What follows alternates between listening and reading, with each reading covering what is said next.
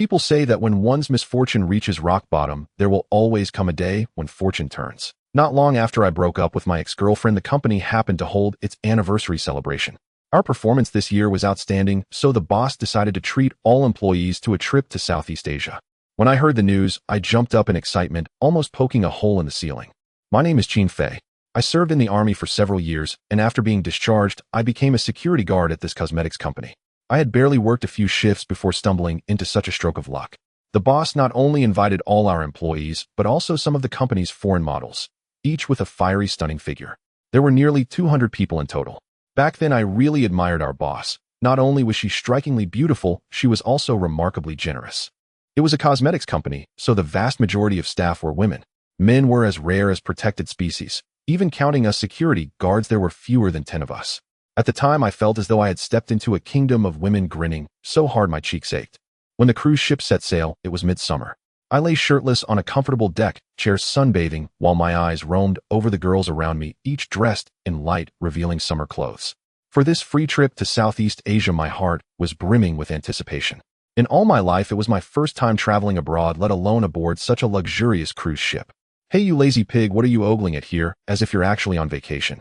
Get over there and fix the bathroom. Before I could finish my daydream, a smack landed on my head, and a girl's voice rang out. My expression darkened instantly as I glared angrily at the woman who had suddenly appeared beside me. What now, big sis? I just sat down for a breather. I looked at the woman in front of me, annoyed. Her name was Lin Ran, my childhood friend. She was not only stunningly beautiful with the delicate features of the girl next door, but her temperament was like that of a tomboy. She especially loved bickering with me. She had dragged me off to fix the bathroom all morning, and I still hadn't managed to get it working. I was speechless. Instead of asking the sailors, she had come to me. Wasn't she obviously just making things hard on purpose? Still, I didn't bother arguing too much with her. After all, it was thanks to her connections that I'd gotten into this company. That afternoon, just as I was planning to slack off a bit, enjoy the blue sea and sky, and discreetly admire the beauties around, she caught me on the spot. Get over there right now, or I'll throw you into the sea to feed the fish, Lin Ran shouted at me. I had no choice but to nod and do as she said. Lin Ran walked away in triumph, her slender waist swaying with each step, making me grind my teeth in frustration, itching to rush over and give her pert backside a squeeze. The entire afternoon passed like that. I kept working until nightfall. It was probably a problem with the pipes, and to make matters worse, the bathrooms shared a connected system. Once one broke, they all did. It caused great inconvenience for the girls, otherwise Lin Ran and the others wouldn't have been so desperate to have me fix it. For us few men, it wasn't such a big deal. We could simply stand on the deck, facing the sea, unzip, and enjoy the freedom. Several female supervisors came over to urge us to hurry, brows furrowed clearly at their limit. Their impatient tone made my temper flare. For heaven's sake, what difference did it make where you relieved yourself? The 4 of us security guards were so busy we skipped dinner, completely tied up with repairs. Around 10 that night, I made my way to the deck. Once I fixed that last section of pipe, the job would finally be done. A few peals of thunder rumbled overhead as several ghostly blue bolts of lightning split the sky.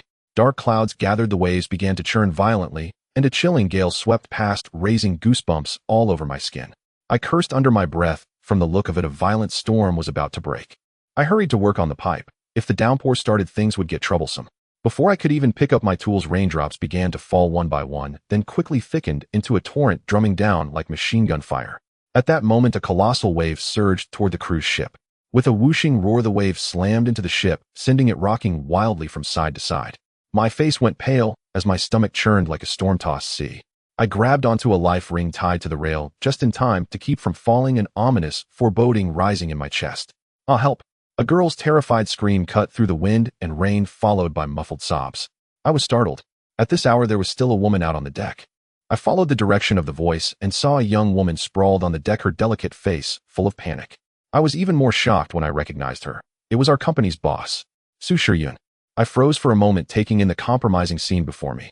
Because the bathrooms were out of order, Su Shiyun must have snuck out at night to relieve herself, only for a violent storm to strike. I was torn. The rain was coming down harder and harder, the wind howling like a mad beast, waves piling on top of each other. The entire ship felt on the verge of capsizing. A few sailors, careless in the chaos, had already been washed into the sea. I looked at Su Shiyun's helpless face. She appeared to have fainted from fright. With a sigh, I looped the life ring over myself and lunged toward her. Just then, the ship listed sharply in her direction. I lost my footing and slid across the deck, arms outstretched as I grabbed for Su Shiyun's body. The life ring slipped down, perfectly encircling the 2 of us together. I held Sushia tightly in my arms. Chaos reigned before my eyes. Lightning raged in the sky, rain poured in torrents, and waves 10 meters high crashed over us. The ship was slowly tilting to one side. Panic surged through me. Damn it, it was going to capsize. Half the cruise ship was already submerged. I saw many girls rushing out from inside, their faces twisted in terror, screaming themselves hoarse. My gaze swept over them, but found no sign of Lynn Rand, and anxiety clawed at my heart. She hadn't gotten into trouble, had she? Desperately, I started crawling in that direction, trying to go find her. A wave crashed over me, and I swallowed a mouthful of seawater. Before I could react, my head slammed hard against the rail. Darkness swallowed my vision, and everything slipped into oblivion. I felt as if I were lying on a bed of cotton. My head was still spinning. I opened my eyes in a daze, confused and disoriented. Where am I? I muttered under my breath. Something seemed to be pressed against my face, soft, smooth, and a little cool. I quickly lifted my head and immediately saw Su Shiryun lying beneath me, eyes closed, her exquisite features frozen in terror, her hair wet and clinging to her skin. I swallowed hard, a brief thrill running through me. No wonder it had felt so strange. Forcing my gaze away from the deep valley of her chest, I shuddered and tried to recall what had happened before I blacked out. Soaking in seawater had drained my strength, my whole body felt weak. Gentle waves lapped against us. I could hardly believe what I was seeing. Sushia was still completely bare from the waist down. I sighed. Somehow I had actually survived. Standing up unsteadily, I looked around. Debris and scattered belongings floated on the surface of the sea, and a few bodies lay face down, motionless. Goosebumps prickled over my skin. I lowered my head to look at the woman lying on the sand, a grim thought flashing through my mind. Had she died? I quickly brought my hand to Su Shiryun's nose and lips. Feeling the faintest trace of breath, I let out a long sigh of relief. Thank goodness. If she died, I wouldn't even know who to ask for my salary. Glancing back over my shoulder, I was startled. This was a deserted island. There was no time to think too much. My clothes were soaked through and clinging to me uncomfortably. I looked down at the unconscious Su Shiryun, her lower body fully exposed, that stark strip of black fabric making my blood run hot. I quickly snapped back to my senses, gently pulled her pants up, then gathered her into my arms and ran toward the shore. Fighting against the weakness in my limbs, I nearly collapsed by the time I got her to the dry sand. I rubbed my hands together, then pressed rhythmically on her chest a few times.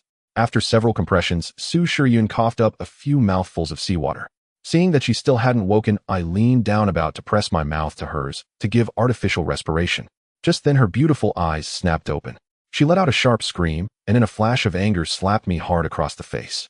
The crisp crack of the slap left me stunned, my cheek burning with pain. Su Shiryun sat up at once and glared at me, fuming. Bastard, what did you do to me? I felt my own temper flare. I had just saved her life, and instead of throwing herself into my arms in gratitude, I'd received a slap for no reason. You passed out in the sea. If I hadn't pulled you out, you would have drowned long ago, I snapped, my voice edged with annoyance. Su Shiryun fell silent, sitting there dazed for a moment. She quickly checked over her body, then finally let out a long breath of relief. Su Shiryun blinked her clear, watery eyes, her face flushed scarlet as she stared straight at me. Her gaze made my heart waver with guilt, but once we went back, she might very well fire me. President Su. I tried to cover it up, speaking awkwardly with an innocent look plastered on my face, then hurriedly turned my head away. Su Shiryun's beautiful eyes flickered as she glanced around. There were only the two of us here. She bit her lip as if wanting to say something, but her stomach suddenly growled, and her face flushed an even deeper red. You're hungry, right? I'll go see if there's anything to eat on this island. With that, I immediately ran off, exhaling in relief. I figured Su Shiryun had already guessed the truth, but chose not to lay it bare, afraid it would make things even more awkward. I did not bother to dwell on it. I had no idea how long Sushia and I had been unconscious at sea, and my own stomach was growling as well. My whole body felt weak, and I was planning to catch a few fish to fill my belly. Only when I reached the shoreline did I notice two other people lying motionless on the sand, a man and a woman by the look of it. My heart tightened, and I immediately thought of Lin Ran, then sprinted over in alarm. The man was sprawled face down on the beach, bare-chested. I turned him over, and when I saw his face, I froze in shock. I knew him. He was one of the security guards from our company. My hand brushed his body. It was icy cold. I checked for his breath, but there was no sign of life at all. Unease rose within me, making my lips tremble. I lifted my head to look at the woman lying farther away. Damn it, could that be that girl Lin Ran? As I drew closer and saw the woman's face clearly, I let out a long sigh of relief. Thankfully, it was not Lin Ran, but another female employee from our company. I frowned and turned to look at Su Shiryun. Her head was lowered, her mood seemingly heavy, and she did not look in my direction at all. Some objects were floating on the surface of the sea.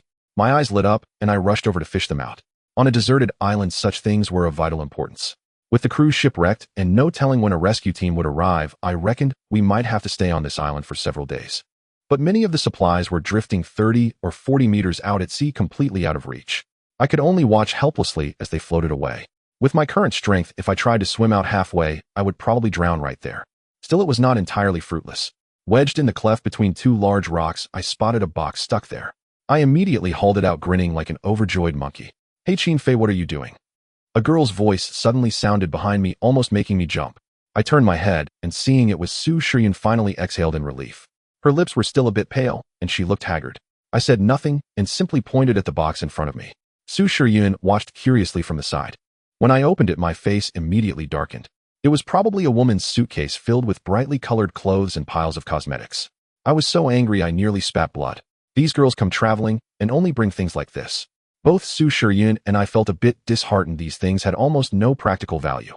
I looked over the clothes inside the suitcase, then scooped them all into my arms. Nights would likely be very cold, and these things were not completely useless. Once dried, they could at least be used for warmth. "What are you taking those for?" Su Shiyun's sobbing stopped. "For warmth. It'll get pretty cold at night," I explained, then paid her no further attention. After placing the things on the beach, I prepared to go catch some fish. Just now, beneath those rocks and reefs, I had seen many shadows of fish. If luck was on our side, we could at least have a good meal. I had barely taken a few steps when I noticed Su Shiyun following me again. "President Su, don't follow me. I'm going to catch fish," I said. Watching her tiptoeing along behind me, I thought that if she came with me, I would sooner bash my head on a rock than manage to catch a single fish. Hearing my words, Su Shiyun's eyes turned slightly red. Perhaps the contrast was too jarring. In the company, she was the aloof, high and mighty beauty CEO, and I was just an ordinary, lowly security guard. Now she was actually being disliked by me.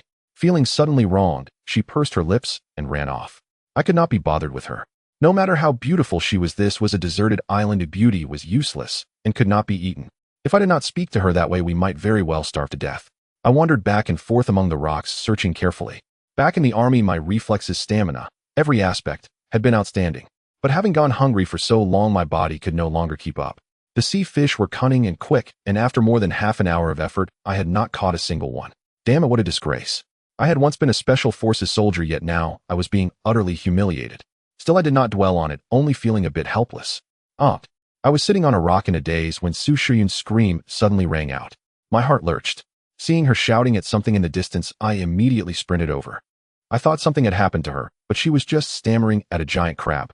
I followed her gaze and saw to my shock that it was a coconut crab about the size of a basketball. "Haha, a big crab. Look. Su Shiyun cried out excitedly at the sight, her beautiful eyes shining with delight. I could not help but grin as well. Our luck had finally turned. I rushed forward, seized the coconut crab, and hoisted it up. Looking at the coconut crab, my heart blossomed with joy. I touched my body, realizing I had no knife. I picked up a stone from the ground and began to strike the crab's head with great force. Su Shiyun furrowed her brows, seemingly reluctant, and turned her head away. I didn't expect this creature to have such tenacity. It endured over 20 strikes before finally succumbing. I touched my hand and tossed the dead crab onto the ground, instructing Su Shiyun to keep a close watch on it. "Where are you going?" Su Shiyun asked me, fearful that I might abandon her. "I'm going to gather some firewood. Just wait here and don't wander off. Also, please hang those clothes out to dry while you're at it." After saying this, I headed towards the lush forest behind. I had no lighter, so to start a fire I had to resort to the most primitive method of friction fire making. Inside the beach was a dense forest, lush and green, with old trees everywhere, their branches thick with leaves. I didn't dare venture too deep. Such a vast forest surely hid all sorts of venomous insects and wild beasts. If bitten without any medicine on this deserted island, it would likely mean certain death. I looked around the outskirts of the forest and discovered a few caves. My heart immediately filled with joy. I entered one to have a look. It was quite spacious, so we would have a place to sleep tonight. I glanced at the sky. The sun was nearly setting. If I didn't hurry, it would be difficult to ignite a fire. In the thicket, I frantically gathered a large amount of dry grass and some dead branches. Beneath a coconut tree, I found 3 fallen coconuts. It was as if my wishes were being granted, especially as I was worried about finding fresh water. Just as I was about to run back with these items, I heard several beastly roars from deep within the forest. My face turned pale. The last thing I wanted in the wilderness was to encounter a large wild animal. From the sound, it was clear there were not just a few on this deserted island. Time did not allow me to dwell on such thoughts. I gathered the dry grass, dead branches, and coconuts in my arms and returned to the spot where I had left Su Shiyun, who was squatting there all alone. When she saw me return, a smile broke across her face, though she appeared somewhat haggard. I will start the fire now, and soon we will have something to eat. Seeing her pale complexion, I thought she must be hungry. I found the angle of the sun's rays and bundled the dry grass into a ball, sprinkling some dead leaves on top. I picked up a stick and began to rub them together vigorously. Thankfully, we had some training in this area during my time in the military, otherwise it would have been quite difficult to get a fire going. It's igniting. It's igniting. Su Shiryun cheered excitedly beside me. I smiled, feeling relieved, and then ran back to gather some dry firewood. Before long, I had managed to set up a fire pit. What did you do before? How come you're so skilled? Su Shiryun looked at me, with shining eyes, her gaze filled with admiration and curiosity. I felt quite pleased, especially since such a beautiful girl, our company's president no less, was praising me. I was a soldier for a few years, so I know a bit about these things. Now you understand my prowess, right? When we get back, you should give me a raise. Qin Fei, you still have the energy to joke around. I wonder how the others are doing right now. Su Shiryun sighed lightly after saying this, and the atmosphere turned a bit somber. I lowered my head, worrying for Lin Ran's safety. I sighed inwardly, hoping that Lin Ran wouldn't drown and become fish food. It's all my fault for bringing you all on this trip. Su Shiryun expressed her guilt. I didn't know what to say. Don't worry too much, it'll be fine. Perhaps the rescue team will arrive in a few days. On a deserted island, this kind of melancholic atmosphere is the worst, as it can easily extinguish one's will to survive. Many people do not lack the chance to live, but are completely scared to death by their own thoughts. Su Shiryun nodded. I tore off the 2 large claws of the coconut crab and skewered them on a branch, then placed them over the fire. Before long, a delicious aroma wafted through the air. I handed one to Su Shiryun and cracked the shell open to devour it, as I was absolutely famished. Su Shiryun was also starving, but managed to eat elegantly, nibbling delicately. For the first time in my life, I felt that living was worse than being a crab. She only ate a claw, claiming it was enough, but when I urged her to eat more, she said it would affect her figure. I was too lazy to argue and devoured everything else that was edible from the coconut crab. I patted my stomach, feeling rejuvenated and filled with energy. I grabbed one of the coconuts I had just found, cracked it open, and handed one to her. Su Shiryun's eyes immediately lit up. Forgetting her girlish modesty, she took several sips. I opened one for myself as well. What are we going to do tonight? Su Shiryun asked me. After drinking a few sips of coconut water, her complexion improved considerably. At this moment, the sky had turned very dark. I recalled the beast roars I had heard earlier in the forest and felt a bit uneasy. I took Su Shiryun's hand and ran towards the cave. Su Shiryun said nothing and followed me into a cave. It was quite spacious inside, enough for 5 or 6. Are we staying here tonight? Su Shiryun asked in confusion, glancing around the cave with a hint of disdain in her eyes. Yes. Then where will you sleep? Of course I will sleep here too. I was too lazy to say much and quickly built a fire pit inside the cave. Then I stepped outside to gather a large handful of dry grass, laying it on the ground to make it a bit warmer when we slept, though it might be a bit prickly. Fortunately, the clothes I salvaged from that box had dried after a whole afternoon in the sun. After laying the clothes on top, I comfortably lay down. After a long day, it felt incredibly soothing to just lie back. I found no proper pillow, so I casually grabbed a piece of clothing to place under my head. Looking at the cave entrance, the outside was pitch black. The cave was brightly lit by the fire, but I still felt uneasy. If any animals were to crawl in from outside during the night, it could be quite dangerous. Small animals were one thing. If it were a venomous snake or insect, a single bite would likely mean death on this deserted island. I prepared to go out and find something to block the cave entrance. Where are you going? It's so late. Just as I lifted my foot, Su Shiryun asked from behind. I'm going to find something. I'll be back soon. Please don't go, I'm scared. Su Shiryun's voice trembled slightly, her face pale. I turned to look at her, feeling a bit hesitant, and said, I'm just going to find something to block the entrance. You stay here and wait for me. I'll be back right away. Su Shiryun looked at me and slowly nodded. I took a piece of clothing and wrapped it around a thick stick, creating a simple torch. After lighting it, I stepped out of the cave. Holding the torch, I glanced around the grass at the edge of the forest, hoping to find some mosquito-repelling herbs. I had seen some while gathering firewood this afternoon. To be honest, I didn't really want to come out, as many wild beasts come out to hunt at night. Hearing the calls from deep within the forest made me tremble. After a while, I managed to gather some mugwort and some dry branches before returning to the cave. The scent of mugwort can repel mosquitoes, making it less likely for us to be bitten by insects at night. I couldn't find anything to block the cave entrance at that moment, so I could only pray that my luck wouldn't be too bad and that no wild beasts would wander into the cave tonight. Su Shiryun watched me closely, seemingly lost in thought. I looked at the makeshift bed I had prepared and said to her, You can sleep there tonight. I will sleep at the entrance. Ah, thank you. Su Shiryun seemed a bit shy. I waved my hand, urging her to sleep early. She nodded, and I felt a wave of fatigue wash over me. Staring into the dark outside, listening to the waves, I felt a sense of melancholy. I wondered how Lin Ran was doing and how many others from the company had survived.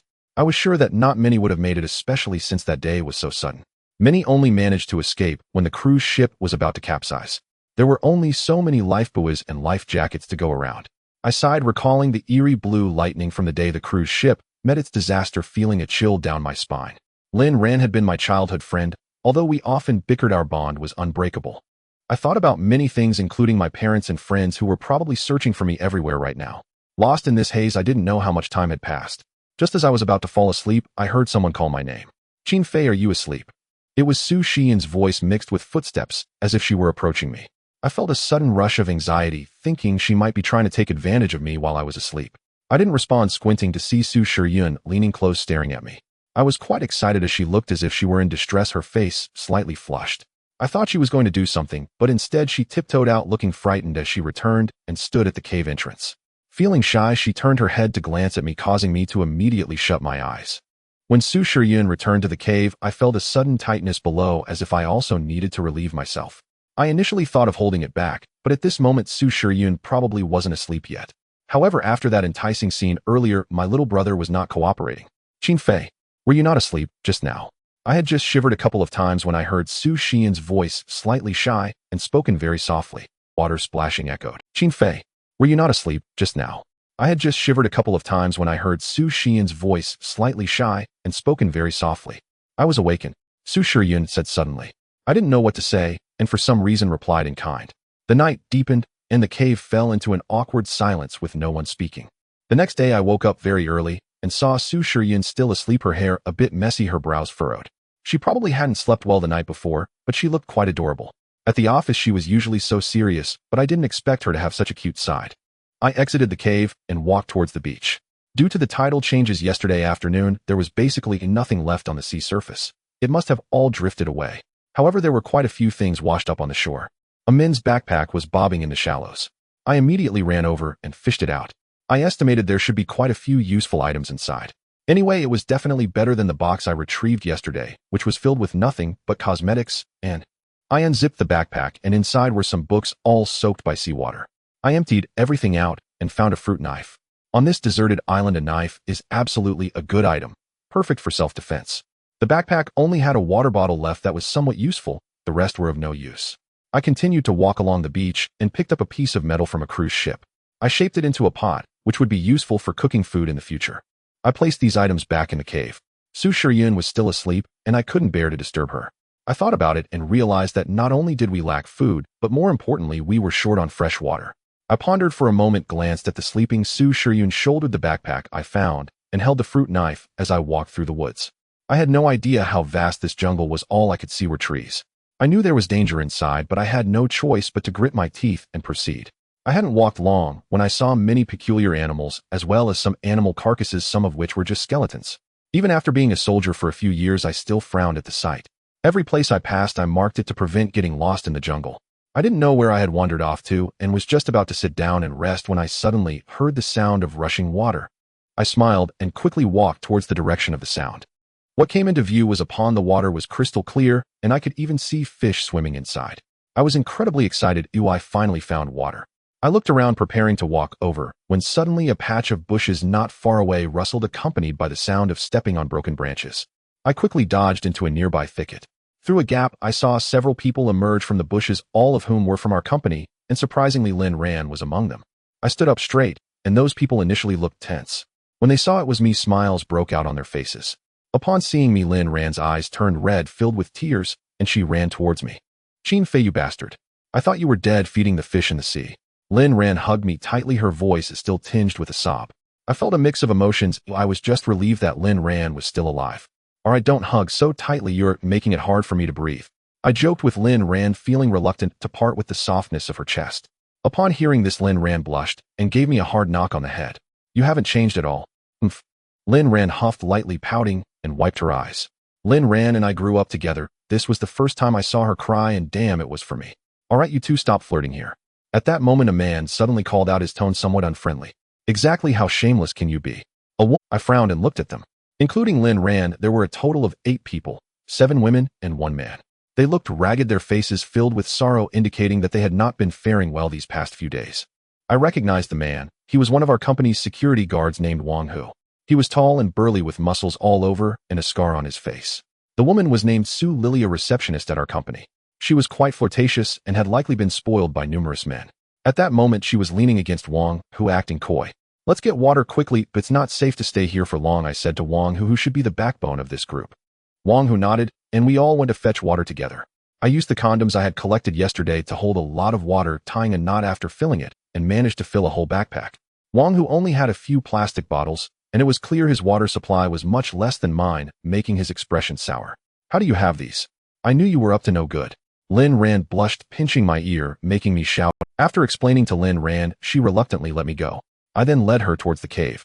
"Qin Fei, where are you? You probably haven't eaten anything these past few days. Your chest looks a bit sunken. If you stick with me, I guarantee to feed you well," I joked to Lin Ran. After hearing this, she rolled her eyes at me and deliberately puffed out her chest, but she didn't retort. Instead, she went over and pulled another girl with her. "This is my best friend Han Yushi.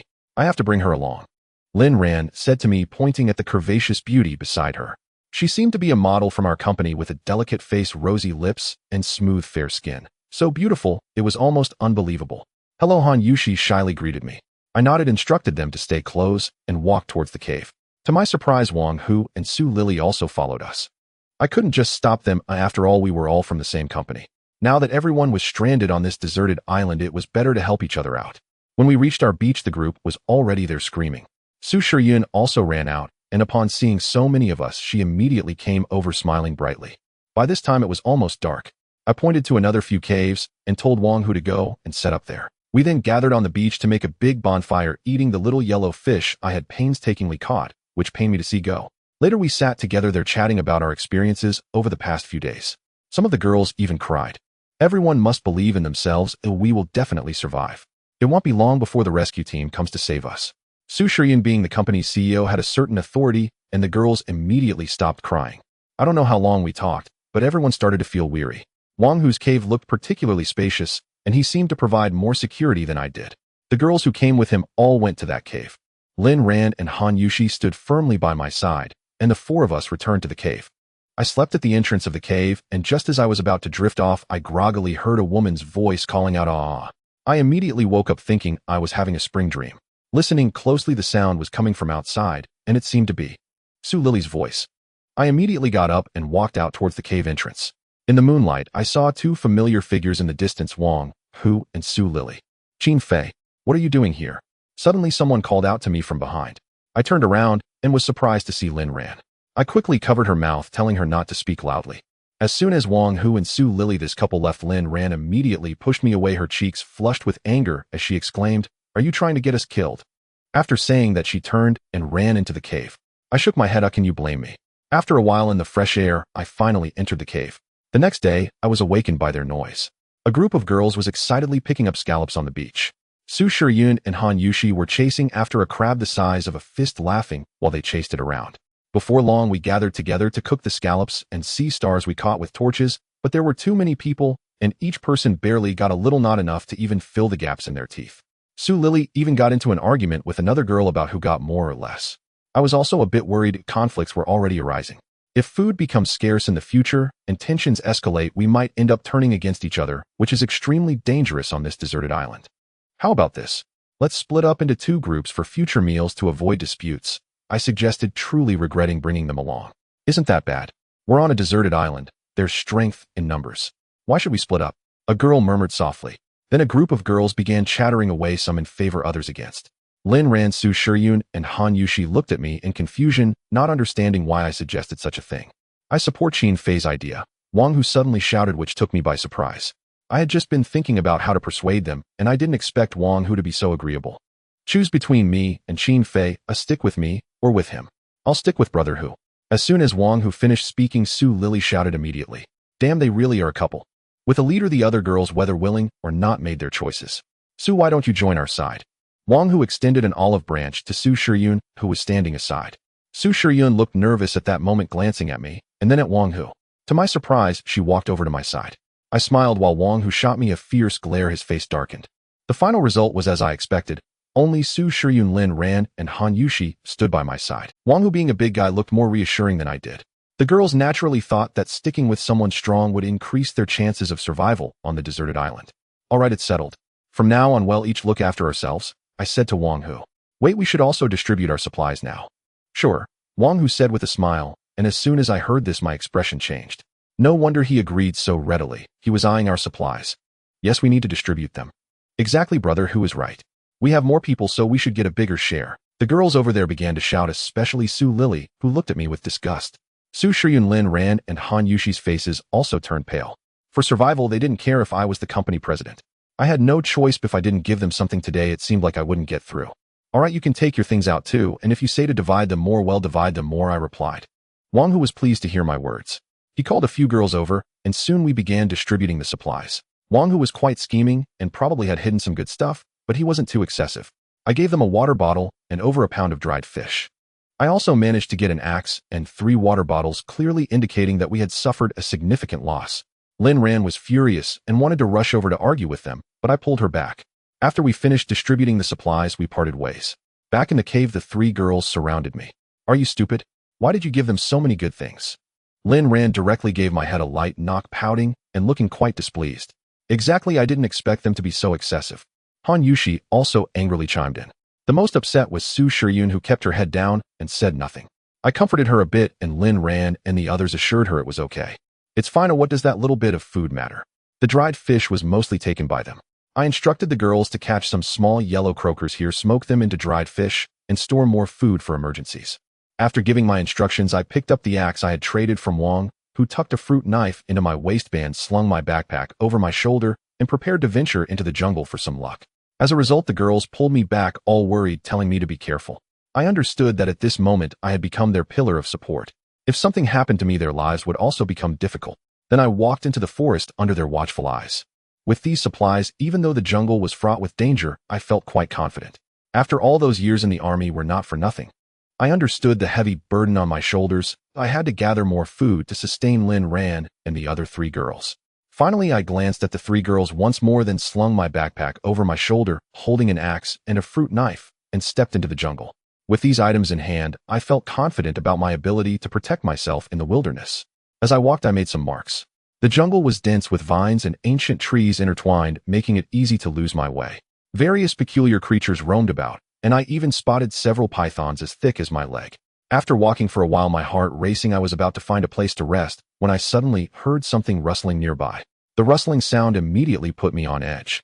After scanning my surroundings, I felt a little more at ease when I spotted a wild rabbit digging in a nearby thicket. Before I could make a move, the rabbit bolted at the sound of commotion. Wiping the sweat from my forehead, I looked at the spot where the rabbit had been digging and suddenly had a realization. Finding food in the jungle is most effective by observing the movements of wild animals, which often lead to food sources. I stared blankly at the thicket before me. The leaves of these plants were large, but their roots were tightly intertwined, forming a clump with signs of animal nibbling. I couldn't help but smile. The fruits of this plant were likely similar to peanuts growing underground. Otherwise, the rabbits wouldn't be digging here. I thought this and immediately took my fruit knife to cut away the surrounding vines, then used both hands to push aside the dirt above. Sweat trickled down my face, but I felt no fatigue at all. In fact, I felt a bit of happiness. Sure enough, after digging for a while, the roots of these plants began to shake. I quickly grabbed the thickest root and yanked it back with all my strength, pulling it out completely. What I saw left me stunned. They were all similar to sweet potatoes, with a few even split open, oozing white juice. Yes, just like that. I shook my head and tried not to think too much. Feeling a bit nauseous, I brought one closer and took a bite. It was sweet and likely full of starch. If the wild rabbits could eat this, it must be non-toxic.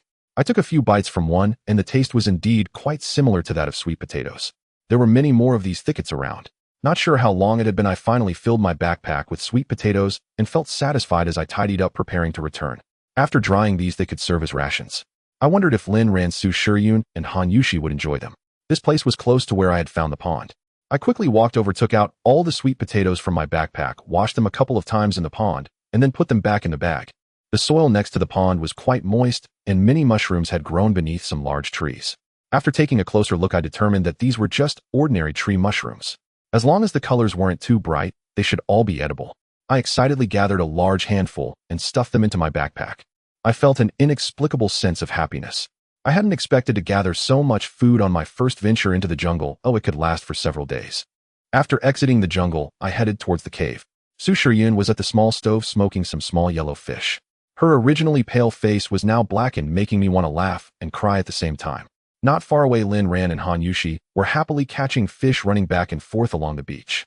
Su Shiyun looked very serious while smoking the fish, her big watery eyes filled with tears from the smoke.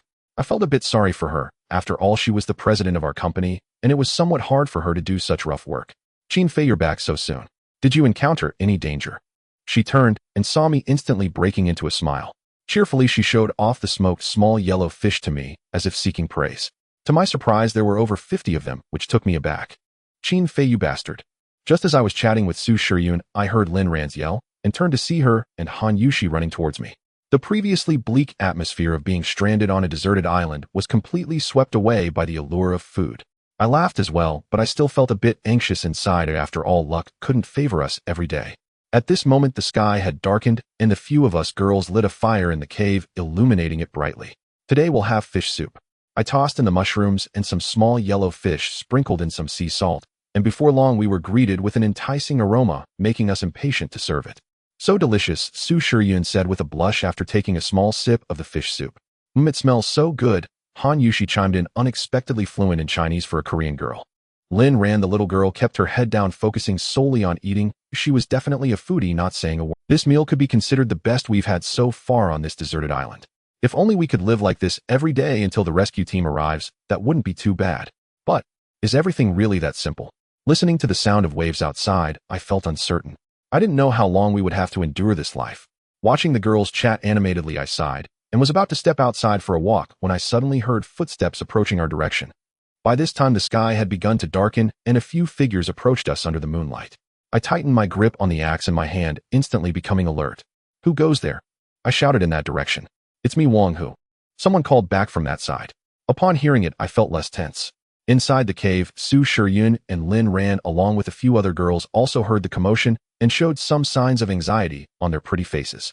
Not long after, as they approached the cave, I could see them clearly. There were 5 or 6 in total, led by Wang Hu and Su Lily, with the rest being female employees from our company.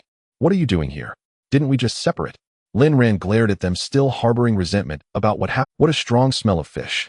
Su Lily disregarded all this, sniffing the air with a look of bliss on her. After Su Lily's comment, the girls' eyes lit up with greed as they fixated on the remnants of our fish soup. Although only some scraps remained, the aroma in the air was truly tempting for them. Brother Hu, we also want some fish soup.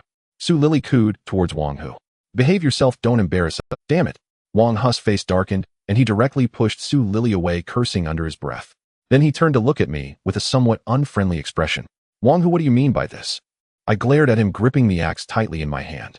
If Wang Hu dared to act recklessly, I would make sure he couldn't take care of himself.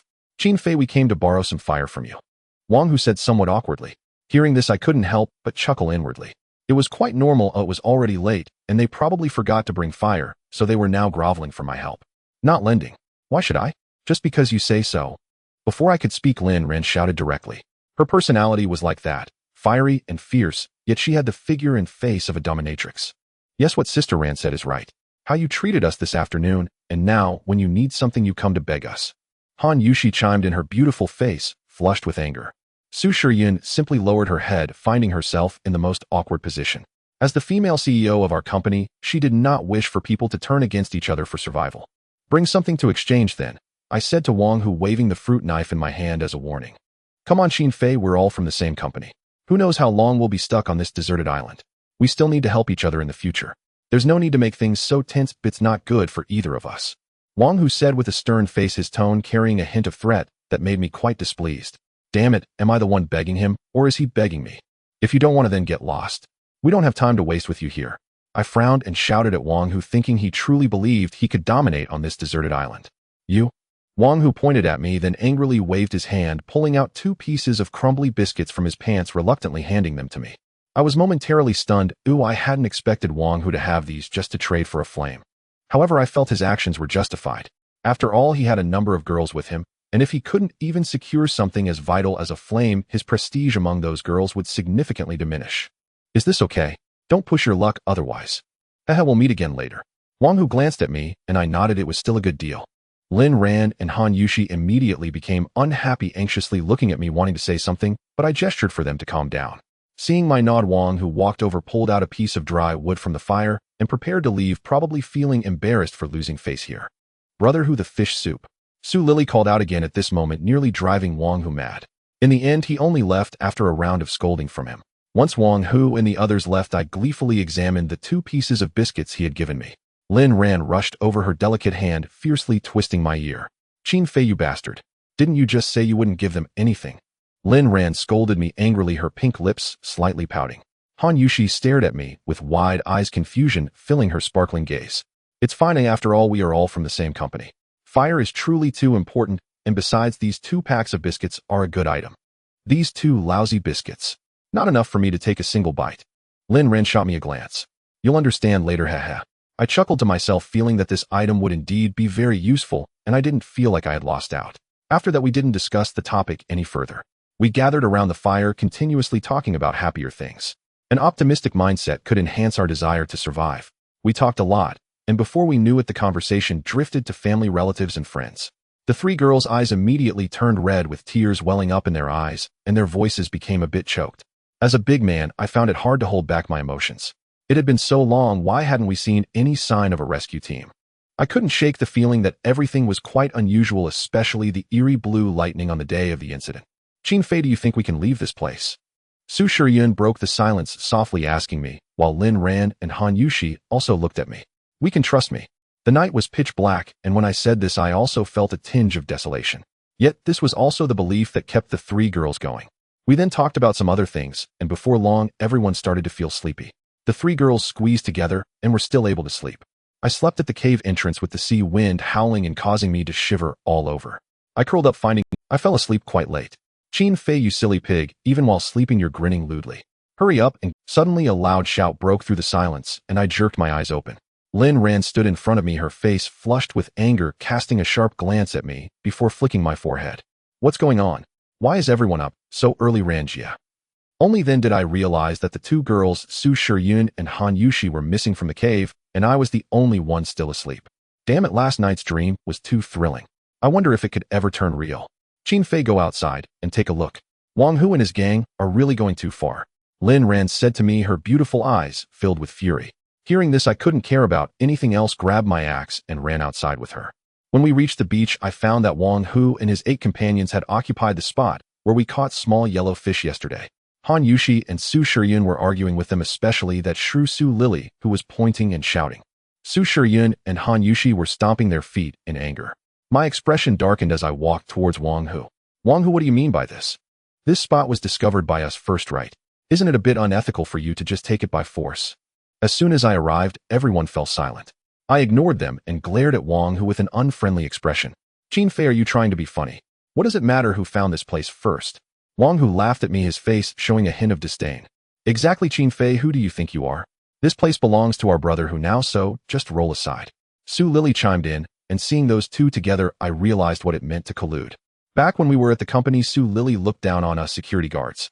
I never expected that now stranded on this deserted island, she would be calling him brother Hu, which made me feel a bit nauseated. Su Shiryun, Lin Ran, and the other girls looked at Su Lily with disgust. As I had initially thought, the current situation was indeed as I imagined, but I didn't expect it to escalate so quickly. Everyone had already begun to argue for survival. Wang Hu stood by with a cold smile, arms crossed, seemingly enjoying his days of dominance. "All right, this place," I thought for a moment, and said to Wang Hu. He was instantly taken aback, and so were Lin Ran, Han Yushi, and Su Shiryun, who all showed anxious expressions and opened their mouths to say something. "Listen to me." I turned and shouted at the 3 girls. "Now is not the time to argue with him. There are too many people on Wang Hu's side, and if we start a ruckus, we will definitely suffer." "Haha, Qin Fei, you're being sensible." Wang Hu immediately burst into laughter, thinking I was scared, but the truth is I just didn't want to argue with him right now. "But I have one request. After you take this place, don't come to disturb us again, or you know what will happen," I said to Wang Hu while tightening my grip on the axe. We hadn't reached a point of fighting yet, and I was also worried that the girls might come to quarrel with us due to lack of food. "All right, fine." Wang Hu nodded at me, and I returned the gesture. Then I gave Lin Ran, Han Yushi, and Su Shiryun a knowing look and turned to leave. When we returned to the cave, the 3 girls immediately surrounded me, their pretty faces filled with dissatisfaction, looking like they wanted to vent. "Yesterday is one thing, but why do we have to endure today?" Lin Ran asked me, fiercely twisting my ear. It hurt so much that I gritted my teeth, begging for mercy, and only then did Lin Ran let go of me. "Serves you right, humph," Han Yushi said, blushing, throwing a glare at me, while Su Shiryun chose to remain silent. "Let Wang Hu have that place. Oh, I have a better spot, guaranteed to be 100 times better," I said cheerfully to them. Upon hearing this, the three girls immediately became curious and asked, Stop bragging. Don't believe me. I'll go catch some big fat fish for you today. The girls looked at me with doubt, and I stared back at them until Lin Ran nodded first. How are you going to do that? Lin Ran asked me. Hee with this thing it will be easy. I grinned proudly, then took out the 2 packs of biscuits Wang Hu had given us last night from my pocket. Just these 2 pieces of biscuits. Han Yushi said to me, her words hesitant, shooting me an annoyed look, her red lips pouting, which looked quite lovely. Damn it, yesterday Han Yushi seemed to have said something to me that if I came back safely, she would let me kiss her. I actually forgot about it. Han Yushi was also momentarily taken aback. When she saw me staring at her, it seemed she thought of something and immediately turned her head away, not daring to look at me. Of course you girls can nibble on some sweet potatoes in the morning. I'll go back into the jungle for a bit, I said to Lin Ran, Han Yushi, and the other girls. Be careful, the girls said to me. Every time I went into the jungle, they acted as if it were a farewell to life and death. I waved my hand, grabbed my axe, slung my backpack over my shoulder, and stepped into the jungle once again, just as I had the day before. The place I was heading to was that small pond. I remembered there were many black fish in it, but they swam too fast, making them difficult to catch. Now that I had these 2 packs of biscuits, my chances of catching black fish increased significantly, which was one of the reasons I had the confidence to give that spot to Wang Hu. Before long, I reached that pond with ease. The water flowed continuously, making a ding-dong sound, and the black fish inside were as big as my thigh. I felt delighted. Damn it, such a large black fish. If I'm careful, one could feed me and Lin Ran and the other girl. Thinking of this, I immediately tore open a pack of biscuits and started crumbling it in my hands, then sprinkled it into the pond like rain, creating many ripples. Standing in the pond, the black fish were initially very cautious, swimming around everywhere. I patiently waited in the water for a long time until a few black fish began to swim closer, nibbling on the biscuit crumbs. I threw my axe aside and watched those black fish. As soon as the opportunity arose, I lunged forward, only managing to touch the slippery scales of the black fish, splashing a lot of water. Damn it, I refused to give up, continuously trying again and again until I finally caught one. I swiftly took out my fruit knife and stabbed the black fish twice, killing it instantly. After tossing it to the shore, I continued to catch more. At this point, the sun was getting increasingly scorching. I looked at my catch. After so much effort, I had only caught 3 fish. Looking at them filled me with a sense of pride. Nearby the pond, I found some vines. Don't underestimate these things, they are perfect for tying things together. We used to do this often back in the army. I skillfully tied the 3 big black fish together, cheerfully holding them in one hand, while carrying my axe with the other, looking like Tarzan, ready to head towards the beach, when suddenly, I heard a strange cry, as if it were made by some animal. My heart tightened, and I wiped the cold sweat off my forehead. I had been so focused on catching fish that I had lost track of time at the pond, neglecting to observe my surroundings. Where there is a water source, large wild beasts are bound to appear. I stood there in a daze, wiping the cold sweat off my forehead. The sound I heard seemed to be coming from a wild boar. From the nearby thicket came the rustling sound of leaves shaking, mixed with the strange grunting of the wild boar. Just as I was about to turn and run, a dark figure suddenly burst out from the thicket, its long tusks stained with blood and its brownish-gray fur bristling. At that moment, it raised its head, locking eyes with me. Damn it, it was a big wild boar. Cold sweat continued to bead on my forehead. I had seen wild boars before, but I had never seen one this huge. It was as big as a calf. The wild boar kept roaring, its hind legs digging into the ground, and in an instant it charged straight at me. I grabbed the 3 large black fish and dashed into the nearby thicket. The wild boar was hot on my heels. I stumbled and fell, my face hitting the dirt, and at that moment I could smell the pungent odor emanating from the wild boar. I quickly got up and ran. If it weren't for the narrowness of the forest, the wild boar's massive body would have been obstructed here. I might have met my end. I had no idea how long I ran, but when I heard silence behind me, I finally stopped, panting heavily. I looked around. Damn it, in my panic, I didn't even know where I had run to. Getting lost in the jungle is a terrifying thing. I sighed and decided to retrace my steps, but what if I encountered that wild boar again? I could really end up dead. I stayed in place for a while, looking at myself. I was indeed a mess. My clothes were torn and my hands were scraped. After gathering my courage, I cautiously made my way back in the direction I had just come from. I cautiously made my way, thankful that I didn't encounter the wild boar again. Not daring to linger, I headed straight towards the beach. Not long after I emerged from the jungle, I saw Lin Ran, Su Shiryun, and Han Yushi waiting for me, each with an anxious expression. When they saw me come out looking so disheveled, Lin Ran rushed over and jumped into my arms. Qin Fei, you jerk. You've been gone so long, I thought something happened to you. Lin Ran's voice trembled with a hint of tears as she hugged my waist. Ranjia, don't hug me so tightly, your chest is suffocating me, I said with a grin. Suffocate you? You brat, always making me worry. Lin Ran blushed and tightened her grip. I glanced at Su Shiryun and Han Yushi, Su Xian's eyes were red, clearly worried about me, while Han Yushi smiled weakly upon seeing I was safe, though she looked a bit tired. Su Shiyun and Han Yushi exchanged awkward glances as they watched me and Lin Ran embrace. After Lin Ran released me, she gestured for me to follow her, and I nodded. I approached Su Shiyun and gently hugged her, making her blush immediately, but she didn't push me away. Then I walked up to Han Yushi, deliberately opening my arms with a mischievous smile. "You rogue," Han Yushi playfully scolded me before hugging me tightly. "Have you forgotten something?" I teased her, remembering she owed me a kiss. Han Yushi's face turned bright red, and then in the midst of my astonished gaze, her rosy lips quickly brushed against my cheek, just a fleeting touch, like a dragonfly landing on water. I was just joking, but I didn't expect Han Yushi to take it seriously. A chill ran down my spine as I turned to see Lin Ran glaring fiercely at me. "Ahem, well, let's head to the cave and see what's there," I said, covering up my embarrassment while avoiding Lin Ran's gaze, shaking the 3 large black fish in my hand. At that moment, the 3 girls finally noticed my haul for the day, their beautiful eyes flashing with curiosity. "Why do you look so disheveled? Did you encounter danger in the jungle?" Su Shiyun looked at me, concern etched on her face as she asked. Lin Ran walked over, grabbed my hand, and upon seeing the many cuts on my body, pouted and gently blew on them, asking if it hurt, which left me a bit speechless. "I'm fine, really," I reassured them, feeling quite touched. Knowing that someone cares about you brings warmth, especially when it's from 3 beautiful girls. Just as I was about to head towards the cave, Wang Hu and his group approached us. I maintained a stern face. If it weren't for Su Shiyun, I would have chopped that bastard into firewood. "Hey Qin Fei, where did you catch such a big fish?" Su Lily exclaimed.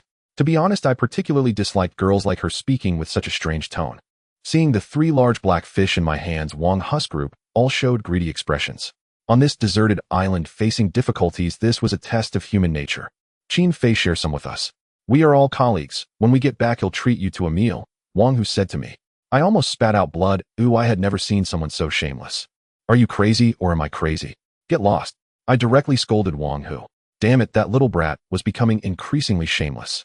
I couldn't be bothered to waste time with Wang Hu and his gang. I exchanged glances with Lin Ran and Han Yushi and led the way towards the cave. In the background, I could hear Su Lily's curses, but I had no intention of paying attention. My entire body ached, and once inside the cave, I quickly set up the pot and started a fire with ease. I called Lin Ran and the other girls to gather some firewood, then rushed to the beach where I used a fruit knife to gut the 3 large black fish. Looking down the coastline, it seemed to stretch infinitely. How big could this deserted island be? I was also very curious about where the cruise ship was. After all, we were washed ashore by the sea, so the sunken ship should be nearby.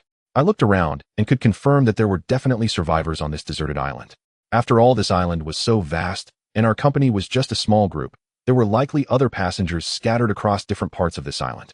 After cleaning the 3 large black fish, I walked back into the cave, facing countless unknowns, hoping we could survive safely. I placed 1 large black fish into the pot. Thankfully, the water stored in the previous containers was sufficient. The girls eagerly waited. This was not something that could be compared to small yellow croakers. I placed the remaining 2 fish on the outdoor stove to smoke. The weather on the beach was too hot. If not dried, they would spoil easily. After a while of smoking, the fish soup was ready. The 3 girls ate sparingly, taking small sips. I urged them to eat more, insisting it would affect their figures. "What happened to you? Quickly tell me, did you encounter any danger in the jungle?" Lin Ran asked me. I waved my hand, and then recounted everything that happened in the jungle to the 3 girls, who immediately turned reedied. "Next time you're not allowed to go in alone. I'll go with you," Lin Ran said. "Me too," Su Shiyun chimed in. "And me," Han Yushi added without hesitation. Seeing them so determined made me chuckle helplessly. Ooh, I shook my head and told them not to cause trouble. I glanced at the cave entrance. It was getting dark. Damn it, I entered the jungle in the morning, and now it was almost dark when I returned. It seemed I had indeed stayed inside for quite a while. No wonder the girls were so anxious. We chatted in the cave for a while, enjoying the leisurely time after a satisfying meal. Before long, the moonlight was bright, and Lin Ran, Su Shiyun, and Han Yushi whispered a few words to each other before all standing up, preparing to walk out of the cave. "Where are you going?" I asked with a frown. "To take a shower," the girls chimed in, each looking charming. "Ahem, ladies, where are you going to wash up at this late hour?" I said to the few girls. "Perhaps just on the beach outside. There isn't really anywhere else." Su Shiyun frowned as she thought and spoke to me. Once we reached the beach, Lin Ran first tested the water temperature with her hand. I touched it too. It was still quite chilly, and Su Shiyun furrowed her brows even more. "Forget it if the water is too cold. You might catch a cold," I said seriously. Now on this deserted island, even a slight cold could lead to serious problems. The girls frowned, but they still wanted to wash up. They are all very clean, and after so many days it was hard on them. I had no choice but to pray nothing serious would happen. I shifted my attention by staring into the distant jungle, and as I was focused, I suddenly spotted a pair of eerie green eyes. A chill ran through me, and goosebumps rose all over my body. Those were the eyes of an animal. Under the moonlight at night, such eye colors would manifest. I couldn't tell if it was a wolf or a leopard, but if that were the case, then sleeping at night really wouldn't be safe. As I was lost in thought, I suddenly heard the girls behind me gasping in surprise. Without thinking, I instinctively turned around. "What's wrong?" I asked. "There's a monster," Yushi exclaimed. A shadow appeared. It wasn't very large, but it was quite agile. It seemed to be a monkey, making a chattering sound, clutching a few pieces of clothing before it started to run away. I immediately took off in pursuit, but that creature ran too fast, disappearing into the jungle in the blink of an eye. Damn it, it was so dark, and I certainly couldn't recklessly chase after it. That would be too dangerous. Sighing, I walked back. "Didn't catch it. That was a monkey, right?" "It ran really fast," Linran asked. I nodded helplessly and glanced at Su Shiryun, whose face was also a bit pale. "Where's Yushi?" "Still getting dressed." I was too lazy to say anything further and turned my head away, feeling somewhat worried. Recalling those eerie green eyes I had just seen, I couldn't shake off the unease. It must be some kind of wild beast. If we didn't take protective measures at the cave entrance, we might be in danger while sleeping at night. If a wild beast were to wander in tonight, I would probably fall asleep and never wake up again. The thought sent a chill down my spine, but it was already too late today, and I couldn't find anything else. I could only make do. If a wild beast were to wander in tonight, I would probably fall asleep and never wake up again.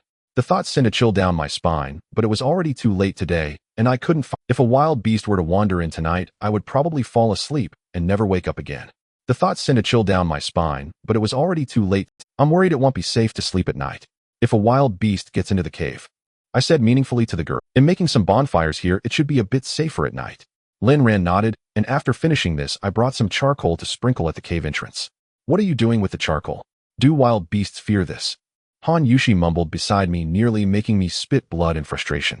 Linran and Su Shiryun looked at me with curious eyes. "If the bonfires outside don't burn sufficiently, they will produce carbon monoxide, which could be blown into the cave by the sea breeze, and all four of us would still be in trouble." I explained, wondering what these three girls had been doing that they didn't understand such basic survival skills. The girls suddenly realized, and I rolled my eyes, urging them to go inside and sleep. They were tired and went straight in. I brought over the vines I used for fishing today, tying them at both sides of the cave entrance, creating a makeshift trap. Whether it would work or not was another matter, but at least it gave me some peace of mind. After a long day of work, I was feeling a bit tired. Once inside the cave, I found that Su Shiryun and Yushi had already fallen asleep. Especially Yushi, who had only a bikini on after a monkey stole her underwear, her long legs enticing. I swallowed hard and could only indulge in a fleeting glance before lying down to sleep. However, due to my constant worries about something going wrong, I was basically in a half-asleep state. I don't know how long it had been, but amidst the haze I heard some rustling sounds. Startled, I thought something had happened and suddenly opened my eyes. The cave was still very dark, but with my vision I could see that it was Yushi undressing. No way, when did Korean girls start to dress so revealingly, especially in the middle of the night? I suppressed my rapid breathing. Yushi was undoing her bikini top, sitting in a corner not far from me, mumbling, "It's so tight it hurts so much." Hearing her, I almost spat out a mouthful of blood. Was this what they called the troubles of a well-endowed woman? I deliberately turned over, my view not being great from this angle. Yushi was still quite bold, removing the 2 pieces of fabric from her chest, exposing her soft, snowy skin. I even saw a few protrusions, and the blood in my body was boiling. What made me even more flabbergasted was that Yushi actually started to massage herself, moving about her beautiful face, slightly frowning, occasionally letting out a soft hum. Damn it, was I even allowed to sleep now? When I woke up the next day, it was very early. I hadn't really slept all night. I ran to the beach to wash my face. Thankfully, nothing had happened overnight. After last night's tide, there were many seashells and starfish on the beach, and some palm-sized crabs waving their pincers crawling about. I felt like collecting them all to prevent Wang Hu and the others from snatching them away. Before long, Lin ran, and the other girls woke up as well, and they started to help. After boiling a pot, they tossed in all the seafood we had collected, each munching on a sweet potato. "What can you all do? Tell me about it," I asked, thinking it wouldn't be good to let them just sit idle. It would be better to give them something to do. "I can do makeup," Su Shiryun thought for a moment and replied, and I nearly spit out the sweet potato in my mouth. On this desolate island, who on earth still had the heart to do makeup? But I couldn't blame her. After all, Su Shiryun ran a beauty company. I looked helplessly at Yushi, hoping for a pleasant surprise. "Fitness yoga, do those count as exercises?" Yushi blinked, saying somewhat shyly, "Damn, that was indeed a surprise. No wonder her figure was so good." I laughed wryly, wondering if the exercises Yushi mentioned included bed exercises. Remembering last night's alluring scene, it felt vivid in my mind. I couldn't help but glance at Han Yushi's chest. It was indeed tightly constricted, but for now I had no way to help. Why didn't you ask me? Lin Ran directly slapped my head, pouting angrily. Sister Ran, you don't need to say how I know you too well. I even know you have a mole on your left buttock. I said it bluntly. I replied nonchalantly. Su Shiryun and Han Yushi burst into laughter, and Lin Ran's face turned red. She pretended to hit me, but I dodged. Lin Ran and I grew up in the countryside, or else there wouldn't be such a tough girl like her. She could catch fish and snakes, but she didn't know how to urinate standing up. Today's main goal was to build a fence to block the cave entrance so we could sleep more peacefully at night. I had learned a lot in the army, so I was naturally capable. I needed to gather a lot of vines, then cut some bamboo to make bamboo strips, and then weave them together by hand. The process was quite complex, but there was no other way. I had to do this to survive. I shared my thoughts with the girls, explaining that I needed to go back into the jungle. No way, that's too dangerous. You were gone so long yesterday. What if something happened to you? What would we do? Lin Ran exclaimed, immediately forbidding me from going. Exactly, let's take turns keeping watch at night. Won't that solve the problem? Su Shiryun suggested after thinking for a moment, while Han Yushi looked displeased. We still need the fence. Switching shifts will affect our energy. It won't take long to set it up, so don't worry. I said with a smile to lighten the atmosphere. He'll go with you, Lin Ran said. I'll go too, Han Yushi added. Me too, Su Shiryun said. Damn, did these girls think it was fun. In the end, after a long discussion under my firm stance, the girls decided to follow my arrangements. Lin Ran and I went into the jungle to collect vines, while Su Shiryun and Han Yushi were responsible for gathering firewood, as we had burned almost all the firewood we had saved yesterday. As Lin Ran and I entered the jungle, we saw Wang Hu playing cards with a few girls enjoying life because they still had supplies, probably thinking the rescue team would arrive soon. Lin Ran was quite experienced. I handed her the axe I had while I held a fruit knife. This was our most important weapon on this deserted island. The jungle was thick with undergrowth and various animals were everywhere: palm-sized, brightly colored poison dart frogs, green bamboo vipers, and dark spiders, all of which were deadly poisonous. A single bite would mean certain death on this island. Lin Ran held onto me tightly. Ooh, I could feel her tension. After all, she was just a girl. It was already impressive that she wasn't screaming in fear. Qin Fei, you're back. Lin Ran suddenly stammered from behind me, filled with panic. It would be a lie to say I wasn't scared. Even through my clothes, I could feel a tingling sensation creeping up my back. I suspected it was a spider, and judging by my instincts, it was at least as big as my fist. I immediately shook my clothes and turned around to see a wolf spider falling to the ground. It was fluffy and entirely black, looking somewhat disgusting. Damn, how could I not have felt it crawling on my back just now? You scared me to death just now. It suddenly fell from the tree, Lin Ran said to me, patting her chest. I couldn't be bothered to think too much about it. Luckily, it was just a scare. I continued to hold Lin Ran's hand, enjoying the softness of her small palm. She was so preoccupied with fear that although her face turned a bit red, she didn't pull away. Look for these, the vines with gray spots. They are tougher and will be very useful when we weave the fence, I said to Lin Ran, showing her the vine in my hand. Then Lin Ran and I began to search through the jungle, trying to avoid any particularly dangerous areas. After a busy half-day, we had found quite a few vines. We stuffed them all into the backpack. It was enough for weaving the fence. I wandered around and spotted several trees laden with wild fruits. Just when I was worried about not having anything to eat, having had nothing but fish for the last few meals, I was starting to feel nauseous. It was time for a change of flavor. Let's go, we'll take you to replenish some vitamins, I said to Lin Ran, then pointed at the fruit trees. Lin Ran smiled, her curved eyelashes resembling two crescent moons. I had always loved to see her smile when we were kids. It was very sweet. What are you looking at, Qin Fei? You asking for a beating? Lin Ran huffed, lightly swinging her small fist. Damn, in an instant, I lost all my good impressions of her. Why is she so beautiful, yet has such a fiery temper? The trees weren't very tall, and I climbed up without much effort. When I reached the red fruits, Lin Ran and I felt a bit excited. I threw one to Lin Ran and bit into one myself. It wasn't very tasty and was a bit sour. Wild fruit trees generally are like that. Just being able to find food on a deserted island was already pretty good.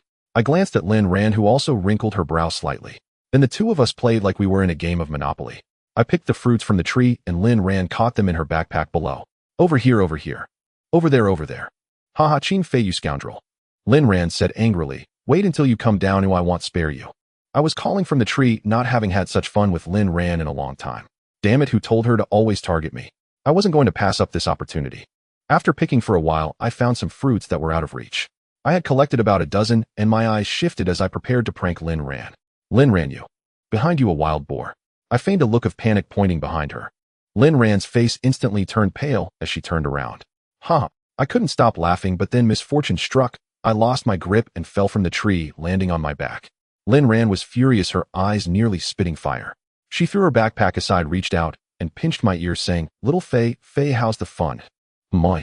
Oucho, it hurts, Ranjia. I was wrong, it wasn't fun at all." I immediately begged for mercy. Damn it, that girl Lin Ran is really fierce. Whoever marries her will surely be tormented every day. After messing around for a while, Lin Ran directly handed everything over to me. The backpack was filled with a lot of stuff and was extremely heavy. We returned along our original path. Throughout the journey, Lin Ran was particularly smug, purposely showing off in front of me, occasionally coming over to pinch my face, and when I pretended to hit her, she immediately turned and ran. It made me feel quite frustrated. I almost wanted to pinch her round, perky bottom and tackle her, tie her up, and hang her from the ceiling, tearing off all her clothes and using the vines as a whip, dripping fish soup as candles. Damn it. Before I could finish my daydream, I heard Lin Ran's exclamation. "Qin Fei, come here quickly." Lin Ran's tone was a bit urgent. I rushed over, thinking something had happened. Lin Ran pointed at something, and I looked over. Damn it, I was speechless. Hanging from a big tree was a black lace bra and a pair of little panties. What the hell is that Han Yushi's underwear? How did it end up here? I was stunned. Perhaps it was thrown here by that monkey. But thinking back to last night, Han Yushi had complained about her chest being too tight, and something happened. How do you know it's Yushi's? Have you seen it? Lin Ran looked at me suspiciously, making my face flush. I couldn't exactly say I had accidentally seen this black lace bra while secretly looking at Han Yushi's chest. Let's hurry and take it down. It's not safe to stay in the jungle for too long," I awkwardly said, trying to cover up. Every word from Lin Ran made me feel like crying without tears. Lin Ran mumbled, "Are you going, or am I?" I asked Lin Ran. If it were me going, I could have a little feel. "They'll go, you better not entertain any of those thoughts, hum." Lin Ran huffed lightly, and then nimbly climbed up. This tree didn't have good footholds, and Lin Ran was trying to show off, sticking out her bottom, but not able to climb up. I couldn't bear to watch, so I rushed over, grabbed her bottom with both hands, and with a strong pull, Lin Ran successfully grasped a branch. "Qin Fei, how dare you touch my bottom? Scoundrel! I'm so mad you." Lin Ran glared at me fiercely, her cheeks flushed. "What's wrong with that? When we were kids, I used to do it without any underwear on." I retorted back at Lin Ran, having just been pranked, and now I got my revenge. "You? When we get back, you're dead." Lin Ran threatened me again. I was already used to her threats. I wouldn't be surprised if she didn't say that one day. Seeing me with a look that said, "I'm not afraid of you," Lin Ran could only glare at me. After a bit, she managed to pull down all of Han Yushi's underwear. I was feeling a bit thirsty and happily unwrapped a bottle, taking a couple of sips. When I saw Lin Ran still sitting in the tree like a dazed person, I was a bit puzzled. "Why aren't you coming down? Is it fun up there? There are lots of bugs. If they crawl on you, you'll see how fun it is then," I said to Lin Ran, as it was already quite late due to the time spent searching for vines and other things. If we delayed any longer, Su Shiyun and Han Yushi would start to worry. I spoke loudly, but Lin Ran seemed to still be dazed. "Are you scared to come down? That's understandable. It is a bit high. They'll carry you, just jump," I said, thinking Lin Ran was afraid. "Qin Fei, behind you, there's a wild boar," Lin Ran stammered, sitting in the tree and pointing behind me. Lin Ran, is this a joke? Just get serious. Call something like a tiger or lion, those would be more fun, I said to Lin Ran, completely uninterested in her ploy. However, Lin Ran's expression seemed genuine, and there was something wrong. A foul smell matched exactly what I had smelled from that wild boar the other day. Damn, was Lin Ran actually telling the truth? I froze for a moment and slowly turned my head. A large wild boar, entirely brownish-gray, stood in the grass behind me, snorting through its pig nose with long tusks stained with blood. It was the same wild boar I had encountered 2 days ago.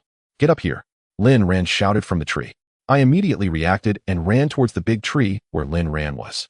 At the same time, the wild boar behind me let out a furious roar, accompanied by the sound of it crushing dry branches and leaves as it charged toward me. "Hurry, it's coming." Qin Fei grabbed my hand. Lin Ran shouted, stretching out a hand, her pretty face filled with urgency. The stench in the air grew stronger, which meant the wild boar was getting closer. I lunged forward, leaping and grabbing onto the tree bark with both hands. With a loud crash, the wild boar charged and slammed directly into the trunk of the tree. The boar was as large as a bull, causing the tree to sway and leaves to rain down. The wild boar roared furiously, its excised eyes glaring at Lin Ran and me. I couldn't believe it. The largest wild boar in the civilized world would be about half its size, yet here on this the wild boar roared furiously, its excised eyes glaring at Lin Ran and me. I couldn't believe it. The largest wild boar in the civilized world would be about half its size, yet here on this deserted island was a wild boar spirit.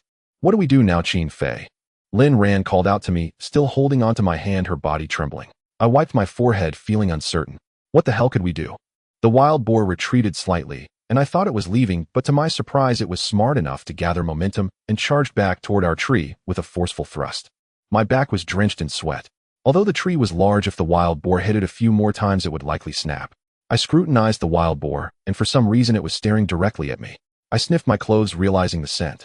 The wild boar's sense of smell is 4 to 5 times stronger than that of humans. If I had taken a shower last night, I wouldn't be in this predicament today. The wild boar continued to charge back and forth, and I could even hear something cracking. This is bad. Lin Ran and I were as anxious as ants on a hot pan.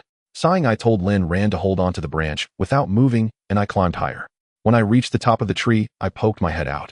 All I could see were lush green trees, distant mountains of varying heights, and a large lake in the center surrounded by a winding coastline. Damn, how big is this deserted island? I wiped the cold sweat from my brow and quickly climbed back down. This island was truly beyond my understanding. What do we do, Qin Fei? That wild boar is about to knock this tree down. Lin Ran said anxiously. I sighed. If the tree fell, we would be done for. Time passed quickly. We had entered the jungle in the morning, and now it was around 2 or 3 in the afternoon. They'll go down and divert that wild boar. You run in this direction. If you run fast, you should reach our beach in about 20 minutes. I said to Lin Ran, but my purpose in climbing up was not just to enjoy the view, but to scout the way. No way, if we're going to die, we die together. Lin Ran pouted, a look of determination flashing across her face. Lin Ran, stop messing around. Listen to me, it's better for one person to survive than for both of us to die. I sighed, my voice choking. They'll divert the wild boar, you run back. In our little home, you are more important. Lin Ran protested, trying to jump down, but I caught her. Stop it, Lin Ran. I shouted, startling even the wild boar with my voice. I had never spoken to Lin Ran like this before. Am I going to let you, a girl, take the lead? Listen to me, that wild boar remembers my scent. I encountered it yesterday.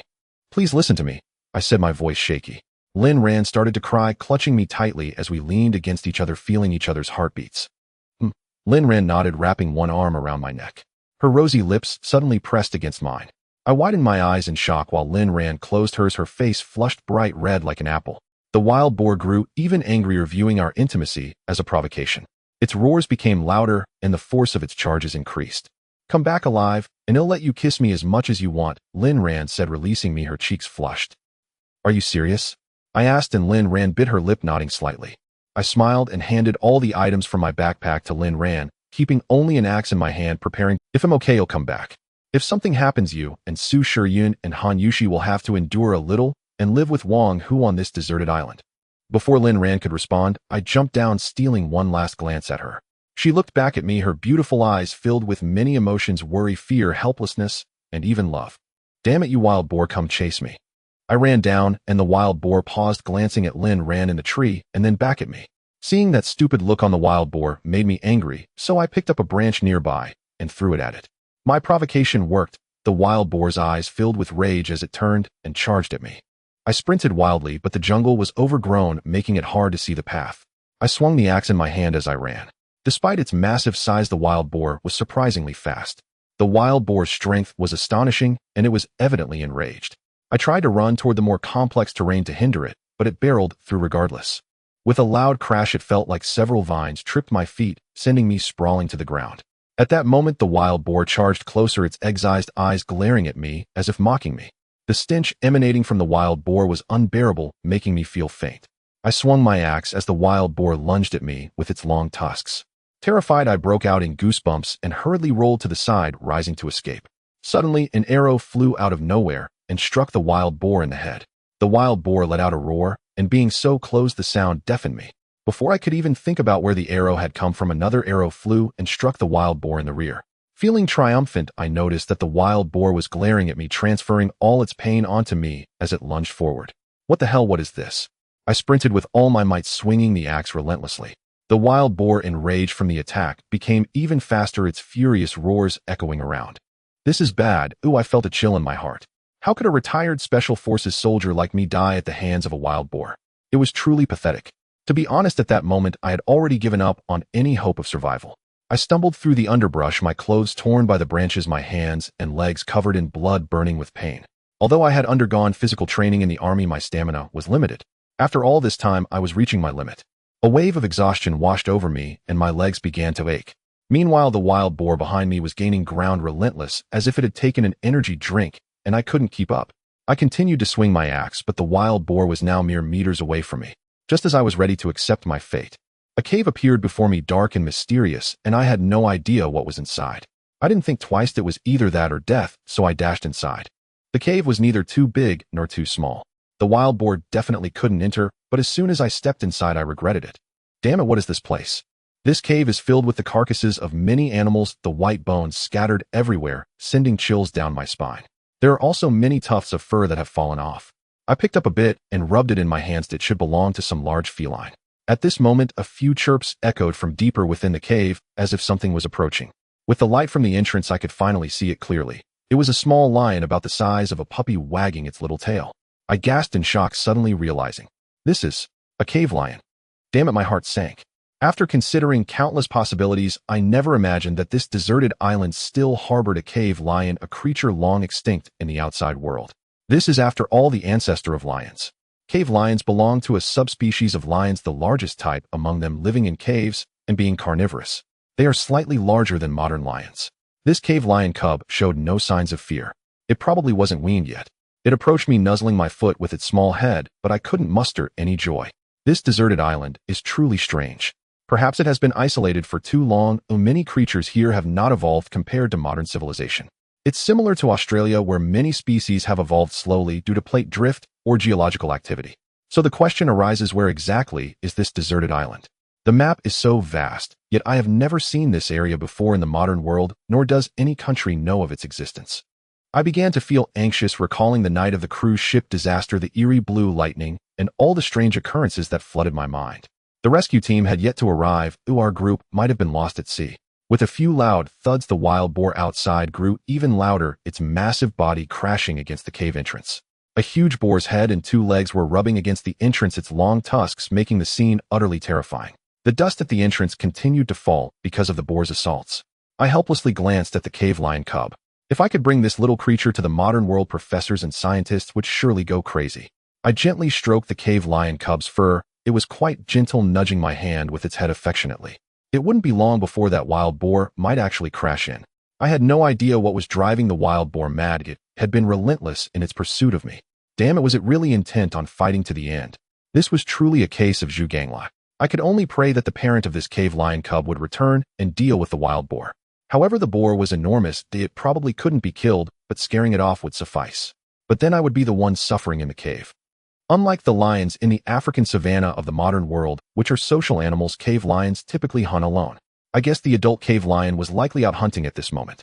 The cave lion must be nearby because there was a cub in the cave. It wouldn't stray far while hunting. I couldn't wait any longer. I devised a foolish plan to provoke the wild boar. The louder it screamed, the better the chance the adult cave lion would hear its location and return. After thinking it through, I tightened my grip on the axe in my hand and charged at the large wild boar outside. My hands trembled slightly. This was a life-or-death situation. The wild boar, charging with all its might, slammed into the cave entrance repeatedly. With arrows already embedded in its massive head, it was covered in blood, yet it showed no signs of backing down. I took advantage of the moment when its hind legs were exposed to dash out, taunting it a bit before slipping back inside. When the boar charged again, I darted out once more. As a result, the cave lion cub followed me out too, showing no sign of fear towards the wild boar. It wagged its little tail, innocent and unafraid. The wild boar charged again, and I hurried back into the cave. The cave lion cub mimicked my actions, running inside as well. After a few rounds, the boar's head was covered in blood dripping into its excised eyes, creating a gruesome sight. I was completely exhausted and needed a moment to rest. I glanced at the cave lion cub, which showed no signs of distress, happily circling around me with its little eyes wide open, as if asking, "Why haven't we gone out yet?" I muttered, "Let's play one last time, then we'll take a break until your parents come back to teach it a lesson." I pinched the ear of the cave lion cub and spoke. It, of course, couldn't understand my babbling and stared at me. Once I stood up, it eagerly followed me, its tail wagging with excitement. This was a battle of wits between one person, one lion, and one pig. Damn it, this is not a game. I went outside again for a stroll. It had just calmed down for a moment. The wild boar seemed to be exhausted as well. But as soon as it saw me, it charged towards me, and I quickly rushed back inside. It seemed the wild boar was furious with me, as if it had a deep-seated grudge. The boar charged fiercely again. I was still grinning when suddenly an unexpected event occurred. A rock above the cave was dislodged by the boar's impact and rolled down, triggering a chain reaction that sent stones crashing down from the entrance. Soon the entrance was brightened with sunlight pouring in and nearly blinding my titanium alloy eyes. Many stones fell on the massive body of the wild boar. The wild boar lost its footing completely, crashing into the cave with a loud roar. My heart sank. Damn it, this is the end. I glanced at the cave lion cub that was still circling nearby and almost kicked it in frustration. It was its desire to play that led us here, and now things have truly turned dire. At this moment, the scene became chaotic. The cave lion cub seemed quite pleased. I slapped its little head in exasperation. Taking advantage of the moment when the wild boar rolled in, I scooped up the cave lion cub and dashed outside. The wild boar immediately got up and charged, but by then I had already gained some distance. My stamina had already been greatly depleted, and if I ran wildly again, I feared I would be caught by the boar. Thinking quickly, I scrambled up the thickest trunk of a nearby ancient tree, wrapping the cave lion cub in my shirt. I clutched the collar, using it as a sort of cradle. It wasn't long before the wild boar came charging toward the tree. Looking at the boar, it really did appear quite pathetic, covered in blood, with an arrow lodged in its head and several others stuck in its back, with pus oozing from its wounds. Poisoned arrows, I thought in shock. In my haste to escape, I hadn't even considered who had shot the arrows. The attacker must have had a bow and arrow and knew how to coat the tips with poison. An ominous thought brewed in my mind. Damn it, could it be wild men? I took a deep breath, shaking my head. Perhaps they were other survivors on the deserted island. Regardless whether they were wild men or not, they must have had a good heart, otherwise they wouldn't have shot poisoned arrows to save me. I had no idea how long I had endured against this wild boar. My entire body was sore and aching. The wild boar, despite looking bloodied, was mostly just superficial wounds, so it still had plenty of stamina, continuously battering against the tree where I and the cave lion cub were. To be honest, I was genuinely impressed by its perseverance. The tree swayed back and forth while the cave lion cub in my arms seemed quite relaxed, stretching its claws and smiling at me. Damn it, I couldn't help but chuckle. This little guy was truly enjoying the cradle here. Roar. A few beastly roars echoed in the air, and I felt a rush of excitement. An adult cave lion suddenly burst from the thicket nearby, its fur glistening in the sunlight, powerful limbs moving with grace. Although it was much smaller than the wild boars, I felt somewhat reassured. Little one, your mother has finally come, I said to the cave lion cub in my arms with a wry smile. It simply blinked its big eyes and stretched its head out, letting out a few ah sounds towards the adult cave lion. I immediately covered the mouth of the cave lion cub with my hand. If its mother misunderstood, I would attract her wrath. The adult cave lion that had rushed out from the woods was likely the mother of the cub, as male cave lions, like the lions of the civilized world's grasslands, have long tufts of hair, making it relatively easy to distinguish between males and females.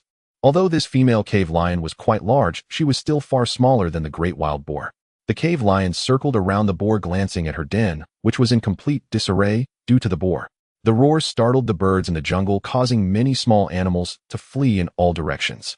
The mother cave lion roared at the wild boar a few times, but the boar, undeterred, even retorted with a few haughty roars directed at the adult female cave lion. Damn, this wild boar sure had the audacity to taunt. Seeing that the boar showed no intention of running, it seemed ready to confront the mother cave lion head-on. I crouched on the branch, honestly a bit nervous, unsure if I could seize the opportunity to escape later. With a loud roar, the mother cave lion circled behind and lunged fiercely at the wild boar, her powerful claws striking directly against the boar's rear just as she was about to open her massive jaws to bite down. The boar, however, was no pushover and let out a howl before darting away. Then it suddenly turned its head and charged at the mother cave lion. She slightly sidestepped, and her massive claws landed directly on the boar's face, leaving 3 bloody gashes. The wild boar let out a wail. The claws of the adult cave lion were as unforgiving as steel bars. One could only imagine the pain inflicted by such a strike. Enraged and embarrassed, the boar charged at the cave lion, but the clever mother cave lion did not confront the boar directly, skillfully dodging the boar's sharp tusks with her agile movements. She darted around the boar, and due to its massive size, it found itself at a disadvantage against the cave lion. Each time the mother cave lion switched positions, she seized the moment as the boar turned, pouncing to bite it a few times. After several exchanges, the boar's back was shredded crimson and purple blood dripping onto the ground and quickly staining it. As I watched the 2 large beasts clash in the jungle, my heart raced with excitement. It was incredibly thrilling.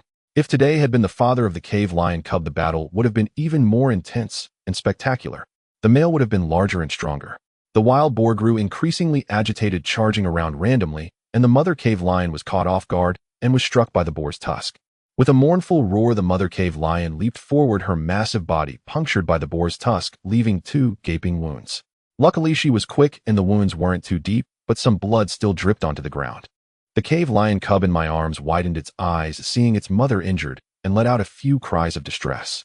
Sometimes the emotions between animals are more genuine and pure than those of humans. I covered the cub's mouth, fearing it might call out, and draw the mother cave lion's attention. If that happened, I would really be in trouble. Ooh, I certainly didn't want to be targeted by a lioness. I winced in pain as the cave lion cub bit me, instinctively loosening my grip. I nearly fell from the branch, but thankfully I reacted quickly and grabbed onto a nearby limb, though the cub fell from my arms. With a thud, the cave lion cub landed on the ground. Fortunately, I hadn't climbed very high, and the ground was covered with various twigs and leaves. The cub shook itself a couple of times, looked up at me with a cheerful expression, as if bragging, wagging its little tail. Both the mother cave lion and the wild boar witnessed our actions, leaving the two giant beasts momentarily. The innocent cave lion cub trotted toward its mother. I silently cursed, damn it, this was bad. The cub going out now was just asking for trouble. The wild boar closest to the cub instantly fixed its beady eyes on it, showing no signs of intelligence, as its sharp tusks targeted the cub. Damn this beast. My eyes were practically shooting fire. It actually wanted to harm the cave lion cub. Sensing danger, the cub quickly scurried away with the wild boar in hot pursuit. The mother cave lion roared, trying to divert the wild boar's attention. Despite the two bloody wounds on her body, she lunged at the boar, aiming to bite its rear. With a splatter of blood, a large chunk of flesh was torn from the boar's rear, and the mother cave lion swiftly retreated. The wild boar howled in pain, its form slightly unsteady. After chasing the mother cave lion for a while, realizing it was futile, it turned angrily toward the cave lion cub. I watched anxiously from the tree. I had planned to run when the wild boar and mother cave lion fought, but now I was worried about the cub's safety, uncertain whether to stay or flee. As the wild boar was about to collide with the cave lion cub, my heart sank. Oh, that little one is quite adorable, albeit a bit mischievous. If it dies, oh. I thought the cub was doomed, but the greatness of a mother's love surpassed all. The mother cave lion charged in, causing the wild boar to stumble. Its tusks barely grazed the cub, only leaving a scratch on its leg as it lay on the ground crying out. Damn, even I, a grown man, was brought to tears, wishing I could jump down and hack a few blows on that wild boar's head. The mother cave lion rushed to the cub's side, licking its injured ankle. The cub affectionately licked its mother. The wild boar let out several more howls, staggering a few steps. I knew this wild boar was on its last legs. After all, it had been hit by several arrows, and the poison on the arrows was evident from the pus and blood seeping from its wounds. After all this time, despite the wild boar's massive size, its body was likely poisoned throughout due to its blood circulation. The wild boar charged fiercely at the cave lion cub, its sharp tusks stained with blood, creating a chilling sight under the sunlight. The cave lion cub, unable to run due to its injured ankle, was in grave danger. If the wild boar charged, it would be either skewered by the tusks or crushed underfoot. At the critical moment, the mother cave lion intervened with the wild boar's tusks plunging directly into her abdomen. In that moment, tears welled in my eyes. This was what maternal love meant. Even beasts can possess it. As the wild boar retreated, blood poured forth from the wounds, and the mother cave lion's limbs weakened as she continued to roar at the boar. The wild boar, undeterred, charged at the mother cave lion again, driving its tusks into her abdomen once more. She did not retreat. If she did, the cave lion cub would be doomed. After several back-and-forth charges, the mother cave lion's roars grew weaker, her intestines were torn out, and at that moment the scene felt truly tragic. Damn it, you bastard, today I'll take you down. I roared, jumping down from the great tree. I couldn't bear to watch any longer and rushed at the wild boar from behind with my axe. I swung the axe at the wild boar's large wound. Damn it, you son of a dog. I curse your mother, beast. Die, you bastard. Oh! I shouted in fury, swinging my axe with trembling hands, but my anger could not be quelled. The wild boar continued to wail. I leaped up and brought my axe down hard. With a crack, it sounded as if I had shattered the boar's pelvic bone. The colossal body of the boar collapsed on the ground, shaking the earth. I relentlessly swung my axe at the wild boar's body. Blood splattered onto me, some droplets hitting my face, and I found myself crying. I don't know how long it had been when I ran over to the mother cave lion. She was gasping heavily, her intestines scattered outside. The cave lion cub limped over to its mother and licked her head. This wild boar was dead, and the mother cave lion was close to death as well. I was covered in blood, both my own and that of the wild boar. The mother cave lion let out a mournful howl filled with tragic grandeur, shaking the entire jungle. In the end, the queen of the jungle lowered her proud head slowly, closing her eyes, slipping into an eternal slumber. The cave lion cub howled beside her, nudging its mother's lifeless body with its head. I felt a pang in my heart. At that moment, I truly regretted not having a gun. If I had shot the wild boar earlier, none of this tragedy would have happened. I walked over and stroked the cub's head side and looked at the sky. It was already late. I needed to return. I didn't want to spend the night in the jungle. I took one last lingering glance at the cave lion cub before walking away, having experienced too much today, narrowly escaping death. Thankfully, I survived. Moi. I felt puzzled. It seemed like something was following me. Turning around, I saw the cave lion cub limping behind me. Let's go back and wait for your father.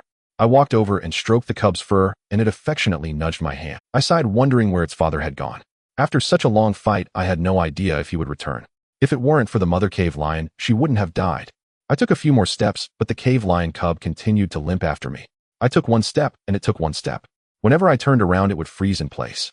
As I walked again, it followed. Oh, when I turned, it would stop. Damn, what was it doing? It was getting late, and I had to return.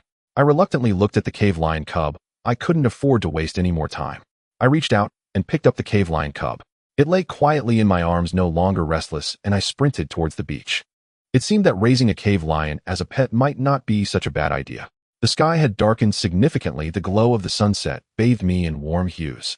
After a frenzied sprint, I finally emerged from the jungle and returned to the beach, gazing at the long-missed horizon of the sea. Awoo! The young cave lion cub called out a couple of times, probably never having seen the ocean, as such creatures typically dwell in the depths of jungles within caves. I sighed with relief, having escaped unscathed. Indeed, the feeling of being alive was truly delightful. The fluffy paws of the cave lion cub patted against me, its entire being. No, the entire lion exuded a lazy demeanor, occasionally letting out a few calls. I glanced at its hind legs, but had a scrape, but with some herbs it would heal in no time. Excited, I dashed toward the cave, and before I even entered, I heard the voices of several girls inside. Lin ran, let's go find her. It's so late, Qin Fei. Qin Fei won't come out. It seemed to be Han Yushi's voice, tinged with a hint of choked emotion. He'll be fine, oh, we must believe in him. He will be okay, he will come back. Su Shiyun added, her tone also carrying a hint of tears. Don't go out, that kid will return. He promised me. Lin Ran's voice came from the cave, filled with determination. At that moment, my heart trembled as memories flooded back of the scenes where we were trapped in a tree by wild boars. That profound kiss. Perhaps Lin Ran and I. Awoo! The cave lion cub called out again, prompting several shrill screams from the girls inside the cave. I sighed, feeling a bit sorry for them. I had already left a deep impression in their hearts. Ah, ghost. Is it Wang who coming back? We'll fight him. Woo-woo. Qin Fei, come save us. I was stunned. The girls' screams in the cave left me speechless. What had happened during my absence? Why were they so frightened? Sisters, it's me. Qin Fei. I called out at the cave entrance, and the cave lion cub followed suit with its awoo calls. This little guy really loves to mimic me. Qin Fei. Lin Ran called out from inside the cave, followed by a flurry of hurried footsteps. Before long, Lin Ran, Su Shiyun, and Han Yushi all stood before me, gazing at me in a daze. Where did you find this puppy? So cute. Lin Ran exclaimed upon seeing the cave lion cub in my arms. Su Shiyun and Han Yushi also came over, unable to resist petting the cub, their faces lighting up with excitement. I felt speechless. Puppy. What the hell, do they not watch Animal Planet? This is the ancestor of lions, a cave lion. Just as I was thinking this, the boldest Lin Ran snatched the cub from my arms. What the hell, what about me? Why is no one concerned about me? Damn, was everything I heard while standing by the cave just a lie? Amidst their melodic laughter and the cub's calls, the last rays of sunset vanished from the horizon. I sighed, facing yet another unknown tomorrow. I entered the cave, set up a fire, illuminating the space brightly. It was then that I felt a hint of warmth. Qin Fei, why are you covered in blood? Han Yushi asked, her voice trembling. Perhaps due to the darkness and the cave lion cub, they hadn't noticed my disheveled state. Upon her inquiry, both Lin Ran and Su Shiyun quickly gathered around, looking at me with concern. What happened after we got separated? Why are you like this? Lin Ran asked, staring at me with her beautiful big eyes, gazing at me with deep meaning. It's nothing. Ooh, all this blood is from that wild boar monster. I waved my hand and spoke to the girls. Then they bombarded me with questions. I sighed and vividly recounted everything that had transpired. As I described the escape from the wild boar in the jungle, Lin Ran, Han Yushi, and the other girls furrowed their brows, lips pressed tight. When I recounted our encounter with the lion in the cave, they all gasped in shock. Finally, when I spoke of the battle between the cave lion and the wild boar monster and the honorable sacrifice of the cub's mother, they fell silent, their eyes reddening as they quietly sobbed. The cave was engulfed in silence. This cave lion cub is so pitiful to lose its mother at such a young age. Han Yushi said softly, reaching out to stroke the cub's head, causing it to show its impatience. From now on, we will be your mothers. Su Shiyun blinked her big eyes, speaking to the cave lion cub. The cub replied with a few more awoo calls, comfortably lying on Lin Ran's ample bosom, nuzzling against her, looking utterly relaxed. Damn, that's my territory. How dare this little guy take advantage of it? I sighed, pulling out the large smoked black fish I had saved earlier. I used a fruit knife to slice it into several pieces and place them in a pot with some water to boil. It was quite late and my body ached all over, so I could only make do with what I had. When I bit into the fish, it had a faint fishy taste, chewy like tree bark. Lin ran, and the other girls hesitated for a long time before finally tearing off a piece to try mimicking my actions. Each of them wore a frown. Actually, they could have chosen to eat sweet potatoes, but I didn't mention it. Life in the jungle was like this. I had no idea how long we would stay here. For now, the food we had was barely acceptable. If one day something were to happen and food became scarce, we might have to lick tree roots, eat raw meat, or even resort to cannibalism. It might not be a bad thing to let the girls accept this reality sooner rather than later. Awoo. The cave lion cub grew impatient, its little eyes fixed on the fish in our pot. It even reached out its paw to grab the fish from Lin Ran's hand, leaving me with a wry smile. I chuckled, and to be honest, I wasn't sure if bringing the cave lion cub back was the right decision.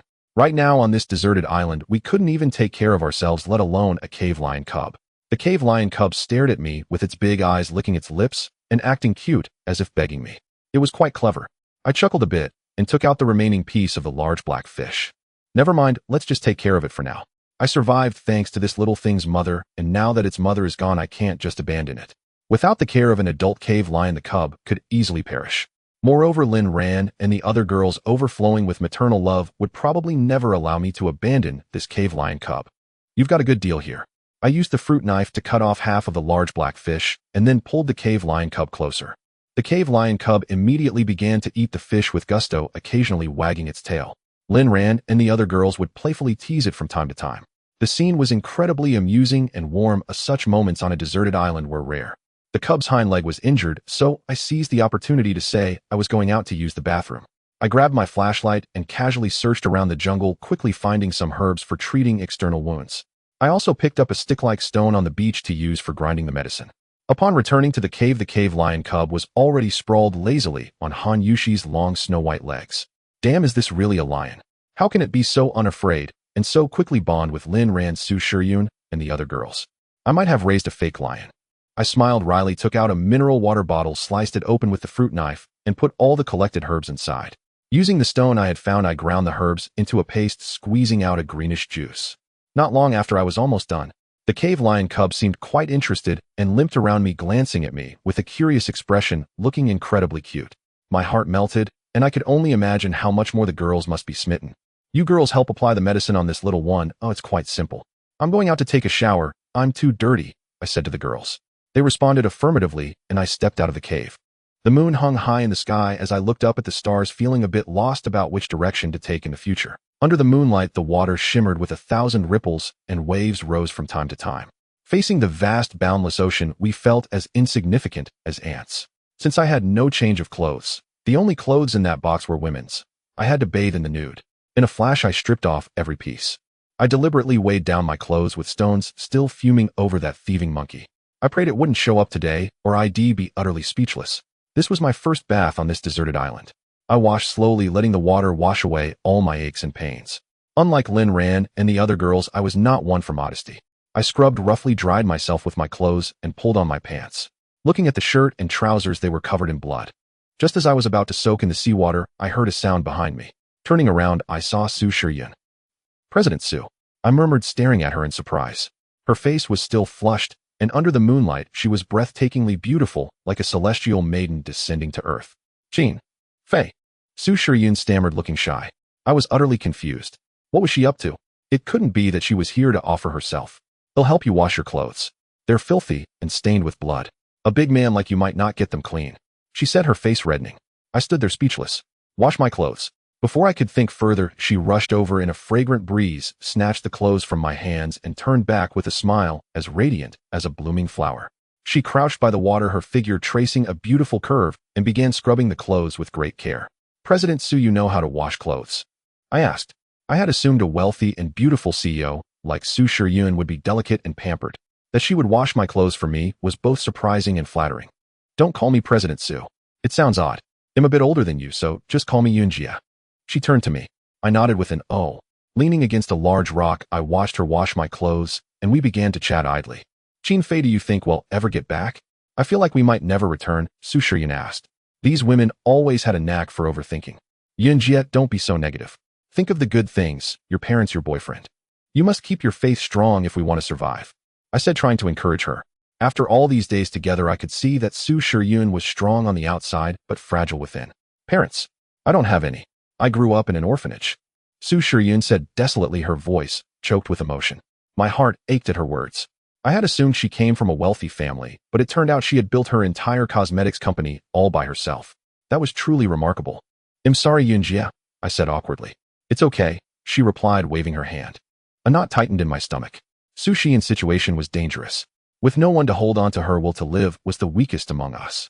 When faced with hardship, she lacked the inner strength to persevere. A pessimistic person's immune system weakens, making them more prone to illness. Sometimes my heart feels so heavy. Ever since we were stranded on this island, I can't sleep at night. Su Shiyin said softly. I knew she was filled with despair. They're done. As I was about to say something, she called out, pulling the clothes from the water and asking me to help wring them dry. It was then that I saw her face clearly. I realized she had been crying. I sighed and reached out to embrace her. Women are at their most vulnerable at times like this, needing warmth or perhaps a shoulder to lean on. Yinjia, I'm here. Don't worry. I comforted her. As the words left my lips, she trembled and wrapped her arms around my back. At that moment, I was still shirtless, wearing only a pair of shorts. Feeling the softness of her chest against me, my mind began to wander, especially when her cool hands touched my back. A thrilling chill ran through me, an indescribable sensation. The faint fragrance of her body was intoxicating. She was truly a delicate beauty. Before I knew it, I felt myself pressing against her lower abdomen. She gasped softly, pushing me away hastily. Covering her face with both hands, she was deeply embarrassed.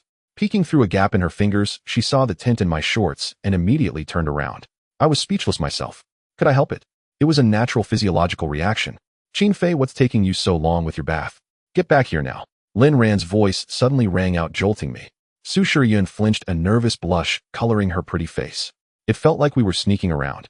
You big pervert. I'm never talking to you again. She pouted coquettishly and ran back toward the cave, leaving me with a graceful silhouette. Seeing her act so girlish, I was momentarily stunned. Looking down at my little brother, my face darkened. I felt sorry for him. I wrung the washed clothes with all my might. To my surprise, Su Shiyin had washed them quite clean. Only after my little brother had calmed down did I dare enter the cave. After all, I was bare-chested and in nothing but shorts, which could be embarrassing. I felt a chill. When I entered, the three girls stared at me wide-eyed and the cave lion cub mimicked them. No clean clothes, so I came in shirtless, I explained, feeling a bit shy under their gaze. I sat by the fire and hung my clothes on a long branch in front of the flames, hoping they'd dry faster. I felt, what happened today? I heard you mention Wang Hu. Did he come and bully you while I was gone? I asked sternly. With everything that had happened, I had nearly forgotten about that matter. To be honest, I had been tolerating Wang Hu for too long. If it weren't for the girls being here, I would have split that bastard's head open with my axe long ago. He's a scumbag and animal. Han Yushi said, her face reddening. The Korean girl sure knew how to curse. But I liked it. Then the girls gathered around me and chattered away animatedly. The more I heard, the angrier I got. That bastard Wang Hu. He had actually come to mock Su Shiyin, Han Yushi, and the others while I was away. Especially Su Lily. She even got into an argument with Su Shiyin. No wonder their clothes were torn. My gaze turned cold. I couldn't let the girls who followed me suffer. That scoundrel Wang Hu was going too far. Earlier, out of consideration that we were all from the same company, I had spared him. But now he had dared to mess with my women. I had to take action. I clenched my fists.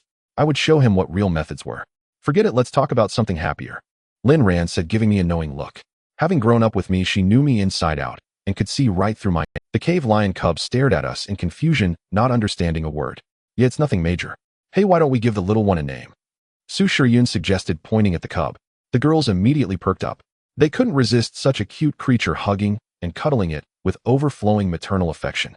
Xiao Xiao Hua Hua. Little cutie. Xin Xin. Xiao Mei. I was dumbfounded. What kind of names were those? The girls debated endlessly before finally turning to me in unison. I was still shirtless and goosebumps rose all over my body. Were they going to gang up on me? You brought the little one here, Qin Fei. You name it. The girls said. Oh, the cub echoed, making them laugh. Let me check if it's a boy or a girl first. I rolled my eyes and reached out for the cub. It struggled, but I grabbed its front legs and flipped it over. It's a boy. Let's call him Wang Kai. Live Fu works too. I said casually. I hadn't expected it to be male. Just imagine riding a majestic male lion one day. How awesome would that be? Get lost. Are you serious with that name? The girls rolled their eyes at me in exasperation. I glanced outside. It was getting late and I was tired. I told them to decide quickly and go to sleep. They nodded and whispered among themselves before finally reaching a consensus. How about Xiao Budian? I nodded. Whatever they called it. After tidying up a bit, we lay down on our beds. The next day, I was awakened by a baby cave lion licking me. Damn, I thought some girl had come to steal a kiss from me. I picked up some scallops on the beach, and soon after, Lin Ran, Su Shiyin and Han Yushi also woke up. I glanced at the vines that Lin Ran and I had collected yesterday, feeling a wave of nostalgia. We had a casual breakfast, finishing all the remaining sweet potatoes. I looked at the freshwater supply. Although we had been frugal these past few days, it was running low. As for the baby cave lion, it was eating much better than us. Lin Ran generously threw it the leftover half of yesterday's fish. I sighed. Our food supplies were depleted again. If I had to bear the burden of survival alone, I wouldn't be able to manage. Which of you can weave vines? After breakfast, I scanned the girls. Weave what? They asked, looking confused. My heart sank, and I focused my gaze on Lin Ran. I demonstrated how to do it, and she quickly learned it. The vines we had collected were relatively thin, some still had leaves. I instructed the girls to learn from Lin Ran and to weave the vines better. Not only could we make a fence, but we could also create ropes. I hurriedly put on my clothes. Thankfully, they dried quickly, otherwise I would have looked like a wild man today. After instructing the girls, I headed towards the bamboo grove by the beach. The bamboo grove was quite large, and the bamboo inside was tall. I wondered if there were any bamboo shoots. Once inside, I looked around and tapped on a bamboo stalk, as there is usually water inside the joints. After trying several bamboo stalks with no success, I felt a bit down. It hadn't rained much on the deserted island these past few days, which was unusual. Located in a tropical rainforest, the island is usually hot during the day, causing moisture to evaporate, and it typically rains a little at night. It had been quite a while since it last rained, and I felt a sense of unease. While it seemed like a good thing, once the opportunity arises, it could lead to a torrential downpour that might even flood the beach. Moreover, our food supply was already scarce. If a heavy rain came one day, just thinking about the situation made me anxious. I started chopping down a thicker bamboo stalk. This bamboo was intended for weaving a fence, so I needed to choose an older stalk for sturdiness. After swinging my axe a few times, I soon felled a stalk. I calculated that about 3 would suffice for our— While I was chopping, I suddenly heard a few squeaks. I immediately perked up my ears and scanned the surroundings, spotting several plump mice gnawing on bamboo shoots on the ground. I smiled. These were not mice, but bamboo rats. I used to catch them often in the countryside, and they taste particularly good with tender meat. I didn't expect the bamboo rats on this deserted island to be so large. Damn it, this won't do. I'll starve sooner or later. I was about to sneak closer when someone suddenly shouted loudly. The nearby bamboo rats, startled, darted away. Damn it, I turned around to see it was Wang Hu, that fool, followed by a few girls. He looked surprised to see me and muttered, "You're still alive. What the hell? Why say that so early in the morning?" I shot him a dark look. Su Shiyun and Han Yushi had already told me about yesterday's incident. I was about to confront him when I ran into him directly. "What did you mean by what you did yesterday? If this happens again, don't blame me for turning against you," I said to Wang Hu. I couldn't afford to fall out with him yet. For survival, I didn't want to waste time on that. And from what Wang Hu just muttered, it seemed his group was not doing well either. Haha, it was a misunderstanding. Qin Fei, as you can see, the rescue team hasn't arrived for a long time. We don't know how long we'll be stuck in this godforsaken place. Let's live together, it's safer in numbers," Wang Hu said to me. I glanced at them. They looked quite disheveled, and a few girls had pale lips, indicating no need. I said coldly, shouldering the bamboo and heading towards the cave. "Don't be ungrateful," Wang Hu called out behind me, and the girls were chattering. I couldn't be bothered with them. Wang Hu had no survival knowledge, and if he was still alive, it was purely by luck. Dragging 3 long bamboo stalks, I would have struggled if I hadn't spent a few years in the army. Su Shiyun ran out too. I didn't know where she got a handkerchief and casually wiped my face, saying one word: fragrant. "You must be tired. Oh, thank you for your hard work," Su Shiyun said with some guilt. I waved my hand about to say something when I met Lin Ran's gaze. It was filled with cold light. What was that about? Han Yushi was also leaning elegantly at the cave entrance, holding the baby cave lion, her beautiful eyes fixed on me. I ignored them, feeling it was odd, awkwardly glancing around. It seemed a heavy rain was coming in a few days. I quickly began splitting the bamboo, calling out to Lin Ran to hurry and weave at a time. Was indeed tight. "They'll go get some wild boar meat. You all stay here," I told the girls. Yesterday it got too late, and I didn't linger. I wondered if any of that large wild boar was left after a night. The girls immediately became anxious. I knew they were worried about me, fearing for my safety. But there was no other choice. If the heavy rain came, without food reserves, we would starve. It was better to take a risk now. "I'll go with you," Han Yushi said. Lin Ran and Su Shiyun also urged me to take someone for safety. Surprisingly, they didn't argue, indicating they had reached an agreement privately. I didn't say much, telling her to grab some things, and the two of us headed into the jungle. The baby cave lion thought it was going to play along, wagging its tail and happily following us until Su Shiyun picked it up. Han Yushi wasn't as bold as Lin Ran, as she tightly held my hand along the way, the softness of her chest occasionally brushing against my hand, feeling soft. Following the original path, we soon arrived where the cave lion and the wild boar lay quietly.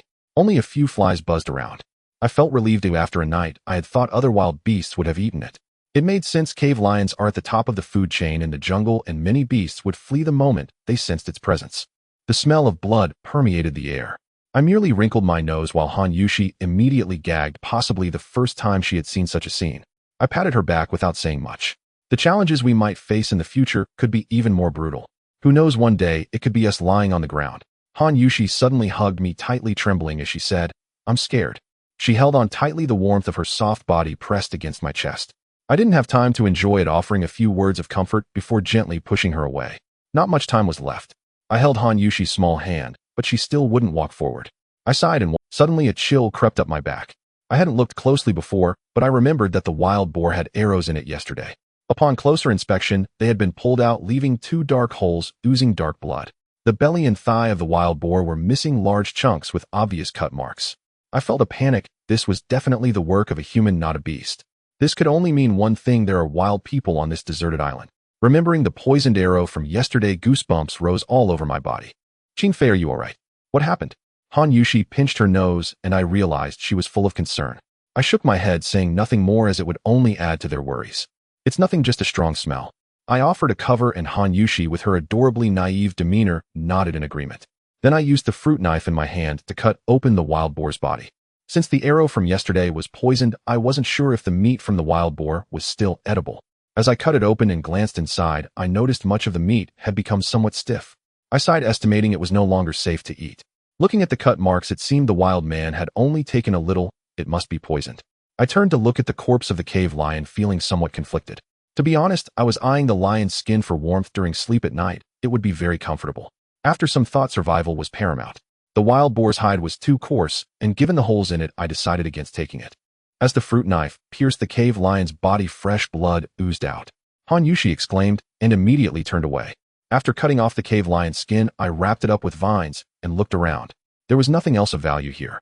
"Let's go," I said to Han Yushi, feeling that bringing her here was pointless. It felt like she was just accompanying me for fun. "Why do you want that?" "It's so scary." Han Yushi pointed at the lion's skin on my back, frowning. "It's for sleeping." I smiled at Han Yushi, and she beamed back, her red lips parting as she looked at me with flirtatious eyes, making me feel a bit embarrassed. As we passed the pond, I pulled Han Yushi along. There were many treasures around this pond, and at the wild boar's location, I had only obtained a lion's skin without any other gains. "Here, take this and fill it with some water." I handed Han Yushi a few pouches, and her cheeks flushed as she stammered while accepting them. I was speechless.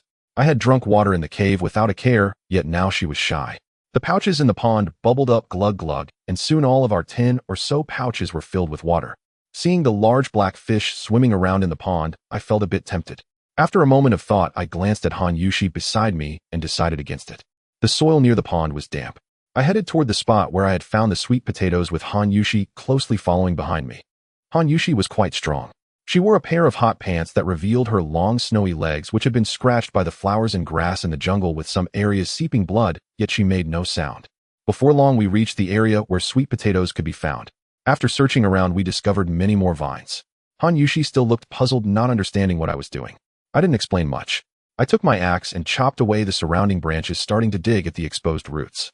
Han Yushi followed my lead, and when several white tubers were revealed, she finally smiled. "You go look over there, here's the axe for you," I said to Han Yushi. This task was quite simple, and she immediately nodded excitedly, taking the axe and moving to the side. There were many of these plants around. Looking at the sky, it seemed it would rain soon. I needed to gather some food to sustain us for the days ahead. After digging for a short while, I had collected a lot of sweet potatoes.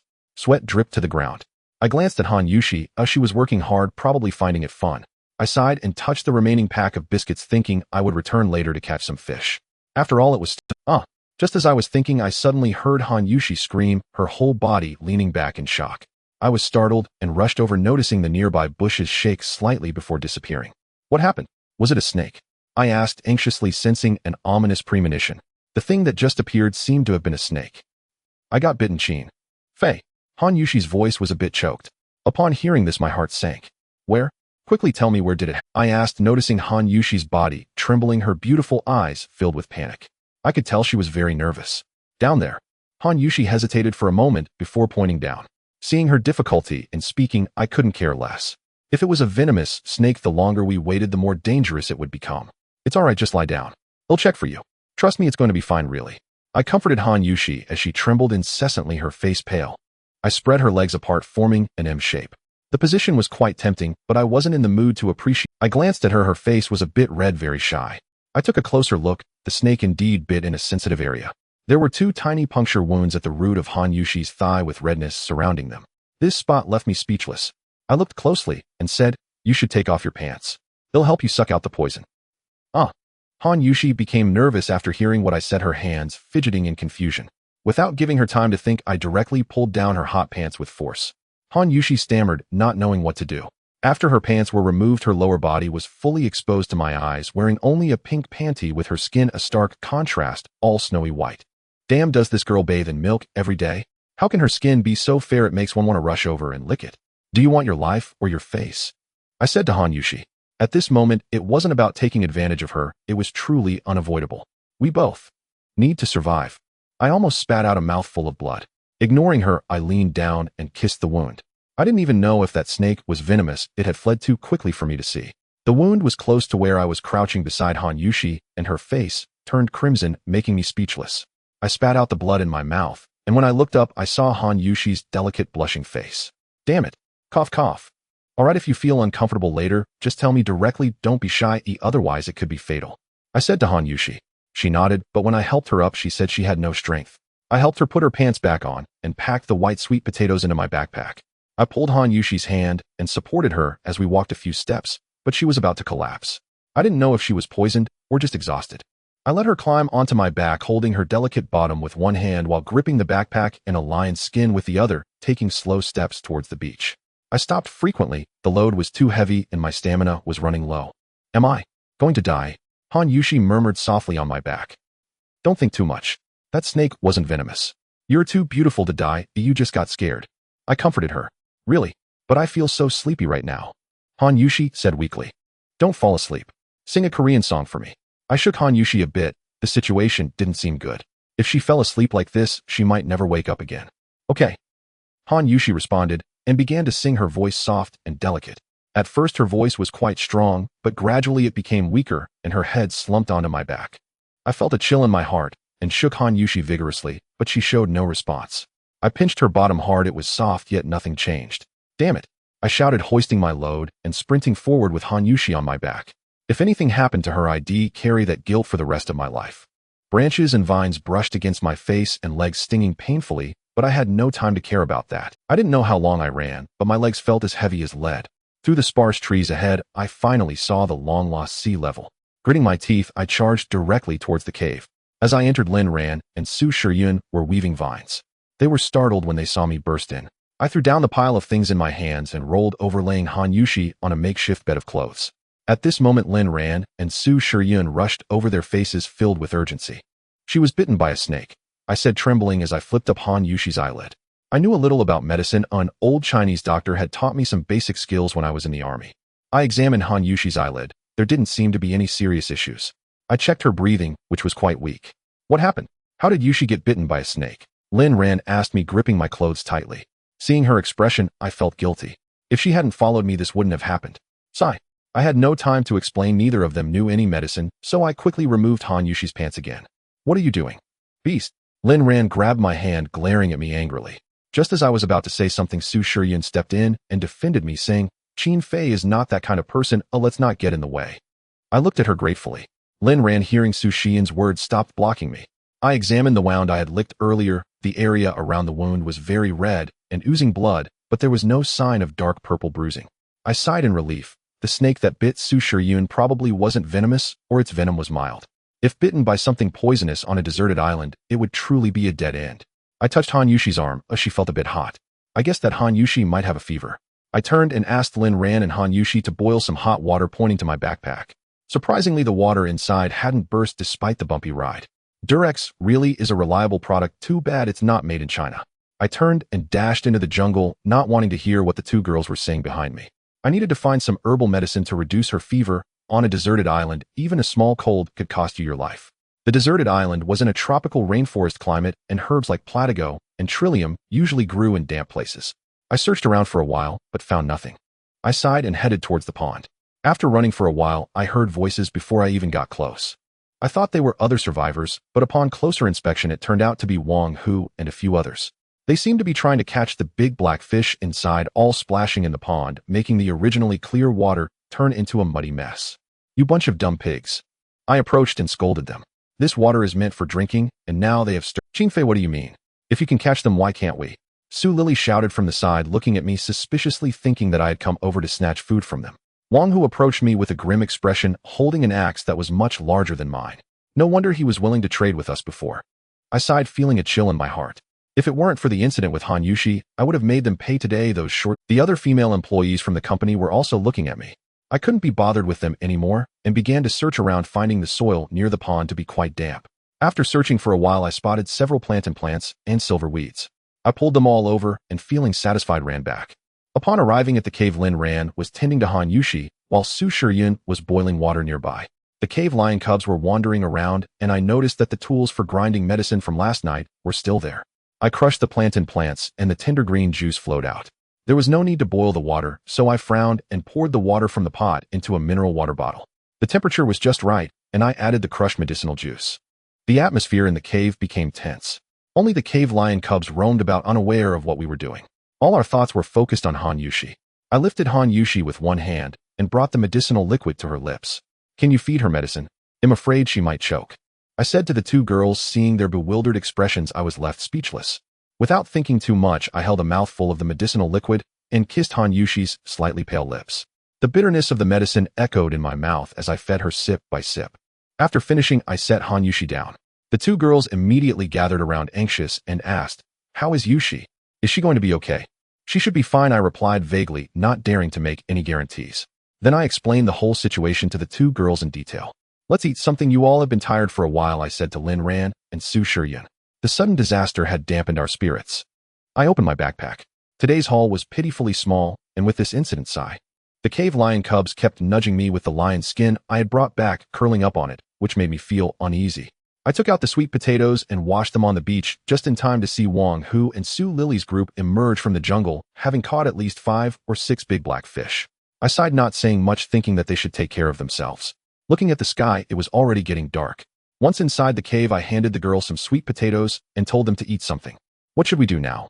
When will Yushi wake up?" Su Shiyun asked me, filled with worry. "I don't know either, but shouldn't take too long. It could be the next moment, or it might be tomorrow or the day after." Night quietly descended. The bonfire in the cave shining brightly.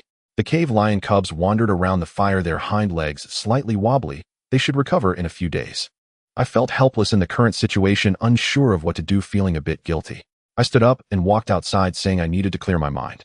The wind from the sea blew over, sending shivers down my spine. Facing the ocean, stranded on this inexplicable deserted island, everything was filled with uncertainty. I sighed. It seemed particularly lively inside Wang Hu's cave, probably celebrating today's catch. I smiled, but suddenly heard a noise behind me. Someone hugged me from behind, 2 large soft mounds pressed against my back, the fragrance filling my nose. After spending these days together, I could now recognize a woman's scent. It must be Su Shiyun. I turned around, looking at her in confusion. "Sister Yun," I said, meeting Su Shiyun's beautiful eyes, seeing the helplessness in her gaze. I gently embraced her. I didn't know what was happening to me. Speaking felt too awkward, so I could only give her a hug. At that moment, bubbles started to rise in the water, and the waves on the sea grew larger. I looked at the sky, feeling a knot in my heart. Damn it, I hope all the bad things don't come at once. How can anyone live like this? With a few loud splashes, several fish leaped out of the water, creating a splash. The tide was rising more This? Su Shiyun widened her eyes and asked me. I said nothing, grabbing her hand and heading towards the cave. "Fish. So many fish, they're all jumping out." Not far away, someone shouted, apparently one of the female employees following Wang, who screamed in excitement, and many people rushed out. Su Shiyun and I paused, looking at the beach where many fish were jumping out of the water, some even landing on the sand. They were all very fat fish, and crabs were also crawling around. Lin Ran also rushed out of the cave, her pretty face lighting up with joy. She called us over and dashed towards the beach. Su Shiyun was also particularly happy. I sighed and followed. "Is this a blessing from heaven?" Lin Ran asked me cheerfully. "Blessing my foot. A storm is about to hit. These animals are much smarter than us. It's a sign. Let's hurry and gather them, but stay away from the beach, or we'll be swept away." I frowned as I spoke. This was not a good omen. As I was speaking, several large fish leaped out of the sea and landed on the beach, bouncing around. Those fish were nearly the size of my legs. I rushed over to pin one down, but its tail fin swept across me, causing a sharp pain. Eventually, I took out a fruit knife and stabbed it a couple of times before it calmed down. Lin Ran and Su Shiyun were also busy, and I called on them to specifically pick the larger ones. The two girls were exhausted and panting. At that moment, due to the rising tide, I urged them to hurry back. Just as I finished speaking, a girl's scream erupted from Wang He's side. A wave crashed fiercely, and a female staff member who was too close to the water was swept away, falling into the water while shouting for help. Su Shiyun immediately prepared to run over, but I quickly pulled her back, preventing her from going. It wasn't that I was indifferent. The group, near Wang, who was too close, and not one of them went to rescue her. They all stood there in shock.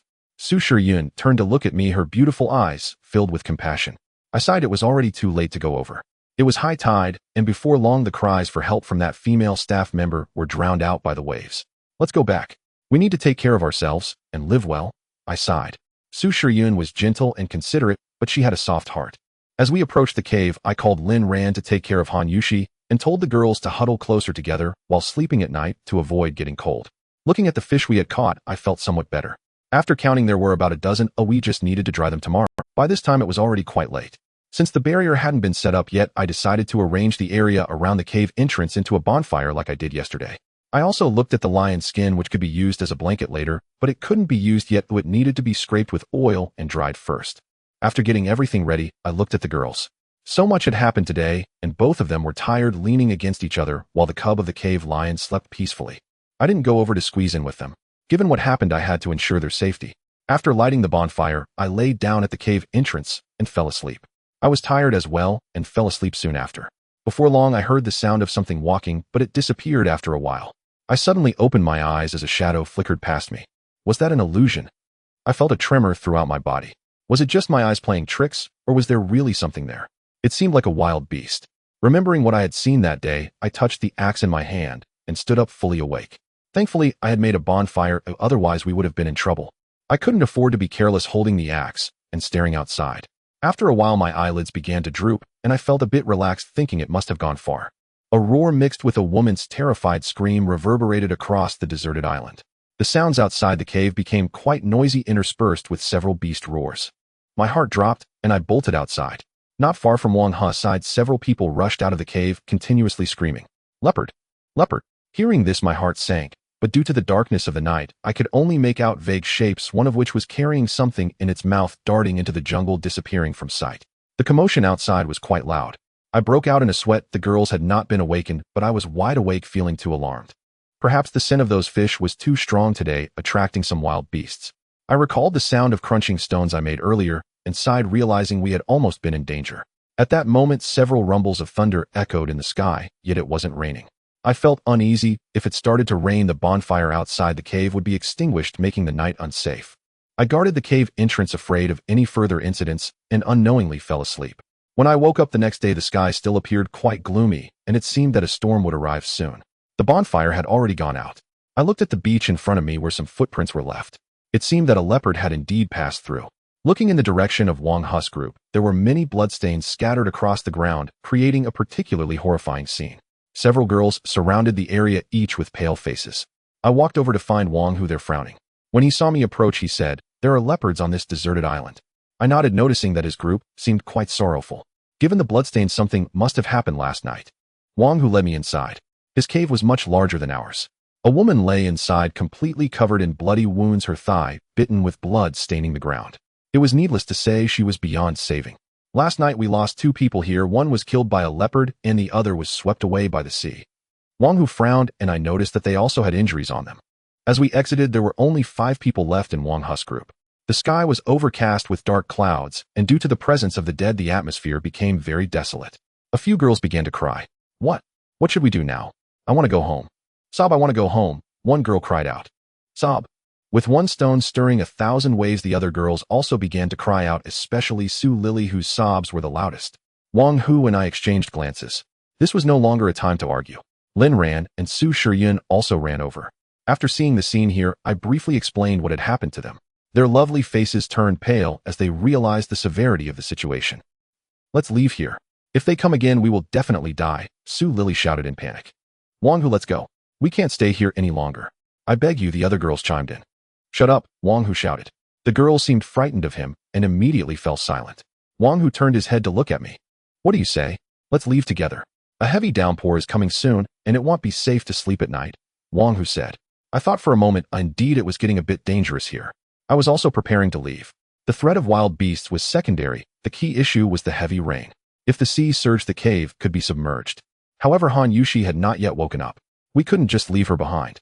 If we carried her away now, it could worsen her condition. Everyone's gaze turned towards me. I looked at Wang Hu and said, "If we're leaving, you all go first." "Qin Fei." Wang Hu shouted. "No need to say more. If you want to leave, hurry up. If you delay, it will rain soon," I said, disregarding their words and taking Lin Ran and Su Xian's hands heading towards the cave. At this moment, Wang Hu took the initiative to befriend me, clearly not with good intentions. Being with him was like seeking skin from a tiger. Faintly, I heard Wang Hu's angry shouts. After we returned to the cave, I checked on Han Yushi and felt her forehead. It was no longer so hot, which was a sign of improvement. Lin Ran and Su Shiyun also smiled. The cave lion cub was quite lively, rolling around on the ground. I grabbed the lion's skin and walked to the beach to wash it. It was impossible to dry it now. I called Lin Ran to help me gather dry firewood. When the heavy rain comes, we need enough firewood to survive. Su Shiyun stayed in the cave to take care of Han Yushi, while the cave lion cub followed us out, imitating our actions and picking up several branches with its mouth. I squeezed its tail. If only the cub could grow faster, I wouldn't have to fear that leopard. I ran to a nearby bamboo grove and started chopping with the axe. Bamboo burns better, and I didn't care much. I spent the entire morning frantically chopping until my hands were cut. We were truly racing against time, neglecting to eat. I told Su Shiyun to smoke all the fish we caught last night, otherwise they would spoil easily. Lin Ran helped me bring all the chopped bamboo and dry firewood to the cave. I sharpened the bamboo with the axe and tied them securely with vines. This was something I learned in the wilderness, used for defending against wild beasts. It was quite effective, as we couldn't rely solely on bonfires. That would be too wasteful. Following the size of the cave entrance, it took me a long time to complete. There was just a gap at the edge of the cave entrance that could hold one side effectively, making a simple door. I didn't know if it could withstand a few hits, but it was still much better. Although I wanted to leave, I had to wait for Han Yushi to wake up. After being busy for a long time, the firewood should last for a few days. Su Shiyun was also sweating profusely, and the fish were almost done smoking. I picked a few larger fish, removed the entrails, and wrapped them in bamboo leaves. In the countryside, this is called beggar's fish. First, you need to dig a pit in the ground, put the dirt on the bamboo leaves, and then burn it in the pit. The resulting fish is incredibly fragrant. After a while, Lin Ran and Su Shiyun stared at me wide-eyed, unsure of what I was doing, as I scraped away the dirt and dust on top. Even through the leaves, I could smell the fragrance. Back in the countryside, we always used lotus leaves, but this was my first time using bamboo leaves. "It smells so good," Lin Ran exclaimed. "Busy all day, we hadn't eaten much, and the baby cave lion was running around me. It's a bit hot, be careful," I said to Lin Ran and Su Shiyun as I handed them the food. As for the baby cave lion, I threw it a fresh sea fish, its little head bobbing happily. It didn't seem like a lion at all, more like a cat. After we finished eating, I tidied up and took everything outside, just in time to see Wang Hu and his group heading into the jungle with a lot of things. The girls seemed terrified. 2 people had died in just one night. They were all white-collar workers in a big company, so their ability to cope was quite low. I estimated that entering the jungle so recklessly would likely lead to disaster. I looked at the sky, which seemed to be brewing something, and hurriedly moved the bamboo into the cave. Qin Fei Yuzai's hand moved. It moved. While Lin Ran and I were busy, we suddenly heard Su Xian scream. I was so excited that I ran over immediately. I fixed my gaze on Han Yuzai's delicate face, looking like a sleeping beauty, slightly haggard and pale. We held our breath and saw her eyelids flutter, then slowly open. "Water," she murmured softly. I immediately brought a bottle of mineral water to her. After she drank a few sips, Han Yuzai's complexion improved significantly. "How do you feel? Are you better?" I asked, relieved to see Han Yushi awake. "I feel really hungry." Han Yuzai's cheeks flushed as Lin Ran and Su Shiyun laughed. As they laughed, they all ended up crying. I asked Lin Ran to wash a wild fruit for Han Yushi, one we had picked in the jungle last time. Since Han Yushi had just recovered, she probably didn't have much taste in her mouth, and eating something sour might help. Boom boom. Thunder rumbled across the sky, followed by a furious wind, and then the rain began to. Fortunately, I reacted quickly and immediately closed the bamboo door. When I chose this spot, I was attracted by the terrain. As long as the seawater didn't rise too high, we should be safe here. The sound of rain was particularly loud, mixed with thunder. Through the gaps, the waves on the sea rolled violently, which was quite frightening. Lin Ran, Su Shiyun, and Han Yushi huddled together in the corner of the cave like frightened rabbits. I gave a wry smile and told them to sleep early to conserve energy. I reduced the size of the fire. With heavy rain outside, I had no idea how many days it would last, but the fire must not be extinguished. The deserted island was nothing like a modern city. To survive, one had to be cautious. I sighed and lay down beside them, falling asleep. Due to the heavy rain outside, I wasn't too worried about any wild beasts attacking. There was no more conversation throughout the night. When I woke up the next day, the rain outside was still heavy, and we were stuck in the cave unable to go out. Not long after Lin ran, Su Shiryun and the other girls also woke up stretching lazily with their hair. I placed the lion's skin on the fire to roast. After several roasts, it could be used as a blanket. The food we had the past few days was rather monotonous, either fish or sweet potatoes. To avoid getting tired of it, I tried a different method and put some sweet potatoes in the fire, turning them into baked sweet potatoes. Han Yushi looked quiet while pursing her lips. After eating a few bites, I felt it wasn't a sustainable solution. The bizarre weather on the deserted island made me uncertain about how long the rain would last, and I glanced at the girls. Suddenly I noticed that Su Xian's expression seemed different as she looked uncomfortable and a bit embarrassed with both hands clutching her stomach.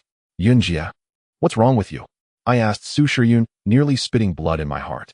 Damn, it couldn't be that she caught a cold or something, right? I instinctively blurted it out.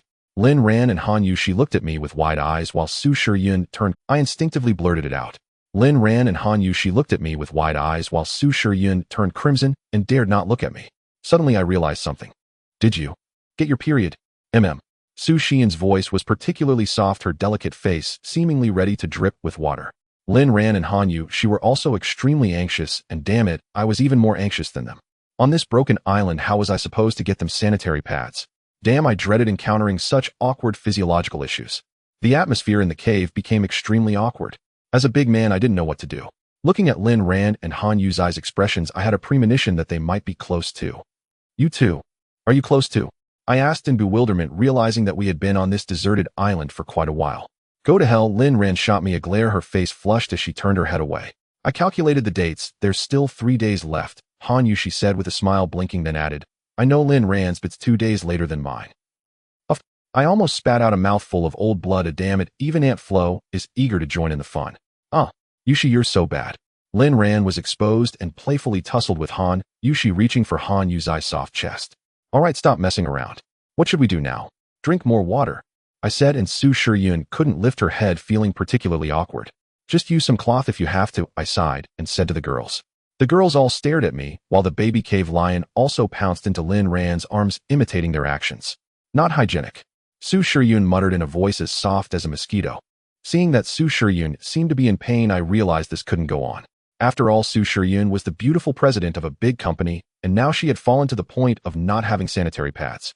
Let's do this, Lin Ran, you go get some. You decide the size, and I'll go boil some hot water, I casually said, and turned to boil water. Is this size appropriate? Isn't the middle too narrow? This is easy to fall off. Does it absorb water? I listened to the girls' whispers, almost spitting blood. Were they kidding me? You can't peek. They'll cover your eyes. You better behave or else, Lin Ran said as she approached me, looking at me suspiciously. Is it necessary? Am I that kind of person? I sighed. Where's the trust between people? Besides, I had seen all of Su Xian's body, right? You are, Lin Ran insisted, telling me to turn around and covering my eyes with her hands. Besides, I had seen all of Su Xian's body, right? You are, Lin Ran insisted, telling me to turn around. Under the bonfire. You should wash up, Han Yushi muttered. Damn it, did she consider my feelings? I'm just a big man. Don't move around, behave yourself. Lin Ran huffed. No. Sis, could you also cover my ears? I said helplessly, just joking. Then I heard Han Yu's footsteps as she led Su Shiryun presumably to the corner of the cave. I heard the sound of water splashing on the ground, a continuous splashing. I smiled wryly, and after a while Lin Ran finally removed her hand from my eyes. I turned my head, and the girls' faces looked a bit strange. Su Xian's pants were still red. The past few days felt long. Several times the sea water nearly flooded the beach just a bit away from our cave. Relying on those sweet potatoes and dried fish, we finally made it through to sunny weather. After the rain stopped, Lin Ran, Su Shiryun, and Han Yushi rushed out of the cave, their faces beaming though they looked a bit haggard. Lin Ran and Han Yu's relatives also arrived as scheduled, casually tearing some cloth to make do. You go over there, we need to wash our clothes. Lin Ran came over to tell me, pushing me away. Looking at the embarrassed expressions of the girls, I guessed they were going to wash some intimate clothing. I reminded them to be cautious and walked toward the bamboo grove. After such heavy rain, I wondered if there would be any bamboo shoots. With my axe, I entered the bamboo grove where the ground was still a bit muddy. I squeezed the soil in my hand and felt it was okay. The soil was relatively loose, so there should be bamboo shoots. Sure enough, after walking a few steps, I saw some cracks in the ground like they had dried up. I used the axe as a hoe and began to dig frantically at that spot. Before long, I dug up a large bamboo shoot. Of course, this wasn't for eating, it was meant to catch bamboo. I chopped down a few bamboo stalks, then dug a hole in the ground. Next, I sharpened the bamboo into stakes and tightly inserted them into the hole, propping up some lighter branches, then laying some dried leaves and sprinkling fresh bamboo shoots on top. The rest would depend on luck. The air after the rain was quite fresh. I left the bamboo grove and walked toward Wang Hu's cave. When they left, they seemed hurried. They might have left some good stuff behind. As I approached Wang Hu's cave, I noticed something was off. There were footprints on the ground exactly like the ones from that day, belonging to a feline species. The heel print was much shallower, and walking in this way created minimal sound. A leopard. I immediately walked over and looked inside Wang Hu's abandoned cave. I remembered there was a corpse lying inside, but now there were only some remains left. The cave emitted a foul stench of rotting flesh, which was particularly disgusting. I didn't dare stay longer and quickly ran out. After a few days, that leopard must have come out to move around again, and the blood on the ground had likely been washed away by the rain. I felt a bit anxious. This place really couldn't be stayed in for long. Although our cave had some protective measures, those few broken bamboo poles wouldn't hold for long, and I couldn't sleep peacefully at night. After thinking for a long time, I decided it would be better to leave. Although we were doing fine right now, there were still hidden dangers lurking around. If we weren't careful, we might just die in our dreams one day. I walked toward our cave, and to my surprise, the girls had found a bamboo stick and were hanging their underwear and bras out to dry. The pink one belonged to Su Shiryun, featuring a cartoon design showcasing the beautiful president's youthful heart. The black lace underwear belonged to Han Yu Shi, which I remembered clearly as it had brushed against my face before. What left me speechless was the thong. Damn it, Lin ran. Uffed. I watched with a surge of exhilaration. Damn, that little creature was truly worth raising. It did everything I dared not do. Ahem, quite the leisurely mood, aren't we? I chuckled, and Lin ran. Su Shiryun and the others instantly flushed, rolling their eyes at me, before resuming their chase of the cave lion cub. That little rascal was rather smug, toying with Lin ran, Han Yu Shi, and the other girls. Damn it, those three girls had such long, fair legs, and they were completely wasted on this. I stood by watching as they bent down, revealing an expanse of snowy white flesh. Han Yu Shi's was particularly ample. Qin Fei, you bastard, get over here and help. Lin ran cursed loudly and hurled a slipper in my direction. I dodged just in time. I had intended to continue watching, but fearing my constitution couldn't handle it, I walked toward the bamboo grove. As I neared the trap ID set, I heard a squeaking sound. I went over and saw two large bamboo rats had fallen into the pit. Several bamboo spikes were embedded in their bellies, stained red with blood. They squeaked and writhed, putting up futile resistance. I immediately drew my fruit knife and delivered a few clean, decisive thrusts. Only when they were thoroughly dead did I retrieve them from the pit. Back at the cave, Lin ran, and the other girls were panting from exhaustion. The cave lion cub swaggered over to me, a bra dangling from its mouth, as if seeking commendation. Ah, such huge rats! Han Yu Shi exclaimed, her face showing fear at the bamboo rats in my hand. Su Shiryun was also frightened. Lin ran, having seen such creatures before, naturally recognized what they were. These are bamboo rats. They're especially delicious to eat. We can have a proper meal now. I've been sick of fish and sweet potatoes these past few days. Lin ran's eyes sparkled as she explained. I nodded. During the torrential rain these past days, we had truly suffered. Even the girls' chests had shrunk from hunger. Eat this. You Chinese people really do eat anything. Han Yu Shi was still incredulous, her mouth forming a perfect O. I found her remark utterly exasperating. I told the girls to build a fire on the beach while I went to the shore to clean the two bamboo rats. The cave lion cub followed me. If anyone had lived the best life these past few days, it was this little creature. Eating its fill, sleeping, and running around, occasionally taking advantage of Lin ran and the other girls, which made me green with envy. After cleaning the bamboo rats, the girls had also set up the fire. I used the fruit knife to slice the meat off the rats and tossed a large piece to the cub, feeling a pang of reluctance. Raising such a wastrel, I could only hope it wouldn't disappoint me when it grew up. I whittled a few bamboo skewers, threaded the rat meat onto them, and roasted them over the fire. When they turned golden brown, I took an eager bite. The meat was tender, but it lacked flavor, probably due to the absence of seasonings. This? Can we really eat it? Su Shiryun pointed, her expression incredulous. Han Yu Shi felt the same, but seeing Lin ran and me eating with such relish, they grew tempted. Lin ran was a true foodie. This bamboo rat feast was a real treat. Su Shiryun took a bite, chewed with a frown, then took another. After they had eaten their fill, each wore a look of satisfaction. By now we had essentially given up hope of rescue. Such a vast, uninhabited island with no trace of modern civilization. If this were a few hundred years ago, when technology was underdeveloped, it might be understandable. But now in the 21st century, in an age teeming with satellites and radar, a sprawling island like this devoid of any human-made marks clearly indicated something unusual. Any fool could see that. Let's pack up quickly and leave this place. I finally voiced those words. It was reality. If we wanted to survive, we had to leave. The girls gasped in shock, staring at me in disbelief, wondering why I had suddenly said that. This place isn't safe. We need to find a more secure location. Lin ran understood my concerns and simply watched me in silence. Why do we have to leave? Isn't it fine here? Han Yushi asked. It's fine now, but that doesn't mean it will be later. Danger could strike at any moment, today or tomorrow. Choosing comfort is like putting our lives on the line. I said coldly. There will be more heavy rain soon. The beach is easily flooded. By then we won't even have the chance to leave. I said gravely. I still didn't dare tell them about the wild beasts. It would only cause more trouble. The girls fell silent for a while. I trust Qin Fei, Lin Ran declared, which touched me deeply. But our underwear isn't dry, Su Shiyun said with a troubled expression. Only then did I remember. Glancing at their chests, I saw they were all braless. Pack them up. If we delay, it'll be too late. I said. If we didn't hurry now, tonight would be a problem. Hearing this, the girls got up and went inside to gather their things. With Lin Ran taking the lead, Su Shiyun and Han Yushi followed. Our food was almost gone. I was reluctant to part with some of the clothes, but there was no choice. I had to discard them. I did manage to stuff the lion hide into my backpack. After we packed up, it was still morning. We lingered for a moment, casting a nostalgic gaze at this beach where we had lived for so long. Staring at the vast, unknown, primordial forest before us, we exchanged smiles and stepped into the jungle. The four of us, along with a lion, walked through the jungle for a while. Now the most important thing was to find a place to sit. Choosing a location was very particular. It had to be close to a water source, safe with good terrain, and concealed enough to fend off beast attacks. However, finding such a place was no easy task. In truth, I thought beast attacks were secondary. The savages were the greatest threat on this deserted island. This frog is so cute. At that moment, Han Yushi, who was walking beside me, suddenly spoke. Following her gaze, I saw a small red frog perched on a maple leaf. She bent down to touch it. Don't move. I quickly grabbed her just in time. This is a poison dart frog. Its skin and mucous membranes carry a lethal toxin. One touch, and you'd be done for. Upon hearing this, Han Yushi's face turned pale, and she kept patting her chest. I inwardly regretted not warning them earlier. The girls mustn't act recklessly out of curiosity, or they might die without knowing how. Stay close to me, don't wander off, and don't touch anything you see. I said anxiously, my tone exceptionally stern. The girls knew this was no time for tantrums and obediently moved behind me.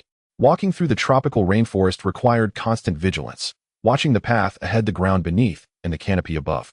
I swung my axe, killing several snakes hanging from vines. Lin Ran and the other girls had already turned pale, barely daring to breathe. Snake. A huge snake. As I walked, Su Shiyun behind me suddenly shouted, startling me so much that I nearly dropped the axe. Following Su Shiyun's pointing direction, I saw only the trace of rustling bushes. I used the axe to cut away the obstructive branches, soon revealing the figure of a python. Damn, my eyes widened. It was a massive anaconda. The anaconda is the largest snake in the world today, reaching over 8 meters in length and weighing over 250 kilograms, making it the largest member of the Boidae family. Anacondas are fond of water and typically inhabit muddy banks or shallow waters. Seeing this creature on a deserted island, I wasn't overly surprised. This one was about 6 meters long, but what struck me was its bulging belly like that of a pregnant woman. Observing the shape of its stomach, my heart sank. It was distinctly human-shaped. The anaconda moved slowly, and a chill ran through me. It seemed Wang Hu and the others had encountered danger in the jungle. The one in this anaconda's stomach was likely someone from Wang Hu's group. Damn, I hoped it was that wretched Su Lily. Let's get out of here quickly. The girls were frozen, utterly terrified, their bodies trembling. Only after I spoke did they snap out of it. After that incident, Lin Ran and the other girls remained silent. We continued forward for a while until we grew tired. Finding a relatively safe spot, I took out some wild fruits and told them to eat to stave off hunger. I leaned against a large tree, hearing some bird calls above. Looking up, I suspected there might be something good, so I began to climb. It was a tree, a common species in the tropical rainforest. Once up, I heard several chirps.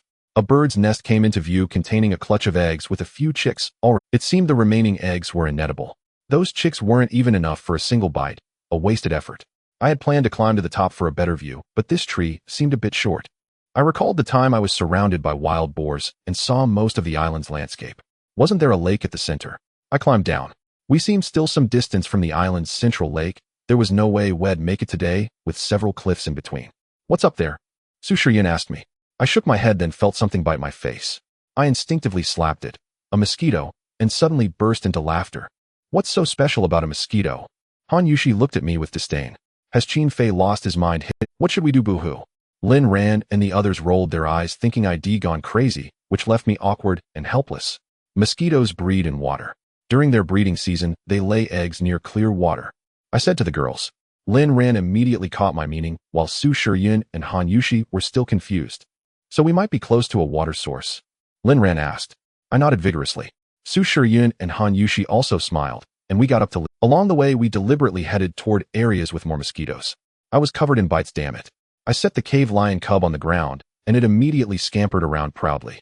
After searching for a while, we finally found it, but it was rather embarrassing. I had expected a stream or a pond, but it turned out to be a small puddle. The puddle was shallow, not very deep. Ahead a cliff loomed, and the surroundings were quiet and secluded. Lin ran, and the other girls deflated like punctured balloons, listless. I was also a bit embarrassed. It was indeed disappointing. Still, it was something better than nothing. Puddles in the jungle were quite dangerous. The water wasn't clear like a pond's, and it was filled with mud. I'd seen on TV how ignorant people could easily sink into such places. If it were deep, they'd likely drown. It looked shallow. I picked up a long branch nearby and poked it into the puddle to test the depth. The mud was about 20 centimeters deep. What's that for? Su Shiryun asked me. The cave lion cub ran around the puddle, lapping up some water. Seeing it lively, the water seemed fine, just needed boiling. Testing the depth. There's mud underneath, step in and you might sink. I explained. Then I picked up some larger stones nearby and tossed them into the puddle. With a few splashes, ripples spread, and then all sorts of bizarre creatures burst out, scurrying in every direction. Water spiders skimmed across the surface, frogs that blended with dead leaves leaped into the grass, and even a water snake appeared. I glanced at Lin Ran and the other girls. Their faces were pale, likely frightened. Who would have thought such a small puddle held so many creatures? Back in the countryside, I used to love playing in the village pond. Turning over the mud, I'd often find plenty of loaches and eels. I threw a few more stones in. No more creatures emerged. After waiting about 5 minutes, the water surface calmed. I rolled up my pants and prepared to enter. Isn't this dangerous? Lin Ran grabbed me, looking worried. Honestly, I wasn't sure myself, but there was no other choice. We needed food. I couldn't let everyone go hungry. I told the girls to wait nearby, so they could help if something went wrong. But Lin Ran followed me right in. I glared at her, but she ignored me, making a funny face instead. Han Yushi and Su Shiryun looked eager to join. I immediately told them not to mess around. Lin Ran could help a bit, but those two should stay put. I told Lin Ran to mimic me, reaching into the mud and feeling around. The mud was deep, and I had no breathing heavily. Sweat poured down my forehead. Lin Ran wiped it for me. I glanced at her, and she looked a bit. After searching through the mud for a long time with no success, I refused to give up. In the village pond, I used to catch loaches often. A place like this on a deserted island shouldn't be much worse, maybe even better. Well, help. Han Yushi said, then ignored my warnings and stepped into the puddle, her fair legs immediately coated in black mud. Su Shiryun followed. The cave lion cub also seemed eager, pawing at the water, but afraid to jump in. Good thing it didn't, or it might drown. All my effort raising it wasted. The girls copied me, feeling around, and when they bent down, the soft curves before them distracted me. I felt they were just playing, so I said nothing and focused on my own search. Something's swimming, Qin Fei. Qin Fei, look. Something's swimming. Lin Ran suddenly shouted. I looked where she pointed and saw some. Overexcited Lin Ran lost her balance and fell onto me, her front pressing against mine. She said she was braless, and I could clearly feel those 2 points rubbing against my chest. Her face flushed, and she quickly pushed me away. I was also embarrassed, with Su Shiryun and Han Yushi staring. I looked in the direction Lin Ran had indicated. At first I thought it was a water snake, but under the sunlight I saw some slippery scales. Before I could say anything, something bumped into my ankle. I jolted and reached down to grab it. It felt slippery in my hand. It struggled, splashing mud everywhere. It was a giant eel. With a few slaps it thrashed in the puddle. I lunged and pinned its head. I drew my knife with my left hand and slashed at the eel's head, then lifted it up as blood gushed. Lin Ran, Su Shiryun, and the others gathered around, staring curiously.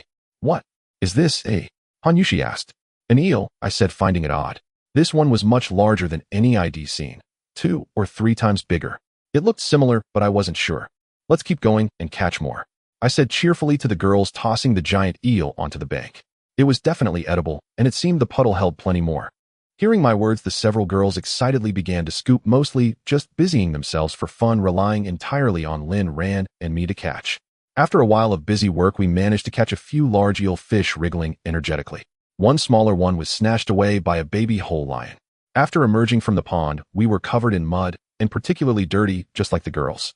A bit of mud also splattered on her snow-white, delicate face, and I couldn't help but wonder, could this be the real-life version of Robinson Crusoe? Except there were a few more beauties. Let's keep going, I said to the girls, glancing at the surrounding environment and heading towards the direction where the trees were most lush. The denser the trees and flowers, the closer we were to a water source. There must be more than just this pond. There must be other water sources. After walking a few hundred meters, we heard a loud sound of rushing water like a roaring torrent. The expressions on our faces brightened, and we quickened our pace. Passing through a patch of woods, a magnificent waterfall came into view, with cascading water rushing down the rock face, crashing onto the stones, producing a whooshing sound. The turbulent water flowed continuously, forming a pool below. The girls were ecstatic, their eyes sparkling with excitement, ready to undress for a bath. I looked around. This place was quite secluded, so there shouldn't be any immediate danger. Besides, we were all covered in mud, and I couldn't stand it myself, let alone those three stunning beauties. Turn your head away, no peeking. Lin Ran scolded me fiercely. I pouted and turned my head away. The future is long. Ooh, I can't believe that Lin Ran has never been seen by me. Lin Ran reached out to cover my eyes. I rolled my eyes at her and said, you should wash too. I'll go over there for a bit, and I promise I won't peek. If I wanted to do anything, could you three girls stop a big man like me? You. Lin Ran was stunned by my response, uncertain how to reply. I couldn't be bothered to say anything more and directly walked towards the nearby bushes. My main purpose was still to find a cave.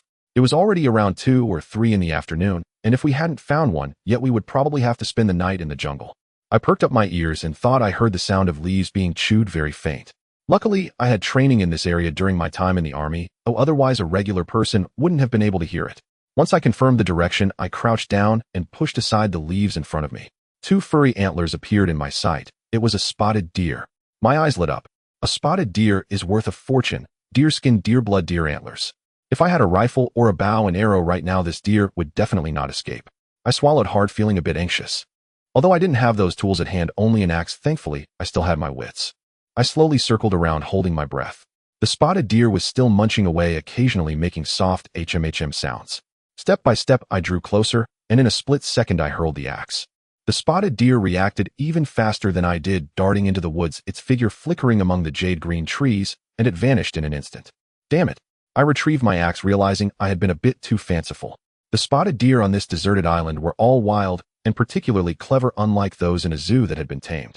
I walked a bit further in this direction. There seemed to be quite a few wild rabbits around, often seen nibbling on the bush. If I couldn't catch a spotted deer, catching a wild rabbit would also be a decent choice. I spotted a large wild rabbit, particularly plump, probably having eaten too much, lying in a nearby bush, dozing off. Damn it, I couldn't miss this opportunity. I lunged forward, pinning the wild rabbit down against my chest. The rabbit immediately began to struggle, thrashing its legs. I chuckled inwardly, reaching for the rabbit's large ears and lifting it up. I had often gone hunting for rabbits in the mountains when I lived in the countryside, but it was my first time catching one by hand. Looking at the rabbit's 2 large front teeth capable of biting through fingers, it was particularly unruly. I took out a fruit knife and swiftly cut its throat. Consider it a surprise catch. I calculated the time. I had been away from Lin Ran and Han Yushi for a while. They should be done washing by now. I didn't dare linger, fearing they might encounter danger or be attacked by wild beasts. Still, I hadn't found a suitable place, so I had to give up and headed back while carrying the large wild rabbit. As I approached the waterfall we found, I suddenly saw something move in the nearby jungle. I rubbed my eyes, thinking it was an illusion. It turned out to be real. I squeezed my axe. From the way the leaves were shaking, it shouldn't be a large wild beast, something I could handle, so I wasn't too afraid, just a bit curious. As I leaned forward, the surroundings fell silent. Only the sounds of insects and birds could be heard getting closer. I had my axe ready, but if things went awry, I could strike swiftly. Suddenly, I heard the faint sound of rushing water. I was a bit baffled and pushed the surrounding grass aside, revealing a snowy white backside. Below was a patch of darkness with netted stockings around the thighs. Water gushed out from that dark little forest, and the air carried a fishy smell. Puff, damn it, she was actually using the bathroom. I jerked backward, tripping over something and falling to the ground. That figure suddenly turned her head, revealing a delicate face. I stared wide-eyed. I had never seen this woman before. She also widened her eyes, filled with fury. Oh, pervert. The woman screamed, startling many birds into flight, and quickly pulled up her pants, preparing. Damn it, at that moment, I didn't even know how I accidentally stumbled upon a stranger woman in the bathroom. I turned and ran, too lazy to explain. An angry woman is harder to stop than 10 bulls. Her scream was too loud. We were already very close to the waterfall. Lin Ran and the other girls heard her voice immediately and rushed over. I found myself caught between the group of girls on the left, Lin Ran, Han Yushi, and the others, and the unfamiliar woman on the right, creating an incredibly awkward scene. Qin Fei, what's going on? Who is this woman? Lin Ran broke the awkward silence, eyeing the girl before her with confusion. I have no idea either. I shrugged helplessly at the girls. I didn't know this strange woman at all. She wasn't from our company. What just happened? You didn't do anything bad to her, did you? Lin Ran pressed on, noticing the woman's flushed anger as she shot me a disdainful glare. To be honest, I felt a twinge of guilt. Replaying that moment in my mind, I thought, damn, it wasn't my fault. I didn't mean to, but it just. Shameless. The woman glanced at me, arms crossed, fuming.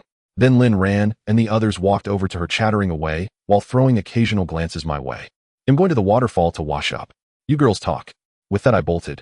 Staying any longer would only At the waterfall I was filthy, caked in mud and drenched in sweat. After cleaning myself, I also dressed the big fat rabbit. Removing the innards left plenty of meat. I used my old method to start a fire and pulled out some bamboo skewers from my backpack. One's ID whittled on the beach, perfect for skewering things. Just then the girls came over, and to my surprise the woman in stockings followed. She shot me a glare without a word. Han Yushi, Su Shiryun, and the others looked at me with strange expressions, leaving me utterly speechless. I waved the roasted meat in my hand, offering it to them. Thankfully, they didn't hold a grudge against the food, and soon all the girls gathered around the fire. We chatted briefly, but after that incident, there was still some awkwardness between that woman and me. Mostly the girls talked among themselves while I listened on the sidelines. Her name was Pei Qingya. She looked quite young with delicate features and a classic hourglass figure, curvy in all the right places. About 25 or 26, and she was actually a high school English teacher. Damn, a beauty straight out of a TV drama, and I met her on a deserted island, with such an intimate first encounter. Were you a passenger on that cruise ship too? I interrupted the girls' chatter to ask. Pei Qingya looked at me, confusion flickering in her eyes. What cruise ship? I was stunned. Lin ran, Su Shiryun, and the others were equally shocked. ID assumed Pei Qingya was another survivor from our cruise. After I mentioned the ship's name, she shook her head, pursing her lips. We might not be from the same one. A chill ran through me. Was more than one ship wrecked? Was this island truly so bizarre? Which route were you on? I asked Pei Qingya, a vague sense of dread creeping over me. It was a school field trip to Hawaii. I was leading some students on a volunteer program aboard the ship, but it hit a reef. Luckily, there was a nearby island, so we ended up here. Pei Qingya spoke slowly, taking a bite of the roasted meat. Lin ran, and the others felt a jolt. Damn, our cruise was headed to Southeast Asia. The routes were worlds apart. How did we end up here? I wiped the sweat from my brow. The meat in my hand was nearly charred. I took a bite, but tasted nothing. How did you end up here? I was still puzzled. Shouldn't everyone have gathered on the beach? A flash of anger crossed Pei Qingya's eyes. After our ship hit the reef, rescue never came. Soon our food ran out and fights broke out. The jungle was full of venomous insects and beasts. Many died. We women had no choice but to rely on those despicable men. Her voice choked up. I understood. Cut off from civilization on a deserted island with no law, might made right, especially with death looming. Many women became their playthings. Those who refused went hungry. Her eyes reddened, and she shot me a glare. No wonder she was so wary of me. I'm sorry about earlier. I didn't mean it. I heard a noise and thought it was a beast. I said awkwardly. No wonder she resented me. She had trauma. It's fine. I can tell good from bad. Pei Qingya waved her hand, her eyes sweeping over Lin ran, Su Shiryun, and Han Yushi. She struck me as quite sharp. From that small gesture, I could tell she'd judged me through them and concluded I wasn't that kind of person. I didn't want to stay there, so I left and ventured into the jungle. Pei Qingya continued. Hearing her story, I felt a mix of joy and worry. Joy that the island wouldn't be so dull. At least we weren't alone. Worry that this place was too strange, and waiting for outside rescue seemed impossible. Honestly, I admired Pei Qingya's courage, daring to venture deep into the jungle alone. Seeing her lick her lips, I quickly handed her another large piece of rabbit meat. By now dusk had fallen. The firelight flickered brightly, surrounded by the sounds of birds and insects. Where will we sleep tonight? Here. Han Yushi asked, worry etched on her face. Lin ran, and the others looked to me. After a day of trekking, the girls were exhausted. At this rate, we'd have to camp out in the jungle. I know a place. Follow me. Just as we were at a loss, Pei Qingya spoke up. I slapped my forehead. Why hadn't I thought of that? She'd survived alone in the jungle, so she must have found shelter. Lin ran, and the others hesitated, then brightened. I nodded too. Pei Qingya didn't seem malicious. After a quick tidy-up, we followed her in a certain direction. The jungle was thick with tangled vines. I led the way with an axe, clearing the path, while Su Shiryun, Lin ran, and the other 4 girls followed behind. The cave lion cub trotted along beside me. Taking in the scene, I felt a strange sense of peace. If I ever made it off this island alive, I'd write a novel to commemorate this experience. Guided by Pei Qingya, we soon reached the place Shed mentioned. It was a cave. The entrance looked small, but inside it opened up into a spacious chamber, room enough for us and a few more. Did you discover this? I asked Pei Qingya, puzzled. The cave seemed hewn not like an animal's den, but a frail woman like her couldn't have managed such work. I stumbled upon it by accident. I had no other choice. Any shelter was better than none. Pei Qingya, sharp as ever, caught the doubt in my eyes. I nodded. Night had fully fallen, and searching for another spot was out of the question. would have to stay here for them. Seeing my agreement, Lin Ran, Han Yushi, and Su Shiryun broke into relieved smiles, content despite their exhaustion from a day in the jungle, a hardship they'd never known before. The only thing troubling me was the impending darkness. Starting a fire by friction was impossible, and without it the night would be fraught with hidden dangers. Before I could dwell on it, Pei Qingya gathered some dry branches, deftly pulled out a lighter, and with a flick ignited. Ahem. I coughed, awkwardly sniffing the large eel I'd caught today. It reeked of fish. Though I'd roasted a rabbit with so many of us, no one had eaten much. On this island, we had to conserve strength. None of us knew when we'd end up in a beast's belly. I skewered the eel with bamboo sticks and handed it to the girls. The cave lion cub, probably tired, was dozing lazily on Su Xian's lap. I swear it acted more like a cat than a lion. How did you end up on this island?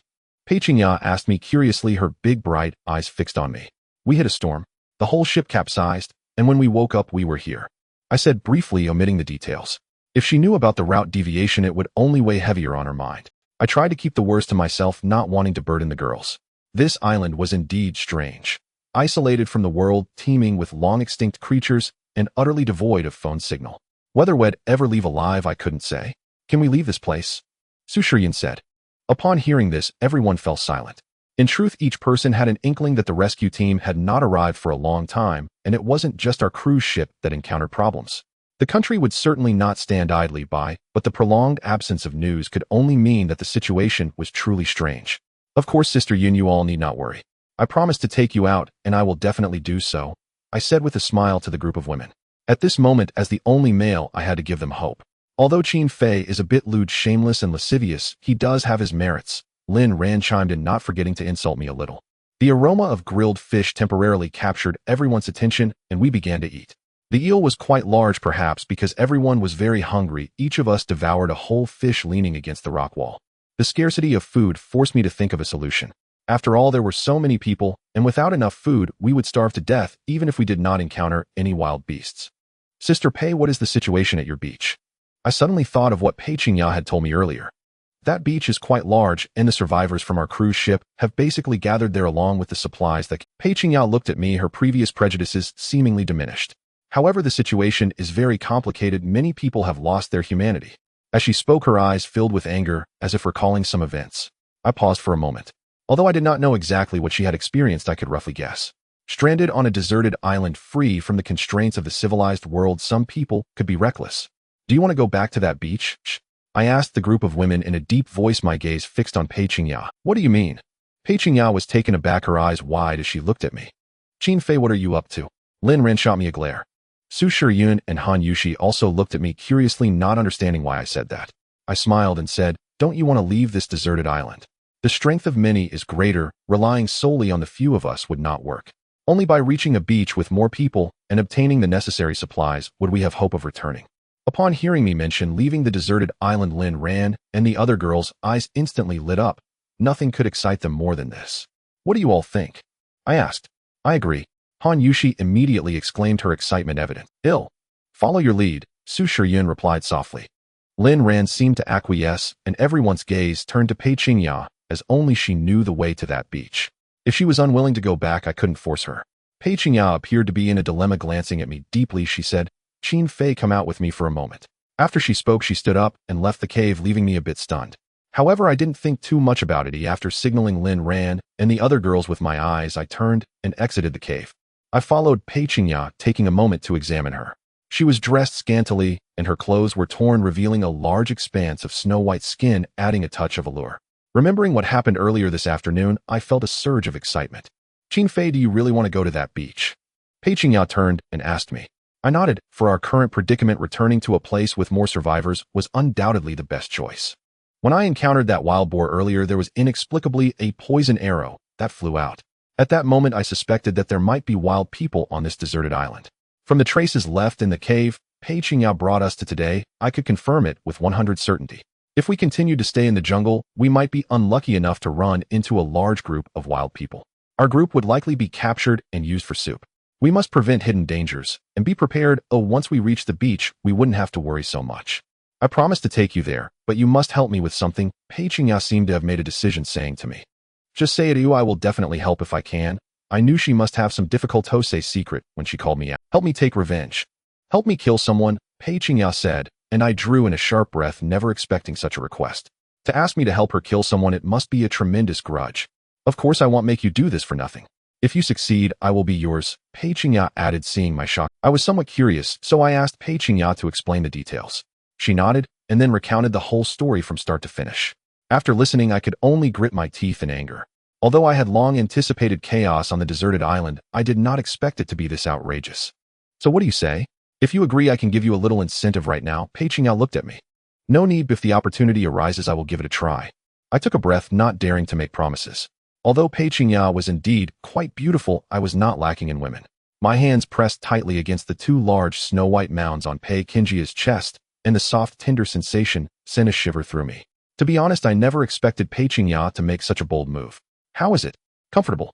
Pei Qingya said expressionlessly, her grip tightening, causing the magnificent curves before me to deform under my hands. Seeing Pei Qingya like this, I felt that if I refused her now, I would truly no longer be a man. Moreover, I already understood the strangeness of this deserted island. As time went on, killing might become a common occurrence for survival. All right, I agree to your request. I shouted, unable to bear the temptation any longer, taking the initiative to boldly pull aside Pei Qingya's black bra beneath her clothes, greedily kneading as I did so. After living with Lin Ran, Su Shiyun, and Han Yushi for these past few days, I had encountered many temptations, and now I finally had a place to vent my desires. As I caressed her, Pei Qingya's face flushed crimson, and she couldn't help but let out a soft moan. In the moonlight, her blushing face was even more enchanting, causing a certain part of me to rise in response. Ahem, it's quite late now. Let's hurry in and sleep. Just as I was about to continue, I heard a few coughs from behind me. Turning around, I saw Lin Ran glaring at me fiercely before she turned and entered the cave.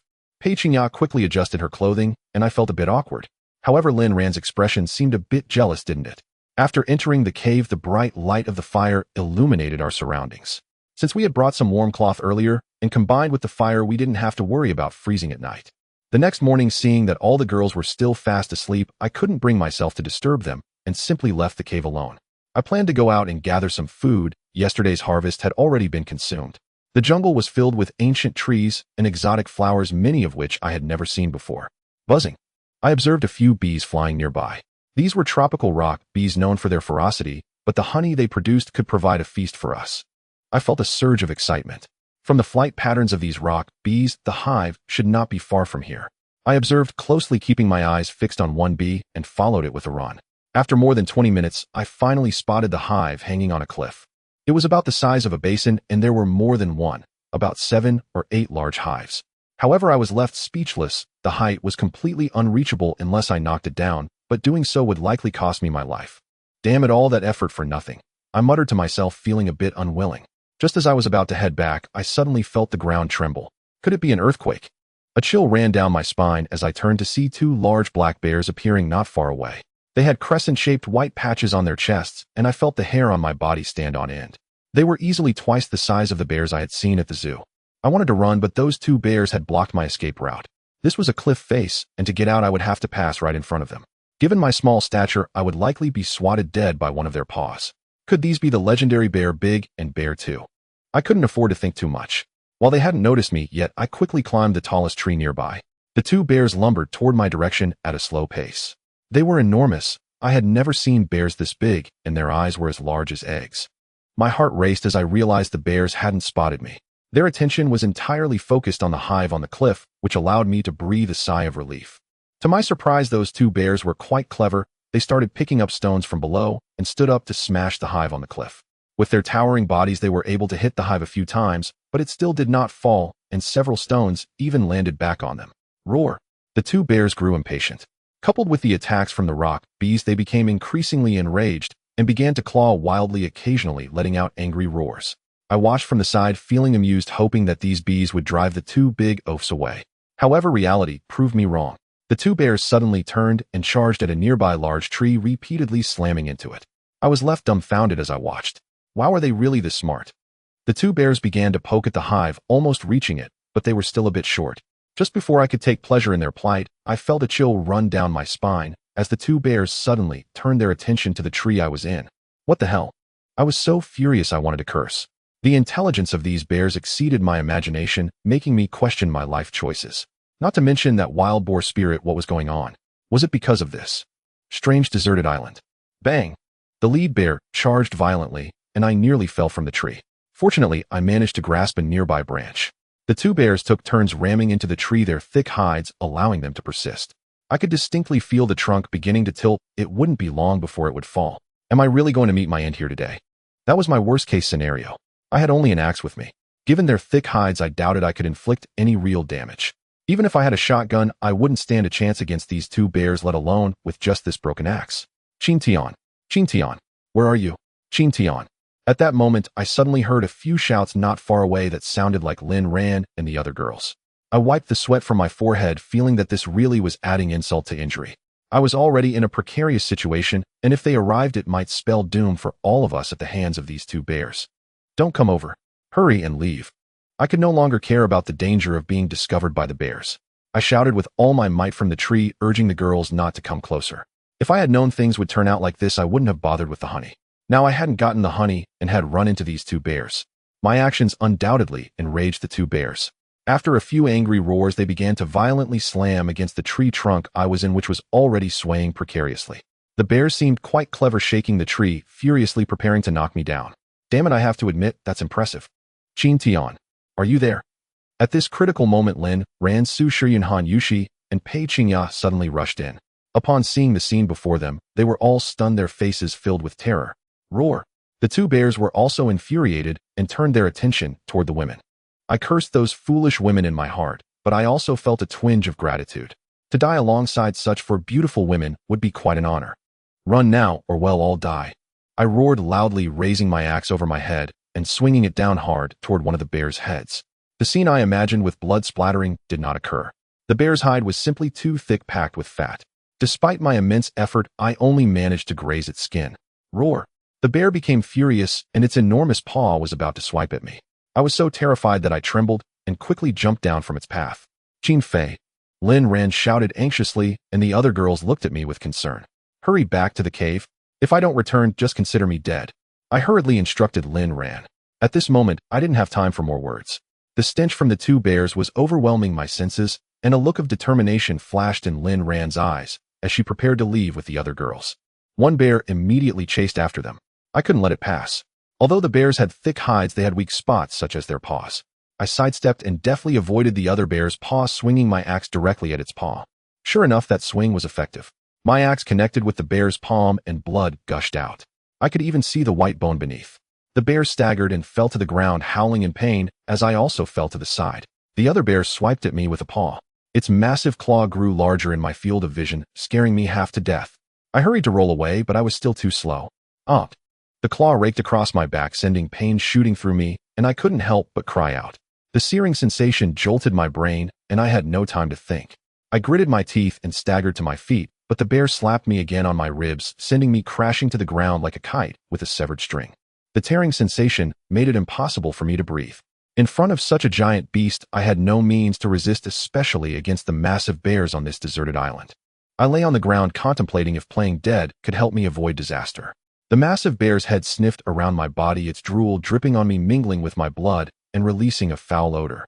Just when I thought I was about to die, a sudden whoosh sound echoed as an arrow shot out from the bushes, striking the bear on its back. Someone is here to save me. Gazing at the arrow that suddenly flew out from the depths of the jungle, I felt an overwhelming sense of gratitude. With a furious roar, the bear turned its head to look behind. I stared at the arrow embedded in its back. The force was tremendous, piercing straight through. It bore a striking resemblance to the arrow that had struck the wild boar earlier. A sharp whoosh sliced through the air. Another arrow shot forth, grazing the bear's eye. It howled in agony, clutching its face as blood gushed like a breached dam. Seizing the moment, I ignored the searing pain in my body and scrambled behind a tree trunk. The two bears bellowed in rage, wildly thrashing at the trees, making the entire forest tremble. Curiosity stirred within me. Who was this archer? From the look of things, they bore me no ill will. I had a hunch my savior was likely the wild man of this desolate island. Though he meant no harm, and had even rescued me, the timing of his intervention suggested he had been watching my every move. Being watched always left an uneasy feeling. The wound on my back drained my strength, my face pale and limbs weak. My eyelids drooped, consciousness fading, and then I slipped into darkness. Through a haze, I sensed someone turning me over, applying something to my back. A tingling numbness spread, but her face remained a blur. A moist sensation touched my lips, herbs being pressed into my mouth. I snapped open my eyes, desperate to see who it was. Wheat-colored skin, clear, innocent eyes. She seemed harmless. Startled, she let go, and I collapsed, my wound meeting the ground in a harsh embrace. Gritting my teeth against the pain, I fixed my gaze on her. To be precise, it was a woman. Clad in primitive animal hides, a bone-toothed necklace around her neck, a large bow slung across her back, she exuded a wild, untamed beauty. Even a fool could tell she was a native of this island. A wild woman, perhaps.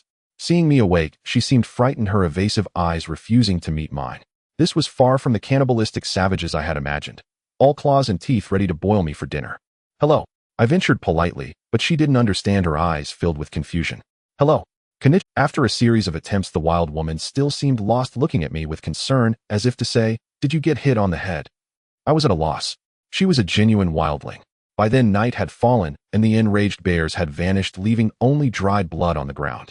I had left at dawn, meaning I had been unconscious for 7 or 8 hours. I had to return quickly, or else Lin Ran, Su Shiyan, Han Yushi, and Pei Qingyao might face danger. But I couldn't figure out this wild woman. If not for her, I would have been bare food today. Why had she saved me time? I need to go back. Will you come with me? I asked tentatively. She still couldn't grasp my words. Curse this language barrier. I resorted to gestures, and she finally seemed to understand. She relaxed, the tension easing from her face. As I tried to stand, my legs felt weak, but she steadied me. The softness of her chest pressed against my arm, sending a jolt through me, and suddenly I walked with renewed vigor. She was a wild woman, and I was taking advantage of her. She guided me through the jungle, familiar with every path, avoiding countless dangers. Along the way, she plucked various plants, crushing them in her hands and rubbing them on both of us. With her treatment, the mosquitoes left us alone. I marveled silently at her skill. Soon we reached the cave Pei Qingyao had led us to. She seemed nervous, her hands trembling as she held me. I gazed deeply into her eyes, trying to reassure her without words. Though language failed us, eyes spoke volumes. She calmed down and followed me toward the cave entrance. "Who's there?" a voice called from inside. "It's me, Qi," I replied, knowing the women must have been worried sick during my 7 or 8 hour absence. True enough, Lin Ran, Su Qingyao, Han Yushi, and Pei Qingyao rushed out. Seeing me alive, their faces lit up with joy, eyes glistening. "I knew you wouldn't die so easily," Lin Ran said, hugging me before noticing the primitive wild woman behind me. "Who is she?" Pei Qingyau's eyes widened while Han Yushi and Su Shiyan gasped. "Don't worry, I calmed them down, and we all entered the cave together." The fire illuminated the cave, and as we gathered around it, the women's attention was fixed on the wild woman beside me, curiosity etched on their faces. "She saved me today. Without her, you'd never see this handsome, charming face again," I joked, earning smiles. "Look at you." Lin Ran rolled her eyes, still smiling. "What do we do with her?" Su Shiyan asked, nodding toward the wild woman. The others looked at me expectantly. Having a wild woman in our group was unsettling for everyone. I wasn't entirely sure myself, but her skills were undeniable, and her knowledge of the island far surpassed ours. Keeping her around might be beneficial. I shared my thoughts with Lin Ran and the others, and they agreed. Still, I harbored unspoken concerns. "She doesn't speak Chinese. We can teach her," Han Yushi said cheerfully. I found it ironic, considering her own Chinese was shaky. "Let's give her a name first," Pei Qingyao suggested. As a teacher, she hit the nail on the head. I nodded. We needed some. I used gestures to convey our idea, and she nodded happily. The women chattered away, as excited as when they had named the cave lion cub. Finally, they settled on a name, Lin. Surviving the ordeal lifted our spirits, and weariness set in. Too much had happened today, piling pressure on me. I hadn't eaten all day, only drinking a few sips of water, and soon fell asleep. The next few days passed quickly. I had suggested heading straight to the beach where Pei Qingyao had stayed, but due to my injuries, Lin Ran and the others insisted I rest a few more days. Reluctantly, I agreed. To my surprise, the women quickly bonded with Lin. She didn't disappoint, excelling at hunting and foraging as if it were second nature. Most impressively, her archery skills were extraordinary, ensuring we had meat at every meal. Lin Ran and Su Shiyan were amazed by Lin's abilities and begged her to teach them.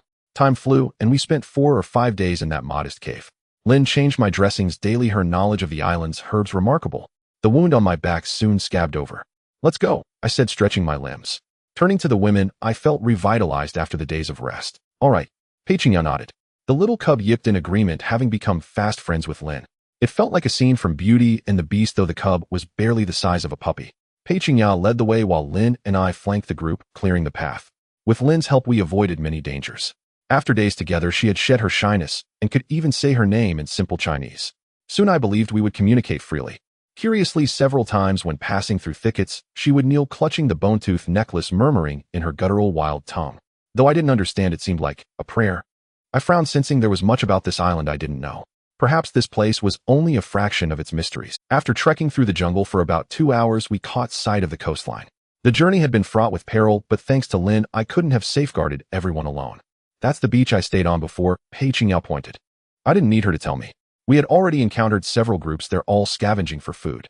A few corpses lay about, apparently killed by venomous insects. There are plenty of rock caves there.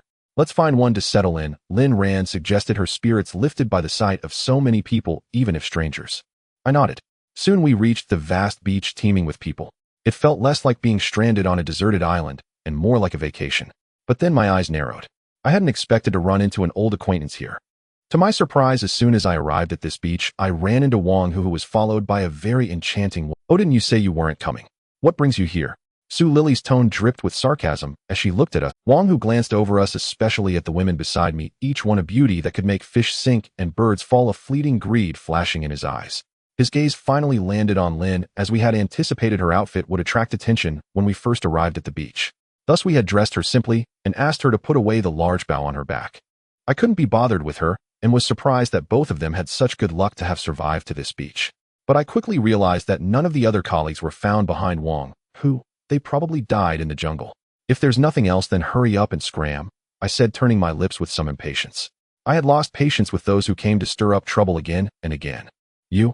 Su Lily's face flushed red, and just as she was about to say something more, she was pulled back by Wang. Wang, who looked at me with a smile and said, Qin Fei, there's no need to be so uptight. After all, we are all from the same company. Let's put our past conflicts behind us. We shouldn't dwell on them now that we are stranded on this deserted island. We should help each other out more. I looked at Wang, who in confusion, not expecting to hear such words from him. His initiative to seek peace left me bewildered. Just say what you need to say, no need to be so formal, I replied, expressionlessly, noticing that Su Lily and Lin Ran also looked particularly angry. Don't be like that. You just arrived at this beach and don't have a place to settle down, so why not come to my place? What do you think? Wang, who instead of getting angry, warmly invited us to his cave. This made me feel that Wang, who was up to something. Based on his character, he wouldn't offer us benefits without a reason. Could it be he wants to trick us? Seeing my expression change, Wang, who quickly added, Don't misunderstand, it's fine if you don't want to go. There are many caves on the beach, I can help you find one to avoid trouble. I scratched my head in confusion, preparing to outright refuse Wang Hu. But he took the lead and walked ahead, while Lin Ran, Su Shiyun, and the other women glanced at me. I nodded, indicating I would follow, ready to see what Wang Hu was up to. After all, it was still daylight, and he likely wouldn't dare do anything to us, especially with just the two of them. I had no reason to fear him. The coastline of this beach was indeed long, and there were countless caves, but the better ones were mostly occupied, leaving only some very shabby caves.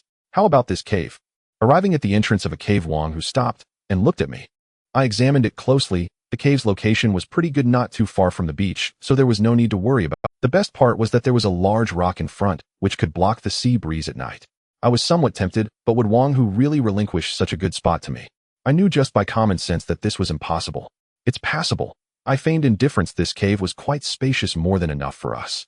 Wang Hu's face twitched, and he gritted his teeth, saying, You can live here from now on, or it'll be good for everyone. I was stunned for a moment, not expecting Wang Hu to be serious. Although I knew he was definitely plotting something, I couldn't figure it out immediately. Who goop? Su Lily shouted anxiously, but she was silenced by a fierce glare from Wang Hu. Lin Ran, Su Shiyun, and the others looked surprised, each glancing at me, naturally thinking that Wang Hu's sudden friendliness had to be suspicious. Then thank you, I replied, nonchalantly, smiling at Wang Hu before leading Lin Ran, Han Yushi, and the other girls into the cave. Qin Fei, you all continue with your tasks. I'll come find you later. Wang Hu smiled, patting my shoulder. I nodded, understanding the importance of the moment, and then he left with Su Lily. Watching their figures gradually fade away, I frowned, wondering what Wang Hu was planning. Could this be genuine? Lin Ran glared at me with wide eyes, asking, He must be up to no good. Let's find a place for ourselves. Han Yushi expressed her concern, having had previous encounters with Wang Hu and knowing he was a cunning and treacherous person. I shook my head and reassured the girls, saying, It's fine if this place is quite good. Well, just stay here. The girls wanted to say something more, but seeing my confident demeanor, they held their tongues and began to arrange I tucked the little creature into my backpack, fearing that others might take a fancy to it. As we were on a deserted island without any firearms, the value of a lion would be immeasurable. The cave was quite spacious. At this time, it was probably around 3 or 4 in the afternoon. To avoid getting cold at night, I took an axe and gathered some dry firewood. Pei Qingyao followed me, gathering a lot of dry grass, as the cave floor would be very cold, and laying down some grass could provide warmth. Lin had said little along the way, likely because it was her first time seeing so many strange people. Most of the time she trailed behind me. Can you catch fish?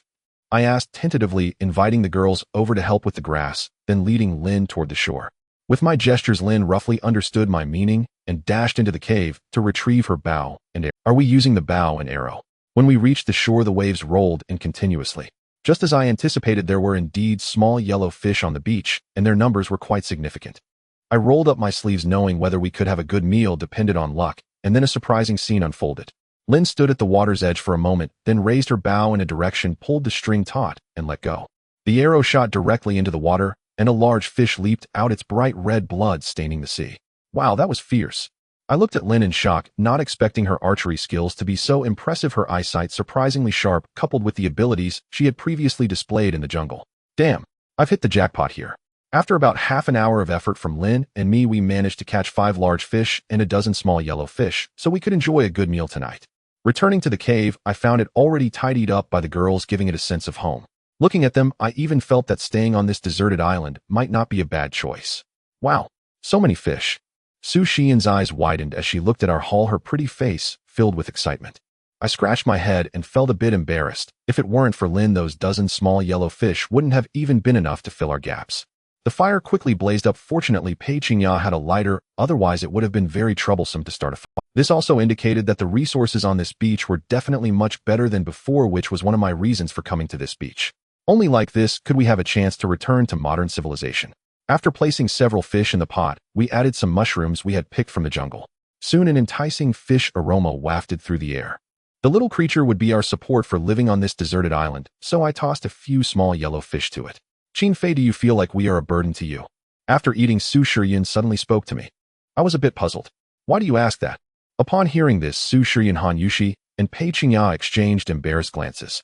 I cleared my throat, looked at them with a smile, and said, don't think too much. As long as I am alive, I will definitely bring you back. Just don't forget me when the time comes.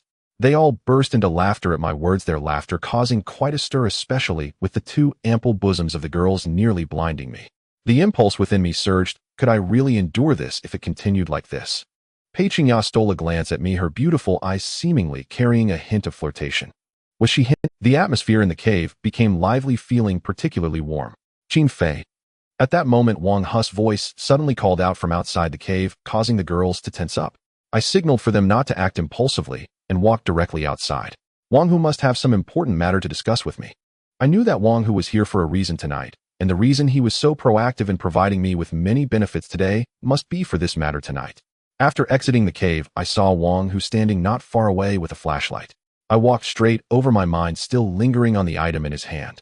Qin Fei, did you sleep well in the cave? The sound insulation is excellent, so don't worry. Wang Hu said cheerfully, a lewd smile on his face, and I couldn't help but grasp his meaning. Just tell me what you need to say. It's getting late, and I need to go back to sleep. I replied to Wang Hu without explanation, my tone less cold than before, as I had accepted his benefits. Wang Hu rubbed his nose and leaned closer to me, saying, Qin Fei, I came here this time to make money with you. Make money? I found this somewhat puzzling. On a deserted island, it wouldn't matter how much money you had. You just arrived at this beach and don't know how things work here, Wang Hu said with a smile, waving his hand. I shook my head, signaling him to stop rambling and get to the point. Seeing my interest, Wang Hu nodded and continued. That cruise ship ran aground, and a large hole was made in the bottom of the hull. The key point is that the cruise ship is not far from our beach. Just think about the supplies on that cruise ship. If we can swim over, everything will belong to the 2 of us, Wang Hu said, becoming a bit excited. What he said made me feel a bit tempted. After all, on a deserted island, supplies are incredibly scarce, and the items on the cruise ship were a massive temptation for us. Is this such a good thing that only you know? Why hasn't anyone else thought of it? I scoffed, not fully believing his words, thinking he might be setting a trap for me. Moreover, everyone who survived on this beach should know about the cruise ship. Wang Hu replied, of course they know, but this season coincides with the breeding season for tiger sharks, and there are many tiger sharks in that area. Hearing Wang Hu say this, I immediately rolled my eyes. It wasn't that I didn't believe him, but if there were sharks going to gather supplies could easily result in nothing, or worse, being eaten by sharks. Then why go at all? I retorted, feeling like he had wasted a lot of my time. Cough, don't say that. Fortune favors the brave, Wang Hu said. Wang Hu looked at me and said, it is dangerous, but the cruise ship is about to sink. If we don't take a chance now, everything on that cruise ship will truly be lost. Hearing this, I felt a bit hesitant. I was indeed reluctant to let it go. After all, the supplies on a cruise ship are a huge temptation for anyone on a deserted island. This is happening in the next couple of days. If we don't act, it will likely sink. Many people are already getting ideas, and they've prepared rafts and such. Wang Hu continued. You want me to go, don't you? I felt that this guy was constantly trying to tempt me, clearly having ulterior motives. Wang Hu shivered, looking a bit guilty, and said, Of course not. I specially came to share such a good thing with you. Let me think about it. I nodded at Wang Hu. Seeing my agreement, he immediately smiled, though it quickly faded. I touched the flashlight in his hand and said, This is quite bright. It's yours. Wang Hu gritted his teeth and reluctantly handed me the flashlight. I smiled and thanked him. You can come and take a look tomorrow. I'm heading back now, Wang Hu said, and left directly. I played with the flashlight in my hand, a smile unconsciously appearing on my lips. Daring to trick me, prepare to face my wrath. Upon returning to the cave, the few girls were deep in conversation, looking quite excited, but quieted down when they saw me return. Wang Hu didn't make things difficult for you, did he? Lin Ran asked me. I shook my head, signaling that everything was fine, but recalled what they had been discussing earlier. Indeed, we are on this deserted island now and may never return. Relying solely on my strength, it's impossible to sustain everyone. They must have the ability to survive, so I need to teach them some skills to share the burden and give them more self-protective capabilities. Thinking from the worst perspective, even if something happens to me one day, they won't easily die on this desert. Starting tomorrow, we will cooperate and share duties. I said, seriously, looking at the few girls. You and Jie Yushi, you two will be responsible for cooking, guarding the home, and managing our daily life, including food. I said, based on their performance in the past few days, they were the most suited for this job. All right, They quickly agreed. My intention was also to consider them, so they wouldn't feel like they were just burdens and had contributed nothing. Lin Ran, Pei Qingya, you two will be responsible for gathering firewood and warm items, as well as taking shit. I instructed. Lin Ran immediately looked displeased, glaring at me angrily, but upon seeing my serious expression, she didn't dare to argue. Lin and I will be responsible for hunting. Currently, only Lin and I have the ability to hunt. Bringing the girls along would only be a burden and distract me from taking care of them. After stating all this, everyone nodded in agreement with my plans. However, I knew Lin Ran was definitely feeling uncomfortable about it. At this moment, many people have started to launch bamboo rafts, seemingly preparing to covet the abundant supplies on the cruise ship. I did not hesitate much and returned to my cave, directly taking Lin with me, axe in hand, to chop a few trees. If we want to go to the cruise ship, swimming over is simply impossible. We need to make a bamboo raft and also consider the danger of encountering sharks. From the behavior of those people this morning, it seems that Wang Hu's words must be true, otherwise they wouldn't have hesitated for so long. What do you want to do? Lin ran over to help, not knowing what I was up to. Making a bamboo raft. I replied without going into detail. If she knew I was going to the cruise ship and the risk of shark attacks, she would definitely try to stop me. Lin Ran found it a bit strange, but seeing that I had no intention of elaborating, she did not press further. The trees needed to make the raft were quickly gathered. What was most needed now were particularly sturdy vines to tie all the cut trees together. Lin quickly understood my intention and entered the jungle alone. After about 10 minutes, she came back with a large handful of purple vines I had never seen before. They weren't very thick, but had excellent toughness. I was already accustomed to the surprises Lin brought me. I quickly used the vines to tie up the trees, creating a very simple bamboo raft. After a simple test, I felt there were no major issues. At this moment, a few figures approached from a distance, including Wang Hu. Qin Fei, let's set off this afternoon. Some people have already reaped a lot of benefits. There are even fire axes and tools inside. Wang Hu said cheerfully to me, and behind him was a man with hawk-like eyes, giving me a rather cunning impression. His name is Su Wendong. Having more people is better for support. Wang Hu noticed the confusion in my eyes and quickly introduced us. Hello, my name is Qin Fei. I shook. From now on, we are all brothers. As long as we stand on the same front, we can get some of the supplies on the cruise ship. Wang Hu said. When he came to find me earlier, he had already explained the major factions on this beach. To monopolize the supplies on the cruise ship, one must have strength. This was also the main reason Wang Hu sought me out. He valued my strength, which is why he brought me along. However, I knew that the barrier between us still existed. We were currently in a simple relationship based on interests. Any conflict could shatter the pleasant conversation in an instant. We went back to prepare and were ready to set off. The earlier we go, the more we could obtain. Wang Hu said, and then the two of them turned to leave. I also returned to the cave and called the girls over, saying to them, You all know about the cruise ship, right? Lin and I need to go over. You all wait for me here. I looked at them seriously. The supplies on the cruise ship were far too important, and I had to take the risk. Upon hearing this, Pei Qingya's expression instantly changed. The other girls didn't quite understand what was going on, but seeing my serious expression, they immediately realized there was danger. Before they could start persuading me, I interrupted them. I felt it was necessary to establish my authority, otherwise if I hesitated every time it would delay things even though I knew they meant well. In the end, seeing my resolute attitude, the girls had no choice but to nod in agreement. It's fine, Obi. I smiled at them, feeling somewhat confident, though I valued my life very much. Going their weapons were essential. I asked Lin to prepare a few extra arrows just in case we encountered any. To keep Wang Hu in check, I also took a fruit knife. I gave the axe directly to Lin and the others since it was too heavy and inconvenient to use in the water. After waiting at the designated spot for a while, I soon saw Wang Hu and Su Wendong rowing a bamboo raft with 4 or 5 women. You only brought one person. Wang Hu looked at Lin behind me with some surprise. I ignored him and directly told him not to waste time, and we headed towards the cruise ship. Damn it, hurry up and row. Those who slack off today won't get to eat.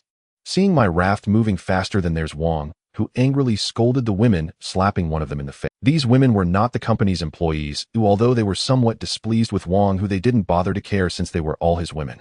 Wang Hu's raft was much larger than mine, but it seemed a bit too heavy and was difficult to row.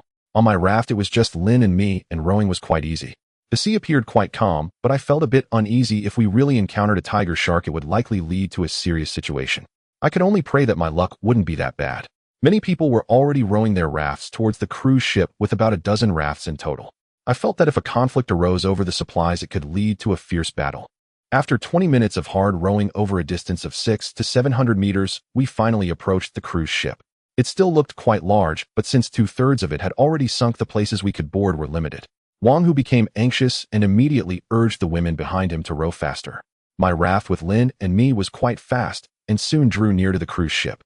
At this moment, those who had arrived before us were already climbing aboard, weapons in hand, preventing others from going up. I understood why they were doing this. The resources on the cruise ship were limited, and naturally, everyone wanted to divide them more. Wang Hu was extremely anxious, especially upon seeing me board. Among the 5 groups that successfully boarded the cruise ship, there was a bald-headed group that seemed the most powerful, accompanied by 3 men and 4 or 5 women. My group was the weakest. Making it onto the cruise ship was purely by luck, and the others were all watching me and Lin with hawkish eyes. Qin Fei, pull us up, don't forget us. Wang Hu became anxious and shouted at me, fearing I would leave them behind.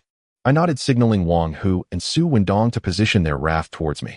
I wasn't pitying Wang Hu. After all, the people on the cruise ship didn't seem to be good-natured, and there was a chance of blackmail.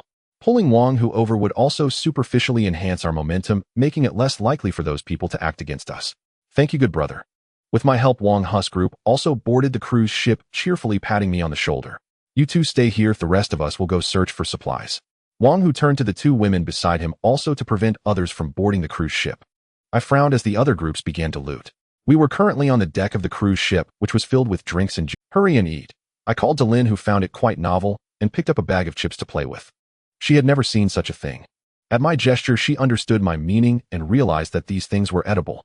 After such a long time, I finally indulged in a little treat. The others looked at me with disdain, thinking I was someone with no great ambitions. Having finally boarded the cruise ship, I was actually not rushing to loot supplies. After a while, I was ready to take Lin down to loot supplies, but I stumbled as something metallic was pressed under the It turned out to be a fire axe. I couldn't help but smile. Happiness always comes so suddenly. On a deserted island, the role of a fire axe is crucial. After calming my emotions, I followed Lin behind their group. The rooms below the cruise ship were numerous, but many had already been looted, likely by those who came before us. To obtain more abundant supplies, we had to continue going deeper. For some reason, I felt something was off about Wang Hu and Su Wendong. The other 5 groups entered the cruise ship's warehouse, searching each room one by one. Based on Wang Hu's earlier performance, he would surely be looting supplies frantically. But why did those 2 seem quite relaxed, as if their route had been previously planned? A sense of foreboding surged within me. Although I couldn't pinpoint what was wrong, I had an uncomfortable feeling. Stop for a moment. I shouted to Lin, who understood my meaning and looked at me with some confusion. I recalled all of Wang Hu's previous conversations with me, even his expressions, and felt increasingly puzzled. At that moment, a sudden gunshot rang out. My heart lurched, and I quickly pulled Lin, who looked puzzled, to a secluded spot. Damn it, I knew it wouldn't be so simple. How could Wang Hu possibly offer me so many benefits without a catch? After hearing the gunshot, it wasn't just me who was startled, the others turned pale as well. I furrowed my brow, realizing I should have anticipated this. On such a large cruise ship, the captain would definitely have firearms. On a deserted island, whoever possesses a gun, such a modern weapon, could practically claim dominion. Damn it. I cursed, this kid is truly insidious.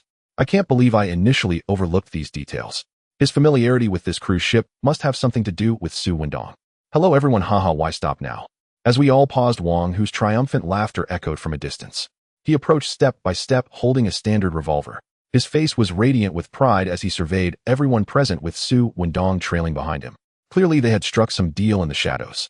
My friend, you've made quite a haul. How about I trade you this revolver for a few flashlights and a deer? A bespectacled man cheerfully addressed Wang, who his eyes greedily fixed on the gun, filled with avarice, as if he was determined to acquire it. I had heard from Pei Qingya that this bespectacled man was named Yang Yun. He was not to be underestimated on the beach, as evidenced by the supplies he just offered for trade. Are you an idiot, or am I? You think you can have my gun? Wang Hu disdainfully glanced at Yang Yun, blowing air into the dark muzzle of the gun before slowly aiming it at him. With Wang Hu's finger pointing at him, Yang Yun's face turned ashen, as if he had just eaten something foul. If he said even a few more words, Wang Hu might reward him with a bullet, sending him straight to meet the king of hell. You know what to do, right? Is your life worth more than supplies?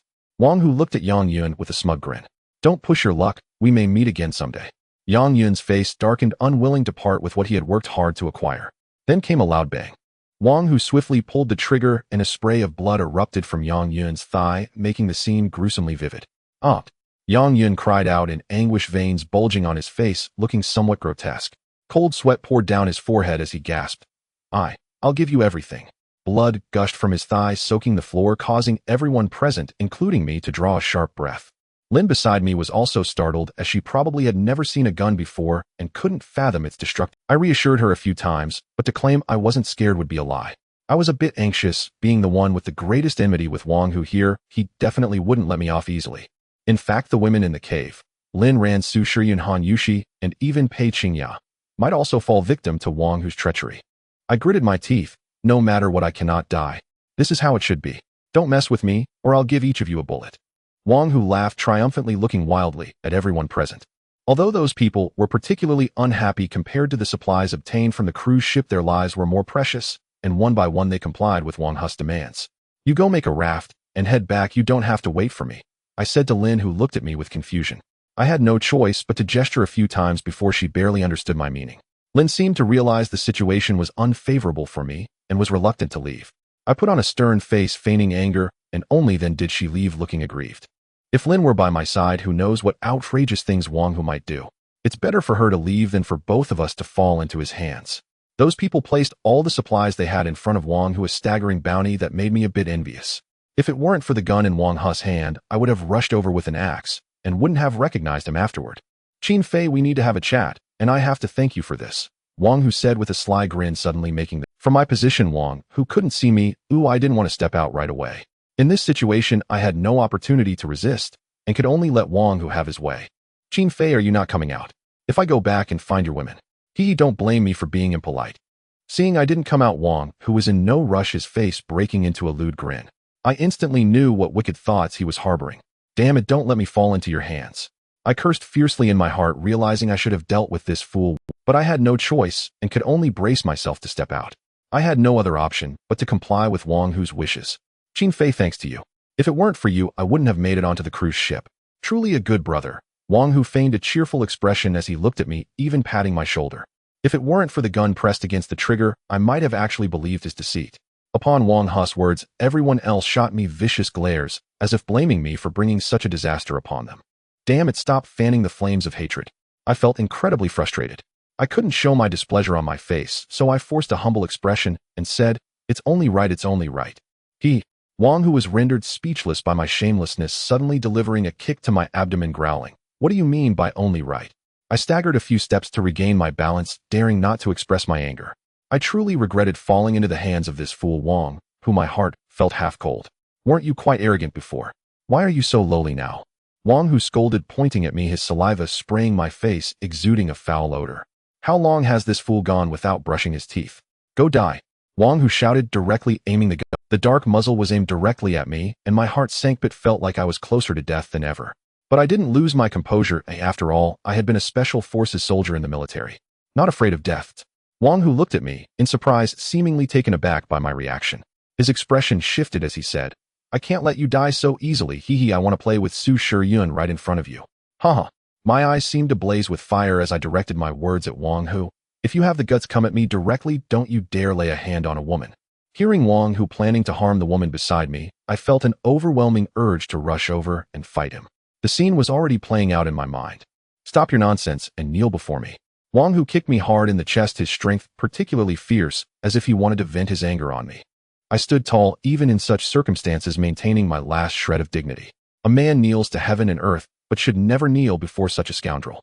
Seeing my defiance, Wang Hu instantly grew furious and kicked me a few more times. Just as he was about to continue, he was stopped by Su Wendong, who stood nearby. That's enough, let's deal with him later. We need to go back and get these supplies onto the bamboo raft now, Su Wendong said, furrowing his brows at Wang Hu. Wang Hu nodded, but not before kicking me one last time, warning me to behave. The women behind him then started moving all the plundered supplies onto the deck of the yacht. Thank you all for your help, but once we return, I will express my gratitude one by one, Wang Hu said, looking at all of us as he loaded the supplies onto his bamboo raft. Everyone was gritting their teeth in anger, wishing they could rush over and fight Wang Hu, but no one dared to step forward, especially after witnessing Yang Yun's fate, which served as a dire warning. The most important thing on this deserted island was survival. Without life, what good were these supplies? Seeing the smug expression on Wang Hu's face, I knew that once we returned to the beach with the gun, he would have Wang Hu's gaze swept over everyone, lingering on me for a moment with a mocking glint in his eyes. I couldn't fathom why he hadn't killed me out. Perhaps he intended to torment me later. Qin Fei, where's your girl? Why isn't she here? Wang Hu asked. I frowned and didn't respond, which made him feel humiliated. He coldly said, jump off here. If you reach the beach before me, your woman might have a chance to live. Damn it. I looked at the sea. Although it was only 600 to 700 meters to the beach, the main concern was the tiger sharks. Was he trying to get me killed? What? Not willing. Wang Hu's eyes were filled with disdain as he raised the gun in his hand, aiming it at me. I sighed and without hesitation jumped off the yacht, praying my luck wouldn't be that bad. The icy seawater shocked my skin as Wang Hu and Su Wendong gradually moved the supplies from the yacht onto the wooden raft, filling it to the brim, then paddling toward the beach. I frowned. It was obvious that Wang Hu and Su Wendong had plotted this. At my swimming speed, I wouldn't be able to reach the beach before them, putting Lin Ran, Su Shi, and Han Yushi and Pei Qingya in danger. The other groups had also boarded their wooden rafts one after another, all watching me with glee. I could hardly be bothered to respond to them. Following behind them, my eyes narrowed as I spotted faint traces of blood on one of the rafts, a chill running through my heart. Blood. I need not mention how sensitive tiger sharks are to blood. Everyone knows that even a tiny drop of blood can be sensed by sharks hundreds of meters away, not to mention there's a whole school of tiger sharks nearby. A sense of foreboding washed over me. The blood must have come from Yang Yun's raft, Wang, who had likely shot him in the thigh earlier.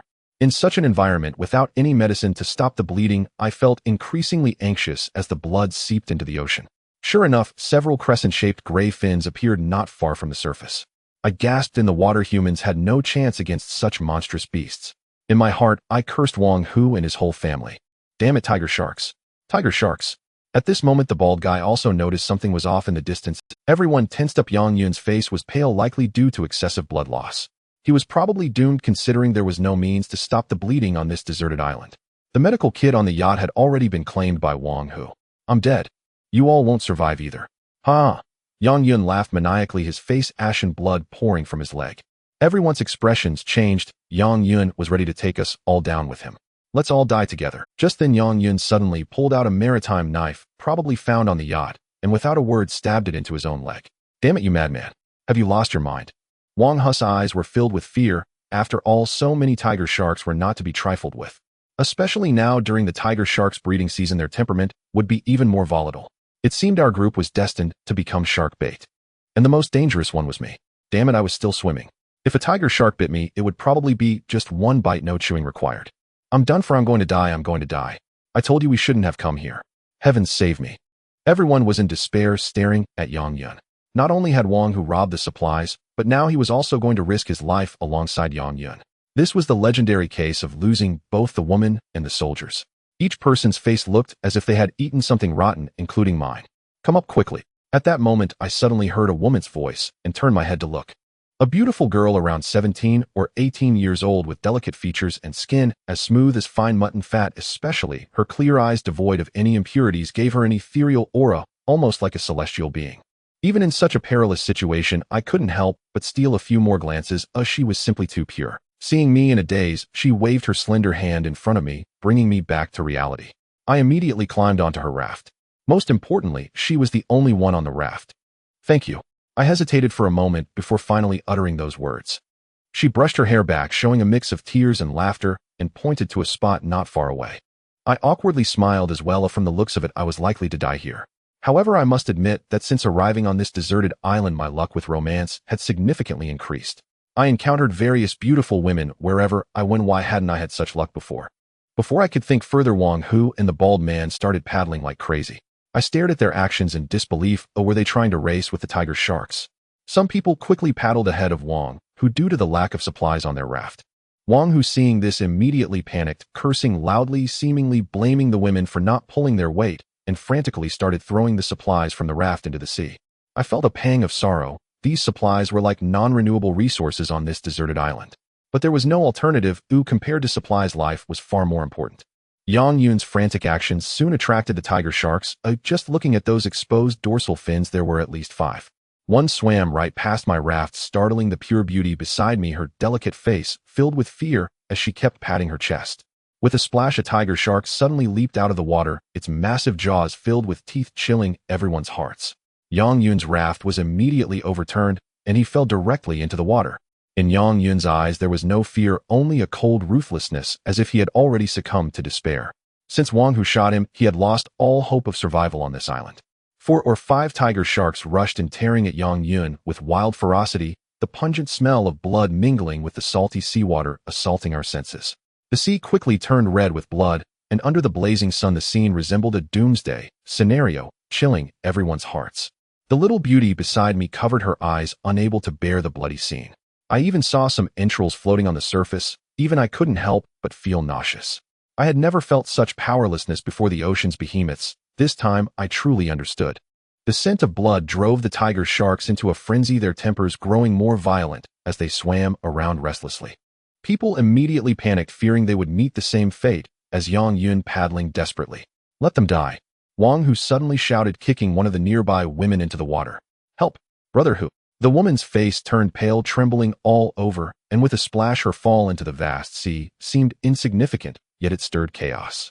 The tiger sharks seemed to have found their target, swimming madly towards her, the bloody scene replaying itself. Wang Hu's eyes held no compassion, as if he deemed this situation trivial. I felt a chill in my heart. After so many days on the deserted island without any rescue, I never expected humanity to twist to such a degree. In civilized society, while Wang Hu might have had some flaws in the company, he surely wouldn't have been so cold-hearted, transforming into a murderous executioner. Jump in yourselves, don't make me shoot. Wang Hu pointed at a few people not far away, waving his gun, making his intentions clear, that he wanted the ones in front to sacrifice themselves. Wang Hu, don't go too far. The bald man said, darkly warning them. Even a rabbit will bite when cornered. Wasn't Wang Hu clearly leaving them no way out?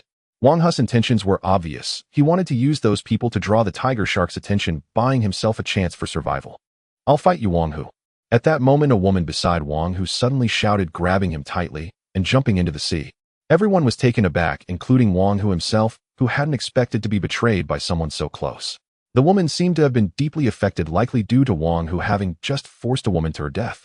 She felt she might also be killed by Wang Hu and decided to sever ties, thinking that since she was doomed anyway, it was better to die together. Crazy woman, let go of me. Wang Hu cursed as the waves rocked the raft. With the woman clinging on for dear life, Wang Hu's large frame struggled to break free from her grasp. The woman was too close to Wang Hu, clutching the gun he held, preventing him from exerting any force. Su Wendong came over to help, but the woman seemed genuinely desperate. The two big men were actually at a disadvantage. Wang Hu's fists kept pounding down on the woman's head, her hair becoming disheveled. I felt a twinge of sympathy. Wang Hu was truly inhumane. Damn it, trying to kill me. I was going to keep you around for some fun, but if you're seeking death, don't blame me. Wang Hu broke free from her grip, cursing fiercely. He grabbed her by the neck, showing no signs of mercy in his eyes. The woman struggled desperately, her eyes starting to turn white. Just then a tiger shark crashed into the raft, where Wang Hu and Su Wendong were, the massive creature making the raft seem weak. Everyone on Wang Hu's raft tilted sharply, causing him to loosen his grip. Although the woman escaped Wang Hu's clutches, she also fell directly into the sea. Wang Hu nearly fell in as well, half of his body submerged in the water. Luckily, he managed to grab hold of a vine on the raft, scrambling back onto it. But the most critical issue was that his handgun had fallen into the water. I felt a surge of joy. Without the gun, Wang Hu was a fool, and I could take down as many as he sent my way. What do we do now? The little beauty beside me asked. I didn't even know how she had ended up here. I hadn't seen her on the cruise ship. She must have been blocked outside by those who boarded earlier. I frowned. The situation was dire, and I had no idea. The cold sweat on my forehead revealed just how tense I was. Now trapped in the sea by this group of tiger sharks, if I died, how would Lin Ran and the other girls survive on the deserted island? Wait, don't be afraid. I forced a smile at her. All I could do was self-comfort. I couldn't panic at this moment. That would only make things worse. The worst-case scenario was just death, and at least I had a beauty accompanying me. I had never even had a boyfriend. Oh, I should have listened to my grandfather and not sneaked out. The little beauty looked a bit down, pouting her cherry-like lips, and with her exquisite features, she had a unique charm. Her skin looked so delicate that I couldn't help but want to pinch it. It's fine, let's just chat, I said to her, truly amazed at myself. In such a bloody scene, I still had the mood to chat with someone. The little beauty was amused by me, rolling her eyes in disbelief. My name is Lei Meng, what's yours? The little beauty looked at me with her sparkling big eyes. To be honest, it was the first time I had seen such a pure and flawless beauty. Her name was also lovely. Qin Fei, I replied, the surrounding blood water appearing very striking. Lei Ming and I sat on a small raft cheerfully chatting. This scene was we talked a lot. She was likely a passenger on the same cruise ship as Pei Qingya. She mentioned she was accompanying her grandfather for an archaeological event abroad, but unexpectedly during the voyage the cruise ship encountered trouble. Wang Hu's expression turned somewhat grim. Losing the gun that fell into the water was a significant blow to him. Without this firearm, he had lost his deterrent power. Moreover, his previous arrogant behavior on the cruise had offended several factions. Once he returned to the beach, he would face their retaliation. Seeing Wang Hu's face twisted in disgust, I couldn't help but feel a sense of amusement. No one expected the situation to turn so abruptly. Wang Hu's mind was likely shrouded in darkness now. Wang Hu, weren't you quite arrogant? Now that you've lost your handgun, what can you do? At this moment, the bald man couldn't contain his laughter, staring intently at Wang Hu. Without the handgun, Wang Hu was nothing on this deserted island. Once he returned, I estimated that he wouldn't even need to lift a finger. Those people would beat him to a pulp. It was all a misunderstanding. The supplies fell into the sea and I didn't retrieve anything. Even if I didn't rob your supplies, the result would likely be the same. Wang Hu looked awkwardly at the crowd. He wasn't foolish and realized that his greatest reliance was now gone, causing him to lower his attitude towards these people. Right now, he really doesn't have the ability to offend anyone, otherwise he would likely die a miserable death. If you hadn't shot and injured Yang Yun, would he have gone down with us? The bald man completely ignored Wang Hu. If it weren't for Wang Hu's actions, they wouldn't have encountered these tiger sharks at all. Wang Hu was momentarily speechless, knowing he had deeply offended this group. Upon reaching the beach, he didn't know how to face them. Furrowing his brows, he said, talking about these things now is useless. We should think about how to escape the jaws of these tiger sharks. As for future matters, we can discuss them later. Wang Hu was just buying time. So many had perished at the mouths of these tiger sharks, and the sea was already stained red. From afar, I could see the people on the beach seemed to have noticed something was wrong. Pei Qingya had previously mentioned that they had suffered losses from these tiger sharks when they arrived at this beach. The people on the beach must be extremely anxious, but for now they had no way to act. However, there were some who had managed to paddle over on wooden rafts. My eyes sharpened, and I immediately spotted a familiar figure carrying a large bow and rowing a raft towards us. Damn, it's Lin. Is she coming to save me? It's impossible not to feel moved. I never expected she would come to my rescue, that silly woman. Thinking of how Lin had saved me several times, I felt overwhelmed with emotion. She was just a native on this deserted island. Oh, why was she so kind to me? To even risk her life to save me, I felt puzzled. It had always been a mystery in my heart. If Lin weren't genuinely innocent, I would suspect she had ulterior motives for getting close to me and being so nice. I wasn't confident enough to think that the charm I exuded could attract a stranger like a wild woman. What's wrong? Lei Yiming noticed my strange expression and asked me with some confusion. I waved my hand, smiled to indicate that everything was fine, and then looked up at the sky. Unknowingly, we had been stranded at sea for 4 or 5 hours, and it was already time for the tide to rise. The sea breeze blew in, dissipating the smell of blood. The tiger sharks were no longer as frenzied, but the sea surface still remained crimson, telling the tale of what had just transpired.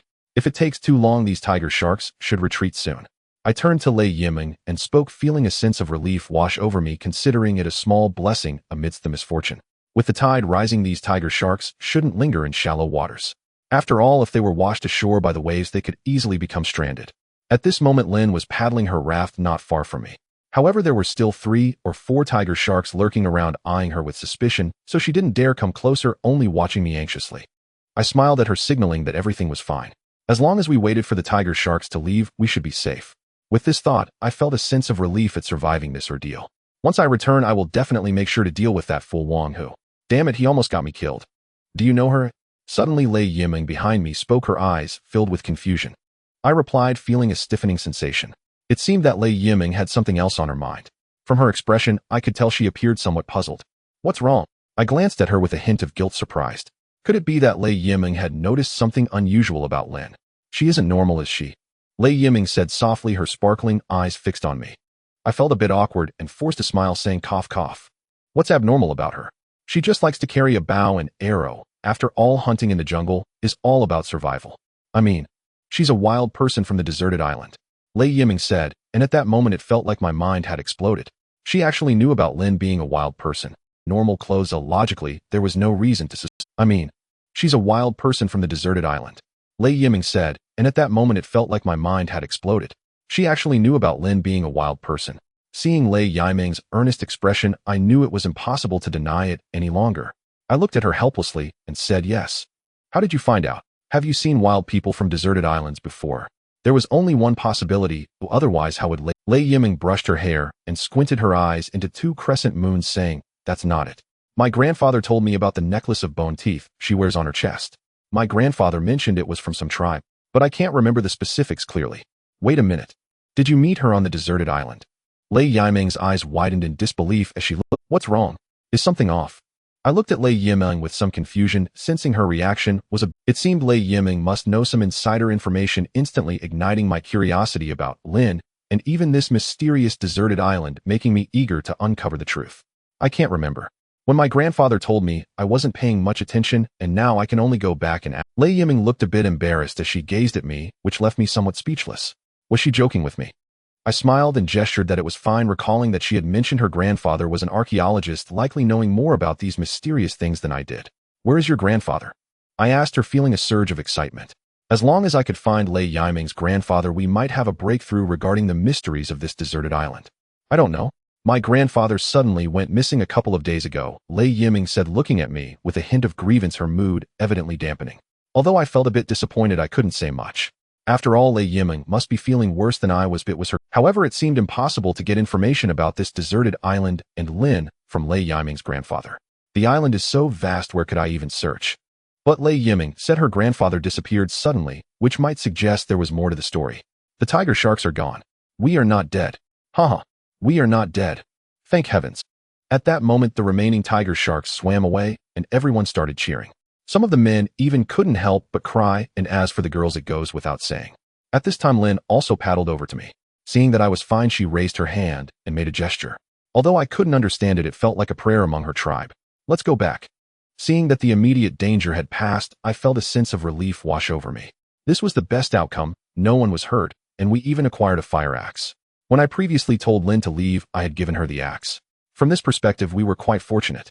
While we didn't gain much, it was still better than having nothing. The most regrettable part was the supplies that fell into the sea.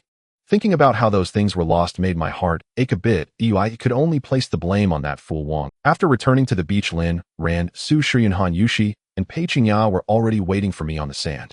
Seeing me return with Lin, their worried hearts finally eased. You idiot. I told you not to go, yet you went anyway. What would we have done if something happened to you? Lin Ran's voice was laced with tears as she scolded me, her eyes reddening. Su Shiyanhan Yushi and Pei Qingya also had red eyes. After all, I had been adrift at sea for so long, almost losing my life there. I'm sorry. I looked at them with a hint of apology, understanding my position in their hearts, and realizing that I had been a bit presumptuous this time, thinking Wang, who wouldn't stir up any trouble, only to have almost capsized myself. If you act recklessly like this again, I'll beat you up. Lin Ran angrily marched over and pinched my knee. I immediately begged for mercy, and then turned to point at Lei Yiming, saying to them, a friend, if it weren't for her, I might have ended up as shark food. What I said was no lie. If Lei Yiming hadn't pulled me up at the critical moment, I would have likely become a meal for the sharks, and I was deeply grateful. After hearing what I said, Lin Ran, Su Shiyanhan Yushi, and Pei Qingya finally noticed Lei Yiming behind me and expressed their gratitude. After introducing ourselves, we were acquainted. I then said, let's stay and have dinner together. Lei Yiming nodded, her sparkling big eyes darting around the group of girls before she flashed me an incomprehensible smile, making even a big man like me feel a bit shy. You brat, getting so many women on this deserted island, do you really think you're an emperor now?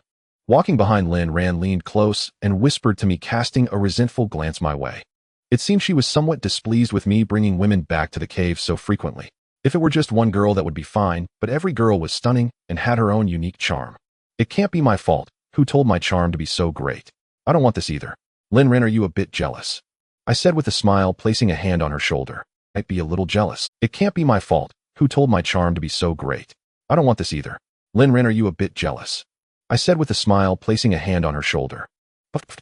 Look at your demeanor, who would be jealous? Lin Ran blushed slightly at my words, her pretty face quickly turning rosy, adding to her charm, which left me a bit entranced. Feeling a bit embarrassed under my gaze, Lin Ran dropped her head and slipped away. Seeing her in that coy manner made my heart flutter. Feeling a bit embarrassed under my gaze, Lin Ran dropped her head and slipped away. Seeing her in that coy manner made my heart flutter. With so many stunning girls coupled with my physique, in a year or so, having a bunch of chubby babies wouldn't be a problem. Ahem. Just thinking about that scene made me feel a bit bashful. Although I was daydreaming, the likelihood of such a scenario happening was still very low.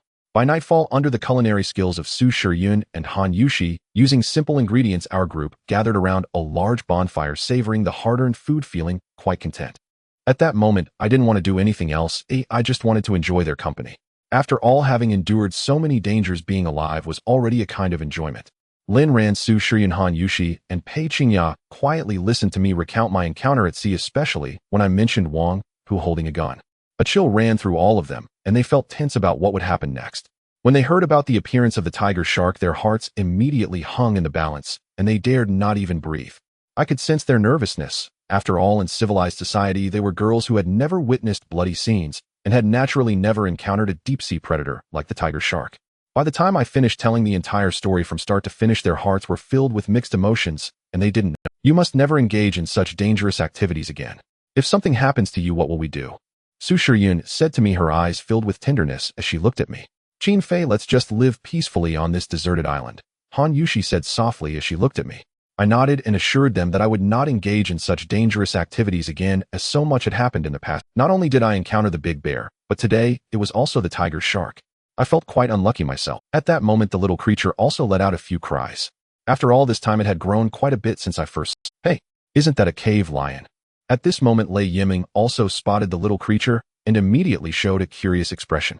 I smiled, knowing that her grandfather was an archaeologist and would likely know a bit about these long-extinct creatures, so I wasn't too surprised. Did you catch this on the deserted island? Lei Yiming asked curiously as she petted the little creature. I was somewhat speechless. Her words made it sound like I was capable of anything. Catching a lion on a deserted island. Give me 100 guts and I still wouldn't have that ability. I rolled my eyes and said, how could that be? I found it. Lei Yiming laughed and was very fond of the little creature, petting it until she directly picked it up and held it against her chest. The little creature was not shy at all, but seemed to greatly enjoy lying against a woman's chest, constantly rubbing its small head back and forth, looking quite content. Seeing this made my heart itch. Damn, this little creature is really something. I hadn't even touched Lin Ran, Su Shiyun, Han Yushi, or Pei Qingya, yet it got all the benefits. This deserted island is strange. I've seen many creatures that have long been extinct in history. I must say it is a miracle. Lei Yiming spoke. How do you know so much about this? I asked curiously, looking at her. I knew little about these ancient creatures, and it seemed she knew a lot. I studied paleontology in college, so I know a bit about these things, Lei Yiming replied without hesitation. I nodded. Her major could play a significant role on this deserted island, as it was filled with many things that ordinary people did not recognize. Now that Lei Yiming knows about these, she could avoid many dangers and even possibly find some medicinal herbs. Why did your grandfather suddenly go missing? I asked, curious about Lei Yiming's grandfather, feeling he should know a lot. Upon hearing my question about her grandfather, Lei Yiming's mood turned a bit gloomy as she said, I don't know. He mentioned a plant in the jungle, and once when I went into the jungle with him, we got separated. A certain plant. I frowned. Although I was curious, I didn't continue to ask. I vaguely sensed something was off, and to avoid scaring Lin Ran and the others, I decided not to pursue the topic. Are you living alone now? Pei Qingya asked, and Lei Yiming nodded. Then you should just live with us. After all, you saved Qin Fei, and you're our benefactor. If possible, we can help you search for your grandfather's whereabouts. Lin Ran spoke, showing great understanding. Lei Yiming turned her gaze to me. I smiled. It was better for her to stay, as it would provide us with additional security on the deserted island. It felt like there were indeed too many women in the cave. I was somewhat frustrated in my heart, especially since each one was so beautiful. Just thinking about being able to experience that was quite thrilling. However, I knew it would be very difficult to act on it with Lin Ran around. But if I kept holding back, I might suffocate. I glanced at Lin Ran, Su Shiyun, Han Yushi, Pei Qingya, and even Lei Yiming and Lin. Currently, the most likely candidate to relieve my physiological pressure should be Pei Qingya. You brat, what are you looking at with those sneaky eyes? Don't think I don't know your thoughts. If you dare to do anything, you'll be the first to castrate you. Lin Ran said fiercely. I was taken aback. I felt that Lin Ran really understood me too well. Not even my small glances escaped her eyes. I must resolve the Lin Ran issue soon, or I might suffocate. The night grew gradually cooler, and the sea breeze blew over me, refreshing my entire being. I heard shouting not far away, seemingly coming from the direction of Wang Hu's cave. I smiled, guessing that the bald man and those others were likely coming to find trouble with Wang Hu and Su Wendong. I picked up the fire axe I had taken from the cruise ship and told the girls I was going to settle accounts with Wang Hu. There should still be some good things in Wang Hu's cave. Going over at this moment might yield some benefits. We should go too. You shouldn't take risks alone anymore. Lin Ran spoke, her eyes showing determination, her attitude very firm. The other girls nodded. Having just heard so many things from me, they were likely afraid something would happen to me and wanted to follow. I nodded, saying there was no need for too many people. In the end, I let Su Shiyan, Han Yushi, and Lei Yiming stay to guard the cave, while the others followed me. I had been to Wang Hu's cave before. From a distance, I saw a group of people blocking the entrance, both men and women. Looking at the scene, I knew Wang Hu was in big trouble. Who told him to cause such a big ruckus on the cruise ship? Now that he was surrounded by so many people, it was only I brought Lin Ran and Pei Qingya to Wang Hu's cave. Once inside, I saw that Wang Hu and Su Wendong had already been thrown to the ground. As for their women, they were all terrified, trembling in the corners, their clothes disheveled. Please spare me, everyone. The things that happened on the cruise ship were all misunderstandings. On this deserted island, we should work together. Wang Hu said, his face beaten to a pulp resembling a pig's head. If I hadn't looked closely, I might not have even stopped talking so much and just kill him, the bald man said, a hint of cruelty flashing across his face. Grandpa, Dad, I was wrong. I deserve to die 1,000 deaths. Please spare me, I won't dare again. Wang Hu begged, incessantly crying and snotting, his crotch soaked and emitting a foul odor. Damn, he was so scared that he lost control. The scene made me feel a bit nauseous. The bald man didn't care about that and directly ordered people to drag Wang Hu out, and the outcome was naturally not hard to guess. Seeing Wang Hu end up like this, I felt no pity at all. He truly deserved it. If he had a gun right now, the most dangerous person would probably be me, and even all the women in my cave would be in jeopardy. Now only Su Wendong was left in the cave, his face covered in blood from glass shards, likely from his glasses being shattered. When he saw everyone's gaze turn to him, Su Wendong immediately panicked. They could just kill me too, someone said, as this was the simplest method. On this deserted island, there were no laws, and killing was truly too easy. As long as you had strength, nothing was impossible. You can't kill me. I can tell you a secret. Su Wendong shouted, his tone quite assertive, and everyone looked at him with expressions that seemed to indicate they were reluctant to let him go. I also thought Su Wendong might have been beaten silly, but I was curious and didn't know what he was trying to say. Do you really think the cruise ship stopped on this beach just because it hit a reef? Is there really such a coincidence in the world? Su Wendong spoke. His words shocked everyone present, and after thinking about it carefully, it became increasingly terrifying. Damn, are you trying to fool us again? Don't think I don't know what you're doing. The bald man, although somewhat curious, still found it hard to believe and slapped Su Wendong across the face. What I'm saying is true. I am one of the designers of this cruise ship, and this is all part of a conspiracy. Su Wendong shouted, covering his face. His words shocked everyone present. Is that true? Someone asked in disbelief. Otherwise, how could I know so much about the structure of the cruise ship? Without me, could Wang Hu have gotten that gun? Su Wendong stated. Everyone, including myself, frowned tightly. Was all of this really a conspiracy? Tell me everything you know honestly. The bald man's aura was heavy, as the news he heard from Su Wendong was truly explosive. I knew Su Wendong was likely telling the truth. After all, the cruise ship that Wang Hu and I were on was completely different from theirs. Without Su Wendong's help, Wang Hu could not possibly have such an understanding of the ship's structure. No way. If you want to know, you must guarantee my safety. Otherwise, I won't tell you anything, even at the cost of my life, Su Wendong said, seeing our eagerness to learn the inside story, and he immediately started to play coy. Damn it, you dare to negotiate with me. You must really be tired of living. The bald man cursed loudly and kicked Su Wendong to the ground, leaving him there to wail. However, everyone's hearts sank. They did not dare to do anything too extreme, to Su Wendong especially, if what he said was true. Is everything a conspiracy? Who is the mastermind behind all this? Why do this and involve so many? I frowned. Although I was not on the same cruise ship as them, our ultimate fate was the same. We had all ended up on this mysterious deserted island. So what was the planner's intention? And was there someone on my cruise ship orchestrating this as well? A wave of terror surged in my heart as those scenes flashed before my eyes. If it were just due to the continuous dreadful weather, I could accept it, but if everything was purposeful, it was hard for me to come to terms with. If you don't speak while we won't kill you, don't expect to have it easy, I said to Su Wendong. People like him couldn't be softened with gentle words. It was futile. Only with force might he yield. Heh, do you think I'm afraid of threats? Su Wendong looked at me coldly, disdain evident in his voice. I smiled faintly. It seemed I had to show Su Wendong some real consequences, otherwise he would never honestly divulge everything he knew. I walked directly in front of Su Wendong. Those present, including the bald man, tensed up, fearing I might kill Su Wendong in a fit of rage. I waved my hand to signal them to relax. Then I suddenly yanked Su Wendong's hand and swung an axe directly at his pinky. My hand. My hand. The power of the fire axe was no joke. With one swing, Su Wendong wailed desperately, veins bulging on his forehead, his face contorted in agony. Blood splattered onto my axe, and Su Wendong's pinky was completely severed from his body.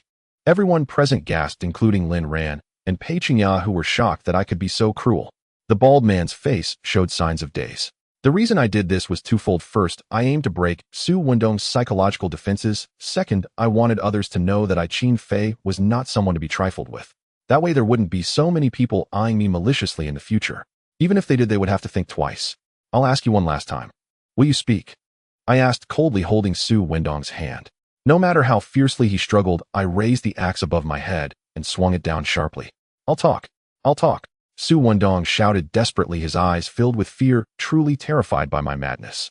In his heart, I must have become a devil, and my actions had completely shattered his psychological defenses. Everyone's perception of me changed. Only such ruthless methods could earn respect on a deserted island. Here we were like humans returned to primitive society. Only strength could command authority. In this place, having an incredibly powerful background means nothing. Speak if you dare slip up a word. I assure you, you won't just lose a finger. I might even consider chopping off your hand. I said coldly, releasing Su Wendong's hand. He immediately sighed in relief, nodding like a chick pecking at grain, clearly terrified. I am indeed the designer of the cruise ship, but I don't know much about the inside story. Su Wendong said. Many people's expressions changed upon hearing this. Oh, wasn't he just messing with them? Damn it, after all this, was he just joking? The bald man was straightforward, rolling up his sleeves, ready to give Su Wendong a thorough beating. Wait, I'm not done yet. Su Wendong was genuinely frightened. He had lost all his temper, fearing he would be finished under the bald man's assault. I also happened to hear the captain of the cruise ship mention some earth-shattering secret, and the timing coincided with our departure. Out of curiosity, I came along. I never expected I would end up stranded on this deserted island. Su Wendong's expression darkened as he revealed everything he knew. I sighed. Deep down, I knew Su Wendong likely didn't know much. Indeed, from his words, it was clear he wasn't one of the planners. So based on what you said, we should seek out the captain of the cruise ship, the bald man asked solemnly, furrowing his brow, as everyone present believed Su Wendong's words. Yes, the captain must know about this deserted island. We can only uncover everything by finding him. Su Wendong spoke. The bald man frowned and said to everyone, it seems the only way to solve all these mysteries is to find the captain, but I have yet to see him. He might be hiding away. I sighed and then led Lin Ran, Pei Qingya, and Lin away from there. Although I hadn't gained any direct benefits from Wang Hu's cave today, knowing these things was still quite valuable. Qin Fei, do you really think all this is a conspiracy? Lin Ran asked me worriedly, her heart filled. I embraced Lin Ran, letting her feel my warmth, and softly said, don't worry, no matter what, I will take you all out. I looked at Pei Qingya and Lin again. Although I knew the road ahead was fraught with danger, I believed I could handle. Upon returning to the cave, the few girls had not slept and had been waiting for us. When they saw us return, smiles lit up their faces. It was getting late, so I advised the girls to sleep early. They must have been tired after a long day, and I myself. So much happened that day, but my understanding of this deserted island only grew. All the mysteries awaited my exploration. Once all the mysteries were unveiled, everything would become easier to handle, and it might even be possible to return to civilized society. The girls huddled together to sleep while I lay on the other side. Earlier, Lin had collected some unnamed herbs in the jungle, ground them into powder, and sprinkled them on the hay blanket, which surprisingly kept all the insects away. I don't know if she intended to convey something, but Pei Qingya unexpectedly chose to sleep next to me. Lin Ran frowned slightly at the sight, but said nothing. The cave quickly descended into silence. Due to our proximity, a faint scent reached my nose, making it impossible for me to remain calm. I tossed and turned, unable to fall asleep, probably due to the temptation. After all, I had been living with such a group of beautiful women. Should I turn over and hold her? Then just directly embrace Pei Qingya? I endured the torment in my heart, wanting to suddenly turn around, pull Pei Qingya into my arms, and act on my desires. Recalling that day when my hand had explored Pei Qingya's alluring figure, my heart couldn't help but flutter. I remembered Pei Qingya once told me that if I helped her accomplish that task, she would be mine and I could do as I pleased. At that moment, a soft, delicate body suddenly hugged me from behind, causing my heart to flutter on two bodies pressed heavily against my back. Under the island's tropical sun, we wore only the lightest. A tingling thrill raced along my nerves, my blood surging as if stirred by some clandestine current. Could this be an invitation of intimacy? I muttered inwardly that Pei Qingya must be acting intentionally, yet as a man of pride, I could not afford to show timidity. The cave was so still I could hear the sea wind and the soft breathing of the other girls. Ashamed, I turned and pretended to be asleep. One hand came to rest on Pei Qingya's slender form. She trembled, but did not push me away. Between us a tacit understanding passed. I parted the white shirt draped over her and felt the smooth warmth of her skin, my hand trailing across her abdomen toward the place that had haunted my memory. She wore a white undergarment that proved a delicate barrier. A soft whimper escaped her as heat suffused her. Her shy reaction suggested inexperience, and the thought of it stirred a heady excitement within me. Could fortune be favoring me? I kept my eyes closed to appear asleep, but when I peered I met Pei Qingya's luminous, moist gaze, and my heart stumbled. She was unbearably beautiful. A woman often appears most radiant when moved. I told myself she had invited this. I smiled inwardly with no embarrassment, my hands drifting lower beneath the flimsy cover. Sensing my intent, Pei Qingya trembled more violently and squirmed. Though she offered no clear resistance, the tension between us deepened. Through the thin fabric, she let out a quiet moan. I grew anxious, afraid that any sound might wake the others sleeping in the cave. Her soft sounds only heightened my agitation. I was about to press further when a few coughs suddenly echoed in the cave, startling me. The coughs sounded like Lin Ran's. Whether deliberate or not I could not tell, and I chose not to dwell on it. My patience frayed. I felt pressure building inside me, and a fierce restlessness that threatened to overwhelm restraint. Pei Qingya flinched and gripped my hand, preventing any deeper advance. They seemed to be waking, she whispered. She pressed close to my ear and murmured, her warm breath fanning my skin and stirring the agitation. She could hardly bear it. Don't. I'm afraid, Pei Qingya pleaded, her eyes beseeching me. I looked at her and found my resolve wavering. I had started the spark, but would not be the one to douse it. Yet, even I knew tonight such things might not come to pass. Pei Qingya seemed guilty. Had Lin Ran's cough saved her from a fate she might otherwise have surrendered to? At that moment another tentative hand brushed against me, cool and surprising, making my pulse stutter as I fought to maintain control.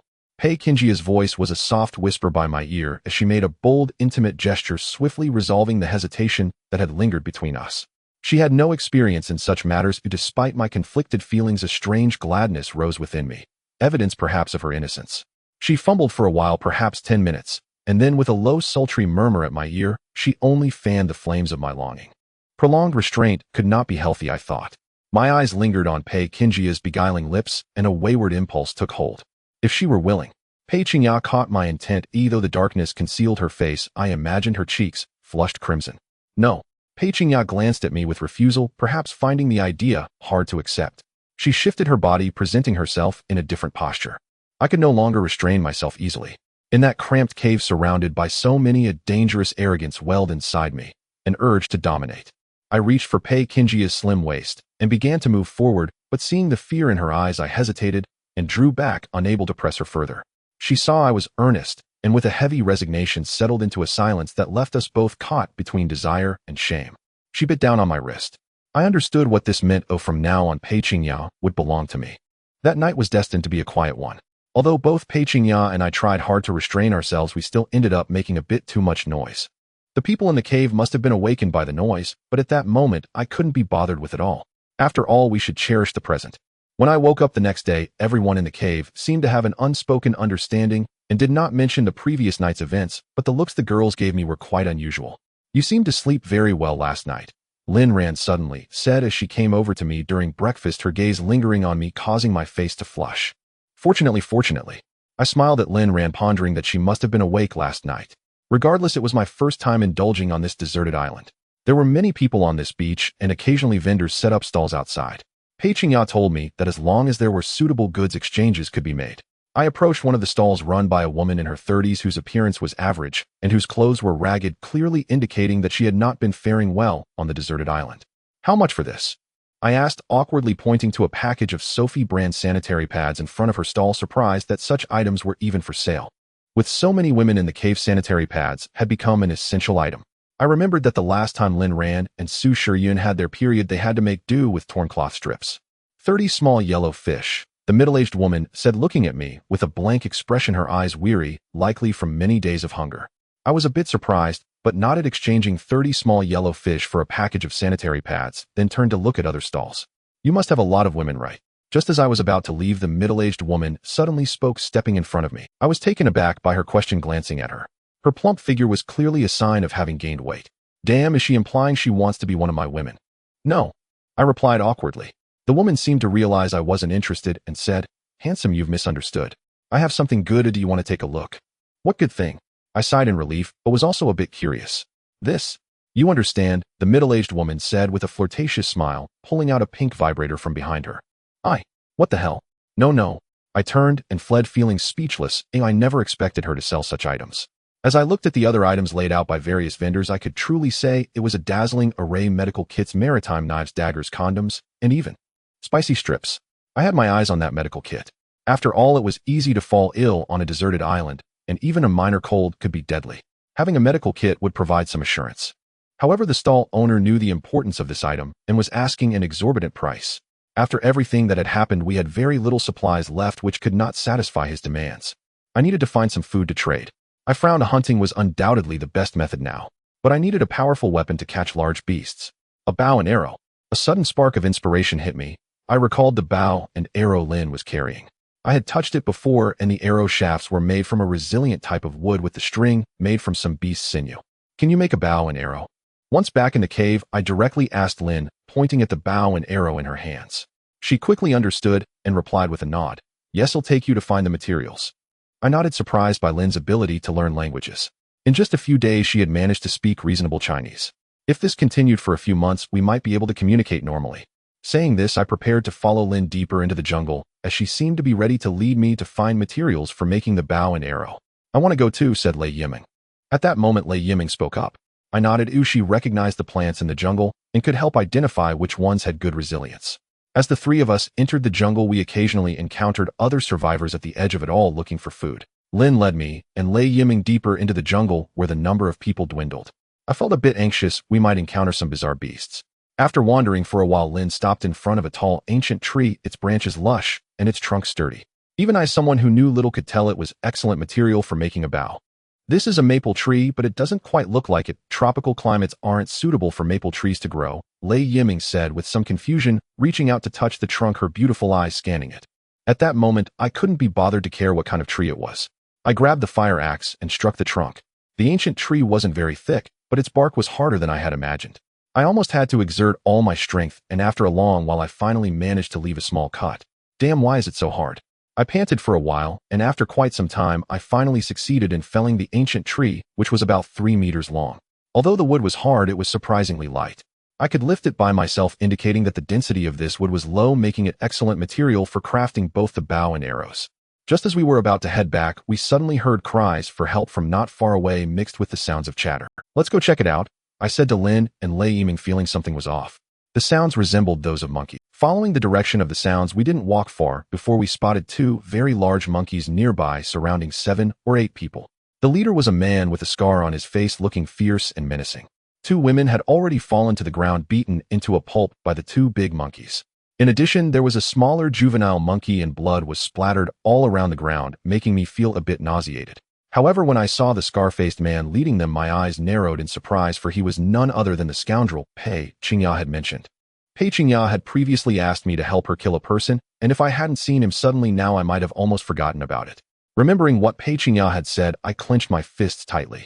If it weren't for the 2 large monkeys standing between us, I would have rushed over and delivered 2 axe strikes to that scarred face. "You all hurry up. You usually eat my food and stay with me. Now that it's critical, why aren't you rushing in?" the scar-faced man said angrily to the women around him. But the women appeared to be completely stunned by the scene in front of them, standing there speechless. Some even began to cry. With a few growls, the 2 large monkeys pounded their chests, appearing extremely angry. What struck me as strange was that these monkeys had red noses and white faces, making their entire appearance resemble actors in Peking opera. "These aren't monkeys. They're baboons." Lei Yiming's voice trembled as she spoke beside me. I was instantly startled. I had heard of baboons before. They were the tyrants of the mountains, daring to challenge even tigers, let alone the baboons on a deserted island. Given their size, we should leave quickly or we might suffer too. Lei Yiming looked at me in fear and immediately tugged at my clothes, urging me to leave. To be honest, I had also heard of the reputation of baboons. They were indeed not easy to deal with. Just as I was about to turn and leave, the scar-faced man suddenly shoved the two women beside him and immediately ran back like a rabbit. Damn it, scoundrel. The two baboons immediately bared their teeth, revealing sharp fangs that looked terrifying, grabbing the two women and biting down. A bloody scene unfolded before my eyes. Despite having experienced so much, I still felt a twinge of compassion. Life on a deserted island was full of countless dangers. Humans here remained vulnerable and fragile. The other women were clearly so scared that their legs turned to jelly, completely forgetting to escape, standing there in a daze. I knew if I didn't act, those women would likely perish. I grabbed the fire axe in my hand and took a leap forward, charging towards one of the baboons and swinging the axe fiercely at its back. The baboon reacted swiftly, sensing something was amiss behind it, and dodged quickly. My strike missed, but an arrow suddenly shot out, piercing the baboon's back. The baboon let out a painful screech, baring its teeth at me. In anger, its mouth smeared with blood, looking extremely terrifying.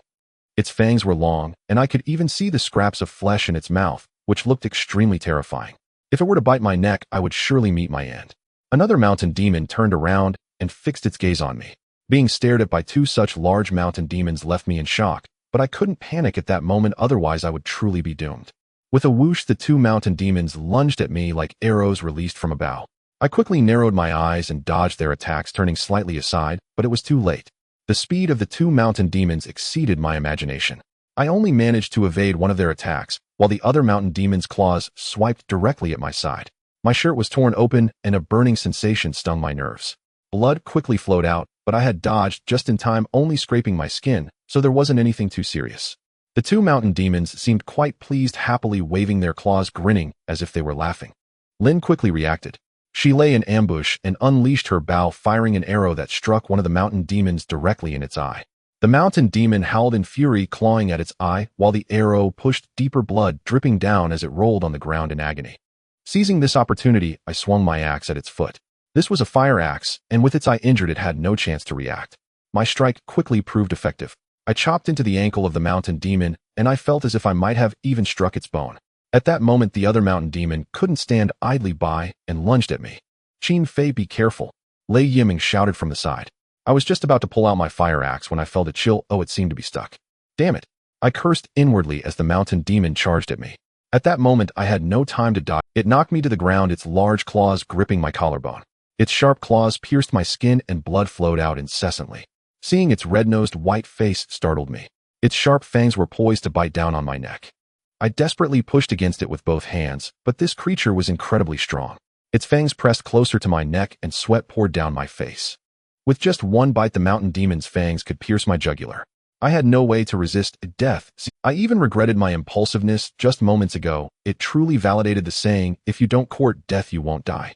Its drool dripped onto my face, reeking of foul odor. Just when I felt powerless, Lei Yiming rushed over, taking a fruit knife and stabbing it directly into the mountain demon's back. The mountain demon roared in pain, continuing to howl until it finally released me and ran off into the jungle, leaving its fallen companion behind.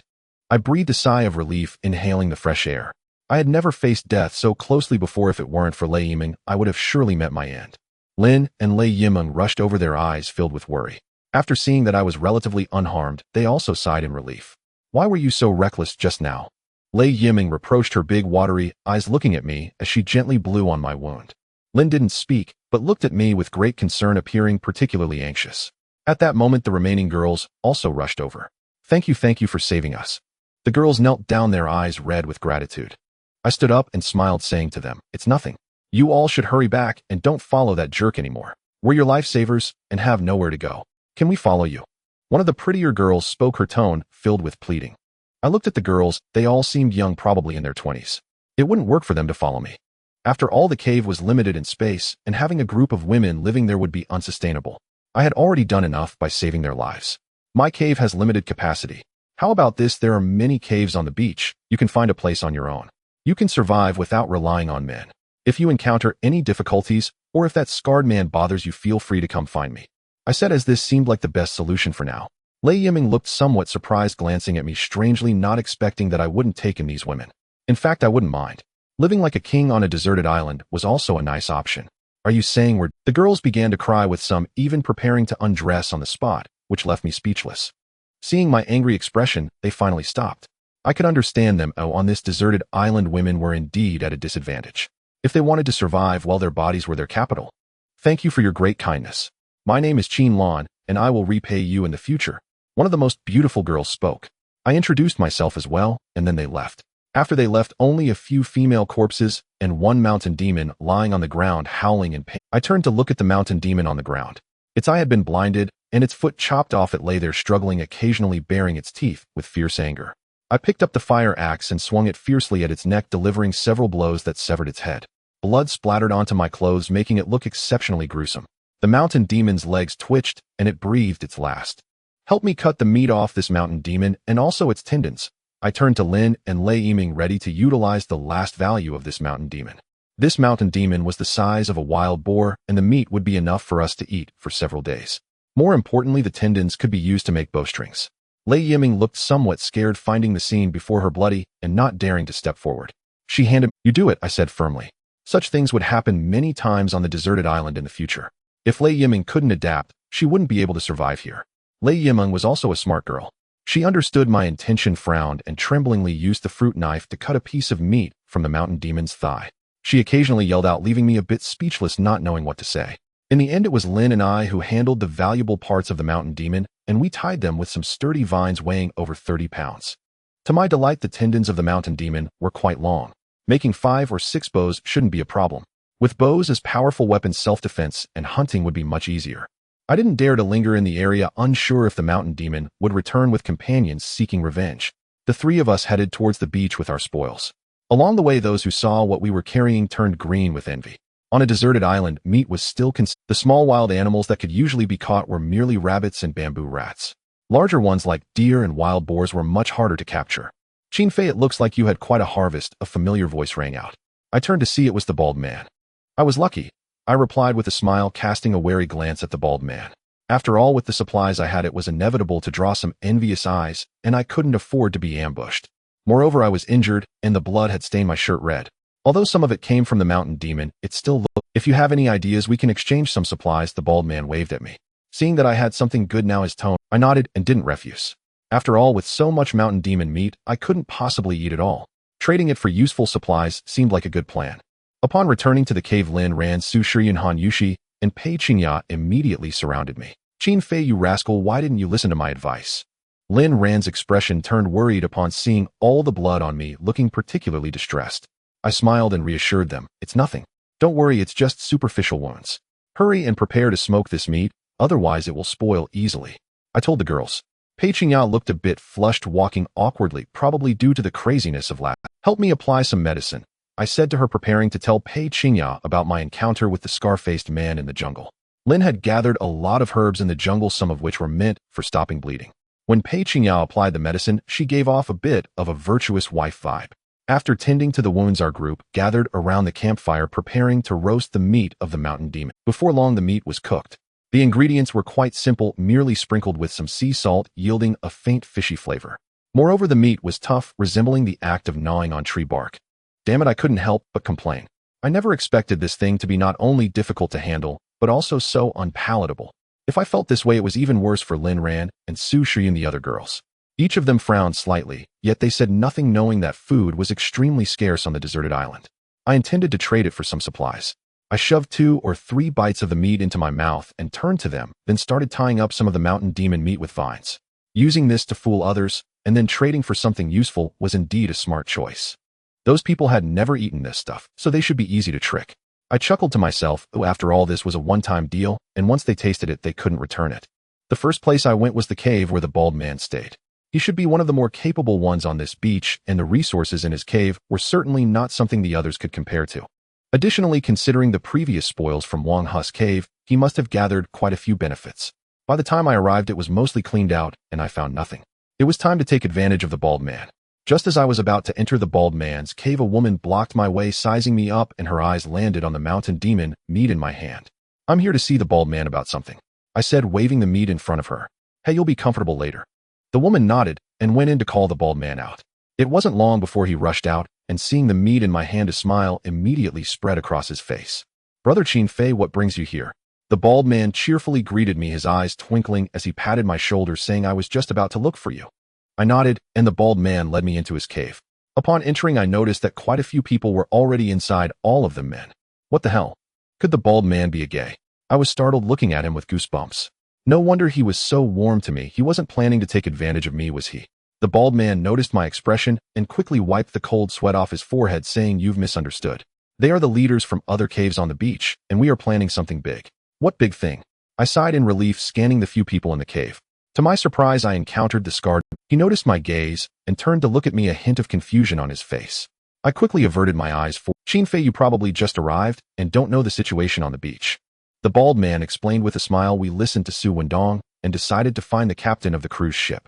However, we found he had already run away, and someone mentioned seeing which direction he headed. We followed the lead and unexpectedly discovered a wild boar den. Upon hearing the bald man's words, I immediately became interested. Wild boars are social animals. If a wild boar den was found, it could indeed lead to riches. However, judging by the bald man's demeanor, I figured he couldn't handle it alone. Otherwise, he wouldn't have gathered so many people to discuss it.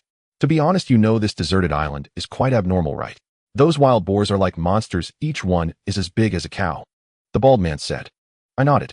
I had encountered such a creature before and nearly died at the jaws of a wild boar. If Lin hadn't saved me, I probably wouldn't be here now. The only pity was that the wild boar I faced had been poisoned, so I didn't dare take any of its meat. We planned to go to that wild boar den together, hoping for some luck. If we managed to catch one, food would no longer be a problem. The bald man spoke excitedly, extending an olive branch to me, seemingly planning to have me join them. With so many of us, we can share the spoils afterward. What does everyone think? At that moment, someone in the cave spoke up. I'll pass. I nearly died at the hands of the mountain demon today, and I'm still injured. I probably wouldn't be of much help. I politely declined. Wild boars could be considered the apex predators in the jungle. Compared to the large bear I encountered before, I felt that wild boars were even more difficult to deal with. After all, these creatures are truly fearless and will fight to the death. Even the mother of a Shaoxue lion might not be able to handle them. No matter how many of them there were going would only lead. The others looked at my injuries and noticed they were quite severe. They couldn't say much, but they glanced at the mountain demon meat in my hand, seemingly tempted. A glint of greed flashed in the bald man's eyes. After all, it was their first time seeing so much meat. I initially wanted to make them compete for it, but since we were in the bald man's cave, they were unlikely to fight him for it. The bald man understood my intentions, knowing I was there to trade supplies. I stated what I wanted, and without hesitation, he agreed, trading for a medical kit, a toolbox, and a piece of iron sheet. The toolbox and iron sheet were certainly meant for making bows and arrows. Once back in my own cave, I prepared to make arrows. The tendons of the mountain demon had already been cleaned, and Lin understood my intentions. We both worked together to shape the piece of wood with an axe. I had never made bows and arrows before, but luckily Lin was very knowledgeable in this area. With her help, I soon crafted 5 or 6 bows and arrows. The remaining wood I shaved down with an axe to make fine arrow shafts, and the iron sheet was cut into small pieces to form the arrowheads. Lin ran, Su Shiyun, and Han Yushi all curiously watched me, and Lin each looking like a curious. Job well done. I cheered, having modified Lin's arrows. Primarily, I wrapped the arrowheads with iron sheets and sharpened them on a stone, increasing their lethality without a doubt. My eyes lit up as I remembered that Lin had once coated the arrows with poison, bringing down a wild boar. If we added some snake venom or the like, we might even be able to kill a large bear. Early the next morning, when we woke up, the beach appeared quite lively, filled with people preparing to adventure in the wild boar cave. Looking at the throngs of people, I was somewhat speechless. They seemed less like hunters and more like spectators. The bald man had mentioned the location of the wild boar cave yesterday, and I took note of it, but I wasn't planning to go as food was not so scarce right now, and there was no need to seek trouble with wild boars. Moreover, I felt they might not reap any benefits. Lin Ran curiously asked me, aren't we going? The news about the wild boar cave had spread on the deserted island, and several girls in the cave were aware of it. No, it's too dangerous, I replied, then turned to call a few of them to learn archery from Lin. After all, on a deserted island, relying solely on my strength was far from enough. If those girls learned archery, it would provide much more security for our group. At first, the girls found it quite fun. Their interest piqued, and Lin patiently taught them. These days, we had been living off the small yellow fish caught near the coast, and under Lin's guidance, the girls' archery skills made a qualitative leap. They'll take you to try, I said to the girls, and based on the targets we had practiced shooting at, they were starting to show some promise. As expected, Baldy's group didn't surprise me. They came back empty-handed and abandoned their plans to go to the wild boar cave, settling down one by one. After entering the jungle, we arrived near a waterhole, which was the place where people from the beach usually came to fetch. I had been here a few times and had found some animal droppings, likely from a large beast, or I was pondering whether today's luck would be exceptional. You girls hide there. If any beasts appear when I shoot, you shoot too, I instructed, spreading them out to increase the chances of hitting a target. Lin Ransu, Shiryan Han Yushi, and Pei Qingya all nodded eagerly, their spirits high, probably excited to do something so thrilling for the first time. Pei Qingya and I hid in a bush near the waterhole. Lin Ran frowned slightly, but said nothing. Seeing her pout, she seemed a bit upset. Once we concealed ourselves, the surroundings fell silent. I was pressed closely next to Pei Qingya, her fragrance wafting toward me. My eyes wandered to the delicate features of Pei Qingya, and suddenly a bold idea struck me. I had never engaged in such wild activities in the jungle before. Pei Qingya sensed my unease and was about to shift when I swiftly blocked her slender waist. Like a water snake, she was captured in my embrace. Among these girls, her figure was one of the most outstanding. Don't mess around. They're watching. Pei Qingya blushed, looking at me shyly. Even though we had already been intimate, she still seemed quite bashful. I disregarded everything else, gazing at Pei Qingya's alluring red lips, and suddenly kissed her. Although our previous encounter in the cave was thrilling, it had been at night, and I hadn't seen much. This time it was daytime. Looking at Pei Qingya's beautiful face and her skin as soft as mutton fat, the impulse in my heart became increasingly difficult to restrain. Pei Qingya pushed me a few times, as seeing my eager expression, she ceased to resist.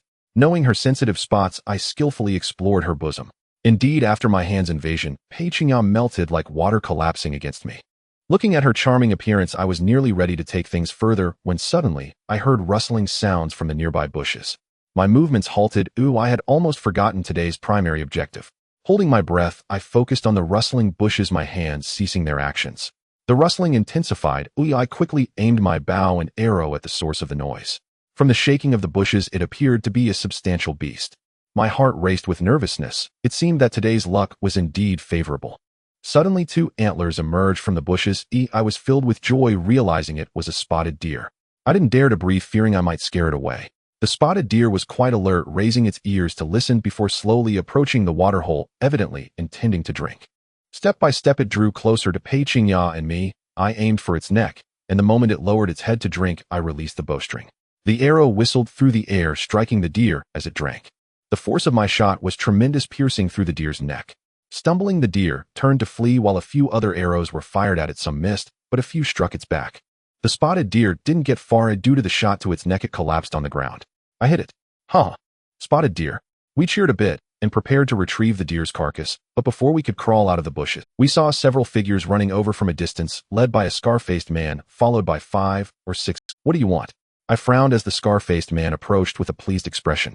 We have our eyes on this spotted deer for several days. We've attempted to catch it a few times, not expecting you would beat us to it, he said, pointing at the deer on the ground, his eyes filled with greed. I nearly laughed out loud. He actually mentioned sharing the spoils. The other girls stepped out, each wearing unfriendly expressions as they glared at the scar-faced man. This is something we worked hard to catch. Why should we share it with you? Han Yushi angrily retorted at the scar-faced man, her ample bosom heaving. Pei Qingya, you've become his woman. The moment the scar-faced man saw Pei Qingya standing by my side, his expression changed, looking at me with hostility. What? Not allowed. I stood protectively in front of Pei Qingya, aiming my bow directly at the I drew my bow and aimed directly at the scar-faced man. Lin Ransu, Shiryun, and the others mimicked my actions, targeting the people across from us. In an instant, the atmosphere became tense, and the women behind the scar-faced man pointed their spears at me. Qin Fei, are you sure you want to do this? The scar-faced man frowned, looking at me and pointing at Pei Qingya, saying, there are plenty of women on this deserted island. Let this one go to me, and you can choose any 3 from the women behind me. This deer also belongs to you. His tone was confident, as if he believed I would agree. Although Pei Qingya was beautiful, he thought I had no reason to become his enemy over a woman. Get lost. I simply spat out a word, and my bow shot out an arrow that grazed his face and struck a tree on the opposite side. You? Qin Fei, you'll pay for this. The scar-faced man glared at me, sweeping his gaze over Lin Ransu, Shiryun, and the other girls behind me, his eyes filled with greed. After seeing the scar-faced man turn and leave with his women, I felt a sense of relief. In terms of numbers, we were about equal. However, if a conflict broke out, we might not gain any advantage. Although we all had bows, they also had spears. I didn't mind much for myself, but I was worried about the safety of the girls. They also sighed in relief, and I turned to look at Pei Qingya. I began to realize something. Ever since that night in the cave, when Pei Qingya came to seduce me, I found it strange that she would take the initiative. Girls surely valued their chastity, and Pei Qingya's deliberate seduction was likely for self-preservation. By staying in our group, she must have seen the potential in me to counter the threat posed by the scar-faced man. Pei Qingya seemed hesitant to meet my gaze. I sighed and chose not to dwell on it, looking at the nearly 200-pound deer on the ground. With this, we could surely live well for a few days. Let's first cut off all the useful meat from this deer. After moving the deer's carcass to a more concealed spot, I turned to the girls and said, "Are we cutting it?" Su Xian's mouth formed an O shape as she looked at me in surprise. I nodded, signaling them to hurry. Although we were at the edge of a jungle, we might still encounter some greedy individuals, or the smell of blood could attract large beasts. The girls frowned. Lei Yimeng had improved a lot after her earlier experience, and finally Lin Ran gritted her teeth and took the lead using a knife to cut a piece of meat from the deer's leg. Su Shiyun and Han Yushi, one a beautiful CEO, and the other a model, found it hard to adapt to such scenes and felt a bit nauseous. Seeing the girls hesitating, I rushed over with a fruit knife and made a swift cut into the deer's belly, causing all the entrails to spill out, especially the intestines, which were white and glistening. The girls' faces changed instantly, and they all, "This is something you must experience on a deserted island. You need to understand that I can only protect you for a moment.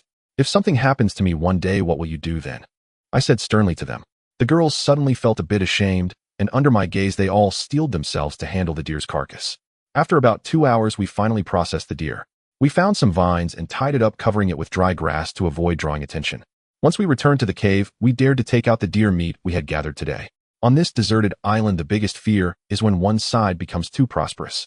With so much deer meat, it would be dangerous if those people had their eyes on it. Tonight we can have a proper meal, I said with a smile to the girls, looking at the bloodstains on them. Compared to before, they had adapted somewhat. Upon hearing me, the girls immediately smiled, appearing quite happy. To be honest, these past few days had not been great. It was just small yellow croaker and mountain monkey meat. I almost felt nauseous from the small yellow croaker. Now that we had deer meat and plenty of ingredients, we could even make a hot pot. When they were marinating the dried fish, Lin Ran and the others built a simple stove next to the cave, so we didn't have to worry about the deer meat going bad. The fire was soon lit. The previous pot was insufficient for all of us, so I exchanged half a caddy of mountain monkey meat for an iron basin with a vendor, which made a good choice for a pot. After sprinkling some mushrooms and sea salt, a rich aroma filled the air and the girls' faces flushed red.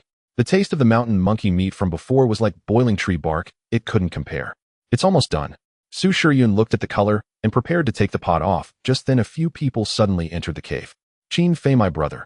The leader was the bald man, followed by a few women. As soon as they entered, they smelled the aroma filling the air and their eyes lit up. "Qin Fei, your life is really good, huh?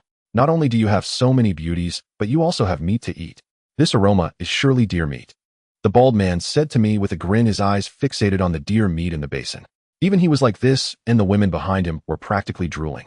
I was almost afraid they would just take the basin and run off, so I blocked the bald man's path and smiled, saying, "What's up, Baldy?" Seeing my action, the bald man restrained himself a bit, patted my shoulder, and said, "I have some good news to Are you going to dig the wild boar den again?" I scoffed. I heard that last time a group went to dig a wild boar den at the beach and ended up losing more than 20 people. I felt fortunate not to have followed them. No, we're here to talk." The bald man awkwardly scratched his head and gestured for me to come over to talk. I nodded, guessing it was another dubious idea. Once we moved aside, the bald man directly spoke. "Haven't you noticed anything unusual in the past few days? The breeding season for the tiger sharks in the shallow waters is over. In a few days, the area near the cruise ship will be safe." Upon hearing the bald man, I suddenly recalled. After several days of tides rising and falling, the shipwrecked cruise ship had been submerged by the sea, which made me feel a pang of sadness. However, what the bald man said wasn't false. I really hadn't seen any tiger sharks these days. It seemed very likely that the breeding season was indeed over. "What do you mean?" I slapped my forehead, suddenly understanding what the bald man meant. Now that there were no tiger sharks in the shallow waters, the greatest threat had been eliminated. The supplies on the cruise ship must still be abundant, or as long as we seize this opportunity to dive down, we could definitely recover quite a bit of good stuff. The bald man nodded with a smile, and I nodded too, but I felt he had no reason to share such good news with me. After all, the fewer people who knew about this, the less competition there would be. From the wild boar den to this dive, why would the bald man be so kind as to tell me all this? Although I had my doubts about what the bald man was plotting after the previous experience with Wang, I became much more cautious. I didn't want to agree impulsively. I was lucky to escape safely last time. "Qin Fei, do you have any thoughts?" the bald man asked me. "None," I replied directly. Upon hearing this, the bald man felt a bit awkward, but didn't insist on me making a statement. No worries, the bald man chuckled, but suddenly his face revealed a lewd smile as he said, "I heard from the scar-faced man that you had quite a bountiful harvest today, little brother."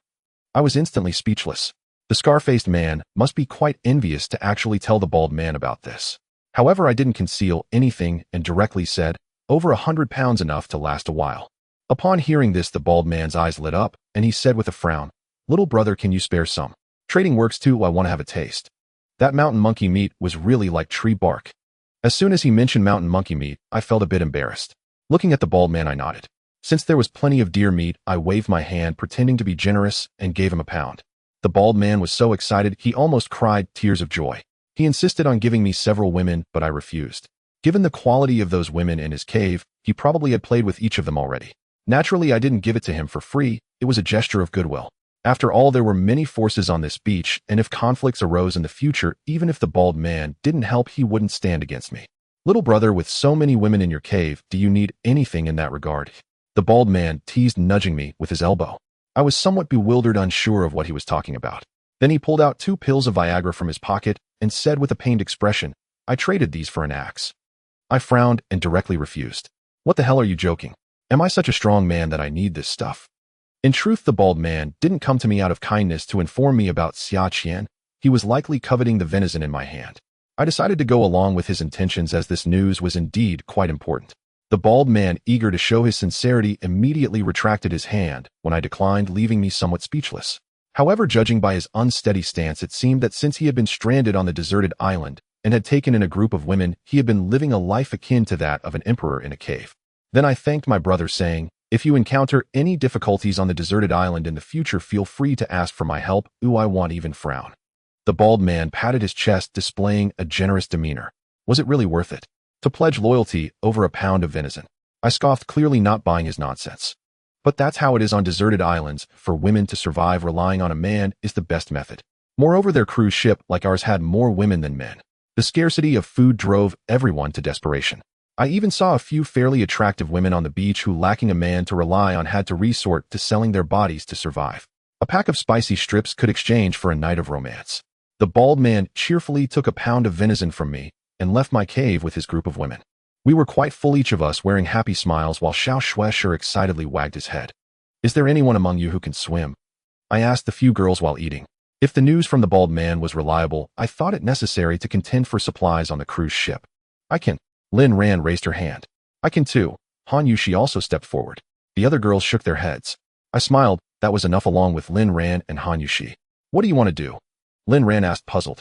In the next few days, you two should prepare. The tiger sharks in the shallow sea area have mostly left. If the opportunity arises, we'll go try to see if we can obtain some crucial supplies. I said to the girls. Although we weren't worrying about food now, the uncertainty of the deserted island meant we might have to survive here for a long time. We should still gather whatever we could from the civilized society aboard the cruise ship. Upon hearing this, the girls immediately grew anxious, thinking I was about to risk it again. After I clarified my intentions, they nodded, realizing I made sense. After finishing, I planned to stroll along the beach to see if there were any worthwhile goods to trade. With enough venison on hand, trading would also be quite beneficial. Not long after I left, I found most things by the roadside to be useless, which left me a bit disappointed. Just as I was about to turn back, I suddenly heard voices arguing not far away. The voices sounded somewhat familiar. It seemed to be the scarred face. I frowned and headed straight towards that direction. Fuck you, you filthy bitch. As I approached, I saw the scarred face surrounded by 7 or 8 women in a circle with 4 girls inside. The scarred face was tugging at one woman's hair, cursing loudly. Upon closer inspection, I realized it was Qin Lan, the girl I had previously saved. How could she have fallen into the hands of the scarred face? I furrowed my brows. Strip them of their clothes. The scarred face kicked Qin Lan in the waist, causing her to fall heavily to the ground. The women behind the scarred face, upon hearing his command, rushed forward to strip the girls of their clothes. Since they were already wearing very little, some bras were torn off, revealing a large expanse of pale skin. I felt a pang of compassion seeing the girls being bullied by the scarred face, especially the helpless look in their eyes which pierced through me. At that moment, Qin Lan also noticed me. However, she didn't say anything, just gazed at me with her black pupils. I sighed. I had initially intended to walk away, but found my legs wouldn't move. Stop it right now. I rushed forward, shouting loudly. The girls following the scarred face jumped in shock at my sudden shout. Coupled with the conflict from the afternoon, they all looked at me with unfriendly expressions. What the hell do you mean, Qin Fei? The scarred face immediately became displeased, not expecting me to meddle in his business. I shrugged. I knew it was unreasonable considering these girls were initially with the scarred face. My intervention truly lacked justification. I want these women to name your price. I stated simply. On this deserted island, women had become mere items for trade. The more attractive they were, the more valuable they became. After all, men had such desires. 10 pounds of venison. The scarred face immediately replied, glancing over the girls. Among them, only Qin Lan was passably attractive. The others were quite ordinary. I felt my face twitch. What a lion's share. I could very well disregard the fate of those girls and use 10 pounds of venison to exchange for 4 women I had no connection with. Anyone not a fool would surely refuse. I furrowed my brows and said 5 pounds. Take it or leave it. If you don't want it, then forget it. 5 pounds of venison could easily trade for not just 4, but even 20 on the deserted island. The scarred face's expression brightened. It seemed he had hoped to intimidate me into retreating, but was surprised I actually agreed. 8 pounds. The scarred face countered, gauging the value of these girls in my eyes. Qianlan immediately appeared tense as she knew what her worth was, anxiously looking at me. Fine, just don't harass them anymore. Otherwise, I said to the scarred face, telling him to go get the venison from my cave. After reaching an agreement with him, the 4 girls followed me out to my cave. Thank you for saving us once again, Qianlan said softly, while the other 3 girls also looked at me with gratitude. You can find any cave you like and live on your own. If you need my help, I will assist as much as I can, I said to the girls, glancing at Qianlan. In truth, my decision to expend such resources to exchange for these girls was largely influenced by her. I couldn't quite articulate why, but I found Qianlan to be somewhat peculiar. However, I couldn't pinpoint it just yet. I chose to trust my instincts, which had helped me many times during my missions in the army. At this moment, the other girls in the cave curiously emerged. I briefly explained the situation to them, and Lin Ran and the others expressed sympathy for the girls' plight. I chatted with them for a while and learned that they were students from a nursing school who had planned to travel during their summer vacation, never expecting to encounter such a situation. Thank you. Thank you. As Qianlan and the others left, they expressed their gratitude again, without mentioning anything about me taking them in. They probably noticed Lin Ran, Su Shiyun, Lei Yiming, and the others in my cave. Each one of them could be considered a disaster for the nation. However, the issue that concerned me arose. I calculated the days and realized that the girls' physiological cycles were approaching. To my dismay, the first to see blood was actually Lei Yiming. She looked at me with a flushed face, her pants stained with blood, as sanitary pads were nearly impossible to obtain on a deserted island. Lei Yiming stammered, trying to hide her embarrassment. While the other girls didn't seem to mind, I was still. Fortunately, I had prepared beforehand and acquired a sanitary pad from the middle-aged woman, which temporarily helped Lei Yiming stop the bleeding. I frowned. If this continued, it would hardly do. Lin Ran, Su Shiyun, Han Yushi, and Pei Qingyao would also come, and there would inevitably be those few days every month. Make Aunt Flo disappear. This thought flashed through my mind. Unless every one of them got pregnant, having one child a year would eliminate the worry of Aunt Flo. It seemed the only solution was to create sanitary pads. That was currently the best method. If I kept trading for them, the remaining stock on the deserted island would likely be minimal, and I might not even be able to obtain them. To make these sanitary pads, I carefully studied the one I had given Lei Yiming and asked Su Shiyun to explain the principles to me. I understood the gist of it. The main material needed was something absorbent similar to a sponge. But where could I find that on a deserted island? I frowned. Cotton would be the best alternative, but I had no idea where on the island such vegetation could be found. I could only take a chance. I asked Lin Ran, Han Yushi, and the other girls to look around the island for this type of vegetation. After several days of searching, we found nothing. It seemed I would have to venture into the jungle. To be honest, I felt quite heroic. I could be considered the first man on this deserted island to take the initiative to make sanitary pads. Initially, the girls wanted to accompany me into the jungle to search, as having more people would broaden the search area. However, I directly refused them. The depths of the jungle were fraught with dangerous insects and wild beasts. I could hardly take care of myself. Having them along would only distract me. They had no choice but to agree to let me go alone. I wasn't sure if cotton grew on the island. I could only search according to the environment where such plants thrived. The temperature on the deserted island was quite high. I wiped the sweat from my forehead. Cotton belongs to the Malvaceae family and thrives in warm, sunny, and drought-resistant environments, usually growing in loose, deep soils with ample sunlight. After more than 2 hours, just as I was about to give up, I stumbled across a patch of vegetation resembling cotton, with several fist-sized spherical objects growing on it. My face brightened. I had likely found what I was looking for.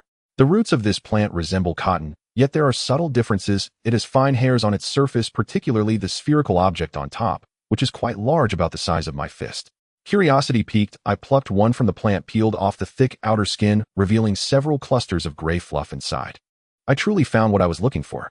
I was delighted, rubbing the gray cotton in my hands. It was essentially indistinguishable from the cotton of the civilized world, making it an excellent raw material for crafting sanitary pads or even quilts.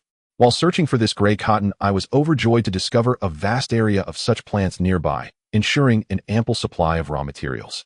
My efforts to find cotton for making sanitary pads were motivated by more than just necessity. There was a deeper consideration. My time on this deserted island would likely be prolonged, and with so many women here, sanitary pads are absolutely essential.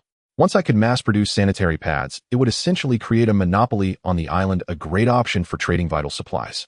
I quickly gathered some of this gray cotton and retraced my steps. Upon arriving at the cave, the girls immediately brightened at the sight of the clusters in my hands. "Is this cotton? Such a large bundle."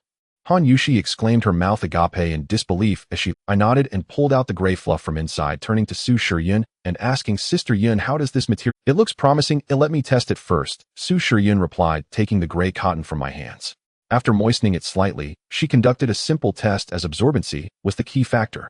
Her face lit up with joy as she said, "Qin Fei, where did you find this cotton? Is there more? Its performance is astonishing and its permeability is excellent." I was pleased as well. This was indeed good news, and the hardships of the past few days had finally borne fruit. I nodded and replied, "Don't worry, there is plenty of this cotton. Can you all work with it?" "No problem.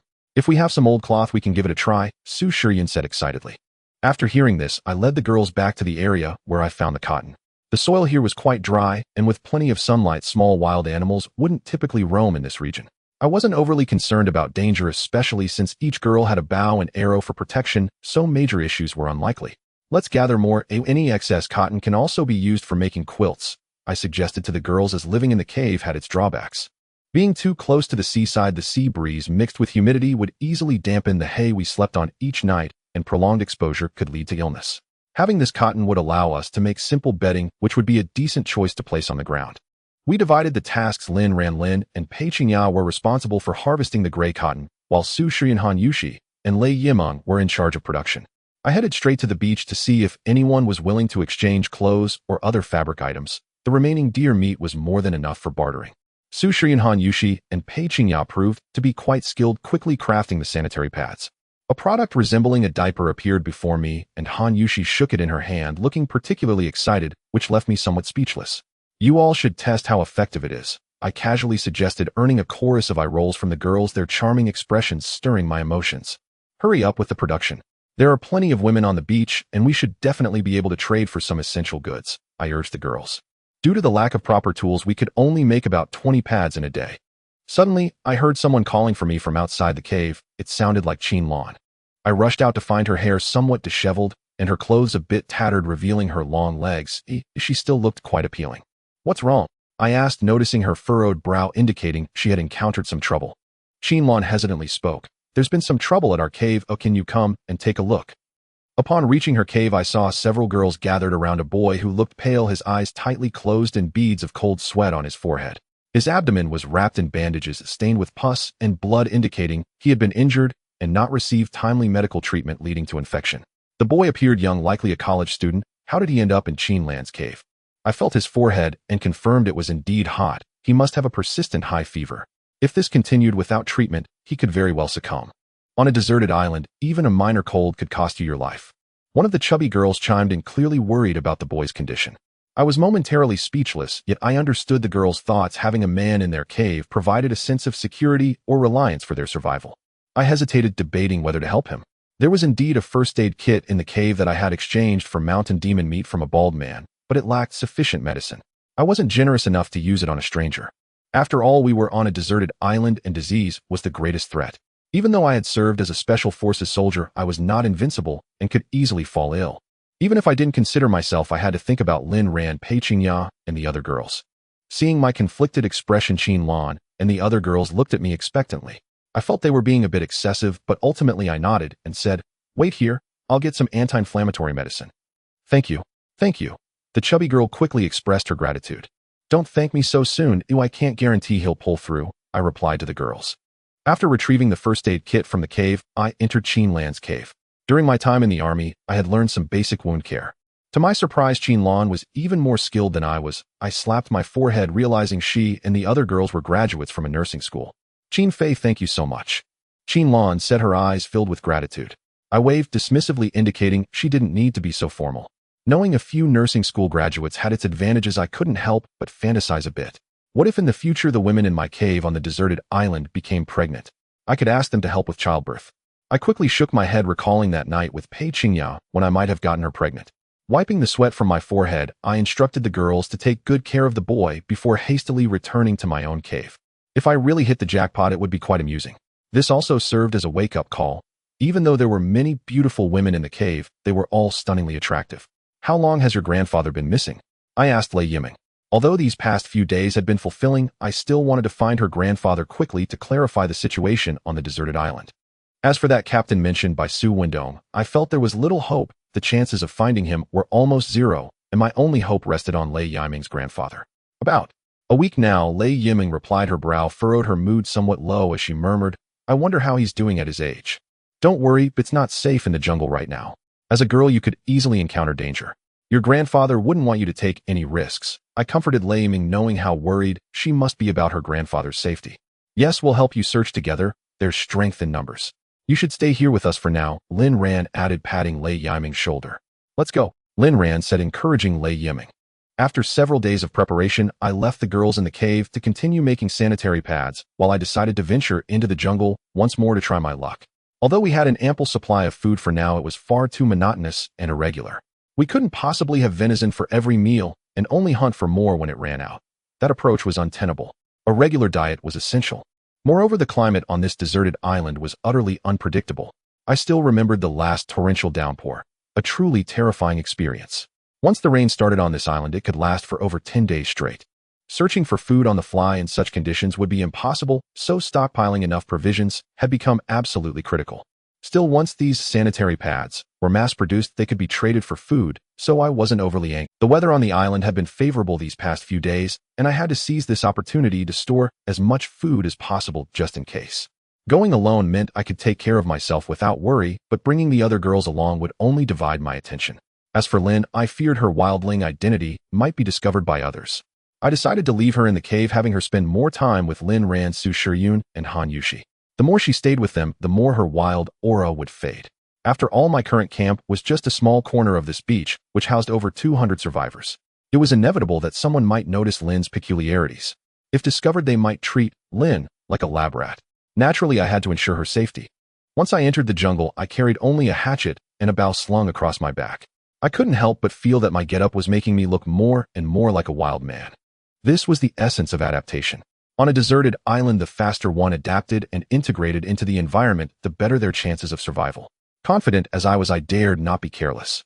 A single bite from the venomous insects or beasts lurking here could spell my doom. Since cotton existed on this island, there might well be other treasures, perhaps even tobacco. If I could find something like that, there were certainly men who would crave it. For men, tobacco was as important as its sanitary pads were to women. I wandered aimlessly, leaving simple markers along the way to avoid getting lost in the jungle. We've hit the jackpot. Huh. From now on, we'll be kings of this island. Just then I heard voices not far away, loud and excited. There seemed to be several people. Curious, I wondered what treasure they had stumbled upon. Perhaps I could squeeze some benefit from it. I dashed toward the source of the voices and saw 3 men laughing heartily, their moods visibly high. Behind them lay a vast expanse of stunning flowers, each one vibrant and delicate, exceptionally beautiful. But my eyes narrowed sharply as I fixed my gaze on those blooms. If my guess was correct, they were poppies, plants banned in civilized society. Though they looked slightly different, recalling the gray cotton I had encountered earlier, coupled with the smug expressions on the men's faces, I was almost certain. The leaves were a lush green, the flowers a riot of colors, the stems stood tall and graceful, and the seed pods hung high. Yet the sap extracted from those pods could be used to manufacture narcotics. Are you sure? Asked a middle-aged man with a crew cut, looking at another man covered in tattoos. Absolutely. Have you forgotten that all the plants and animals on this island are somewhat different from what we're used to? The tattooed man replied with unwavering confidence. Even if we have them, what's the use?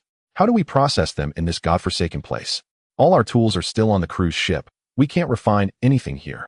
The last man, a muscular brute, chimed in, giving off an impression of being all brawn and no brains. What's there to worry about? That tiger shark is probably long gone by now.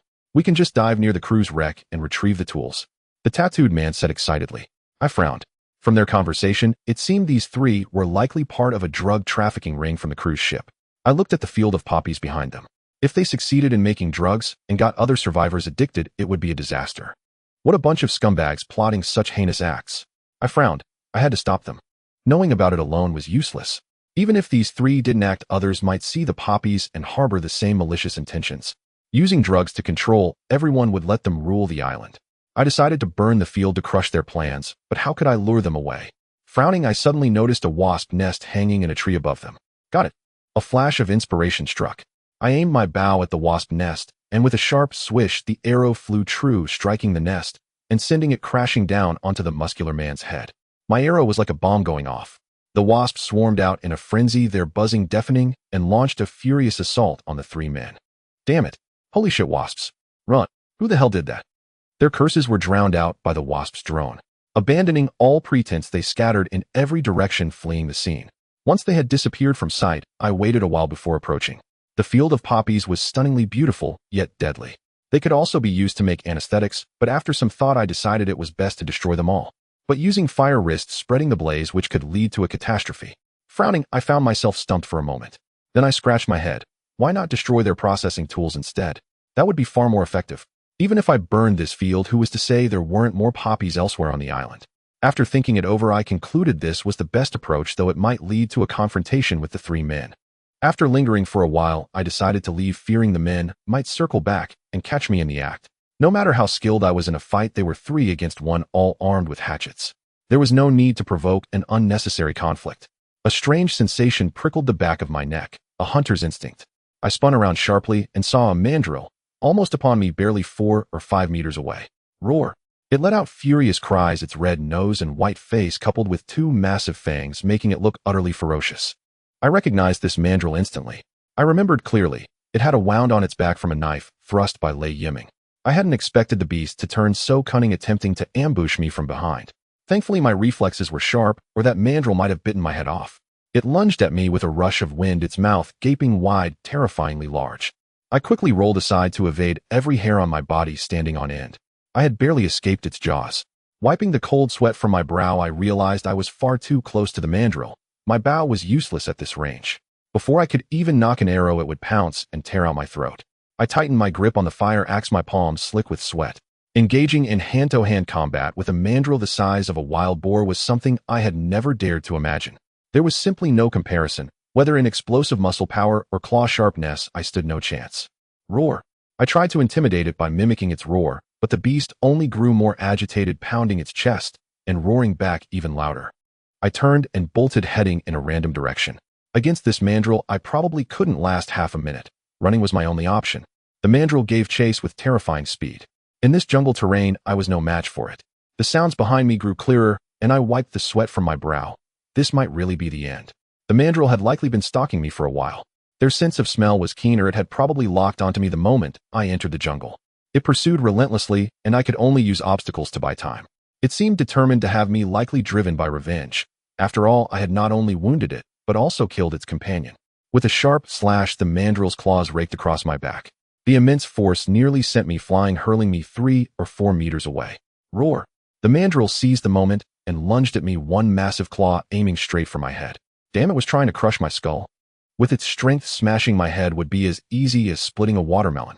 I quickly rolled sideways to dodge its claw, then scrambled to my feet and ran forward. Just when I thought I would die in this mandrill's jaws, I heard chattering ahead. It sounded like monkeys. With no time to think, I dashed straight toward the noise, the mandrill hot on my heels as we charged into the monkey. Holy crap, a tree hollow. My heart leaped with joy. At the base of a massive ancient tree, I spotted a hollow about the size of a wash basin. The trunk was enormous. It would take at least 5 or 6 people holding hands to encircle it. With the mandrill breathing down my neck, I mustered every ounce of strength and sprinted toward the hollow at the base of the ancient tree. The mandrill saw it too and roared in fury, hoisting a nearby rock to hurl at me. With a loud thud, I dove sideways into the hollow just as the rock slammed into the entrance. A split second later, and I would have been done for. Roar! Upon seeing me rush into the tree hole, the mountain demon appeared particularly enraged, roaring wildly outside. I could even feel it pounding on the tree trunk. It directly reached its hand through the opening of the tree hole, intending to drag me out. I couldn't let it succeed, so I wielded the fire axe and struck at its claws wildly. I hacked at one of its claws several times, blood gushed out fiercely, and it immediately recoiled in pain, no longer daring to reach in to probe. At that moment, I heard a few chirps as I looked through the tree hole and saw a large group of monkeys on the tree, all baring their teeth and growling at the mountain demon. I felt a surge of joy when I first entered this area. I had noticed these monkeys in the trees. This should be their territory, and now the mountain demon had barged in after me. These monkeys were several tiers smaller compared to the mountain demon, but they had the advantage in numbers, with nearly 100 or 200 of them swarming around. Roar! The mountain demon, having suffered a loss from me, not only failed to catch me, but also injured its claws. Now faced with the warning from this group of monkeys, it could no longer endure and began pounding its chest wildly. I knew that the mountain demon was an extremely aggressive creature, rarely showing fear, especially not in front of this group of monkeys. It certainly wouldn't back down easily. As I suspected, those monkeys were no pushovers. Seeing the mountain demon so arrogant, led by a particularly aggressive one, they suddenly charged down. In front of the group of monkeys, the mountain demon truly seemed like a giant. The leading monkey glared fiercely with its beady eyes locking onto the mountain demon, its tail raised, an obvious sign of impending attack. A fierce battle was about to break out. The monkeys surged forward in a swarm, instantly filling the area with the mountain demon's roars and the monkeys chattering. I watched clearly through the tree hole. The ferocity of the mountain demon was no exaggeration. Once it bit down the monkey it caught had no chance of survival. The leading monkey stood out, particularly being the fiercest in the fight, jumping onto the mountain demon's back and relentlessly tearing at it. Roar! The mountain demon swiped at its back with a claw, its sharp claws plunging deep into the flesh of the leading monkey, sending it crashing to the ground. Immediately following was a kick. The leading monkey reacted quickly, and despite the size difference, it dodged the mountain demon's attack, making me wipe the cold sweat off my brow. Of course, I hoped the monkeys would win. It was unlikely they would kill it, but if they could drive the mountain demon away, I could find an opportunity to slip away. The battle outside continued. I sniffed, sizing up the tree hole in front of me. It was quite spacious inside, and since the top was solid, this tree hole must have been dug out by some small beast. I sniffed again and detected a faint aroma of wine, quite peculiar, wafting through the air. But how could there be a wine scent in this broken tree hole? I frowned as there was nothing particularly strange around. The scent of wine was coming from above. Suddenly a thought struck me as I looked at the group of monkeys outside. I raised my head and knocked on the top of the tree hole. To my surprise, I heard water flowing, and my heart surged with joy. Could this be the legendary monkey wine? Monkey wine is said to be made by monkeys collecting various fruits in tree holes. If they have enough food for winter, they forget about the fruits they stored, leading to fermentation, and thus a cave full of fruit wine is created. The trees chosen by the monkeys to store their fruits must be capable of ensuring the fruits do not rot over winter, and must be hollow with a sealed top to brew this legendary monkey wine. I found it hard to believe and was even a bit excited. Such a thing could only appear in the wild, and finding it was like a dream. I never expected to encounter it by chance this time. I took out the fruit knife I always carried and poked a small hole at the edge of the top. Glug, it sounded. As soon as my fruit knife broke through the top of the tree hole, a thin stream of light yellow liquid slowly flowed down, and a rich aroma of wine filled the tree hole. Damn, it really is monkey wine. I couldn't contain my joy and pressed my mouth against the hole, the scent of wine tantalizing my taste buds. What man doesn't love to drink, especially when it comes to this rare wine?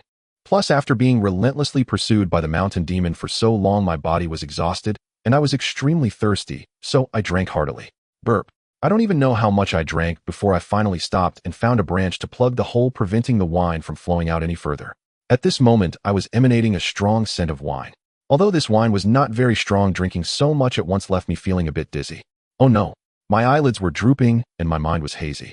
I realized that if I passed out now, various dangers could easily tear me apart. Despite my best efforts to resist, the drowsiness surged over me and the axe I held slipped from my grasp as I fell asleep right there on the ground. In a hazy dream, I found myself living carefree on a deserted island with Lin Ran, Su Shiyun, Pei Qingya, and the other women raising a bunch of children. The chirping sounds reached my ears, and I slowly opened my eyes to see my surroundings. I was still in the tree hole, and it seemed I should be safe. I felt something furry lying on me, and quickly opened my eyes. Damn, it was a monkey. I instinctively kicked back, startling the monkey, causing it to leap to the side. However, it seemed to have injured its leg, and was limping, probably hurt during the chaos with the mountain demon. It looked somewhat frightened, baring its teeth at me and letting out a few growls. I examined its little leg closely. The wound had opened, and I could even see the bone inside. If this continued, that monkey would surely die. The wound could easily get infected. I didn't dare approach it. Although this monkey was injured, it still looked quite robust. If it went wild and called its companions, my situation wouldn't end well. We stared at each other, locked in a gaze. It didn't want to leave the tree hole, just watching me. I couldn't help but feel. I don't know how long it passed, but seeing that the monkey no longer perceived me as a threat, I slowly shifted my position, planning to stay put for a while longer. I estimated I had slept for 3 or 4 hours. At this time, it was nearly dark outside. If I rushed out now, the jungle at night would be fraught with danger. Glug. I felt a bit hungry and scanned the inside of the tree hole. Besides that monkey, there was nothing left to eat. The monkey. I glanced at it a few times, and it immediately became unsettled, chattering loudly. I rolled my eyes at it. Monkeys and mountain demons are essentially both monkeys, and mountain demon meat is like chewing on tree bark. This monkey's taste couldn't be much better. It seems I'll have to fill my stomach with monkey wine. I dashed to the side and reopened the hole. The faint aroma of wine wafted back to me, and after a few sips, I didn't dare to drink more, fearing I would fall asleep again. After all, in the dark of the deserted island, there could be various dangers. If snakes or other creatures crawled in, my chances of survival would be slim. After I finished drinking, the monkey had actually disappeared. I felt a bit disappointed. I was now all alone in the tree hole surrounded by darkness. It was better when I had that monkey around. I planned to go out and gather some firewood. It seemed I would have to spend the night in the tree hole. To avoid encountering any dangers, I would have to start a fire, which would be a good choice for warmth. Upon exiting the tree hole, the surroundings were eerily quiet. I could only hear the chirping of insects and the calls of birds, with occasional animal roars echoing, making me feel somewhat anxious.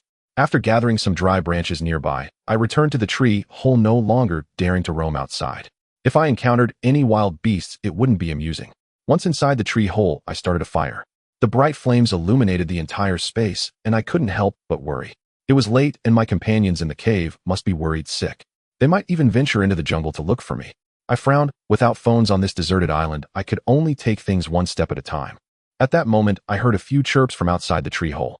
I tightened my grip on the axe. If anything came in, I would certainly give it 2 strikes.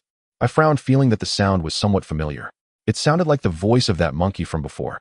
I cautiously peered outside, and the monkey suddenly darted in, clutching 4 or 5 wild fruits. It seemed a bit scared of the firelight, chattering nervously. I couldn't be bothered with it. My eyes were fixed on the wild fruits it was holding. Damn, I had fallen to such a low state that I was resorting to robbing a monkey. I felt a bit speechless. That monkey appeared rather pleased, munching on the wild fruits, its little eyes glancing over at me with a mix of vigilance and disdain. Damn it. I was actually looked down upon by this mischievous monkey. Damn. If this gets out, how can I continue to reign on this deserted island and command respect in front of those? I couldn't be bothered to deal with it, and simply turned my gaze away. If it weren't for the fact that monkey meat is unappetizing, I would have seriously considered cooking this rude monkey. It was truly humiliating. I felt like I had been reduced to a mere monkey's plaything, chased by the mountain demon, and now looked down upon by this monkey. Bang! I felt something drop to the ground. Instinctively, I turned my head to look, and a wild fruit rolled right in front. I glanced at the monkey. It waved a few times to get my attention, and then pointed at the wild fruit. Honestly, I was quite touched. I didn't expect this rude monkey to look somewhat appealing. Aside from its somewhat disdainful gaze, everything else was quite decent. I couldn't be pretentious, so I grabbed the fruit and started eating. It was surprisingly sweet. Thinking about it made me a bit melancholic. Here I was, a grown man, reduced to relying on a monkey for survival. But there was no choice. The night was genuinely dangerous, and I had no need to take risks. The monkey quieted down as well, occasionally showing its teeth. At first I thought it was still hostile toward me, but then I remembered it was due to its injury. I didn't know why, but having benefited from this rude monkey, I figured if I ignored it, it would likely die soon from an infection. Damn it, consider yourself lucky. It'll save you this once, I thought to myself, preparing to gather some herbs tomorrow to treat this monkey's wound and see if it behaves after that. Late at night, listening to the sounds of insects and birds outside, I didn't dare to sleep completely. No one knew if any dangerous events might happen. I remained in a semi-sleep state while the monkey slept soundly. When I woke up the next day, the fire had already died down. I looked outside, and it was quite peaceful, with only some bloodstains left on the ground. I turned to look at the monkey, which had also awakened, but looked somewhat weak, lying limply on the ground of the tree hole, appearing pale and powerless. I walked over directly. The monkey was still a bit scared, but it didn't have the strength to run away.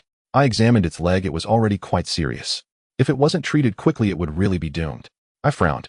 Time couldn't be wasted any longer, so I went straight out of the tree hole, preparing to find some herbs, and rushed back to the cave to grab the anti-inflammatory medicine from the medical kit. I didn't know if I had enough time.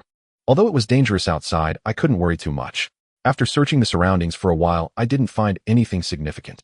The type of herb I needed usually grows in moist soil. After searching for quite some time, I finally found the herbs I needed near a small pond. Fortunately, there were no dangers along the way. It seemed that the mountain demon had left this area. After getting the herbs, I hurried back to the tree hole where I had been. What I feared the most was that the monkey would suddenly leave the tree hole. Otherwise, all my good intentions would be wasted. Once inside, I found the monkey barely hanging on. I sighed and crushed all the herbs in my hands, applying them to the monkey's wounds. I wasn't sure if it would help, but could only hope to prevent its injuries from worsening. But if this monkey couldn't endure the next few days, it would probably still be in vain. The monkey seemed quite cooperative, likely aware that I meant it no harm. Standing here doing nothing wasn't helpful. I was curious about the tree hole that stored monkey wine. On this deserted island, men would surely have a taste for it. I had seen someone selling ergwo on the beach before.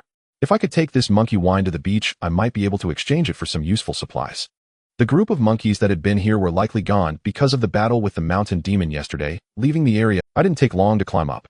This ancient tree was truly astonishing, lush and verdant. After climbing about 4 or 5 meters, I discovered another small tree, hole blocked by some things likely done by the monkeys to seal it for brewing. I sniffed around, and indeed a faint scent of wine wafted out. This is a good thing.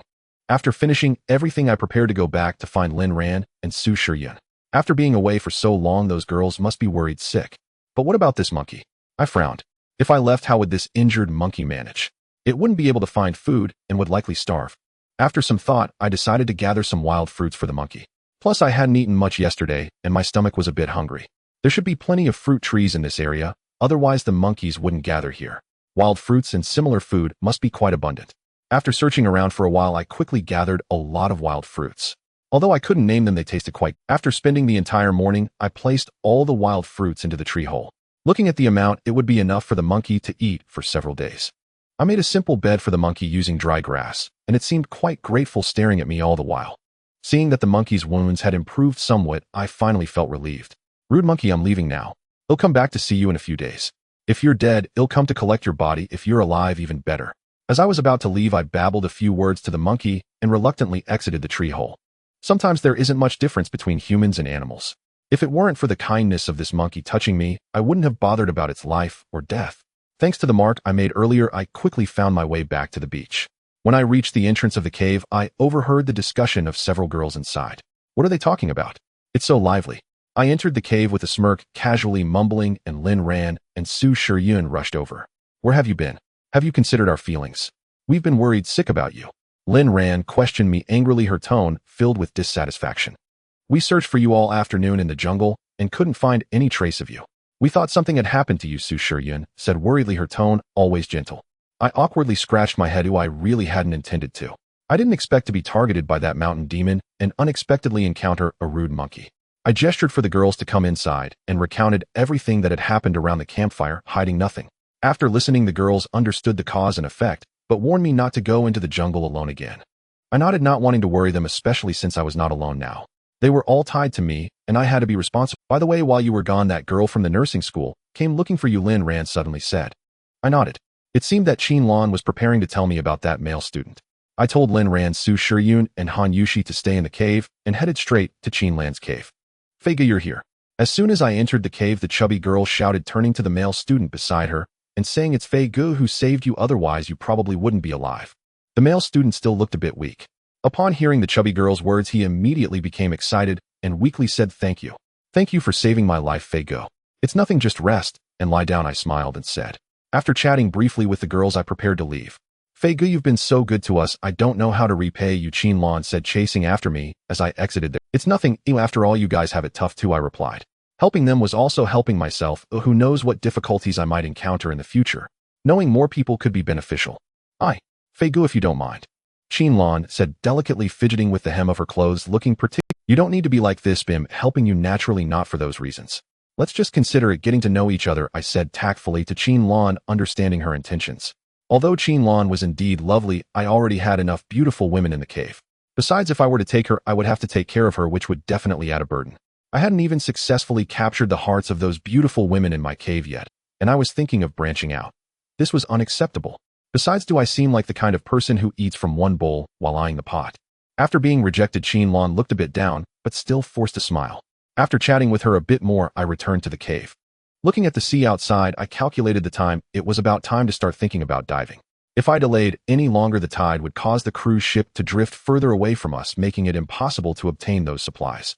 The weather on the deserted island has been quite favorable these past few days, making it an excellent opportunity to dive. At first, I was reluctant to take risks, but once inside the cave, I noticed the girls were busy making sanitary pads. I signaled them to stop and said, Lin Ran, Han Yushi, you two come with me to test the water. After a moment of surprise, they understood my intent and quickly got up to follow me out of the cave. I followed behind the two beautiful girls, especially admiring Lin Ran's exceptionally stunning white legs, which remained as fair and delicate as sheep fat under the bright sun of the deserted island. As a model from our company, Han Yushi naturally had an impressive figure, especially her ample bosom, which was larger than Lin Ran's, and her curvaceous silhouette was so enticing that I couldn't help but want to give her a playful slap on her firm backside. How do we test?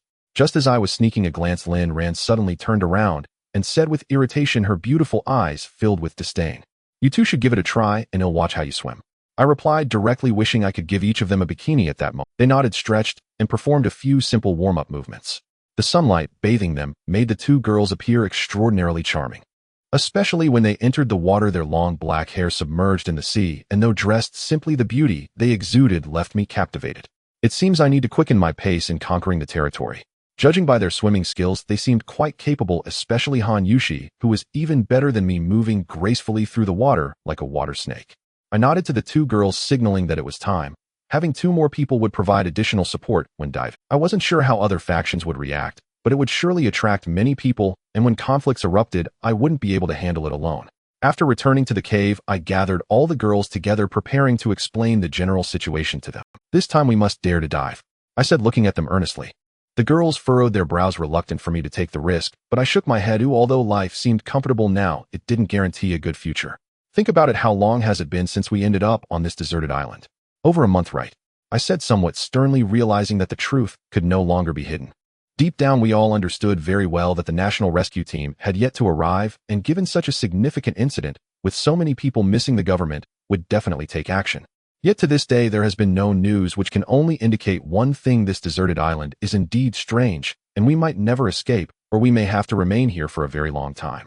Upon hearing this, the girls fell silent, each aware of the reality, yet no one dared to shatter the last flicker of hope in their hearts.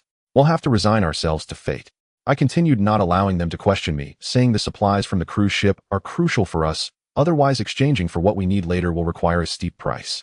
However, this was just one aspect. My primary intention was to prepare them for the harsh realities, as life on the deserted island cannot be too easy. Such individuals would only be eliminated. After a moment of silence, the girls obediently nodded. Seeing their agreement, I felt a sense of relief in my heart.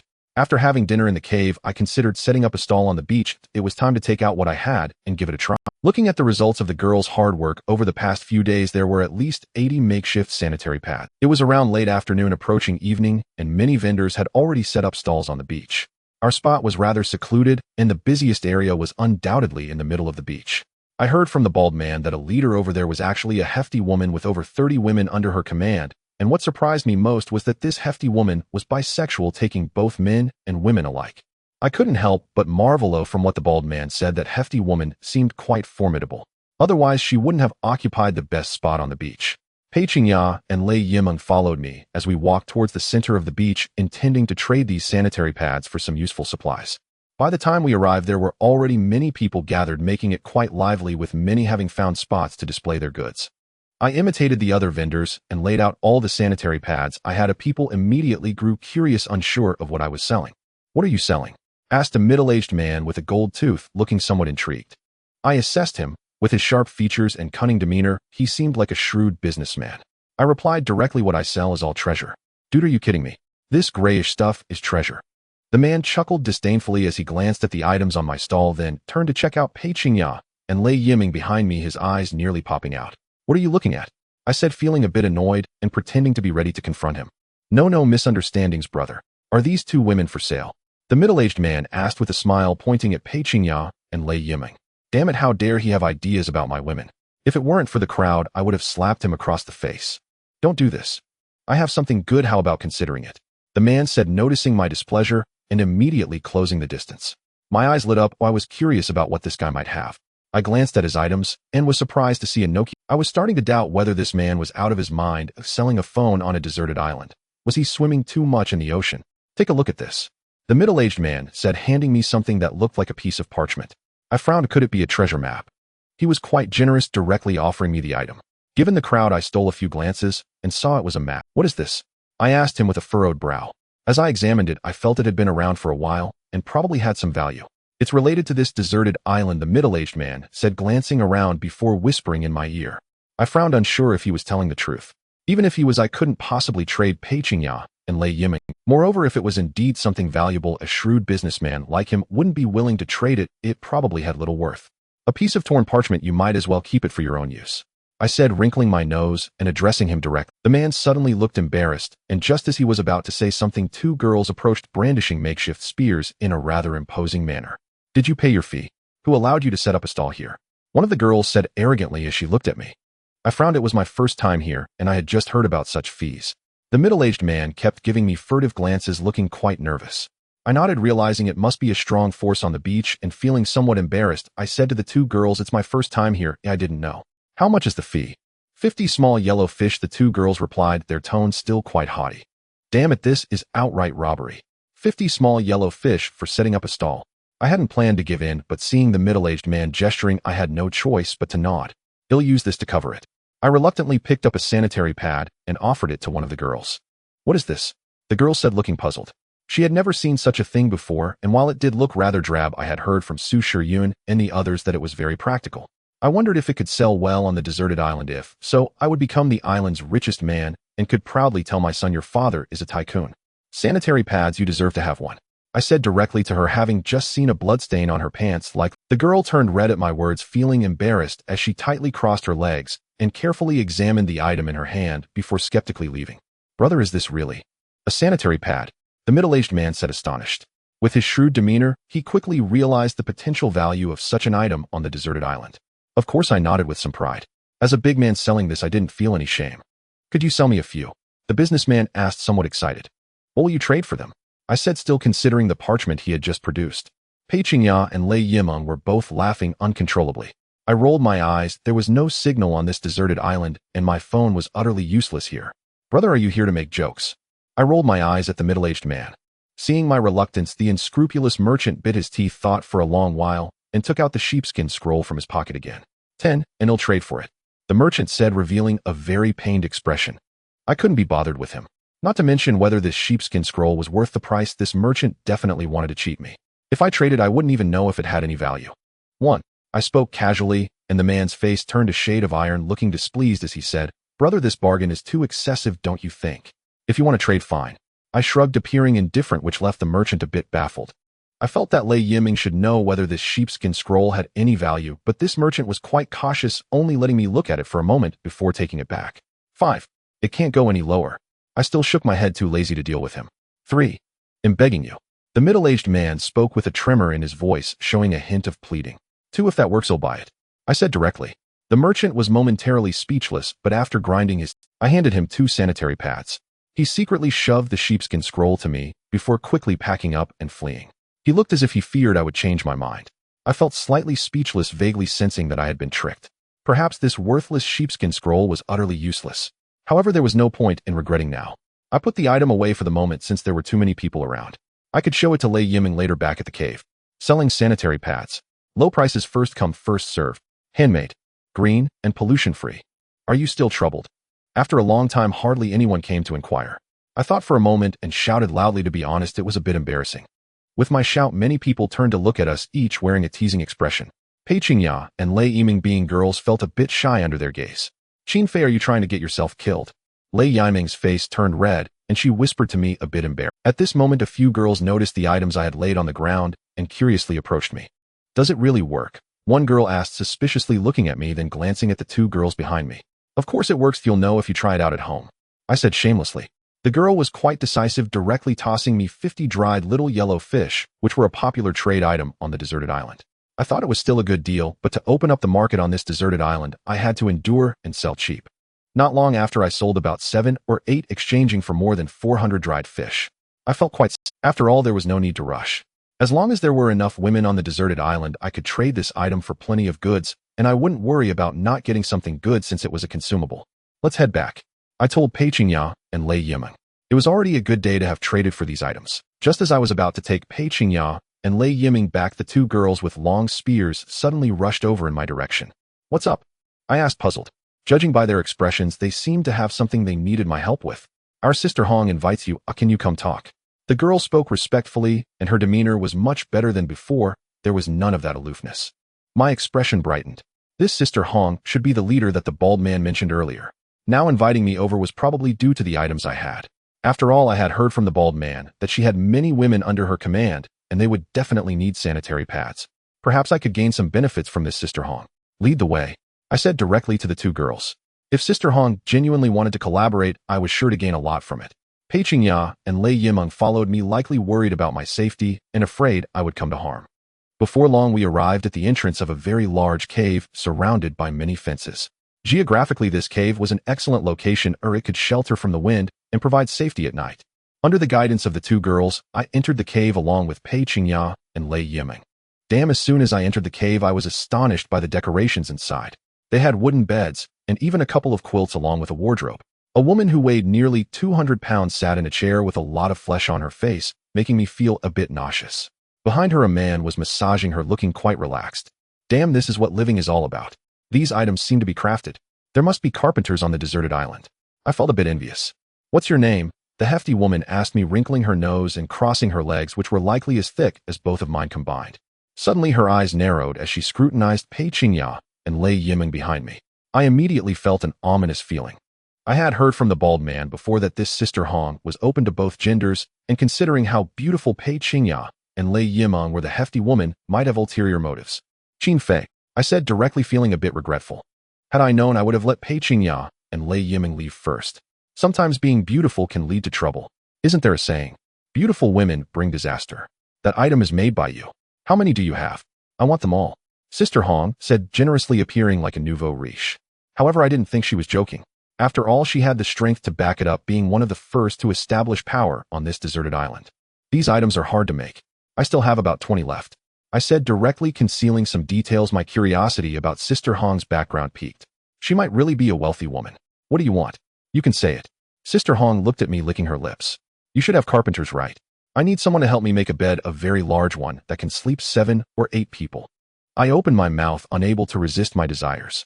Damn it, sharing a bed with Lin Ran, Su Shiyan, Han Yushi, and a group of beautiful women on this deserted island has been something I've calculated for a long time. After all, staying in the cave for a long time can expose one to moisture from the cave floor, which isn't good for the body in the long run. Making a bed is a good option. Initially, I thought living in a cave wasn't ideal and considered building a house on the deserted island, but then I thought better of it, mainly due to the climate on the deserted island. If I encountered rising water or similar weather, the house could easily be submerged. No problem. Sister Hong nodded, and I breathed a sigh of relief, fearing she wouldn't agree. Trading 20 sanitary pads for a big bed isn't a bad deal. Thank you, Sister Hong. If there's a chance in the future, we can collaborate again. I smiled at Sister Hong, cupping my hands, and prepared to leave with Pei Qingya and Lei Yiming. To be honest, being looked at by Sister Hong with that kind of gaze gave me goosebumps. Pei Qingya gently grabbed my hand. These two little sisters look quite fresh. At that moment, Sister Hong suddenly said, how about following me? You could have meat and fish every meal. Impossible. I frowned, knowing that Sister Hong had ulterior motives, and coldly snorted before leaving with Pei Qingya and Lei Yiming. Sister Hong didn't stop me. After all, she still needed to trade with me and didn't dare to offend me. Back in the cave, I sighed in relief. Sister Hong truly lived up to the saying, ugly people cause trouble. You scare me to death. Ooh, I got goosebumps all over. Lei Yiming pouted, patting her little chest. At this moment, Lin Ran and Su Shiyan also gathered around, curiously looking at the three of us, and then we briefly discussed what had just happened. I suddenly remembered the sheepskin scroll I had traded from that unscrupulous merchant. I took it out from my pocket and handed it to Lei Yiming, saying, can you take a look at what this is, eh? Lei Yiming nodded, unfolded the sheepskin scroll, and furrowed her brows as she scrutinized it, as if she had made some discovery, her eyes widening.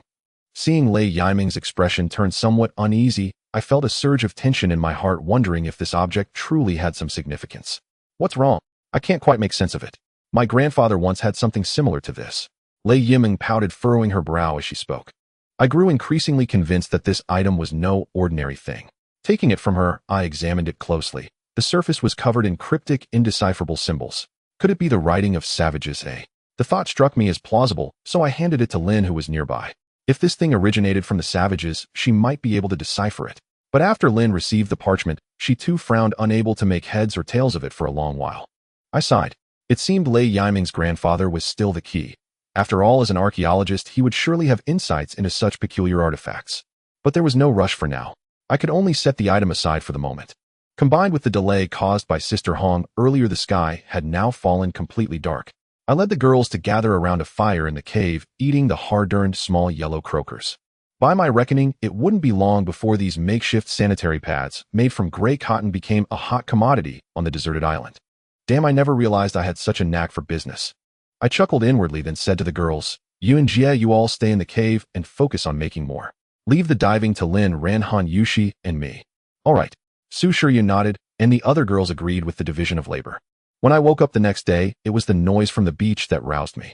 By the time I stepped outside, many rafts had already been launched, and the entire coastline was packed with people. I frowned. With so many diving down, even if the cruise ship held plenty of supplies, there'd be little left for us. Let's go check it out. Get ready, and make sure nothing goes wrong, I said directly to Lin Ran and Han Yushi, who were standing nearby. Since the old raft was still there, I handed out all the defensive items from the cave to the two girls.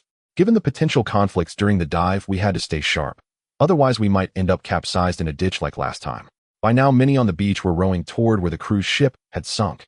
Since the ship was fully submerged, no one could claim the high ground like before and block others from boarding.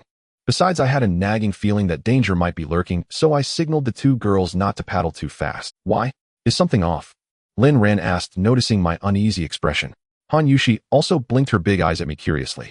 Let's wait a moment, I said to the two girls. Since the cruise ship had sunk, the supplies inside couldn't escape. The food had likely rotted away, leaving only metal utensils as the most valuable items. Soon many people had reached the area above the sunken ship. Lin Ran, Han Yushi, and I also arrived, faintly spotting the wreckage beneath the water. The crowd was far larger than when Wang Hu and I had scavenged the ship last time. Practically every capable person on this stretch of beach had shown up. With the tiger shark pod gone, those who had previously lacked the courage knew they couldn't let this opportunity slip. I spotted many familiar faces: Baldy, the bespectacled man, the profiteer who sold me the parchment, and even Sister Hong's people. But the crowd was so dense that I missed seeing some. Everyone listen up. To avoid unnecessary disputes, let's not start any conflicts when we go down, Baldy suddenly shouted. I understood his intent. Given past experiences, if a fight broke out down there, bloodshed might lure the tiger sharks back, and everyone here would be doomed. All right, sure, I smirked. They all agreed readily enough, but once something valuable turned up, conflict would erupt in no time. This fragile truce wouldn't hold. With a series of splashes, many had already dived. I wasn't in a hurry. Before coming, I asked Pei Qingya about the ship's layout and where supplies were stored. But now the ship was completely submerged, making everything hard to see. After surveying the surroundings, I chose a spot against the current to dive. Going with the current would mean greater resistance, and visibility below might be poor. This direction was the best choice. Lin Ran, you stay and watch the raft. Han Yushi and I will go down. When she gets tired, you can take over, I told Lin Ran directly. Objectively, Han Yushi was the best swimmer among us. All right. Lin Ran nodded without objection, and I jumped in with Han Yushi. Without goggles, we could only keep our eyes wide open underwater. Once we reached the bottom, visibility was decent enough. I could make out the ship's wreckage clearly. If we'd waited a few more days, the ship would have been beyond salvage. With limited breath-holding time, I followed Pei Qingya's instructions to find a side ladder leading to the ship's watertight compartment. I pointed in that direction for Han Yushi to follow. She seemed capable of holding her breath a bit longer, and I had military training for such endurance. A minute or so was no problem. Han Yushi nodded and followed me inside. Others were also exploring the ship, but our secluded spot went unnoticed. Every cruise ship has a watertight compartment for safety, usually accessible via a circuit in the control. But now the ship was a hunk of metal, so we had to manually slide the door open to enter. Once inside the ladder passage, we soon found the watertight door resembling a large manhole cover. Beside it was a sliding mechanism, but no matter how hard I tried, I couldn't budge it. Han Yushi joined me in prying at the slide. Due to water pressure, we could only move it a tiny bit after much effort. My chest was starting to feel tight, and Han Yushi was also running out of breath, exhaling rapidly. We had to surface for air. I signaled her to swim up. With a gasp, I took deep breaths. This wouldn't work. Sheer strength alone couldn't open the watertight door. We needed tools. Can you go down again, or do you need a break? I asked Han Yushi, signaling Lin Ran to hand me the fire axe. I can. Han Yushi grinned at me. I thought she was about to give up, but I was wrong. After a short rest, Han Yushi and I dived again, this time with the axe. We quickly found the ladder passage, and I wedged the axe into the slide. I grabbed the handle and shoved hard, with Han Yushi pressing against me to help push. Her body pressed close to mine, a sensation I'd never felt before. With a loud clatter, the watertight door burst open, producing a deafening noise. Due to the pressure difference, seawater surged in with a bang. Caught off guard, Han Yushi and I were swept inside. The compartment was spacious, but seeing water still pouring in, I quickly sealed the door shut. Qin Fei, look at this, Han Yushi exclaimed, her face lighting up with surprise. Following her gaze, I spotted 2 sets of sailor uniforms and 2 oxygen tanks. Hell, these were a real... I felt a thrill. With these, diving out and scavenging the ship would be much easier. I checked the tanks. One was full, but the other had little oxygen left. Take this one. I handed the full tank to Han Yushi, and without letting her argue, strapped on the other one myself. The compartment was cluttered with odds and ends. Among the nautical gear, I even found a headlamp. I tested it. It still worked. I put it on. It would be very useful. After a bit more searching, I found nothing else. Let's go this way, I said to Han Yushi. Just then the entire cruise ship seemed to shift slightly. Because Han Yushi and I happened to be in the watertight cabin, we were quite aware of the cruise ship's movements. The cruise ship has moved, Han Yushi also said in surprise at this moment. I frowned, sensing that something was indeed off with the cruise ship, or I could distinctly feel the entire vessel trembling slightly. Did the seawater suddenly become turbulent? I found it hard to believe. Damn it, how could the seawater just change like that? Let's go out and take a look first. I spoke directly to Han Yushi, stating that we couldn't know what was happening outside while still inside the cruise ship. Han Yushi nodded, and the two of us quickly reopened the sliding door of the watertight cabin. Since there was still air inside, it didn't take much effort to open it. The seawater rushed in immediately. Han Yushi and I swam out, and before we could react, a massive tentacle swept right past us. What the hell? I widened my eyes, staring at the tentacle, my heart racing. The surrounding seawater was darkened. It was an octopus. I quickly grabbed Han Yushi's hand and swam out, preparing to escape, but at that moment a tentacle suddenly coiled around her slender waist. Whoa! Han Yushi trembled, extremely nervous, her pupils dilated, clearly showing her fear. I was also anxious. I followed the tentacle's path and saw a gigantic octopus clinging to the cruise ship, terrifyingly large. Could this be the legendary giant octopus? I widened my eyes, ere I had heard of these giant octopuses before, typically reaching lengths of over 20 meters, with the longest even exceeding 80 meters. I took a deep breath, filled with shock, as it was illogical for such deep-sea creatures to appear in such shallow waters. Yet here it was. The top of the cruise ship was completely covered by this giant octopus, so large that I couldn't even see its entire form. Those who had previously descended to search for supplies on the cruise ship were all startled. Many began to swim frantically upwards, while a few were directly ensnared by the tentacles of the giant octopus. One of its tentacles wrapped tightly around Han Yushi's waist, yanking her backwards. I desperately pulled Han Yushi's hand, trying to swim upwards, but I simply couldn't match the strength of that octopus. I was dragged along. Damn it, I frowned. How many unbelievable things are there on this deserted island? So many things to fight. I couldn't afford to think about that now. At this rate, we would both be killed by this giant octopus. There were so many beautiful women waiting for me in the cave. I couldn't die here. I tightly gripped the fire axe in my hand and swung it fiercely at the tentacle wrapped around Han Yushi, but the resistance of the water rendered it ineffective. Just as I was getting anxious, my actions had enraged the octopus. The giant octopus released Han Yushi and twisted its tentacle around me. Its tentacles had suckers that adhered to my body, sticky and unpleasant.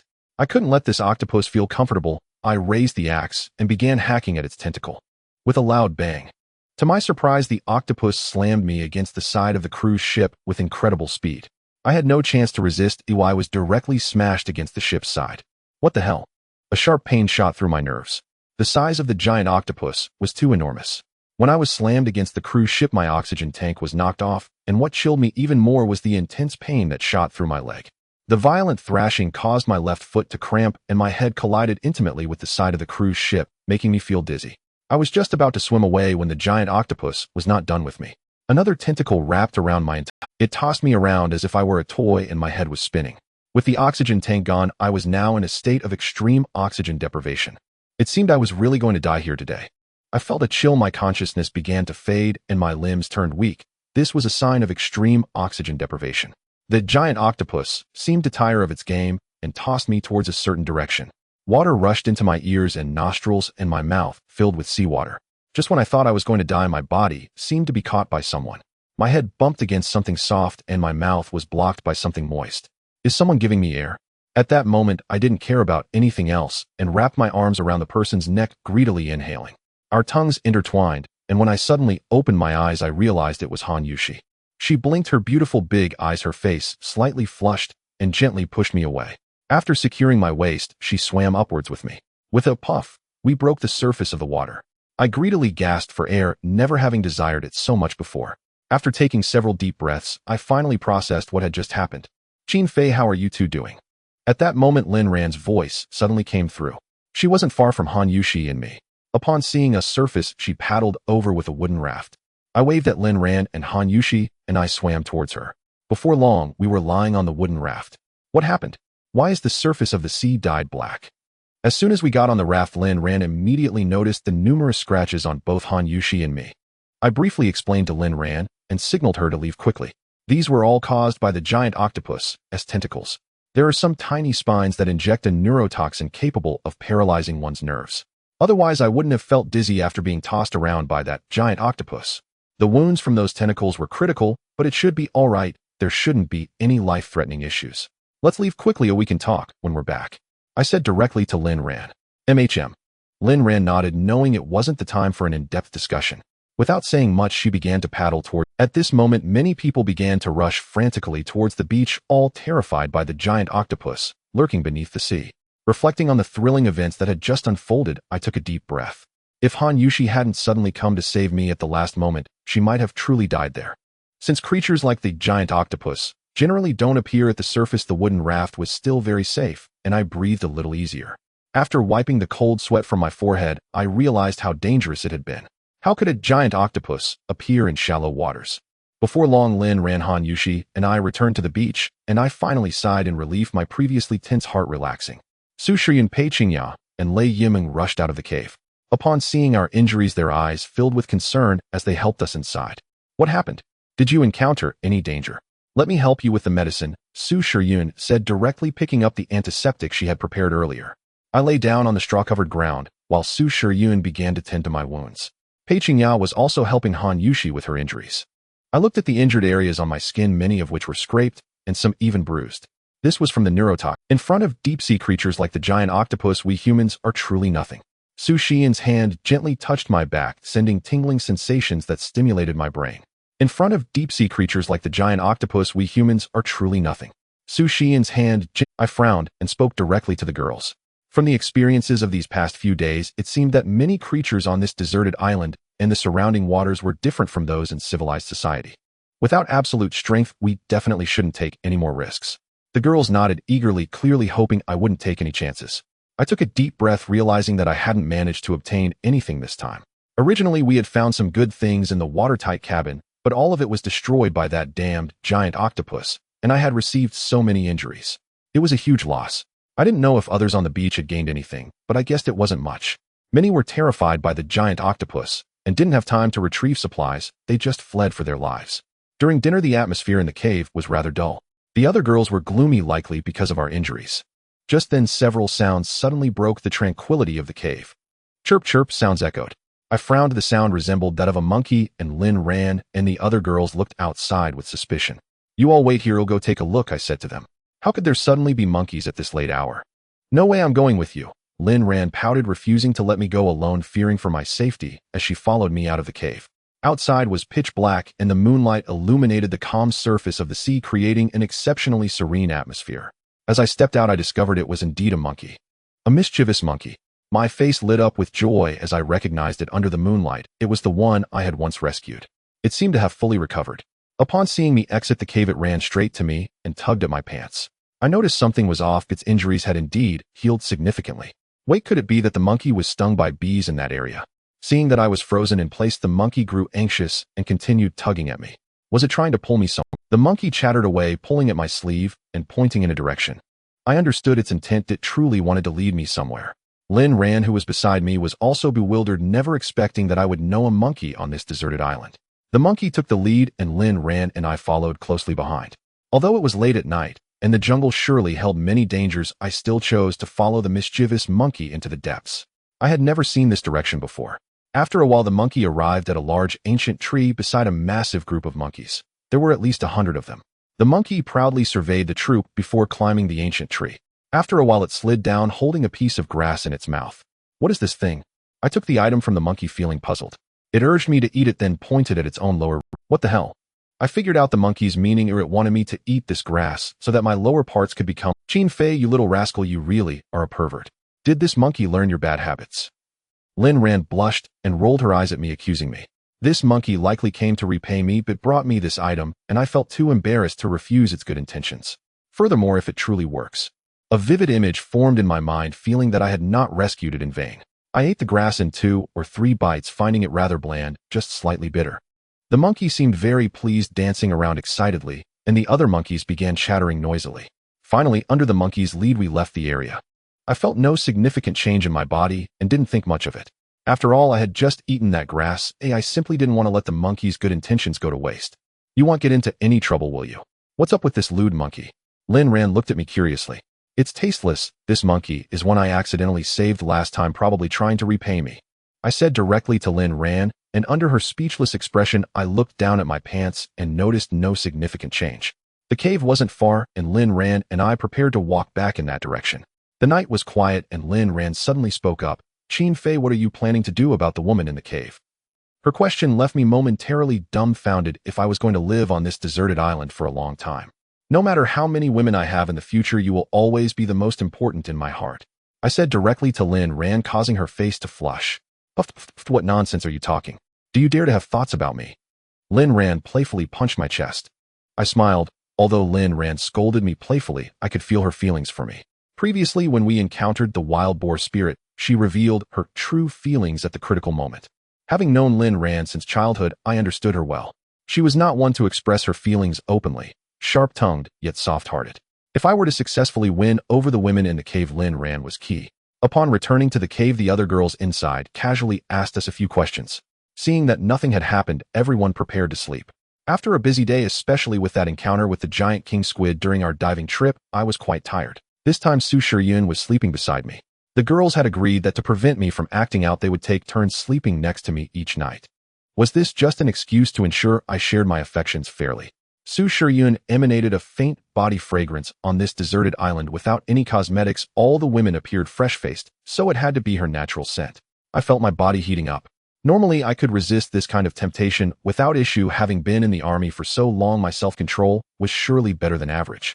But for some reason, upon catching a whiff of the subtle fragrance from Su Shiyun, my primal desires surged uncontrollably. Huff! I was beside Su Shiyun. Her breathing was steady, likely in deep sleep. Her thigh unconsciously brushed against me, and her other arm lay across my chest. Could it be due to what the monkey gave me? I suddenly thought of the thing the monkey had made me eat. At first I hadn't felt anything, but now it was clear that something was amiss. Su Shiyun's leg kept rubbing against me. I knew some girls like to hug stuffed toys while sleeping. Perhaps she truly mistook me for a toy in her dreams. Qin Fei, what's wrong with you? At that moment, Su Shiyun slightly opened her eyes, looking at me, who was gasping for breath with confusion. Don't! I quickly exclaimed, but Su Shiyun's hand was already ahead of me. Shoo! I gestured for Su Shiyun not to shout. If she woke the other women in the cave, that would lead to trouble. We remained silent for a long while, but that desire didn't diminish. In fact, it seemed to grow even stronger. Damn, this monkey truly wanted to get me killed. May it perish under a female monkey someday. Are you feeling very uncomfortable? Su Shiyun looked at me worriedly, seeing me gasp for breath. A similar scene played out again, but this time with a different person. I nodded immediately, not wanting to take advantage of Su Shiyun, but I truly couldn't stand it. After eating that grass, my desires had intensified to an overwhelming level. What can I do to help you? Su Shiyun's face turned red as she asked me. It's fine, just let me calm down for a moment. I told Su Shiyun. If I kept asking for her help, I might end up doing something like I did with Pei Qingyao last time. If Qingyao can, why can't I? Su Shiyun suddenly spoke, catching me off guard. Could this really be happening? I feel that my time on this deserted island has truly been the pinnacle of my life, surrounded by various beautiful women. Beautiful souls, Korean models, sweet, lawless, elegant ladies. The next morning when I woke up, I exchanged a glance with Su Shiyun, her face as red as a ripe apple, particularly shy. Recalling the events from last night, I had to ensure that the other women in the cave did not catch wind of anything, as the traces of our actions still lingered on Su Shiyun's rosy lips. What left me speechless was the disdainful look Lin Ran cast in my direction, while the other girls seemed indifferent, as if they had all tacitly accepted the situation. After all, on this deserted island where men hold power, it is rare for a woman to survive without relying on a man, with the exception of that Sister Hong fat lady. In these past few days, nothing much has happened, but the weather on the deserted island has gradually turned foul. The previously bright sun has disappeared, replaced by an overcast gloom. My mood mirrored the island's weather. At this rate, it wouldn't be long before a torrential rain would arrive, and the rising seawater could easily submerge the beach, potentially flooding the caves we inhabit. Adding to the challenges, the food supplies in the cave would soon dwindle. However, there was some good news. The big bed I had traded for with over 20 sanitary pads from Sister Hong had finally arrived. But given the current weather with the seawater about to surge, what use would that broken bed be? It couldn't be taken away, nor could it be eaten. You all need to hurry and make more sanitary pads. We need to exchange for some supplies. The weather on the island is likely to cause many troubles soon. I furrowed my brow and hurried the girls, explaining the potential problems we might face. Our relatively comfortable life might soon come to an end. We must quickly gather supplies to prevent any major issues.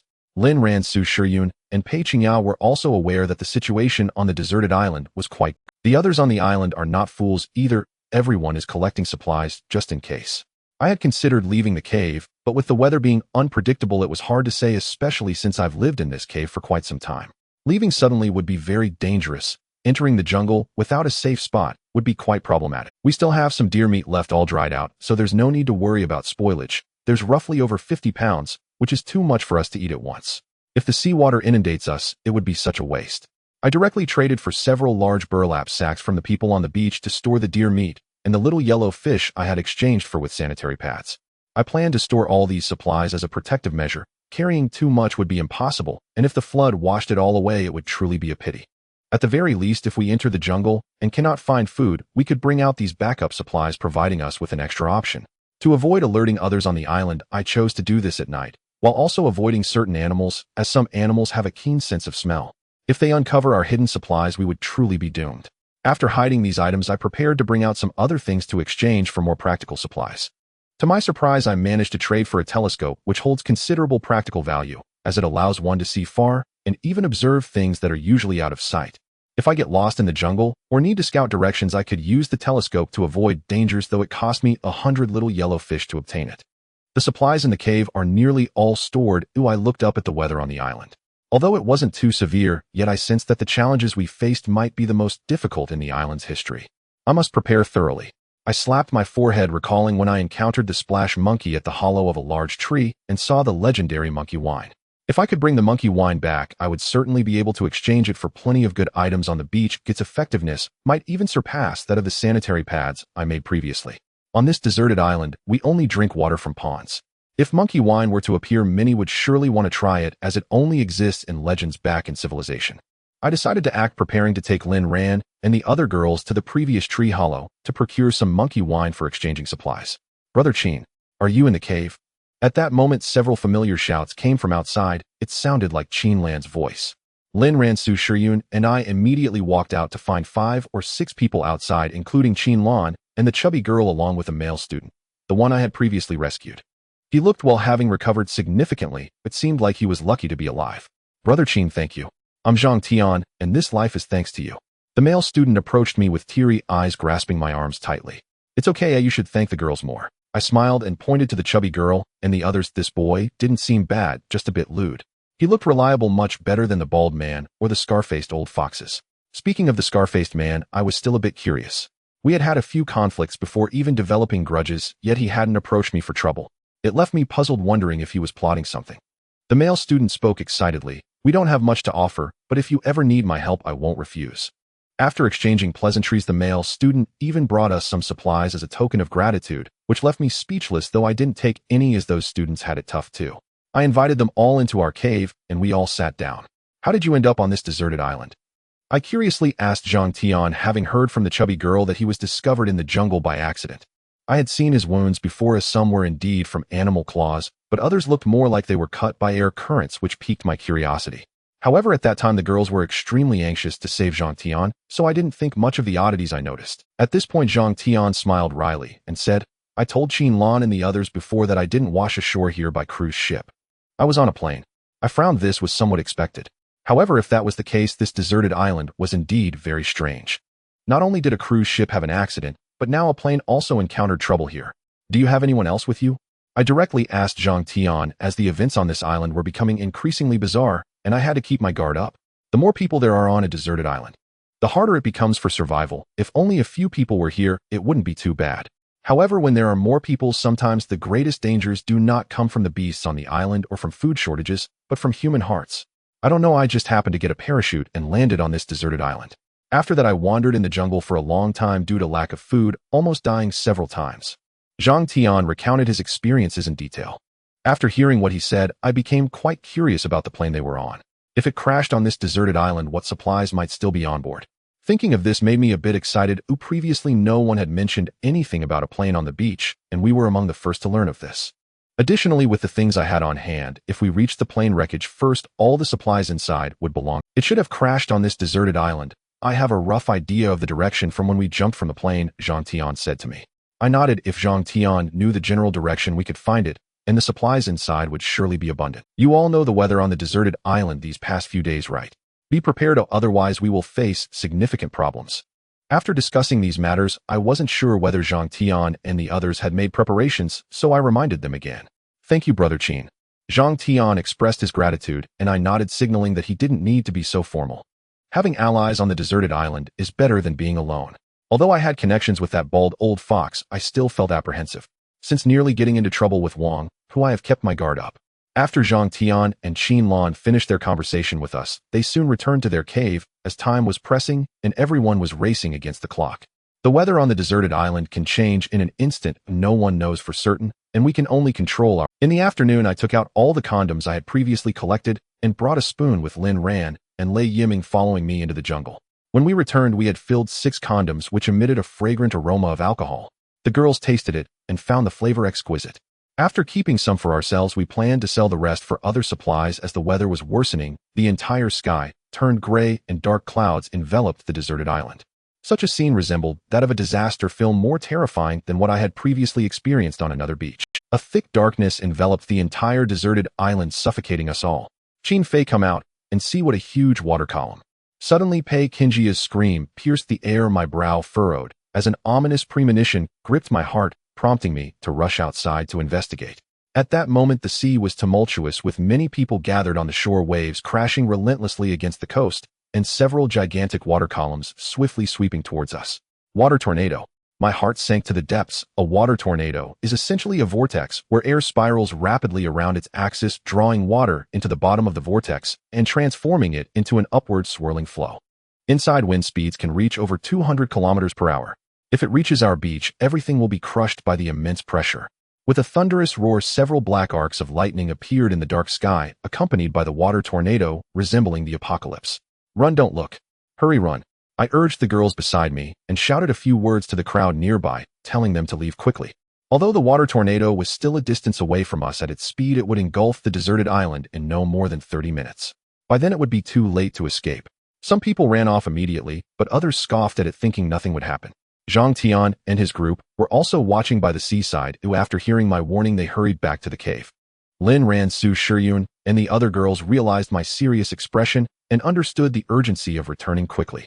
I swiftly organized everything in the cave, since I had prepared in advance, and gathered all the supplies we could. What about these things? Lin Ran pointed at the still warm bed and various clothes. Forget them, I barked, feeling a pang of regret, but there was no time to hesitate. Now, survival was paramount. But Su Shiyun was reluctant, clutching a small cave lion. No buts. If you want to live, hurry and leave. I shouted, signaling the girls to exit the cave quickly. Reluctantly, the girls followed my orders and all ran outside. By this time, the water tornado was perilously close to our deserted island, with towering waves reaching 4 to 5 meters high. A large amount of seawater surged in, flooding half of the beach. Even before the water tornado truly arrived, it had already submerged half. If it landed, the destruction would exceed my imagination. Fei Gut, Brother Qin, Zhang Tian, Qin Lan, and their group were also prepared, moving so quickly it surprised me, but they didn't have much in the cave. Let's stick together, it will be safer on the way. I nodded at them, also intending to head to the plane wreckage Zhang Tian mentioned to see if we could scavenge any supplies. Some people on the beach recognized the water tornado, and many were already ahead of us. They were all panicking, and cries of despair filled the air. With a deafening roar, the sky seemed to explode, with pea-sized snowflakes falling relentlessly. Run! I pointed in a direction. It was likely impossible to avoid the water tornado, so I urged everyone to run into the jungle. We ran for over 20 minutes without daring to catch our breath, completely disoriented, only focused on survival. I signaled the girls to take a break, then climbed a taller tree to take a look through my binoculars.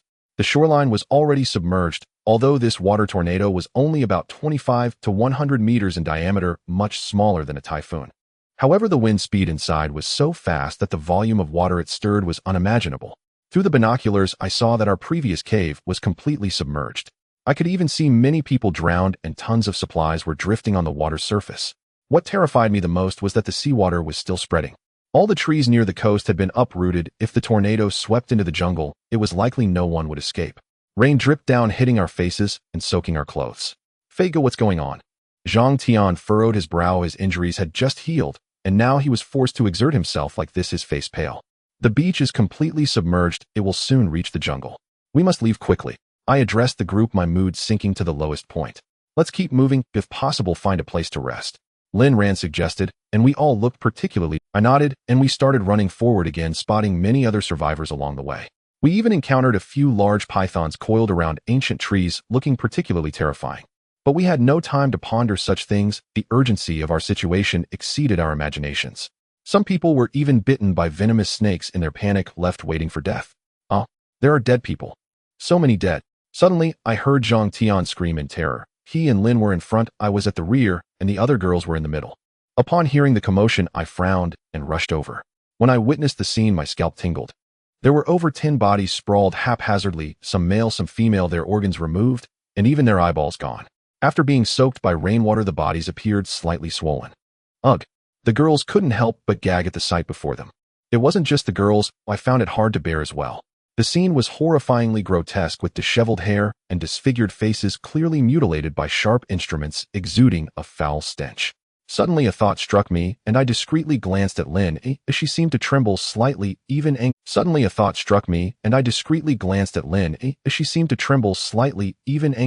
not daring to look at us. I felt puzzled. Could there really be something? Are these our beachgoers? Qin Lan asked, nervously horrified by the brutality of such methods, deeming it monstrous. It shouldn't be. Let's leave quickly and avoid this place. These bodies have likely been here for 4 or 5 days to prevent bacterial infection, I said directly to them. They were all shocked by the sight before them and didn't notice Lin's unusual behavior. After avoiding this place, combined with the dreadful weather and the earlier gruesome scenes, a sense of desolation enveloped us. We continued forward. The jungle ahead was uncharted territory for us, as we had never explored it before due to ample food supplies, and there was no need to risk venturing deeper. But now it was different. We were all forced into a corner. My leg. Pei Qingya suddenly screamed. My heart jolted, and I rushed over, fearing something had happened. I've sunk, Pei Qingya said.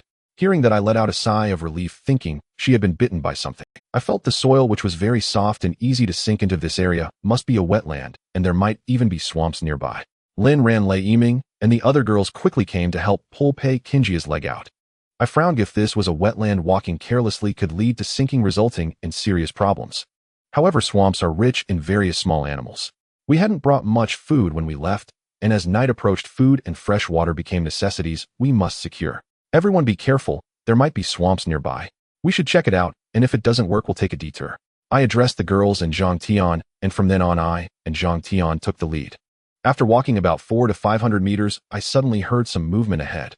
I furrowed my brow and quickened my pace. Soon I saw a group of people gathered on the other side of the wetland, 2 men leading over a dozen women, with a large swamp in the middle dotted with floating wood.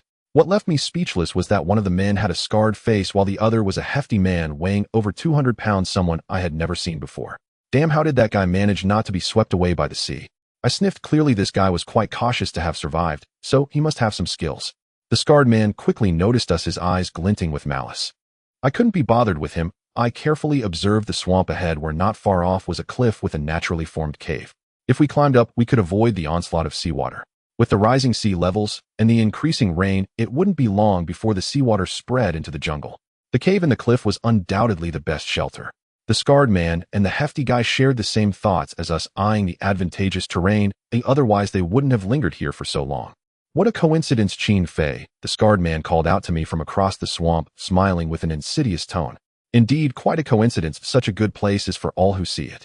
I replied with a smile which made the scarred man twitch uncontrollably. Naturally, I wouldn't let this good spot go to the scarred man, but I carefully scrutinized the swamp, feeling an inexplicable sense of danger rising in my heart. This place seemed far from simple. I furrowed my brows, choosing to trust my intuition, unwilling to act rashly. Brother Qin, what should we do? Zhang Tian anxiously spoke to me as the rain poured down even harder, and we, including the scar-faced man and his group, were all enjoying the battering of the storm. If we were drenched by the rain for too long, the few strong boys could endure it, but the weaker girls might catch a cold, and that would be troublesome. Both sides were hesitant to act. Moving away to find a place to shelter from the rain would mean giving up the cave and the cliff to the scar-faced group. No rush, I said, urging them to wait. In times like this, it was all about who could be more patient. The scar-faced man was also growing anxious. Dragging this out was not beneficial for either side. I glanced around the environment and found a long branch using a vine to directly bind a maritime knife. I tentatively poked at the nearby swamp, and when I poked it for the first time, I immediately sank in. After a few more prods, I furrowed my brow. Some felt different. With a strong jab, I poked it, and with a pop a tail suddenly swept out from the mud, revealing the entire body of the creature. An alligator. After it fully surfaced, I realized it was indeed an alligator, though much smaller than those in civilized society. Its body was covered with a layer resembling toad skin, and when it opened its mouth, the teeth inside were exceptionally sharp. The scar-faced man was also startled, not expecting an alligator to be in this swamp. "Chin Fei, we can't keep dragging this out. Let's cooperate," the scar-faced man suggested, attempting to be friendly and propose a partnership. I couldn't be bothered to respond to him. A person like him must be very selfish at heart. If I teamed up with him, I might be backstabbed and my life could be at stake. This swamp looked quite large, with many areas covered in wild grass. Who knows if stepping on them would cause one. To reach the cave on the cliff, we had to pass through this swamp, and the alligators within posed the greatest danger. I thought for a moment before speaking up, signaling Lin Ran and the other girls. "Brother Qin, are we just going to leave like this? Such a great location." Zhang Tian seemed confused, but eventually understood my meaning after I continued. I wasn't actually planning to leave. I had my sights set on that cave on the cliff, but the presence of the scar-faced man forced me to be cautious. Seeing me lead my group away, the scar-faced man's expression darkened considerably. After walking a distance back along the original path, I told them to wait for me, then turned back and hid in the bushes beside the swamp, observing the movements of the scar-faced group. "You go try it." The scar-faced man suddenly kicked one of the women beside him, pointing to the nearby swamp. Damn, I could see this was the scar-faced man's usual tactic. "Brother Huang, don't make me go, I'm scared. Brother Huang, I don't want to die." The woman trembled, clutching the scar-faced man's hand, pleading incessantly. The scar-faced man completely ignored her and directly kicked her into the swamp. As soon as her foot entered, she immediately sank, and the surrounding small alligators erupted, rushing toward her. Scar-faced man, I swear I won't let you go even in deaths." The woman wailed, her eyes filled with hatred as she glared at the scar-faced man. Before she could finish, her neck was bitten by an alligator and blood gushed out, staining the swamp red. The small alligators seemed particularly sensitive to blood, and in an instant the swamp erupted with activity, with countless small alligators moving, numbering at least a couple of hundred. I took a deep breath, relieved that I hadn't let my guard down earlier. If I had rashly entered, we would have been torn apart by these alligators. Damn, so many. The other fat guy frowned, cursing, and after discussing with the scar-faced man, they quickly led the other women away, disappearing into the jungle. I frowned, noting that the storm continued and could last for over a week. Finding a place to hide in this jungle was truly difficult. Honestly, I didn't want to give up on that cave on the cliff unless absolutely necessary. Blood. After thinking for a while, I recalled that when the woman was bitten, her blood triggered the frenzy in the small alligators hidden around the swamp. Blood. After thinking for a while, I recalled that when the woman was bitten, her blood triggered the frenzy in the small alligators hidden around the swamp. What happened? Did the scar-faced man and the others leave? Lin Ran asked as soon as I returned. "I know. There are alligators in the swamp, and to reach the cave on the cliff, we must cross that swamp. It's too dangerous." Pei Qingyao frowned, not wanting me to take risks. "It's all right, come with me and give it a try. There might be a chance of success." I waved my hand and said to them. Although Zhang Tian had concerns, he followed me without hesitation. When we reached the original swamp, the girls saw the fragmented remains of the woman who had been bitten and all frowned. I took out the bow and arrow I had prepared earlier, aiming at a small alligator. Since they were so sensitive to blood, I wondered if the blood of their own kind would drive them into a frenzy. When the alligator opened its mouth, I suddenly released the string, shooting straight at its throat. The arrow pierced through the small alligator's throat, blood spraying everywhere. The little alligator struggled a few times before going still. The other small alligators in the vicinity erupted, rushing madly towards the dead alligator, tearing it apart. I felt a surge of joy. Indeed, these small alligators became extremely frenzied upon sensing blood, whether from their kind or anything else. As long as I killed a few small alligators with my bow and arrow, once chaos ensued, they would turn on each other, making it much safer for us to cross the swamp. "Brother Qin, you're amazing."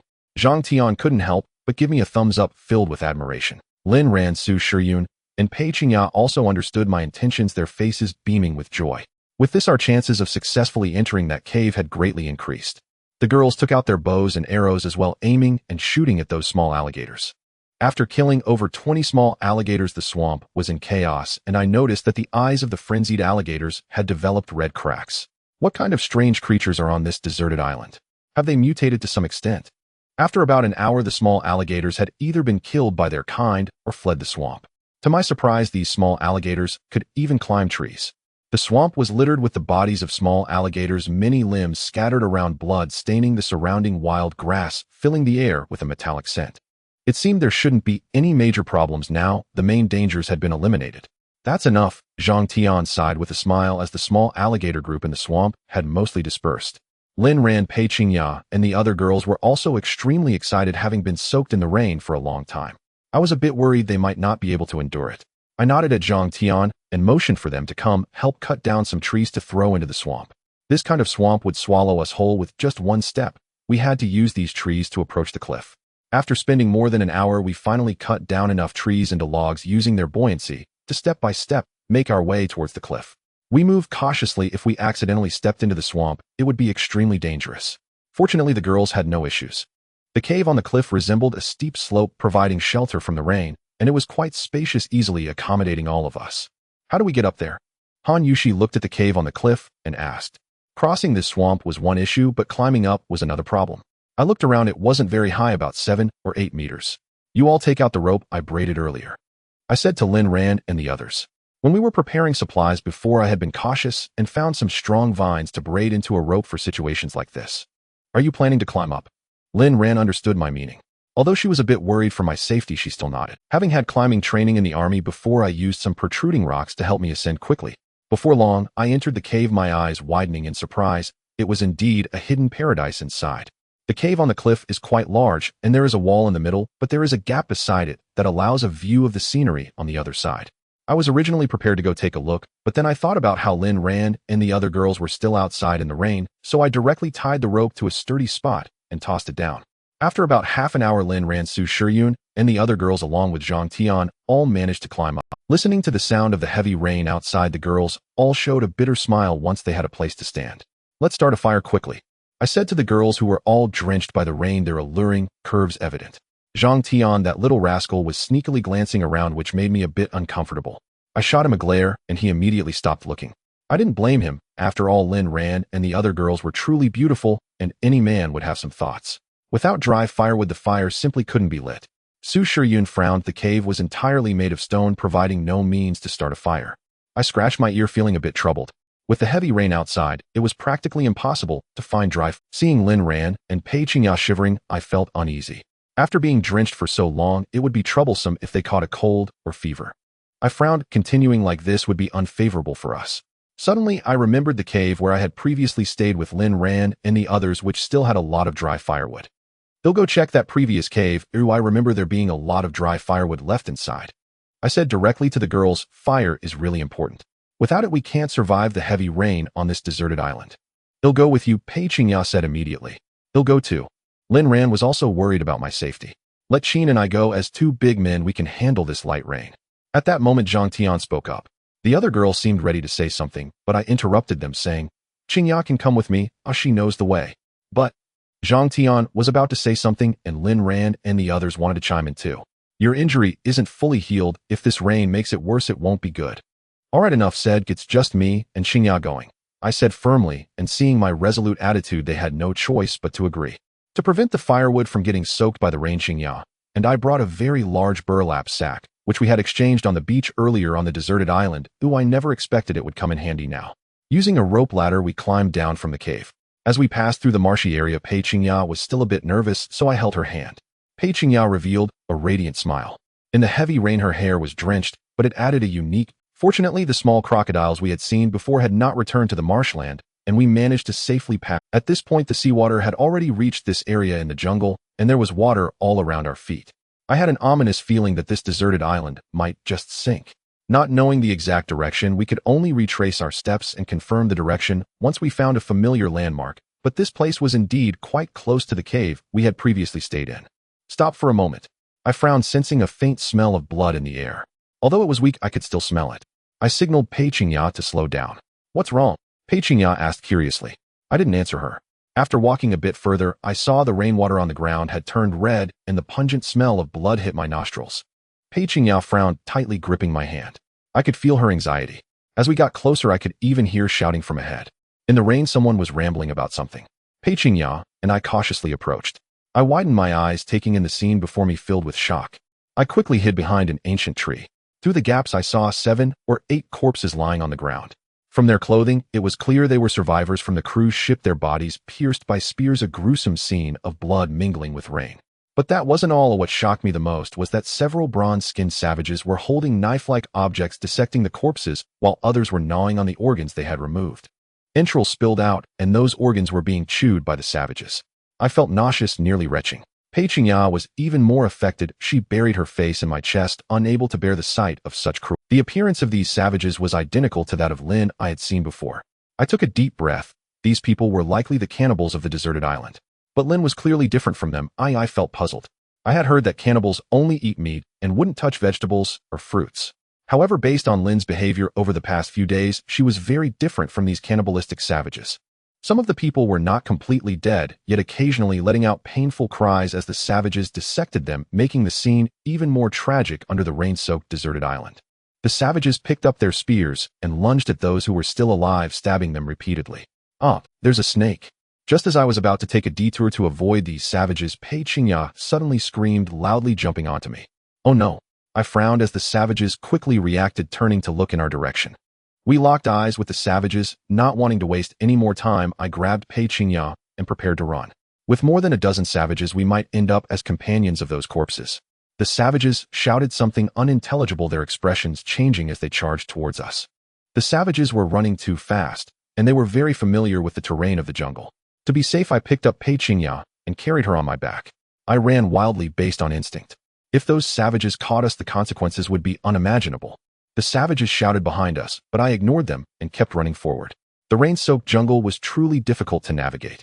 I slipped suddenly and fell heavily to the ground, causing Pei Qingya to fall, as well her pretty face wrinkled in pain, probably from the fall. "Qin Fei, go ahead. Don't mind me." The shouts of the savages grew clearer behind us, and Pei Qingya urged me to leave her. That foolish woman, how could I possibly abandon her? Besides, she was the first woman I had met on this deserted island. I firmly picked her up and kept running. My stamina was gradually being depleted, especially since I was carrying someone. Just as I was feeling disheartened, I suddenly heard familiar voices ahead. After running a few steps, I saw a group of people, including the bald guy, gathered together, discussing something with furrowed brows, as if they were also in some trouble. "Qin Fei, my brother." The bald guy's expression softened slightly when he saw me coming. "Brother Bald." I exchanged a knowing glance with him, noting that there were more than 30 people in this group, 7 or 8 of whom were men, while the rest were girls. With so many people gathered together, the savages probably wouldn't dare to come looking for trouble. As soon as I finished speaking, the savages that had been chasing me and Pei Qingya rushed over holding their spears, and their expressions turned unfriendly as they looked at our group. "What is that?" "Savages." The others reacted as well, pointing their weapons at the savages, looking particularly tense. "Qin Fei, what's going on?" The bald guy immediately asked me, and the other women were also very nervous. This was the first direct confrontation between us survivors and the savages on the deserted island. "I don't know what happened. I ran into a group of savages. By the time I got there, many people were already dead. I was lucky to escape," I said, panting to the guys. I felt relieved. All of us had weapons, and there were only a dozen savages. If it came to a fight, they wouldn't stand a chance. The savages were constantly sizing us up, occasionally licking their lips. We stared at each other, all of us extreme. The atmosphere grew inexplicably tense, and with the rain pouring down like beans, the savages began chattering in their own language for a while, preparing to surround us. I wiped the cold sweat from my forehead. I wasn't afraid of how strong these savages were. I was just afraid they were not only strong, but also clever. Roar. Just at this critical moment, several beast roars suddenly came from not far away. Instantly, everyone panicked, and the expressions of the bald guys looked as if they had eaten something disgusting. "What's going on?" Seeing the reaction of the bald-headed men, I felt something was off and directly asked. Before the bald-headed man could answer, a massive bear charged out from the nearby jungle, its huge frame crashing down on some trees. Damn it, I couldn't help but curse inwardly. Was this really a bear? More like a titan. This bear was so enormous that my mind seemed to short-circuit. When I was looking for bees earlier, I had already run into 2 large bears then. However, compared to the bear before me, those were nothing. I even doubted whether everything I saw was just a dream, but after rubbing my eyes, I realized it was all real. The bear stood at least 5 to 6 meters tall, towering like a giant.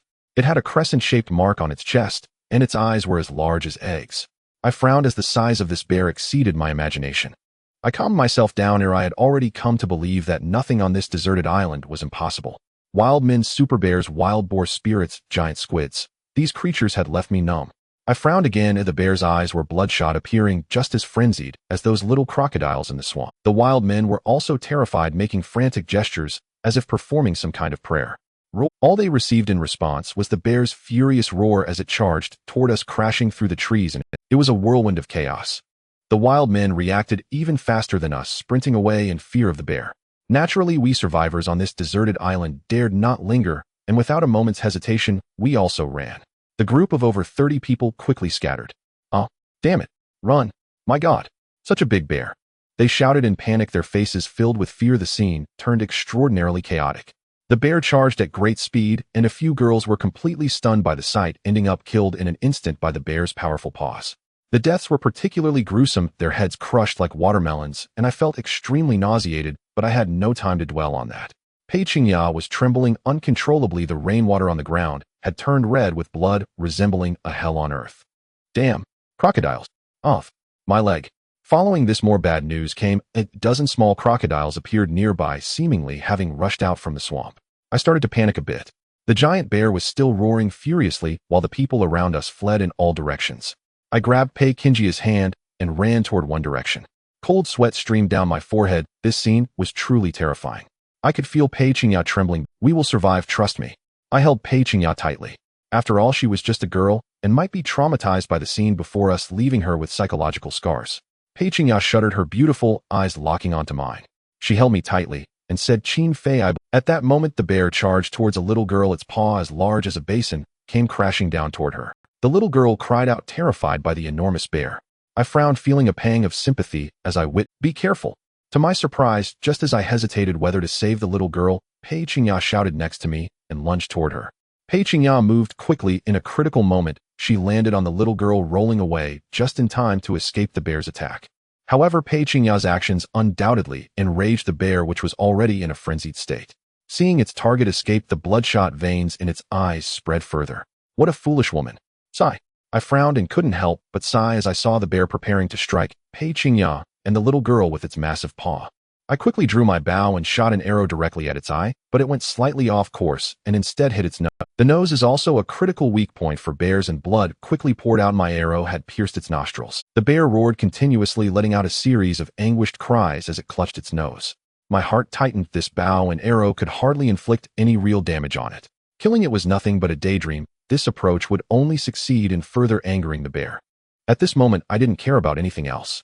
Seizing the opportunity while the bear was still howling in pain, I ran over to pick up Pei Qingya and the little girl lying on the ground. "I'm sorry," Pei Qingya said, feeling guilty and embarrassed. I didn't have the energy to blame her right now. Oh, after all, she was trying to save the girl. If she hadn't acted, I might have done the same. "Thank you, sister." The little girl stopped crying, gratefully addressing Pei Qingya. After wiping her nose with her small hand, she sweetly said to me, "Thank you, uncle." I was speechless. This little girl called me uncle. But there was no time to dwell on that. A giant bear still posed a danger. At that moment, the little girl's parents also rushed over, continuously thanking Pei Qingya and me. I smiled and signaled that they didn't need to do that. The bear was still howling in agony, probably having never suffered such a loss after growing so big on this deserted island. After a few simple exchanges, the bear finally calmed down, its eyes filled with bloodshot rage as it glared. I frowned, not caring about anything else, and pulled Pei Qingya to run in one direction. However, the bear seemed to be fixated on me, relentlessly pursuing me, with its excised eyes charging at me without relent. But due to the presence of people around, the bear's massive size was somewhat limited. I couldn't think about anything else. All I wanted was to escape. Unconsciously, I lost my sense of direction, only focused on surviving. All around me were the wails of others, and I pulled Pei Qingya, not knowing how far we had run, until I finally dared to stop. We had nearly reached the edge of a cliff. I took a deep breath. If I continued running, it would be the end. I set Pei Qingya down, realizing we had run to this dead end. I frowned. A chill suddenly welled up in my heart. Roar! Roar! The bear's speed exceeded my expectations as it charged towards me. I could even feel the ground trembling beneath us. "You hide to the side. If anything happens to me, you prepare to run," I said to Pei Qingya, mentally preparing. "No, I will stay with you." Pei Qingya firmly grasped my hand, her expression filled with determination. "You need to hurry and leave," I urged, but Pei Qingya shook her head stubbornly. Sighing, I felt a bit touched. After all, she chose to face the bear with me at this critical moment. Initially, our relationship was purely transactional. Even when she suddenly offered herself to me in the cave that night, I just thought of her as an extra layer of security. In the face of a scarred face, I wouldn't abandon her. So after that incident, she was still somewhat afraid to face me. Her current declaration truly touched me. At that moment, the bear arrived, its face covered in blood pouring from its nose. The arrow I shot still stuck. "Get the hell out of here," I shouted, glaring fiercely at Pei Qingya, utterly exasperated with her. Staying here would surely lead to her being torn apart by the bear. The same fate awaited me. Such a sacrifice would serve no purpose. If one of us could survive, that would be the best outcome. Seeing my resolute attitude, tears filled Pei Qingya's eyes. Through the rain, I could see her body trembling as she looked at me choked up. I will listen to you, Pei Qingyao finally nodded. Qin Fei, please don't die. I don't want my child to grow up without a father. At this critical moment, I was taken aback by Pei Qinjia's words as she placed her hand on her belly. Could it be that my luck was this good? Did I hit the target with a single shot? Really? My heart skipped a beat, and I felt a surge of excitement as Pei Qingyao blushed and looked at me with a hint of embarrassment. Roar! Before we could say anything more, the massive bear charged at us with ferocious growls.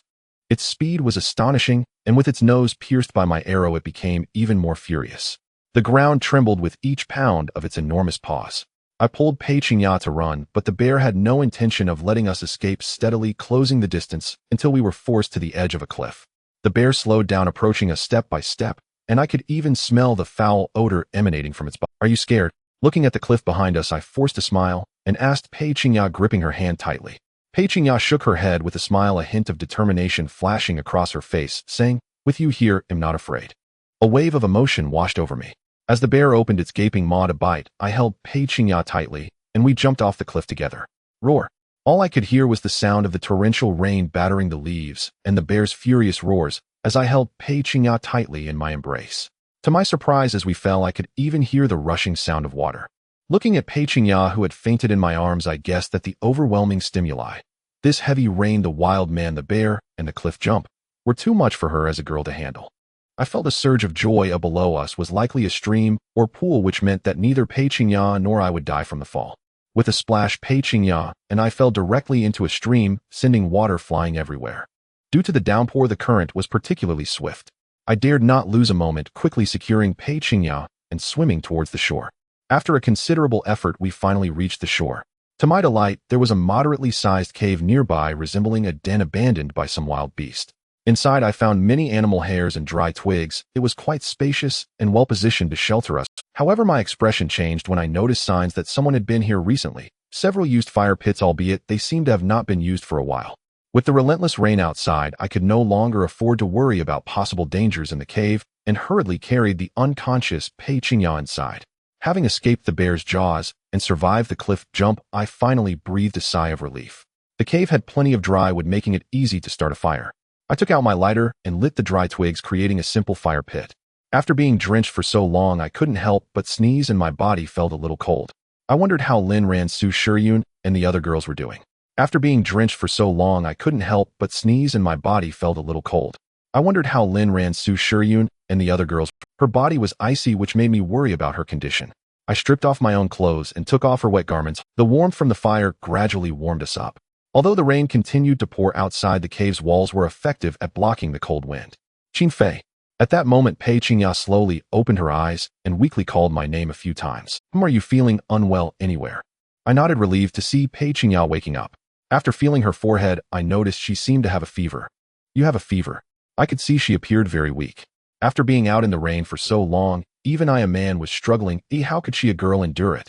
Stay here, I'll go get some water, I said anxiously and prepared to get up and fetch some water from the stream. Unexpectedly, Pei Qingyao grabbed my arm and said, "Don't leave me." Her beautiful eyes were filled with helplessness, and her stunning face bore traces of fatigue. As she looked at me, I felt something stir within my heart. I nodded and stayed.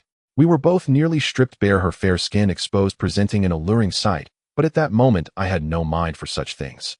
Before long, Pei Qingyao slowly fell asleep. I gently laid her down on the bed of dry grass before stepping out of the cave.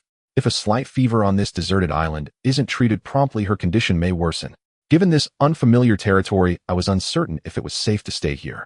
The rain continued to pour, and I was shirtless, scanning the surroundings. The environment seemed fairly decent.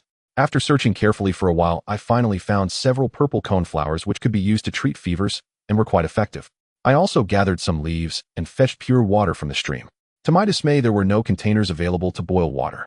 Upon returning to the cave, Pei Qingyao still had her eyes closed, occasionally furrowing her brows. I crushed the purple coneflowers in my hands, took a mouthful of water, and fed it to her red lips. After administering the medicine, I sighed with relief, but furrowed my brow. Given the unexpected events, being forced off a cliff by a bear and ending up in this unfamiliar area, returning would surely be very difficult. I checked the supplies I had on me.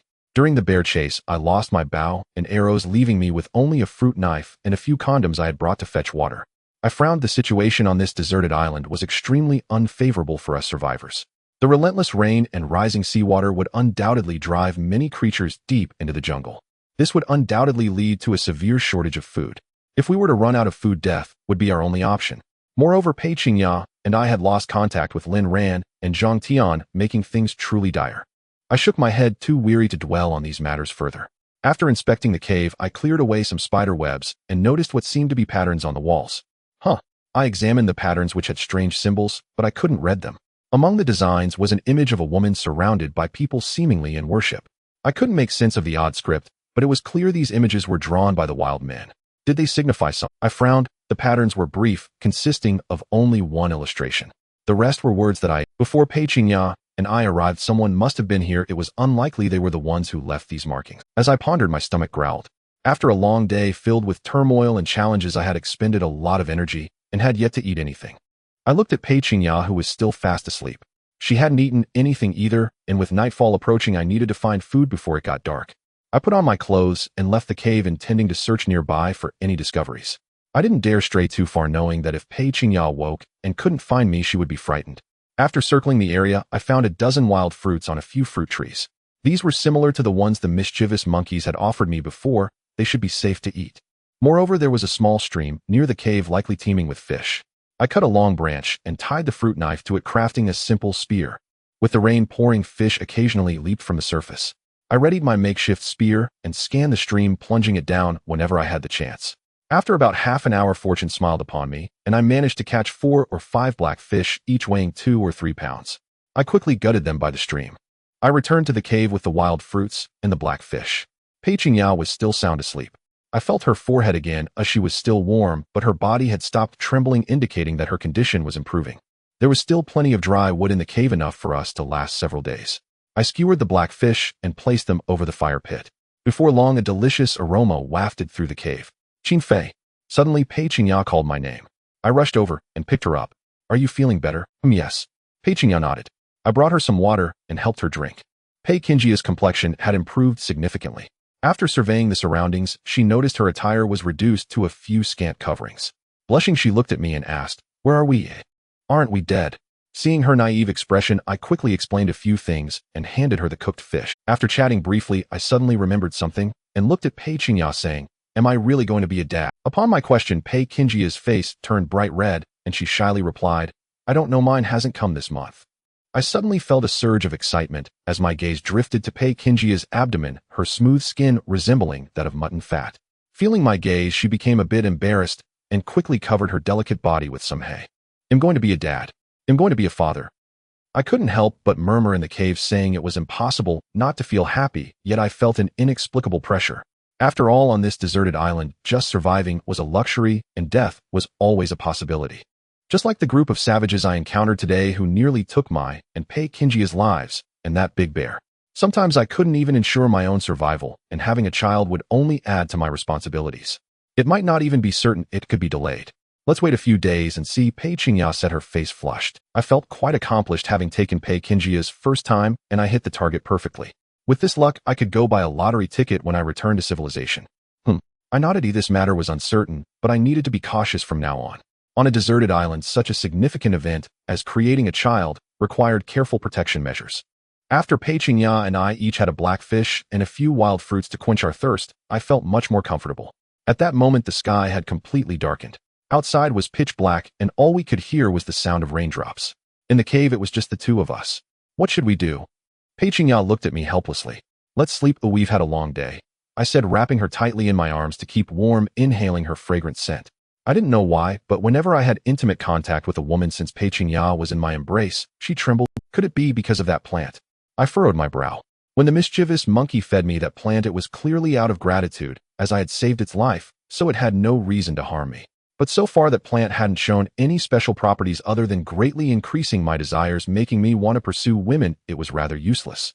I felt that the plant the mischievous monkey gave me must have other uses, but they just hadn't manifested yet. Pei Qingya seemed to notice as well, but she didn't resist. She merely let out a few soft moans, igniting a fire in my heart. In this cave, it was just the two of us. I had endured a lot on this deserted island. Due to Lin Ran, I had been relatively restrained in the cave, only filled with desire without the courage to act. That night, Pei Qingya and I finally indulged ourselves fully as the flames of desire within me burned incessantly. I even explored all the positions and techniques I had never tried before. The passionate night quickly passed. When I opened my eyes in the morning, I found myself staring into Pei Kinjia's eyes, and she immediately blushed, shutting her eyes. With a flushed face, she playfully scolded, "You big lecher." The battle from last night not only left me feeling invigorated, but also swept away the oppressive feelings from the past few days on the deserted island. "Qin Fei, when are we going back? I wonder how Lin Ran and Meng are doing," Pei Qingya asked worriedly, having formed a strong bond with the other girls during these days. After all, when we left, although we found a place to rest on the cliff, food and fresh water were extremely scarce, and the girls might be facing many dangers. "I don't know how to get out of here. We can't do anything in a hurry. Let's wait here for now, and if the rain stops, well, fine," I said to Pei Qingya, feeling helpless.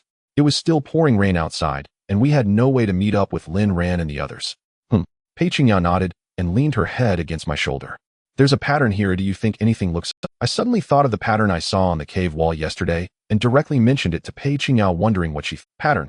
Pei Qingya looked at me in confusion, and then followed the direction I pointed to see the design on. She immediately walked over, and the two of us began examining the mysterious pattern. I hadn't looked at it closely yesterday, due to my urgency. "It seems like some sort of prayer," Pei Qingya said, touching the pattern on the wall. Her hand still had water stains from the wild fruits we had just eaten. To my surprise, when the water dripped onto the pattern, it landed directly on the eye of a savage figure, causing its eye to turn bright red. Red.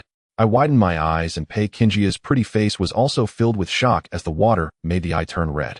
I quickly dripped some water onto the eye of another savage figure, and sure enough, just like before, their eyes turned red as well. I touched it with my hand, and this red color didn't seem like a dye. Suddenly, I thought of something. There might be a connection. The previous little crocodiles and the big bear we encountered had eyes filled with bloodshot red, and their temperaments were exceptionally violent. Is there a potential link here? I thought carefully and realized I had discovered many suspicious things about this deserted island, but I had never paid attention to them before. As things grew increasingly strange, combining all my previous doubts, these things began to seem less straightforward. I just needed a breakthrough to truly uncover the island's secrets. I looked at the woman figure in the center and dripped water onto her eye, but to my surprise, her eye didn't turn red. "Does this have something to do with the savages on the island?" Pei Qingya asked, her brow furrowed. I nodded. This figure depicted a savage. If Lin were here right now, she might be able to provide some assistance, but unfortunately she wasn't. Then Pei Qingya and I took another meaningful look at the pattern, but there were no significant discoveries afterward. We then sat down, unable to think any further. We leaned against each other, watching the incessant downpour outside. Due to the rain, although I was very worried about the safety of Lin Ran, Han Yushi, and the other girls, there was nothing I could do. Pei Qingya and I just had to wait here. If I got hungry, I would look for some wild fruits around, or catch some black fish in the stream to fill my stomach. It was rare to have a two-person world. Overall, things were going quite well. After all, Pei Qingya and I didn't have to worry about food, and there was plenty of dry firewood. Every night, I could still engage in some conquering with Pei Qingya. After being nurtured by me for these past few days, Pei Qingya appeared increasingly tender and alluring, exuding the charm of a mature woman, making my desires intensify. Actually, I was quite curious. I felt like my energy in this aspect was extraordinarily vigorous, almost as if I had taken some medicine, and afterward, I felt perfectly fine. As long as Pei Qingya could handle it, I could continue to battle. After about 4 or 5 days, my relationship with Pei Qingya continually deepened, both physically and mentally, achieving a qualitative leap. Good news followed quickly. The torrential rain that had lasted for several days finally stopped. After wreaking havoc for so long, it was finally over, and I let out a sigh of relief. After Pei Qingya and I tidied up the cave a bit, we walked outside. It was time to reunite with Lin Ran, Su Shiyunjiang Tian, and the others. I felt a bit worried, not knowing how they were doing. The torrential rain had merely paused, yet the sky above the deserted island remained dark and oppressive. However, Pei Qingya and I could no longer afford to linger in the cave, as Lin Ran, Su Shiyunjiang Tian, and the others had been gone for several days, and we were unsure of their well-being.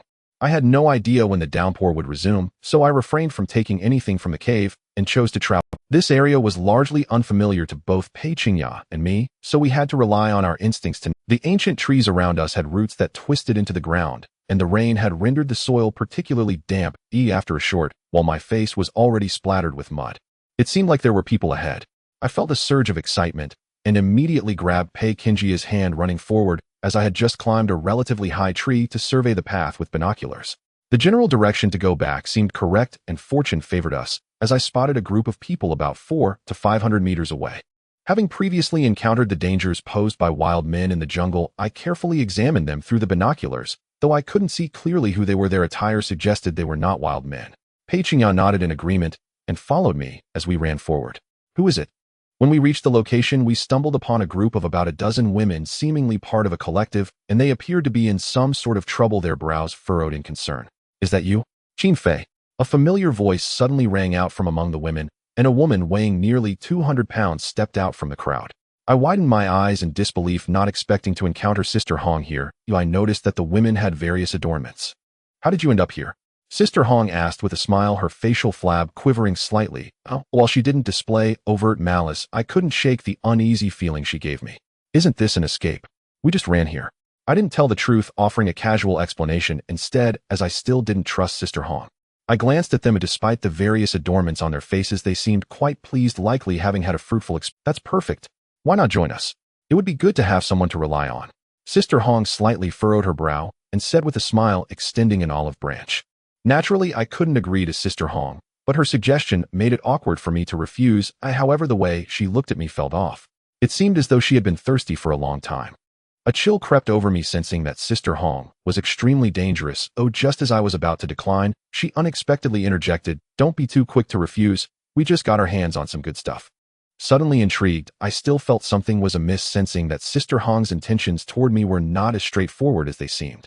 Noticing my furrowed brow, Sister Hong directly signaled the surrounding girls to encircle Pei Qingya and me, and they held various weapons in hand. I clenched my fists, unsure of what Sister Hong was plotting. It was evident that she intended to forcibly control Pei Qingya and me. I frowned. I only had a fruit knife on me, which shouldn't take much effort to deal with these girls, but the key point was that Pei Qingya was still beside me. If she were to get hurt during a scuffle, it would be disastrous, especially considering that Pei Qingya might be carrying my child. I simply couldn't afford that risk. Qin Fei, what do you say? Sister Hong asked with a smile, her tone lacking in harshness, yet carrying an unmistakable air of insistence. While Sister Hong spoke, the other girls shot me unfriendly glances. I sighed and nodded, signaling Sister Hong to lead the way. Clearly, Sister Hong and her group were quite familiar with this area. They avoided many dangerous spots and at times marked the path, causing me to regard her with newfound respect. After about 10 minutes, Pei Qingya, the girls, and I arrived at a cave. It wasn't very large, smaller than the cave where Pei Qingya and I had stayed, but it did offer decent concealment. What intrigued me most was what Sister Hong had mentioned about having obtained something good. I wasn't sure if she was telling the truth or simply trying to lure Pei Qingya and me into their cave.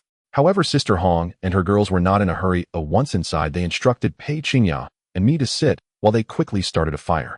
Sister Hong, you don't just want me here for a chat, do you? I frowned and spoke directly to her, feeling anxious about what she was planning. Moreover, I had many matters to attend to, needing to reunite with Lin Ran, Lei Yiming, and the others as soon as possible. You two go get that thing out. At this point, Sister Hong directly instructed the two girls behind her to bring out the items. The two girls nodded and turned to leave. Before long, they returned carrying a dead snake. The dead snake. I frowned. It looked very peculiar. If not looked at closely, it seemed no different from an ordinary snake, but upon closer inspection, I noticed it had two small fleshy crowns on its head, and its body was black, while its head was green. A black snake with a green head. Seeing this snake, my heart skipped a beat. It was the legendary Ba. The Shanhai Jing once recorded a type of snake known as the Ba snake, a giant serpent capable of swallowing an elephant, existing only in legends. In the southwest, there is the kingdom of Ba and also the kingdom of Zhuwan with black snakes and green heads that eat elephants. I felt a chill run down my spine. Regarding the ancient text Shanhai Jing, there are truths and fictions. However, accounts of this black snake with a green head have been found not only in ancient China, but also in various regions of America. I had once thought it was a myth, but I never expected to encounter such a snake here. Where did you catch it? I frowned and reached out to touch the Ba snake, which was icy cold, suggesting it had been dead for some time. In a cave I accidentally entered. I never expected to find such a snake there. Countless of them, terrifying. Sister Hong spoke with a hint of trepidation, and as she described it, a look of fear crossed her face. I frowned. I didn't know what Sister Hong had experienced, but judging by her expression, it was likely that she had suffered great. Moreover, I noticed that the women in Sister Hong's group all bore some injuries. I reached out to grasp the head of the Ba snake, but Sister Hong swiftly intervened. That snake is poisonous. Sister Hong reacted quickly and thwarted my attempt. I nodded, recalling that the Shanhai Jing recorded this black snake with a green head as highly venomous and also a gigantic serpent. However, I found it puzzling that the dead Ba snake before me appeared no different from other snakes in the jungle of the deserted island.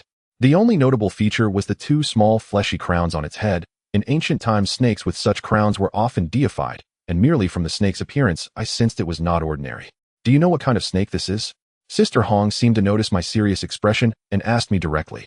I nodded and recounted what I knew about the boss snake. By the time I finished speaking, the girls were utterly astonished. I wasn't sure if it was true or not, but the snake before my eyes truly resembled the one from the legends, and even ancient myths held some basis in reality. Is that cave far from here? I asked Sister Hong, directly, feeling an immense curiosity about this snake. Not far from us, it'll take you to see it. Sister Hong understood that this was no time for games and spoke. I nodded, and then Pei Qingya and I followed Sister Hong and her group to gather around the fire, eating some food and discussing our encounters over the past few days. It turned out that Sister Hong's group had already received warnings about the water tornado on the deserted island even earlier than I had, and they were well prepared. When the water tornado emerged, they had already led their people into the jungle. I was somewhat surprised by what Sister Hong said. This woman was quite clever, having outsmarted most people, which explained why they had made it this far.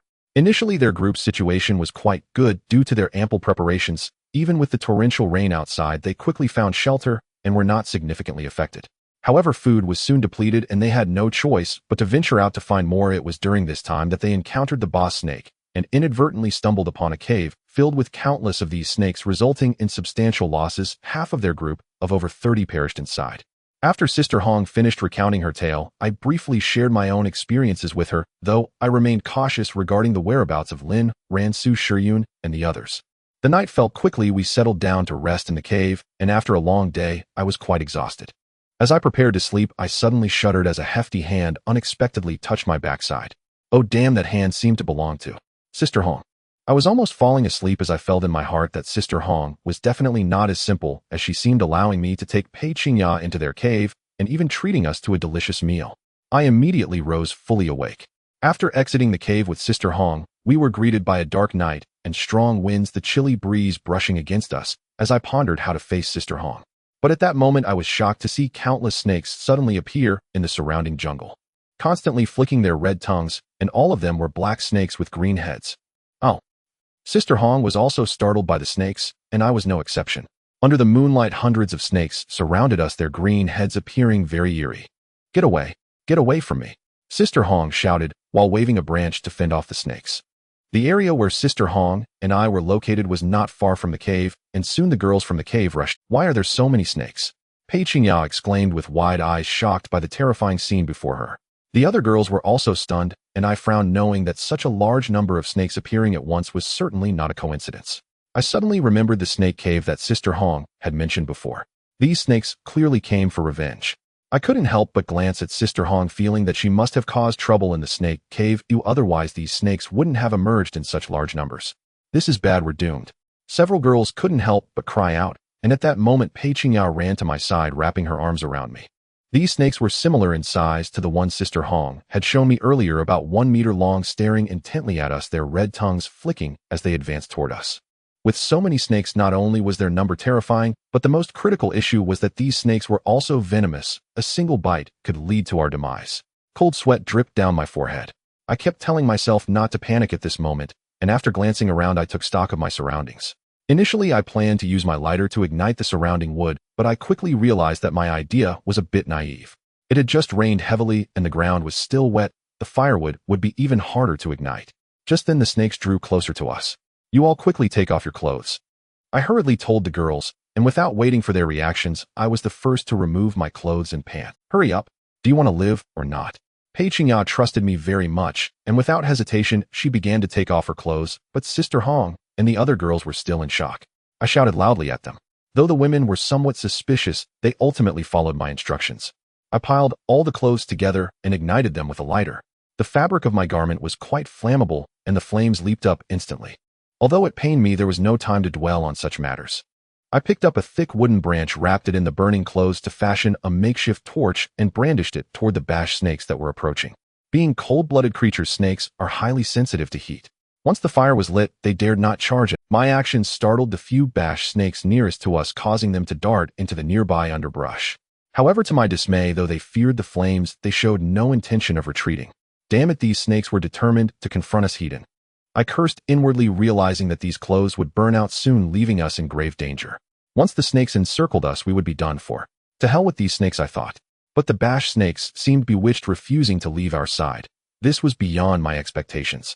Sister Hong, did you stir up trouble in the snake den? I asked with a frown. Sister Hong's demeanor turned evasive at my question, her gaze avoiding mine. Just then a sudden scream pierced the air. "Ah, my leg." A woman beside Sister Hong wailed, collapsing to the ground, and clutching her leg. Startled, Sister Hong rushed over. I frowned and followed, approaching the woman to find 2 small punctures on her calf. Clearly a snake bite. It hurt so much. Save me, Sister Hong. Please, I don't want to die." Panic-stricken, the woman clutched her leg and cried out to Sister Hong, who utterly ignored her. A bash snake bite on a deserted island meant certain death without antivenom. I felt helpless and grew more cautious, fearing I might be bitten as well. Chaos erupted. The women and Sister Hong scattered in all directions, breaking the bash snake's encirclement. Seizing the moment, I grabbed Pei Qingya and dashed toward the gap. The bash snakes were stunned by the turmoil. Pei Qingya and I barely managed to run over 100 meters before the pursuing snakes closed in, showing no mercy. Pei Qingya and I were clad only in a few scraps covering our private parts. The branches and thorns of the jungle scraped against our bodies, leaving a searing sting. Yet we had no time to care, wholly consumed by the need to flee. A chill crept into my heart as I realized these Bassa snakes were swift beyond imagination. I could even hear the rustling sound of the underbrush on either side. The sound of those Bassa snakes slithering through. Too fast. I almost wanted to stop and applaud them. A sense of unease spread through my heart. If this continued, Pei Qingya and I would truly die in the jaws of these Bassa snakes. To my shock, even more of those Bassa snakes appeared ahead, their numbers greater than before. Damn it, could our luck really be this terrible? A sense of bleak despair settled in my heart. I pulled out the fruit knife in my hand, though I knew such an action. I inwardly cursed, feeling that the direction I had run must have been very close to the snake den. Otherwise, there was no way we would have encountered so many Bassa snakes. Qin Fei. Pei Qingya let out a bitter smile, as if she had accepted her fate. Don't worry, it'll be alright. I tightened my grip on the fruit knife, waving it a couple of times, but it felt utterly futile. Those Bassa snakes charged straight at us. Do-do-do. Dang dang dang dang. A sound like a bell suddenly rang out. My eyes widened. The sound was particularly melodious. Upon hearing it, all those Bassa snakes halted. This? I stammered, stunned by the sight before me. Hundreds of Bassa snakes had all stopped moving, coiling their bodies, their green heads sinking into a state of emptiness. As if, in confusion. Do-do-do. Dang dang dang dang. That sound continued to ring out, echoing through the jungle, seeming particularly ethereal and still, yet possessing a strange power. The Bassa snakes swiftly retreated. They had come swiftly, but they departed even faster. It felt as if they were retreating in an organized manner. Pei Qingya and I both stared wide-eyed, unable to believe the scene before us. This? They're all gone. Pei Qingya's mouth formed an O shape. She had never experienced anything like this. I furrowed my brow. What had happened on this deserted island was truly bizarre. So many things had surpassed our understanding. Was someone controlling these snakes? A very bold thought crossed my mind. If someone on this deserted island could control these Bassa snakes, they could basically do as they pleased. Who would dare to oppose them? Just call in hundreds of Bassa snakes. Who could possibly stand against that? Let's get out of here first. Don't worry about anything else. I snapped back to reality quickly. Although those Bassa snakes had all retreated, I had no idea if they might suddenly return, putting us in danger again. Pei Qingya nodded and followed me as we moved forward. According to my memory from daytime, this path should be the right one. Hong Jie had also passed through here when she ventured deep into the jungle earlier. To return and find Lin Ran and the others, this path should be correct. I looked at myself. Though my skin was thick, the thorns along the way had still cut many gashes. Pei Qingya, despite my protection along the way, had her fair skin scratched in many places. I tore some grass by the roadside and hastily made 2 simple grass garments. At that moment, I felt a bit like the legendary Tarzan. After the encounter with those Bassa snakes, Pei Qingya and I became much more cautious. I estimated it was around 11 o'clock at night. I desperately wanted to find a place to rest, but it was too late. Visibility was poor, and there was nowhere suitable to stop. Yet neither of us felt sleepy. Having experienced so many dangerous events, we were far from calm. I knew the deserted island was extremely dangerous at night, but there was no other choice. Several times, I even saw eyes glowing green in the darkness staring at Pei Qingya and me for a few moments before vanishing in a flash. After walking for about an hour, we arrived at a relatively open area, safe, but for a few scares. I spotted a large tree hollow, and my face lit up with joy. I immediately pulled Pei Qingya and dashed inside. This tree hollow had been abandoned for a long time. It was quite spacious inside, enough for the 2 of us to take shelter. It felt similar to that tree hollow we had encountered with the wild monkeys. Huff, huff, huff. After finding a place to settle, Pei Qingya finally breathed a sigh of relief. Her heart had been in her throat the entire time. She had nearly screamed several times, but I had stopped her. Qin Fei, I need to use the bathroom. At that moment, Pei Qingya suddenly said shyly. I was momentarily stunned, but quickly recovered. When the human body is under extreme tension, adrenaline secretion increases easily, creating the urge to go to the bathroom. "He'll go with you," I said directly to Pei Qingya. Ever since the number of women in the cave increased, they usually went to the bathroom together, leaving me out of it. Pei Qingya nodded, her face as red as a ripe apple. Combined with her scant clothing, she exuded a unique allure. I led Pei Qingya to a nearby thicket, which was close to the tree hollow. After all, it was late at night, and I didn't have the nerve to go far. "Turn around," Pei Qingya said shyly. I shrugged at what was there to be shy about. I had seen every part of Pei Qingya's body, including the black mole in her most private area. I knew it all clearly, though I had heard that women with a mole there usually have a very strong sexual desire. I wasn't sure if that was. Recalling those days spent with Pei Qingya in the cave, it was a bit. Ahem. The sound of flowing water rang out. I stood guard beside Pei Qingya. I had initially planned to step away, but she said she was scared, so I had to pervert. Hearing the sound of the stream, I couldn't help but whistle. Pei Qingya's face turned even redder as she scolded me playfully. Just then, the bushes not far away suddenly rustled. My eyelids twitched violently. I threw myself to the ground, landing directly on top of Pei Qingya. Startled, she hadn't even pulled up her pants, yet leaving her completely exposed. "Qin Fei, let's go into the tree hollow, not here." Pei Qingya thought I was about to do something inappropriate, and said embarrassedly. I pressed my mouth against hers to silence her, signaling her not to speak. Following my gaze, she also saw something moving in the bushes not far away. We barely dared to breathe. Tonight had already been unlucky enough, nearly dying in the jaws of those snakes. As for the fate of Hong Jie and the other women, I had no energy to think about it. I was barely managing to save myself. Just then a figure emerged from the bushes. She carried a large bough on her back and had a tall, slender figure. My eyes widened and excitement surged within me. It was Lin. I immediately grabbed Pei Qingya, ready to rush out, but then I remembered she hadn't pulled up her underwear yet. I quickly helped her put it on, leaving Pei Qingya speechless. "Lin, it's me. It's me. Qin Fei," I shouted, startling Lin. She raised her bow, ready to shoot, but upon hearing my voice, she immediately lowered it. I hugged Lin excitedly. Her full ample chest pressed firmly against mine. Seeing me, she also appeared. Pei Qingya came over as well and greeted Lin. She was also incredibly excited. Initially, we had feared encountering some wild beast, but instead we had run into Lin. Fearing danger outside, I immediately pulled Lin and Pei Qingya into the tree hollow. Reunited once more, we were both filled with emotion. As the saying goes, what doesn't kill you makes you stronger. "How did you end up here? Where are the others?" After a brief moment of joy, my heart suddenly tightened. Encountering Lin out alone made me fear that something might have happened to Lin, Ranhan, Yushi, and the other women. Lin also sensed my anxiety and said in her halting Chinese, "Tay, I don't know." Hearing this, Pei Qingya and I felt our hearts drop. Lin said she didn't know. I remembered that when Pei Qingya and I had parted from them, Lin and the other women were still together. "What's wrong? Did something happen?" I asked urgently. In my heart, I had come to regard those women as family. If anything happened to them, I would regret it for the rest of my life. "I sneaked out to find you, and then I got separated from them," Lin said softly, as if afraid I would blame her. I didn't know what to say. I knew Lin cared about me deeply. She had probably sneaked out behind Lin, Ran, Su Shiyun, and the others to find me, and had gotten separated from the group. A wave of worry washed over me. With Lin gone, Lin, Ranjong, Tian, and the others were left alone. In such harsh conditions, their chances of survival were slim. I had to find a way to reunite with them as soon as possible. "How did you end up here?"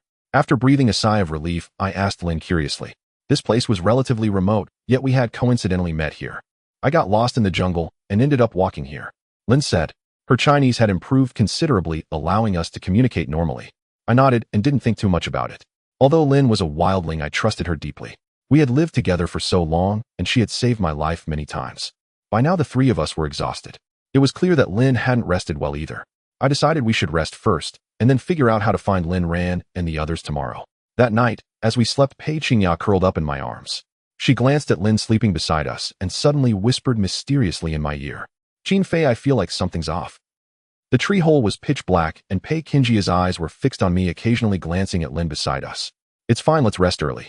I took a deep breath and tightly embraced Pei Qingya. She frowned slightly as if wanting to say something, but I directly sealed her red lips with mine. I was aware of many things in my heart, and I never expected Pei Qingya to realize them as well. However, I was also uncertain, or it was so late, and encountering Lin in the jungle was itself filled with many doubts. Although I felt very excited upon seeing Lin at first, I quickly thought of something amiss. I couldn't shake the feeling that the sound of the snake being taken away had something to do with Lin. Lin's background had always been very mysterious. I knew well the few girls in the cave like Yen Ran and Pei Qingya, but Lin being a wild person from the deserted island made our encounter full of suspicion. held tightly in my embrace. Pei Qingya was quite exhausted that day and soon fell into a deep sleep. My eyelids kept drooping, and after a final glance at the necklace around Lin's neck, I also drifted off. The next day, as soon as I opened my eyes, I found something beneath me standing tall, accompanied by a faint softness. Looking up, I saw that Lin had woken up early and was curiously staring at my erected tent with her beautiful eyes filled with wonder. Oh no. In the early morning, I was actually seen by Lin. What is this?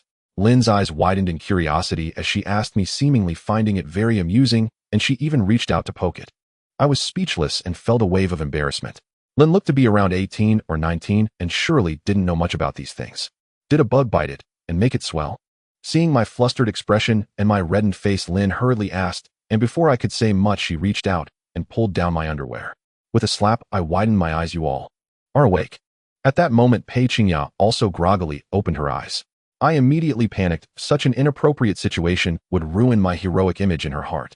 I quickly pulled up my pants, feeling awkward as I scratched my head and slapped Pei Qingya's perky behind, saying, Pei Qingya blushed, playfully scolding me, and after we three tidied up a bit, we exited the tree hole. Lin, you know the direction you came from, right? I frowned and asked Lin, still worried about the safety of Yin Ran and Su Shiyun. Yes, I'll lead the way. Lin nodded. Her Chinese had improved significantly, exceeding my expectations. She was already able to communicate freely with us. Though I found it a bit strange, as if she had always been able to speak Chinese, I didn't think much of it. The sky over the deserted island was still dark and gloomy, and I didn't know whether it would continue to rain heavily, so I could only pray silently in my heart. Lin led the way, and Pei Qingya and I followed behind her. Along the way, whenever we encountered medicinal herbs, Lin would call us to pick them and apply them to ourselves. These herbs were likely used to conceal our scent to avoid being targeted by wild beasts in the jungle. As we walked through the jungle, we encountered many corpses. Some were swollen from the rain, while others had even been torn apart by wild beasts. I frowned. There were many corpses in the jungle. Just in this short distance, we had seen more than 20, which undoubtedly increased my concern for the safety of Yin Ran and Su Shiyun. Let's tear down their clothes. I looked at the two corpses not far away, a man and a woman likely bitten by some venomous snake. Their clothes were still fairly intact, and I didn't expect to be in a position to rob the dead. Huh. Pei Qingya gasped, her mouth agape and hesitant to approach the two corpses. I walked over directly and stripped the clothes off their bodies, since both Pei Qingya and I were left without. Afterward, the three of us found a small pond nearby with relatively clear water. I simply washed the clothes we had taken and then put them on. Looking at the sky, I gritted my teeth and quickened my pace. Lin's familiarity with the terrain of the deserted island exceeded my expectations. After about half an hour, we reached the swamp we had been at before.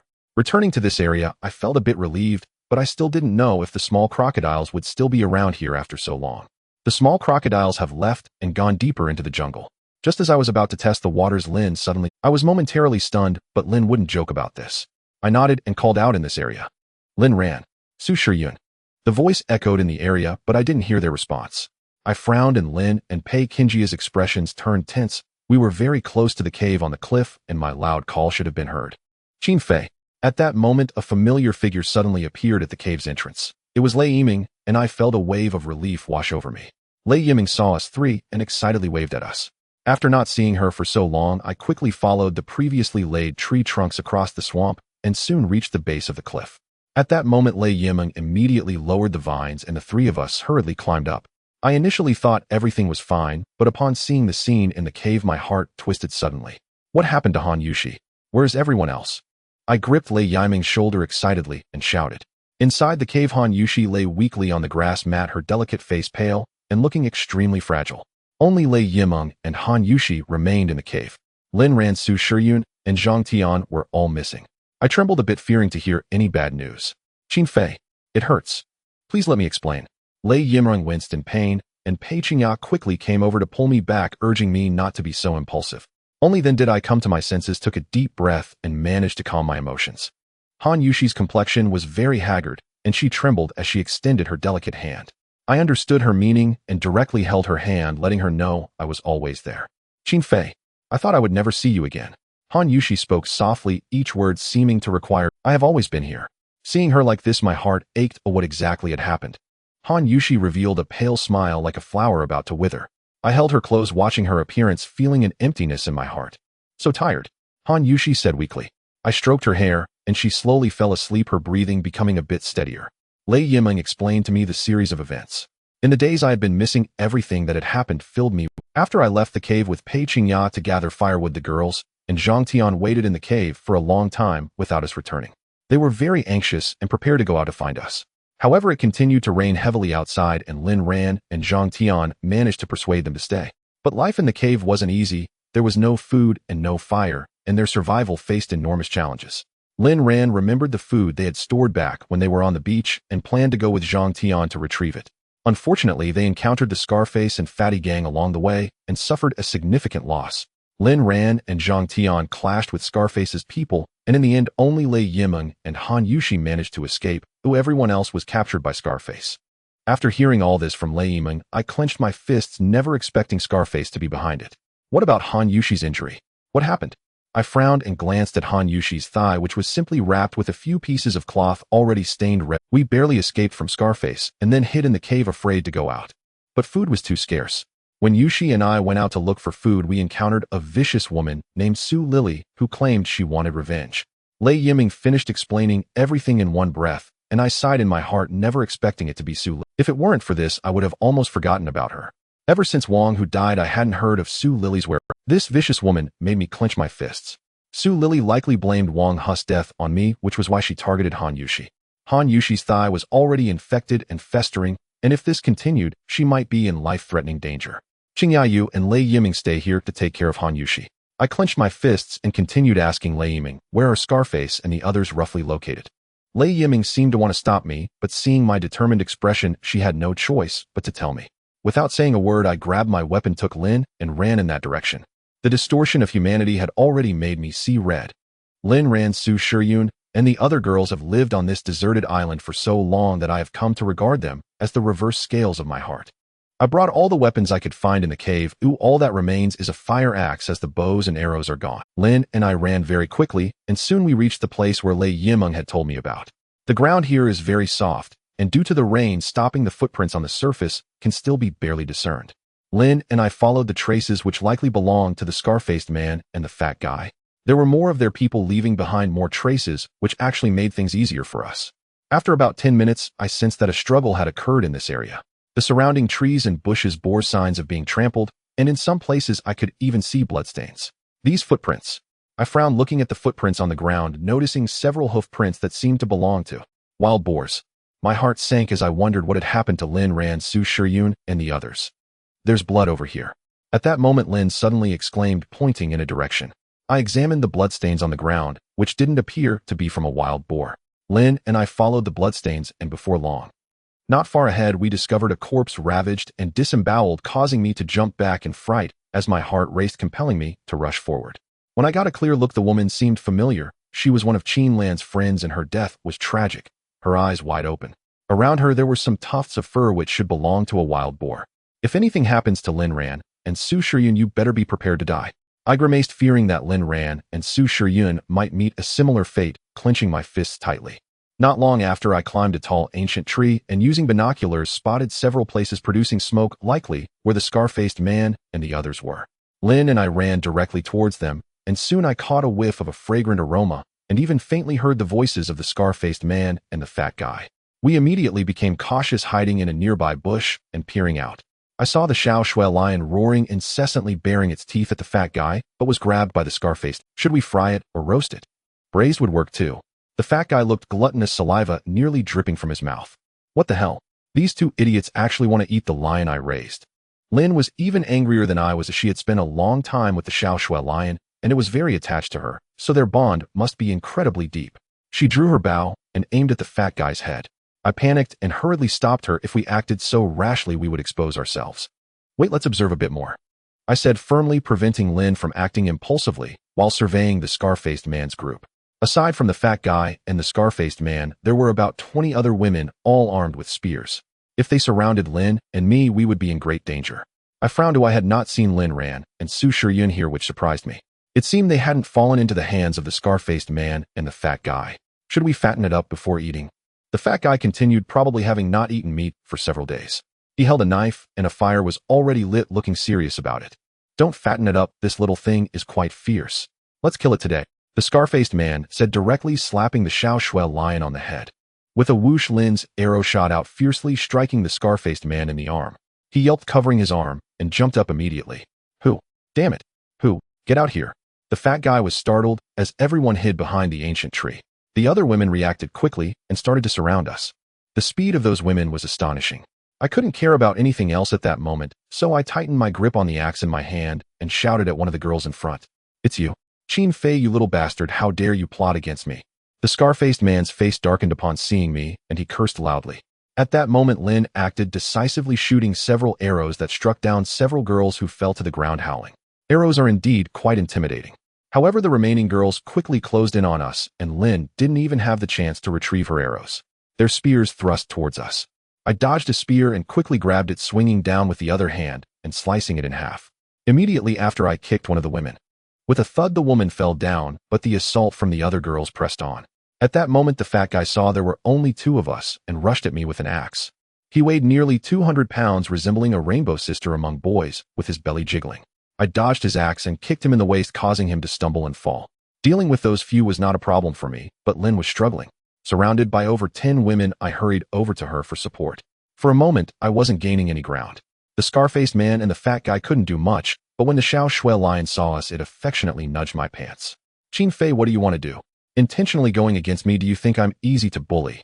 The scar-faced man said solemnly, realizing I was not easy to deal with. How dare you ask? Where are my two women? Where are they? And what about Qin Lan and the others? I shouted at the scar-faced man. If anything happened to them, he wouldn't have a reason to live. I don't know. We ran into a huge group of wild boars who I tried my best to protect them, but unfortunately. The scar-faced man feigned a heartbroken expression. I nearly threw my axe at him to smash this idiot. He was acting so innocent at that moment. Look, your people aren't with me, so there's no need for us to conflict, right? The scar-faced man said, darkly glancing at the few people lying on the ground, showing hesitation to continue the standoff with me. I frowned. It seemed the scar-faced man wasn't lying. Earlier, I had indeed seen many wild boar footprints in that area, and it was very possible they had encountered a herd. Perhaps they really managed to escape from the scar-faced man amidst the chaos. To be honest, I would definitely not let the scar-faced man off, but it seemed there was no opportunity today. Looking at the dozen armed women around, it would still be quite difficult to deal with them. The most important thing was that my purpose for coming out was to find those girls. If they were in danger, there was no need to continue the standoff. Let's call it a day. Oh, I hope not to run into them again on this deserted island. Otherwise, humph. I snorted coldly and turned to leave with Lin and the Xiao Shui lion. After seeing that the scar-faced man and the fat guy did not pursue us, I let out a sigh of relief. This trip was a mix of joy and worry. I didn't find Lin Ran, Su Shiyun, and Zhang Tian, but I did save the Xiao Shui lion and learned that they weren't in the hands of the scar-faced man. I returned to the area where I had found the wild boar footprints. I hadn't observed carefully before. The varying sizes of the hoof prints indicated that there was definitely more than one, possibly a whole group. I suddenly felt anxious. I had experienced the ferocity of the wild boars on this deserted island before. If it hadn't been for Lin saving me at a critical moment, I might have died in the jaws of that wild boar. Moreover, this was a group of wild boars, and the dangers Lin Ran and Su Shiyun faced were unimaginable. I frowned as Lin and I searched around the area, but found no obvious clues. Then Lin Ran and Su Shiyun should still be safe. Oh, at least there shouldn't be any major issues. If a group of wild boars is roaming, it means there must be a wild boar den nearby. I climbed a taller tree, and the binoculars in my hand were quite useful. After all, being high up allows for a better view. After scanning the area, I felt somewhat disappointed. It was all trees nearby, and I had no idea where the girls might be hiding. However, to my surprise, I discovered a central lake not far away, located at the heart of the deserted island. It wasn't far from here, and the lake was quite large. What struck me as incredible was the color of the water, which was actually a light red. Red. I frowned, my mind racing with bold speculations. When crocodiles or bears go wild, their eyes turn red. Coupled with this eerie central lake, I frowned again, leading Lin towards that direction. Logically, Lin Ran and Zhang Tian were more likely to be in this area, making it easier for them to hide. When Lin and I reached the central lake, I widened my eyes. The water was indeed light red, and the surface was very calm. Turning around, I noticed Lin's expression seemed off. Does she know something? Lin's complexion seemed somewhat off as her pitch-black eyes gazed at the crimson lake. I furrowed my brow, said nothing further, and walked directly towards the lake.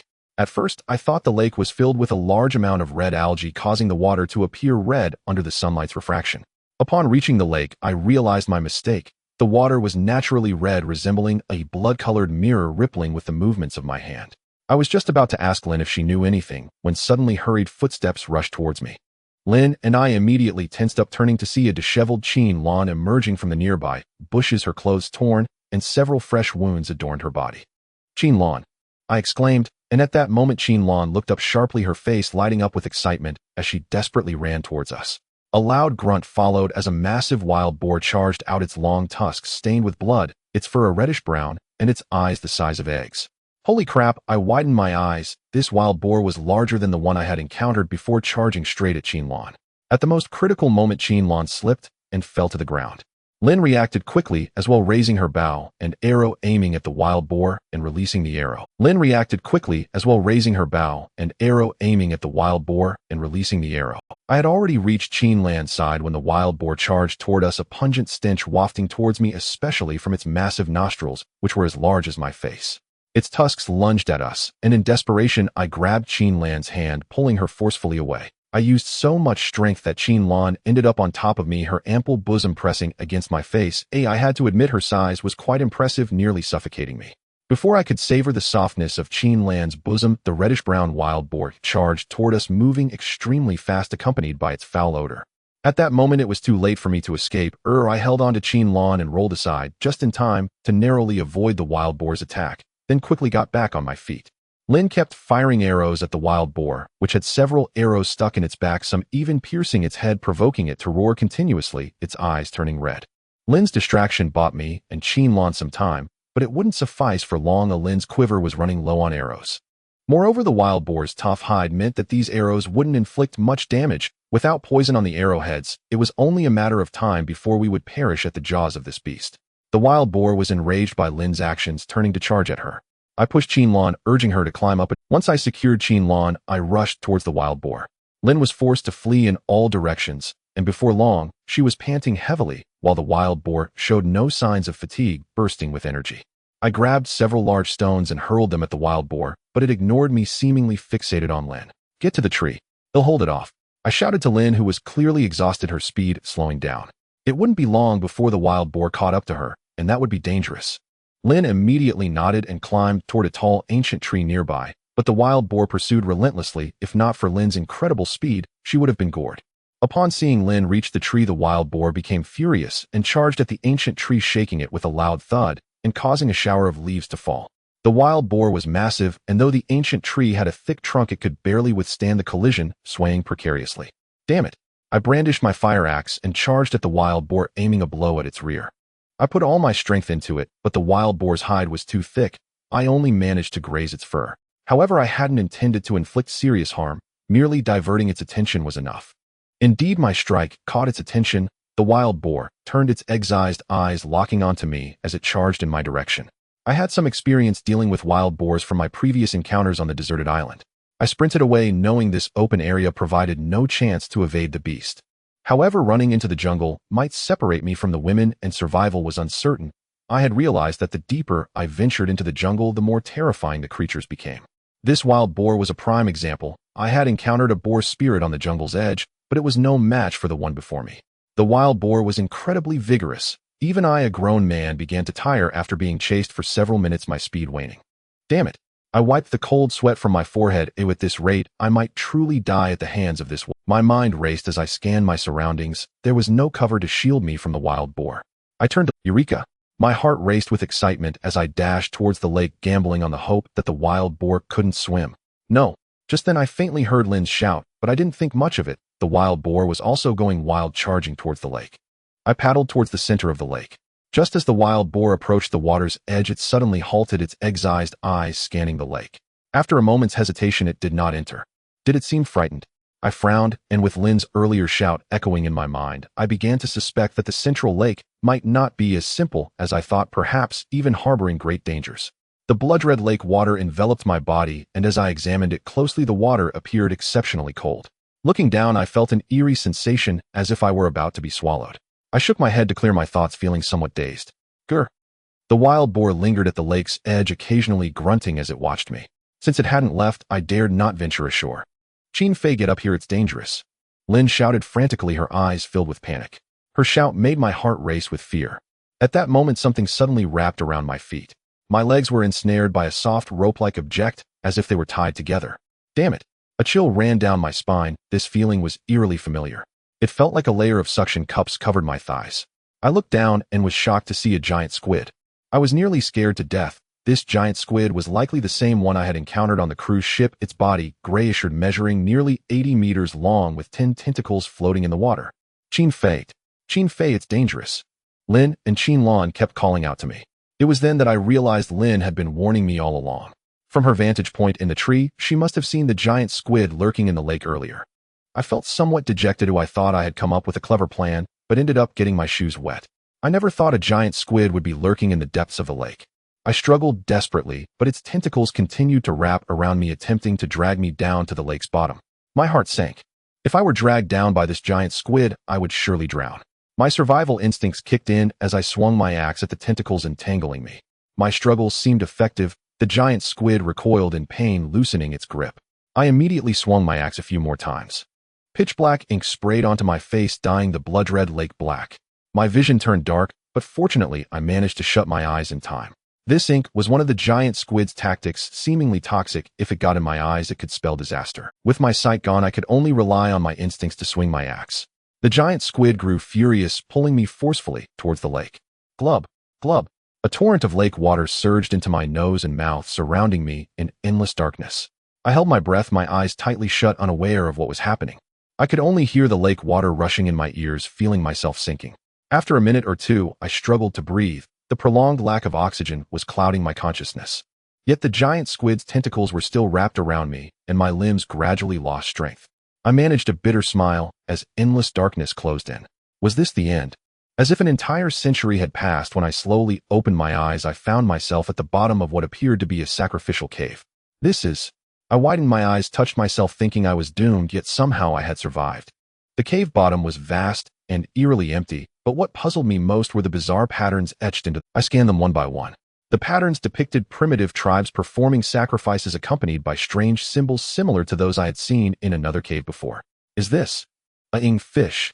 When my gaze fell upon the central image, my pupils contracted sharply. It resembled a totem, a fish body flanked by two wings. A ing fish. The classic of mountains and seas records a mythical beast with a fish's body and bird's wings, capable of cries like a mandarin duck. Wherever it appears, floods follow. In ancient times, many tribes adopted this creature as a totem, a form of spiritual belief. I stared wide-eyed, finding it all unbelievable. I had always dismissed the island's natives as savages, but perhaps things were far more complex. I recalled the boss snakes, black with green heads, that Peichinya and I had seen earlier, and now this ing fish. These creatures were documented in ancient texts, yet their authenticity had never been confirmed. The cave was vast, and I could hear the roar of water outside.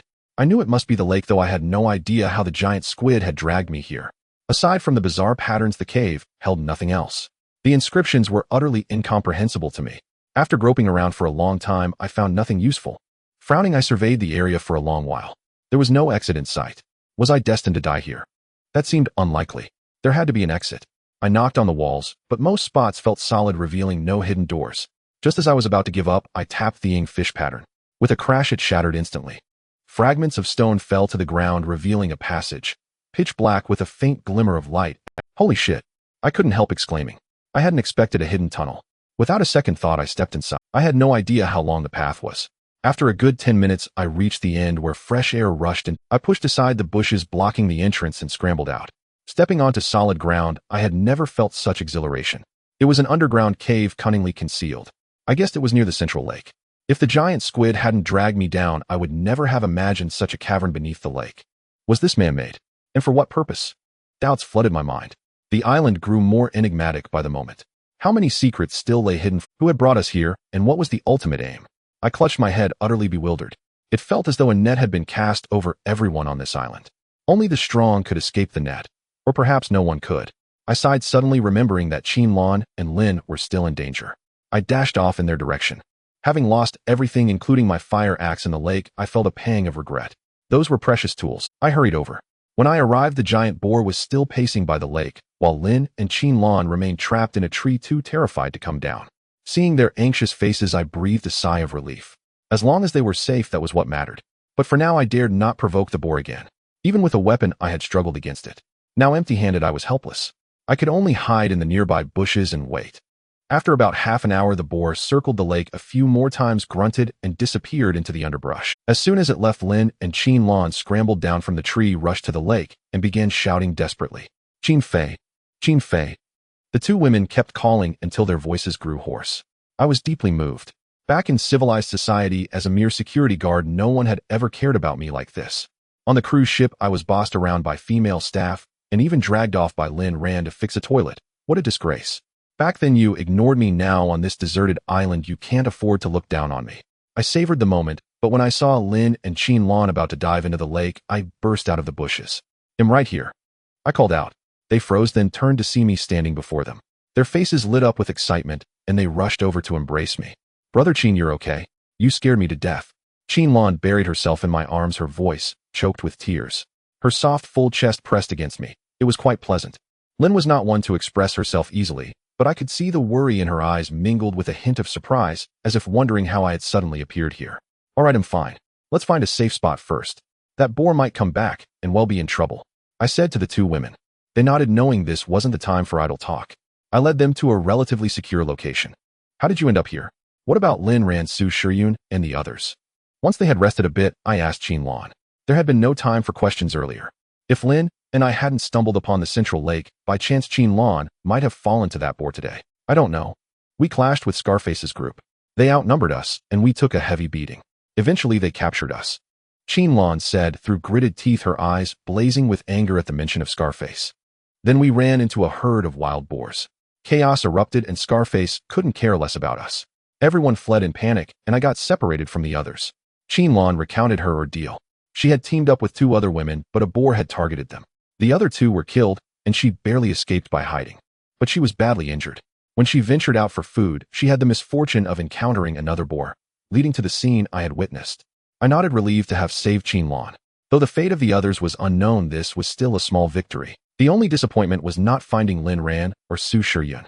I had hoped to continue searching, but dusk. Frowning, I noticed how disheveled Lin and Qin Lan looked, with scrapes and bruises here and there. Worse still, we had lost all our weapons. Lin's arrows were gone, all embedded in that boar, and irretrievable, a heavy loss. Everything I carried had sunk to the bottom of the lake. Continuing the search would be too dangerous. From what we had seen, this area was teeming with wild boars. One encounter could spell doom for all three of us. "Let's head back," I said to Lin and Qin Lan. We couldn't venture deeper into the jungle. Besides, Lei Yiming, Han Yushi, and Pei Qingya were waiting in the cave. I couldn't afford any missteps now. Lin and Qin Lan nodded. They were exhausted, drained by the ordeal with the boar. None of us had eaten much, and hunger was setting in. On the way back, I gathered some wild fruit. Fortunately, the island was abundant with them, enough to stave off our hunger. Before long, Lin, Qin Lan, and I returned to the cave on the cliff. Pei Qingya and Lei Yiming brightened at the sight of us. "What about the others?" "No luck." Pei Qingya frowned as she saw the three of us. I nodded. The events of the past few days had exceeded my imagination. I felt lost, uncertain of the past. "How is Han Yushi?" I asked, taking a deep breath to steel myself. I had to protect everyone around me. "Not good." At the mention of Han Yushi, the women in the cave fell silent. I swallowed hard and felt her forehead. It was burning. If this continued, she would surely die. "Qin Lan, please help me take a look." I turned to Qin Lan behind me. After all, she graduated from a medical school and knows quite a bit about treating wounds. Qin Lan nodded and slowly lifted the fabric from Han Yushi's thigh. The blood had clotted, sticking to the clothing. Qin Lan's movements were very difficult, but Han Yushi couldn't help but furrow her brow. I witnessed everything unfold, my fists clenched tightly. Su Lily, that woman better pray that I don't run into her next time, otherwise I will make her regret it.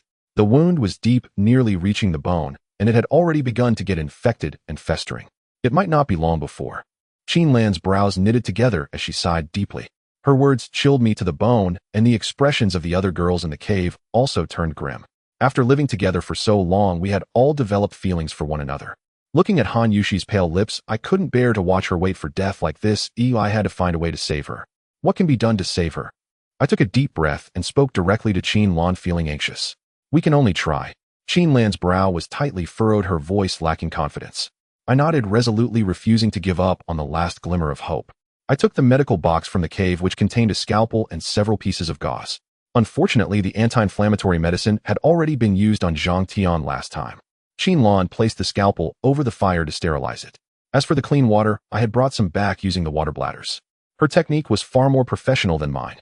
At this point, Han Yushi had already regained consciousness, her pupils filled with fear. I moved closer and hugged her, gently caressing her face. Qin Fei. Yes, I'm here. Don't be afraid. I whispered in her ear, trying to ease her fears because there was no anesthesia on the deserted island, and when Qin Lan began to operate, Han Yushi might not be able to hold back. I placed my hand near her mouth, filled with a sense of guilt for not protecting these girls, which had led to Han Yushi getting hurt, while Lin Ran and Su Shiyun were also missing. When the scalpel touched Han Yushi's wound, despite her strength, she couldn't help but scream, her expression contorted as she bit down on my hand, her whole body trembling uncontrollably. The entire process lasted for over 10 minutes. The originally clear water had turned blood red, and tears the size of beans flowed continuously from Han Yushi's. The entire process lasted for over 10 minutes. The originally clear water had turned blood red, and tears the size of beans flowed continuously from Han Yushi's eyes, making my heart ache. In the end, Han Yushi couldn't withstand the pain and fainted. After seeing Qin Lan rebandage the wound, our group finally breathed a sigh of relief. Here are some wild fruits. You must be hungry. Rest here and take good care of Han Yushi. Lin and I will go out to find some herbs and see if we can gather more food. After resting for a while, I spoke to Pei Qingya and Lei Yiming. Qin Lan needed to rest due to her injuries from the wild boar attack. The two girls nodded in agreement, and then Lin and I climbed down from the cliff using the vines. During the battle with the wild boar, Lin had exhausted all her arrows, and all the tools like my fire axe and binoculars had fallen into the lake. I was left with only a fruit knife. We dared not venture too deep, but after wandering around the jungle for a while, we found several hardwood trees. This type of wood has a very low density and great hardness, making it ideal for crafting arrows. It was impossible to chop down the trees, so I had no choice but to use the fruit knife and exert a great deal of effort to cut down a branch. Then I sharpened all the branches into pointed arrows. I thought for a moment ordinary arrows could indeed serve a purpose against smaller beasts, but they would be ineffective.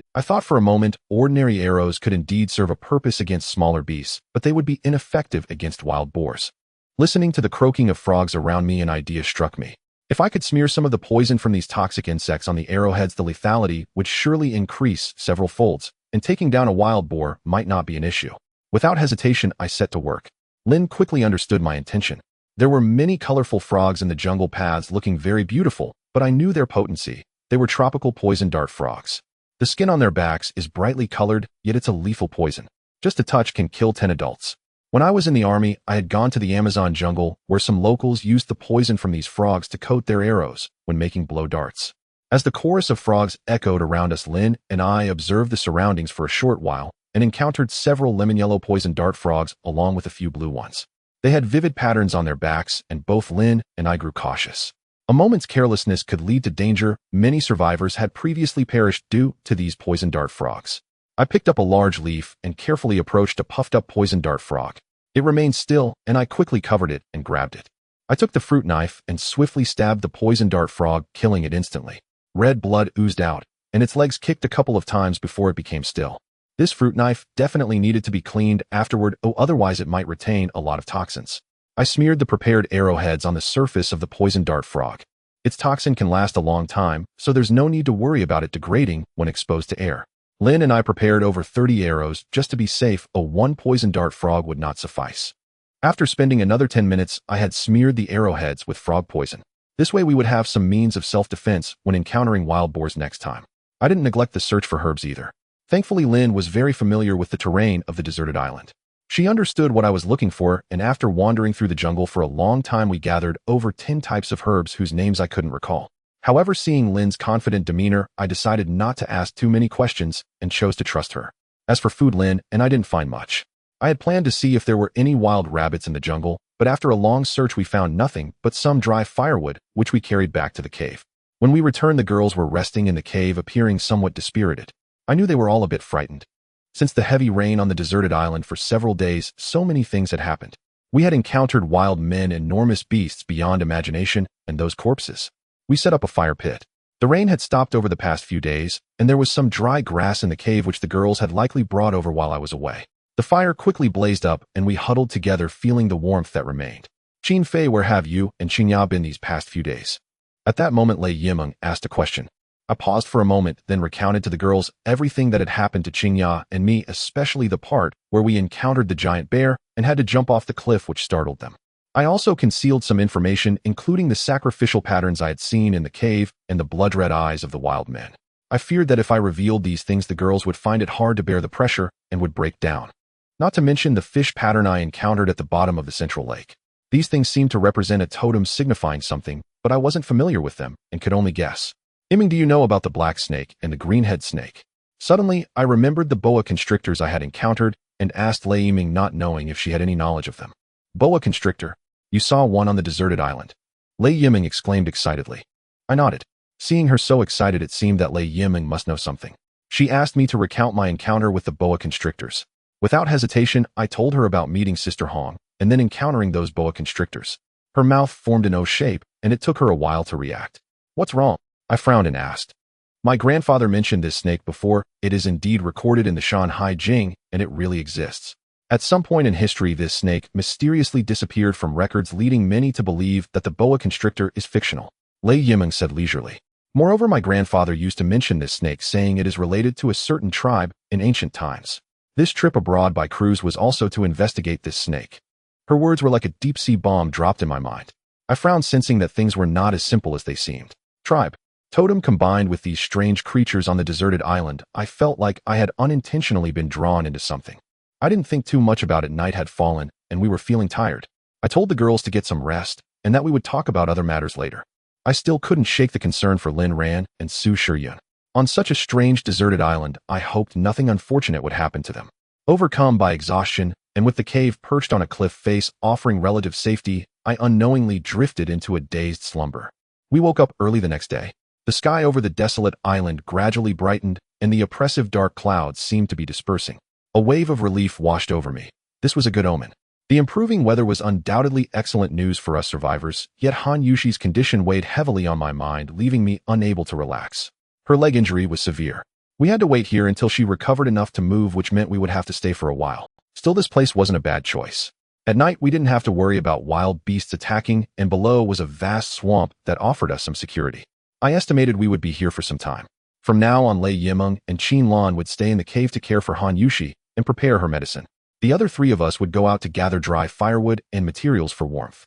I directly gave orders to the others in the cave. There was still much to do, and we had to hurry.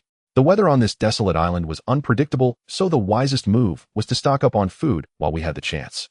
As for finding Lin Ran and Su Shiyun, I had never forgotten. But right now these girls needed me desperately. I had to settle them first before I could set out to search for the others. I led Lin and Pei Qingya into the jungle. After the days of rain, though the wood was still damp, it could barely be set alight. With the rain stopped and the weather improving, small animals began to emerge in the jungle from time to time. I breathed a sigh of relief. This meant our food supply was assured. You two go find some dry firewood. They'll look for food, I said directly to Pei Qingya and Lin. With so few of us left, we had to divide the work clearly. Lin opened her mouth as if to speak, but I silenced her with a look. She relented and followed Pei Qingya to scout the surroundings.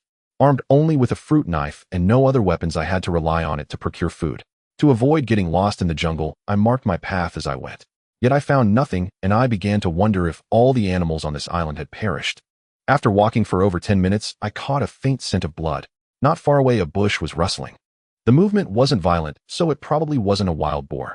I steeled myself and cautiously crept close. It had a brownish-yellow coat, a sleek body, and 2 furry ears. I thought it was a wildcat at first, but its tail was short and its teeth were extremely sharp. It was a lynx. Its reaction was lightning fast. The moment I parted the bushes, it leaped straight up a tree. Its large eyes glared at me, fiercely gleaming with menace. It bared its teeth. Though lynxes aren't large, they are ferocious creatures, and I had no desire to provoke a conflict. I looked at what lay on the ground. A dead rabbit with 2 bloody punctures on its neck, likely bitten by the lynx. It had died only recently. The rabbit's legs still twitched occasionally. To steal or not to steal? I hesitated. The rabbit was quite large. For days we had subsisted on wild fruit or gone hungry, and it had been a long time since we had tasted fresh meat. I swallowed hard. I honestly didn't want to give up this treasure. Seeing my eager movements, the lynx grew agitated. It opened its mouth wider and snarled incessantly, clearly trying to stop me. Initially, I felt a bit embarrassed about competing with an animal for food, but I've come to terms with it now. This is all about survival. Some people even eat human flesh, so I can hold my head high with a clear conscience. Besides, catching a rabbit with only a fruit knife is incredibly difficult. Stumbling upon this scene today was pure luck, and I couldn't let it slip away. I stepped toward the rabbit's carcass. The lynx's cries grew louder, but I ignored it, brandishing my fruit knife. If it dared to attack, I wouldn't hesitate to take it down as well. It stared at me, and I stared back. Under my prolonged gaze, it finally wavered. I suddenly charged at the lynx, startling it, and it fled into the bushes. Once the lynx was gone, I breathed a sigh of relief. If I had actually fought it, even though I wasn't afraid I might have gotten it. I picked up the large rabbit elated. It weighed over 3 gene, surely enough for all of us to have a hearty meal. With the rabbit secured, I searched the surrounding bushes and found the sweet potatoes we had eaten before. These were quite filling and could be stored in large quantities in the cave. After carefully scouring the area a few more times, I gathered about 3 gene of sweet potatoes. Along with the unexpected prize of the rabbit, it was a bountiful harvest. But I had no bag with me, so I found some vines nearby and tied everything up, making it easier to carry. I didn't dare linger in the jungle, especially with a rabbit in hand. Wild beasts are particularly sensitive to the scent of blood, and after the torrential rain, not only we survivors, but also the carnivores were short of food. I wasted no time and retraced my steps back. Fortunately, the journey was uneventful, and I returned to our spot. By then, Lin and Pei Qingyao were by the swamp, surrounded by piles of dry grass. When they saw me return, Lin and Pei Qingyao ran over with grave expressions. "What's wrong?" I asked, noticing their troubled looks. "We just ran into Scarface and his group," Pei Qingyao said directly. Hearing they had encountered Scarface, I immediately grew anxious, thinking he had come to cause trouble. But seeing that Lin and Pei Qingyao were unharmed, I calmed down. They looked pretty battered, like they'd run into big trouble. When we saw them, they were shouting something about wild boars. Pei Qingyao continued. I nodded and told the 2 girls to quickly carry all the dry grass and firewood up to the cave. I also brought my haul inside. "Tell me the details," I said to Lin and Pei Qingyao, handing them some washed sweet potatoes. Back on the beach, resources were plentiful, and we hadn't bothered much with these sweet potatoes. But now, with supplies scarce, having anything to eat was a blessing. Especially when the girls saw the large rabbit in my hand, smiles spread across their faces. Things were looking up. Listening to Lin and Pei Qingyao recount their story, I finally understood what had happened. After I sent them to gather firewood, they ventured further because the nearby vegetation near the swamp was too damp. Unexpectedly, they stumbled upon Scarface's group, fleeing for their lives. It seemed they had encountered a herd of wild boars, and many had died. Lin and Pei Qingyao were almost discovered, but they ran fast and managed to escape back to the swamp. I nodded. It appeared there really was a wild boar den nearby. Since we arrived in this area, signs of boars had become increasingly evident. Scarface and his people had likely been chased here by the boars. Let's not worry about them for now. We'll see what happens later, I told the girls, and then built a fire to roast them. With just our small group, taking on even a single boar was unrealistic, let alone a whole herd. My mind churned, and a plan began to form. After all, the wild boars posed a threat to us, and their frequent appearances would make it even more dangerous when I set out to find Lin Ran and Su Shiyun. Ever since my last rescue of Qin Lan, when I was nearly killed by a huge boar and forced into the central lake, barely escaping with my life, I knew I had to be careful. "It smells so good." Lei Yiming's beautiful eyes widened as she watched the roasting rabbit. The other girls also swallowed hard. The past few days had been rough, with meals being hit or miss. But thinking that I had snatched this rabbit from the lynx's mouth still made me feel a little embarrassed. Soon the aroma of the roasted rabbit filled the cave. I used the fruit knife to divide it into several portions and handed one to each girl. I tried to piece myself. Though there were no seasonings, it tasted good, probably because I hadn't eaten properly, and so the rabbit weighed over 3 gene, which was just enough for us. Along with the sweet potatoes, everyone wore satisfied smiles. Han Yushi also ate a little, and her complexion improved. Life was tough now, but we had to endure. There were still many dangers ahead waiting for us. A series of grunts echoed. Suddenly, the sound of wild boars came from below the cliff. I rushed to the edge of the cave and saw a boar the size of a calf, its hooves stuck in the swamp, grunting furiously. A grin spread across my face. Damn, a feast had arrived. "Qin Fei, what are you trying to do?" Lei Yiming glanced at me, surprised to see that I was preparing to climb down. Several girls also looked over at me, somewhat worried. I pointed directly at the wild boar trapped in the swamp and said with a smile, "A big boar has arrived. Our good days are coming." I gripped the fruit knife tightly in my hand, called Lin to follow, and brought the bow and arrows along as well. Pei Qingya and Qin Lan, the 2 girls, also came over. After climbing down the vines, we saw the wild boar not far away, struggling incessantly in the swamp, sinking deeper and deeper while letting out constant roars. Compared to other wild boars on the deserted island, this one was relatively small in size. Moreover, since it was trapped in the swamp and unable to move freely, our chances of butchering it were quite high. The swamp still had the wooden logs we had laid earlier. Lin raised her bow and shot an arrow fiercely. Her marksmanship was exceptional, and the arrow struck the wild boar right on its forehead, causing it to roar incessantly. "Keep shooting," I said directly to Lin. The arrows were laced with frog venom. Soon enough, the wild boar would die. As long as I cut it in time, the meat should be mostly safe. Lin nodded and fired several more arrows. The wild boar could only bellow and struggle, but its body continued to sink. We waited by the side for a while. Gradually, the boar grew weaker, on the verge of collapsing. Still, I didn't dare let my guard down. Caution is the better part of valor. With a loud thud, the wild boar toppled sideways into the swamp, letting out soft grunts. I knew it was almost done. Stepping on the wooden logs laid across the swamp, I made my way to the boar. I told the other girls not to follow me just in case. Standing very close to the boar, its foul stench hit me like a wave, nearly suffocating me. White foam was still oozing from its lips, and its body twitched constantly. I pulled out the fruit knife and stabbed it directly into the boar's neck. The wild boar let out a piercing squeal, blood gushing from its neck like a fountain splattering onto my face, still warm. Its final struggles were particularly fierce. Its two tusks almost grazed me. I twisted the fruit knife forcefully in its neck, blood spraying everywhere in a gruesome scene. Before long, the boar was completely dead. "All right, come over and help quickly." I pulled out the fruit knife and blood splashed all over me again. Lin Pei-Qing-Ya and Qin Lan immediately nodded and ran over. Since the arrows Lin had shot were laced with frog venom, when we pulled them out, the flesh around the wounds had turned a dark. I couldn't afford to be too careful. At this point, I had to cut only from the clean parts. Otherwise, if we ate the venom-tainted meat, we would all die. So stinky. The girls muttered a few words, but eventually gritted their teeth and came to help. Having had similar experiences on the island before, they were used to getting their hands bloody. Soon we had finished processing the boar. Fortunately, the frog venom hadn't spread too quickly. Some parts of the boar were still fresh and edible. Still, many areas had already turned dark purple, which pained my heart just looking at it. Wild boar meat was a premium resource and food on the island. If this boar hadn't stumbled into the swamp, we would never have had the chance to butcher it. Just then I frowned, faintly hearing cries for help not far away.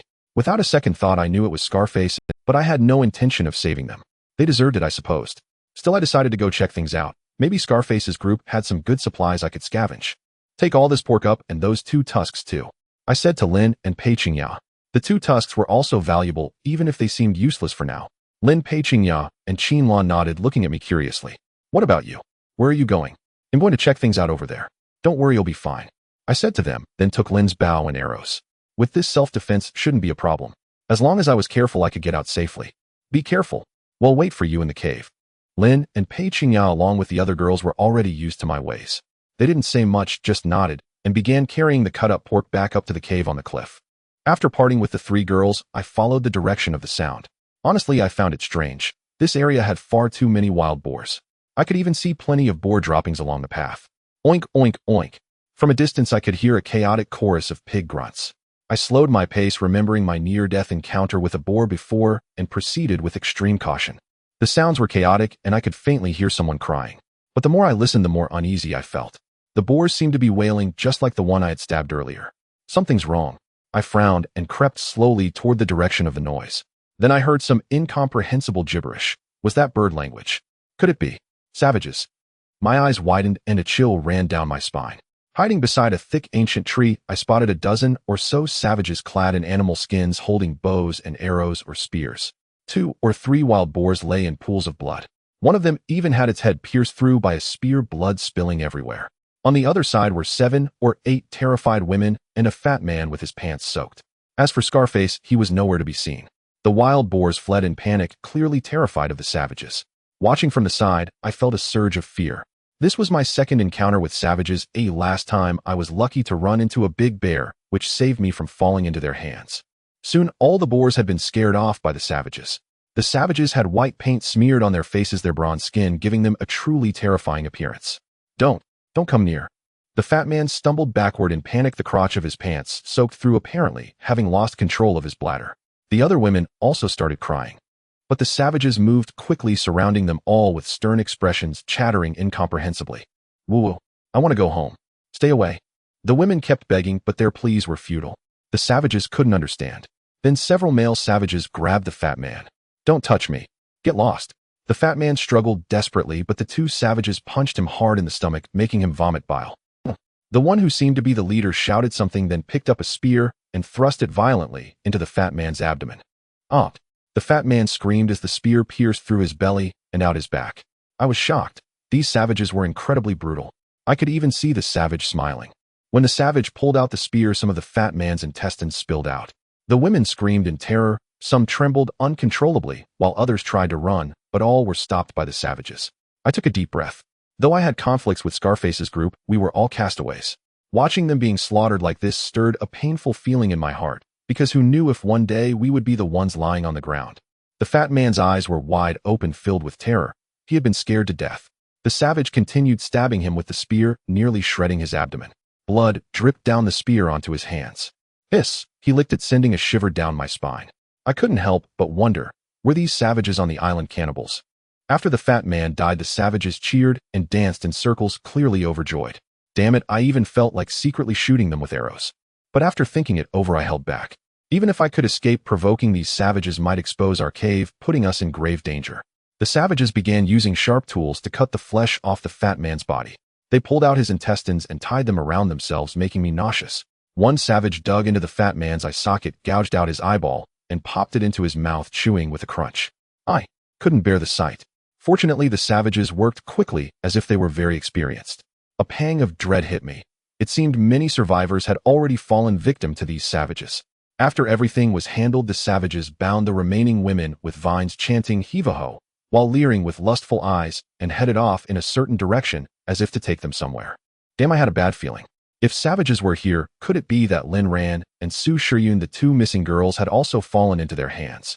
I quickly shook my head, not daring to dwell on it. Gritting my teeth, I followed behind the savages, determined to find out the truth. To be honest, I am quite worried about the safety of Lin Ran and Su Shiyun. We have been searching here for so long, scouring the surrounding area, but we have found no trace of them. Moreover, these cruel savages seem to only kill men and spare women, which only tightens my heart and increases my anxiety. I carefully followed behind those wild men, afraid that they would notice me. I dared not get too close, as being discovered would pose a significant problem. I trailed behind the wild men through the jungle, taking quite a winding route, and even saw a few pawns under their guidance, indicating they were quite familiar with the surroundings.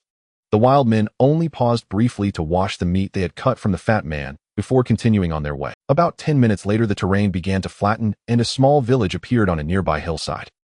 I became a bit cautious. The wild man's tribe was not far ahead, and there would surely be many savages around which could potentially expose me.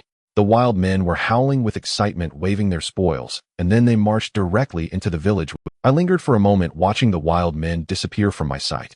I was now much more cautious than before, unwilling to take risks, especially since the wild men were armed and had formidable combat power, capable of driving away even a herd of wild boars. Charging in alone would be suicidal. Furthermore, I still needed to take care of Lei Yiming, Pei Qingya, and the other girls in the cave.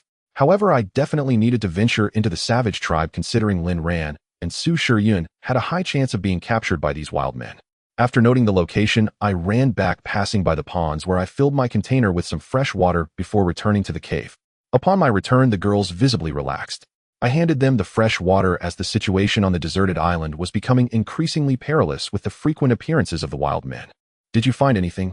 Pei Qingya asked me, directly noticing my unusual expression. Seeing the other girls also looking at me, I recounted the events I had just encountered. Upon hearing my words, Lin's body seemed to tremble, clearly filled with fear. "What's wrong, Lin?" I said, pursing my lips. I had not rashly charged into the wild men's tribe. I intended to draw some information from Lin. After all, Lin was a native of this deserted island. Her reaction indicated that she was no ordinary person. She wiped her forehead and looked at me without speaking. At this moment, the atmosphere in the cave became strangely subtle. I frowned out. Without Lin speaking, I was unable to learn more about the wild men. Pei Qingya, Lei Yiming, and Qin Lan glanced at Lin as well. Lin appeared dazed, and while I didn't know what she was avoiding, her demeanor made me uneasy. Although she was a savage, she had never harmed us and had saved my life several times. "Qin Fei, let's just leave it if Lin doesn't want to talk. We can avoid those wild men." Pei Qingya interjected. She had a kind heart. I nodded, realizing that since Lin was unwilling to speak, I had no intention of pressing her. I started a fire to prepare some food, as we had been busy all day without eating anything. Most of the wild boar meat we had gathered was no longer edible. We had brought back about 80 pounds, enough for us a few days, and there was no worry about spoilage. We could simply smoke it. The wild boar meat was roasted to a golden brown, emitting a fragrant aroma. The taste was naturally exquisite, but due to the recent events, the girls were rather silent, with no one speaking. I sighed as Lin remained silent. There must be some unspeakable difficulty behind her demeanor. In that case, I would have to take the risk alone. I needed to find Lin Ran and Su Shiyun. I had to see them alive or find their remains. After finishing the wild boar meat, I glanced at Han Yushi. Her complexion had improved somewhat, but she still looked very pale and weak, needing proper care. I had Pei Qingya turn the sweet potatoes into a paste to feed her, as the wild boar meat was too greasy for her to digest right now. "Qin Fei." Han Yushi's beautiful eyes flashed with an unusual color as she tightly grasped my hand. I gently stroked her hair. "Will we survive?" she asked softly, appearing somewhat pale and powerless. I nodded affirmatively, realizing that I was the backbone for these girls. If I were to falter, they would likely lose their will to survive. However, I myself was unsure if I could escape from this deserted island and return to civilized society. There were too many strange things on this island waiting for me to uncover step by step. By this time, night had fallen. Lin sat at the cave entrance, appearing somewhat hollow, sitting alone with her arms wrapped around her knees, looking very lonely. Pei Qingya, Lei Yiming, and Qin Lan also did not know what to say, quietly resting beside me. I sighed and sat beside Lin. Noticing my presence, Lin visibly paused. I went over and hugged her shoulder. Although I knew Lin's background was very mysterious, I chose to trust her, knowing she wouldn't harm us. The remaining light in the sky seemed like blood on the horizon, and from the cave perched on the cliff, I could see the jungle ahead and the last rays of twilight. The events of the past few days had left me somewhat fatigued. Today was a rare day of relaxation. Lin and I sat in silence, neither of us speaking. I thought of many things, including the friends I had known in civilized society. So much time had passed, perhaps not many people in the world knew such events would occur, as they were truly surreal. So many people had gone missing, yet no rescue teams had arrived. The thought made me feel a bit shocked, realizing I was worse off than those on Malaysia Airlines. As night enveloped us, we laid down in the cave. When darkness fell, the jungle became incredibly dangerous, and we could not venture out at night. Conserving our energy was the best strategy. Before long, we all fell asleep. It had been a long time since we had relaxed like this. Moreover, the cave was located on a cliff, making it quite safe, and I slept deeply. Qin Fei, Lin is gone. The next day, I was awakened by someone shaking me. As I opened my eyes, I saw Pei Qingya and Lei Yiming frowning.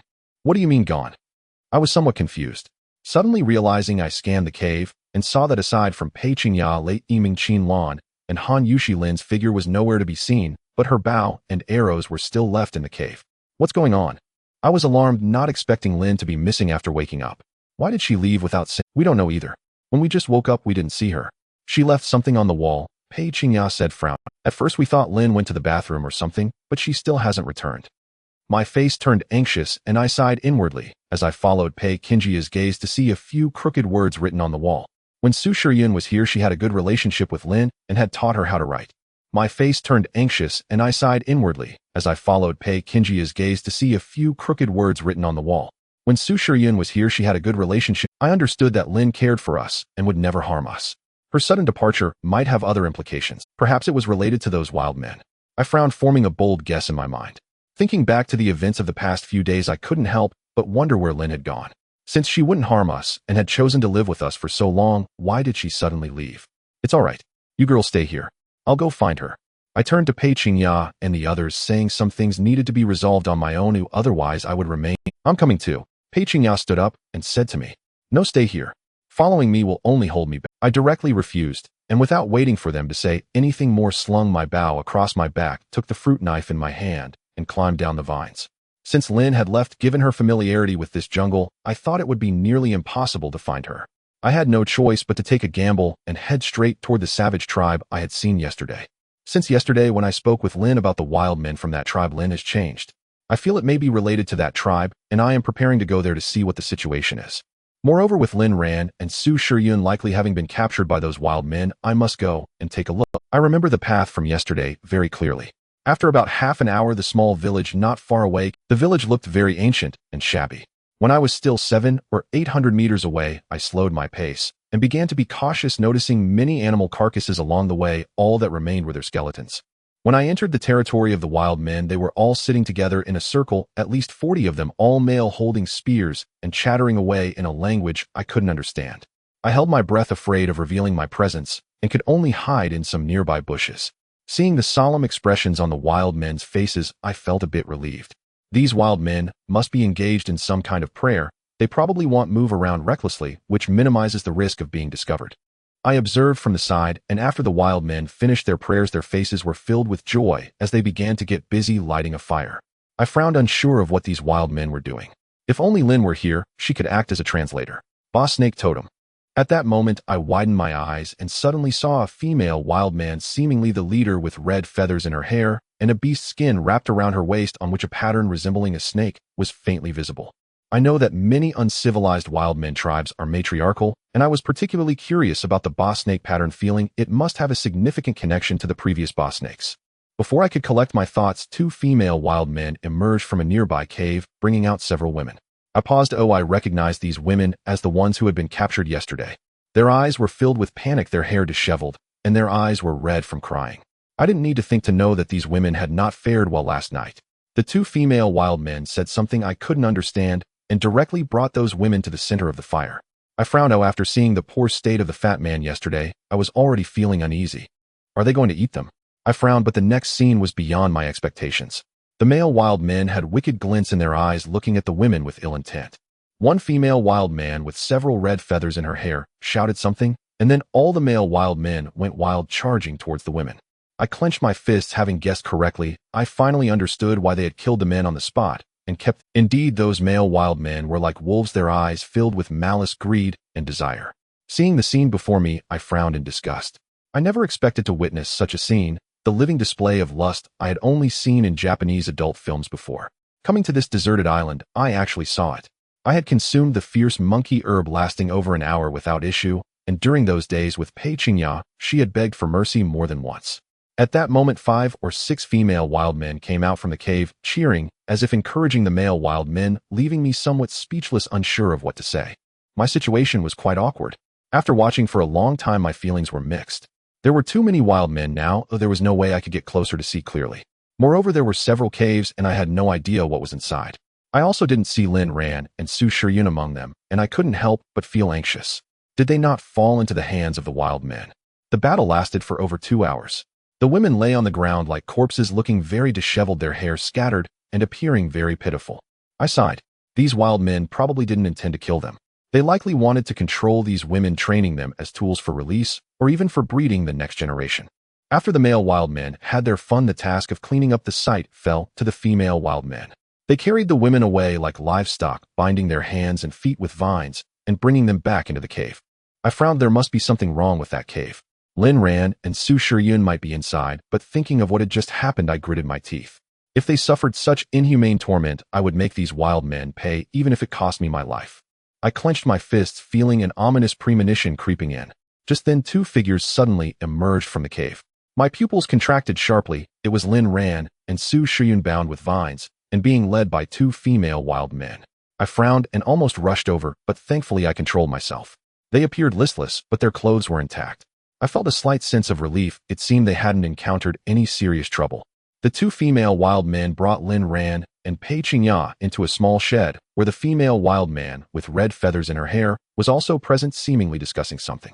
I frowned. During the daytime, there was no opportunity to blend in with the wild men. If I wanted to rescue them, I would have to act at night, when visibility was low. I watched for a while longer. Although the leader's expression was somewhat displeased, she did not make things difficult for Lin Ran and Su Shiyun. After chattering for a while, she directly ordered the 2 female wild men to send them back to the cave. I quietly memorized the location and felt it was about time. Once these male wild men were done with their work, they would likely start moving around the jungle. If I encountered them, it would be hard to escape. I would have to act at night. After some thought, I headed back, quickly returning to the cave and the cliff. As soon as the women saw me return, they immediately surrounded me. Did you find Lin? Pei Qingya asked anxiously. Over the past few days, the women in the cave had developed a good relationship with Lin. Now that such a thing has happened with Lin missing, everyone inevitably felt a bit saddened. I shook my head directly, having not seen Lin in the wild men's tribe. I truly had no idea where she had run off to. But it's okay. Oh, I know where Lin Ran and Su Shiyun are, I said after drinking some water, directly informing them of my encounter with the wild men's village. Of course, I skipped over the more inappropriate scenes in just a few sentences. After hearing what I said, the women, although we had previously thought we might encounter wild men on the deserted island, we didn't expect it to happen so soon, and that Lin Ran and Su Shiyun had fallen into their hands. Brother Qin, have you seen Zhang Tian? At this moment, Qin Lan asked. I shook my head. I hadn't seen Zhang Tian, but I felt that the guy's luck shouldn't be that bad and should be able to survive. So what do we do? Sister Lin Ran is still inside. Lei Yiming pouted. I will go take a look tonight, I said solemnly. After seeing the scenes today, I felt that place was a fire pit.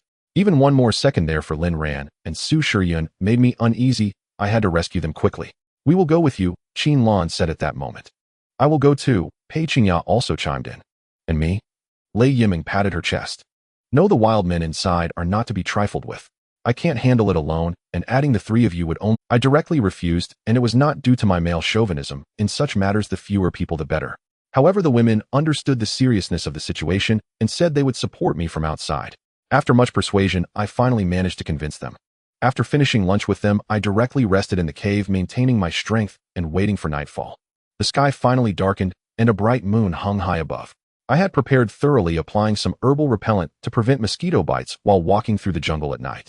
With a large bough slung on my back and a fruit knife in my hand, I was acutely aware of the dangers of this mission, feeling a profound sense of unease, but there was no other choice.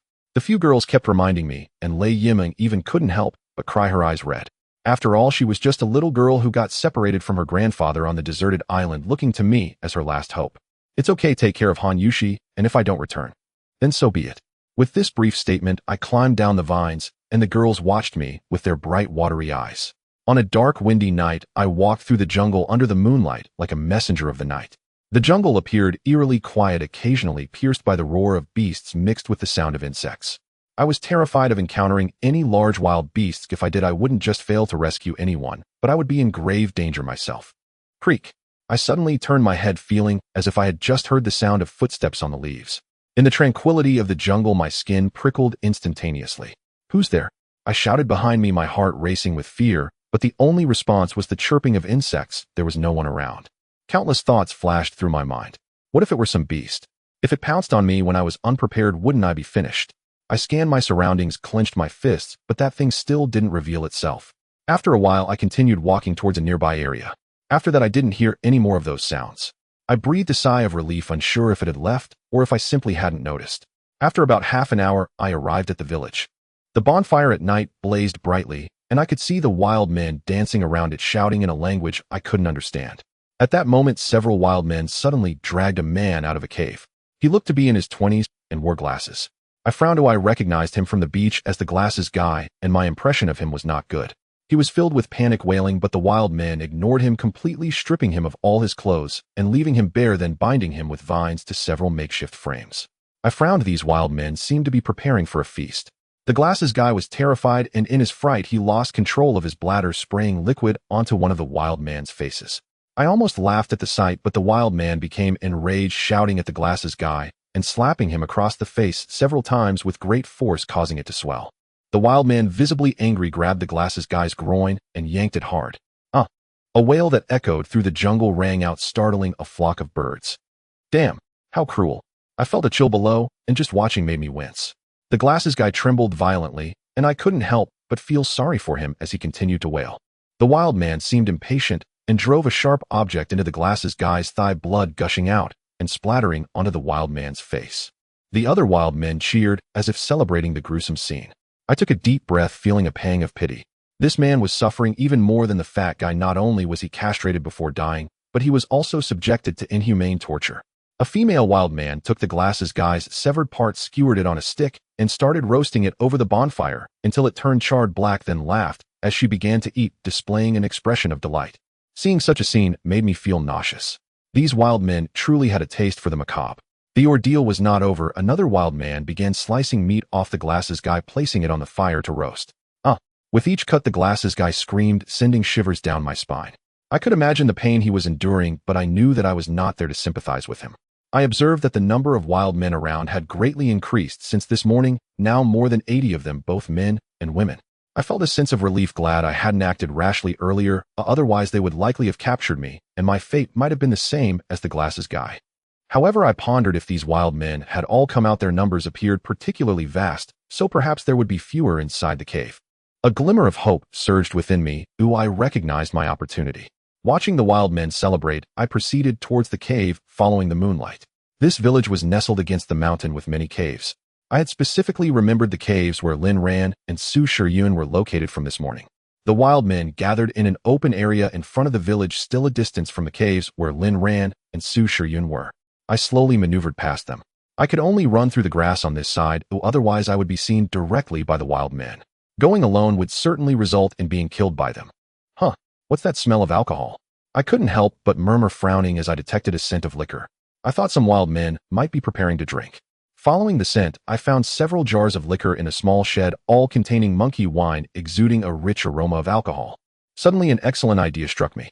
If I could get some laxatives now when these wild men drank the monkey wine. But where could I find laxatives at this moment? I frowned just as someone suddenly patted me from behind. In an instant, goosebumps covered my body, and I instinctively thrust the fruit knife backward. Wait. Qin Fei, it's me. To my surprise, the person behind me spoke those words. I widened my eyes, not expecting to see Lin. What are you doing here?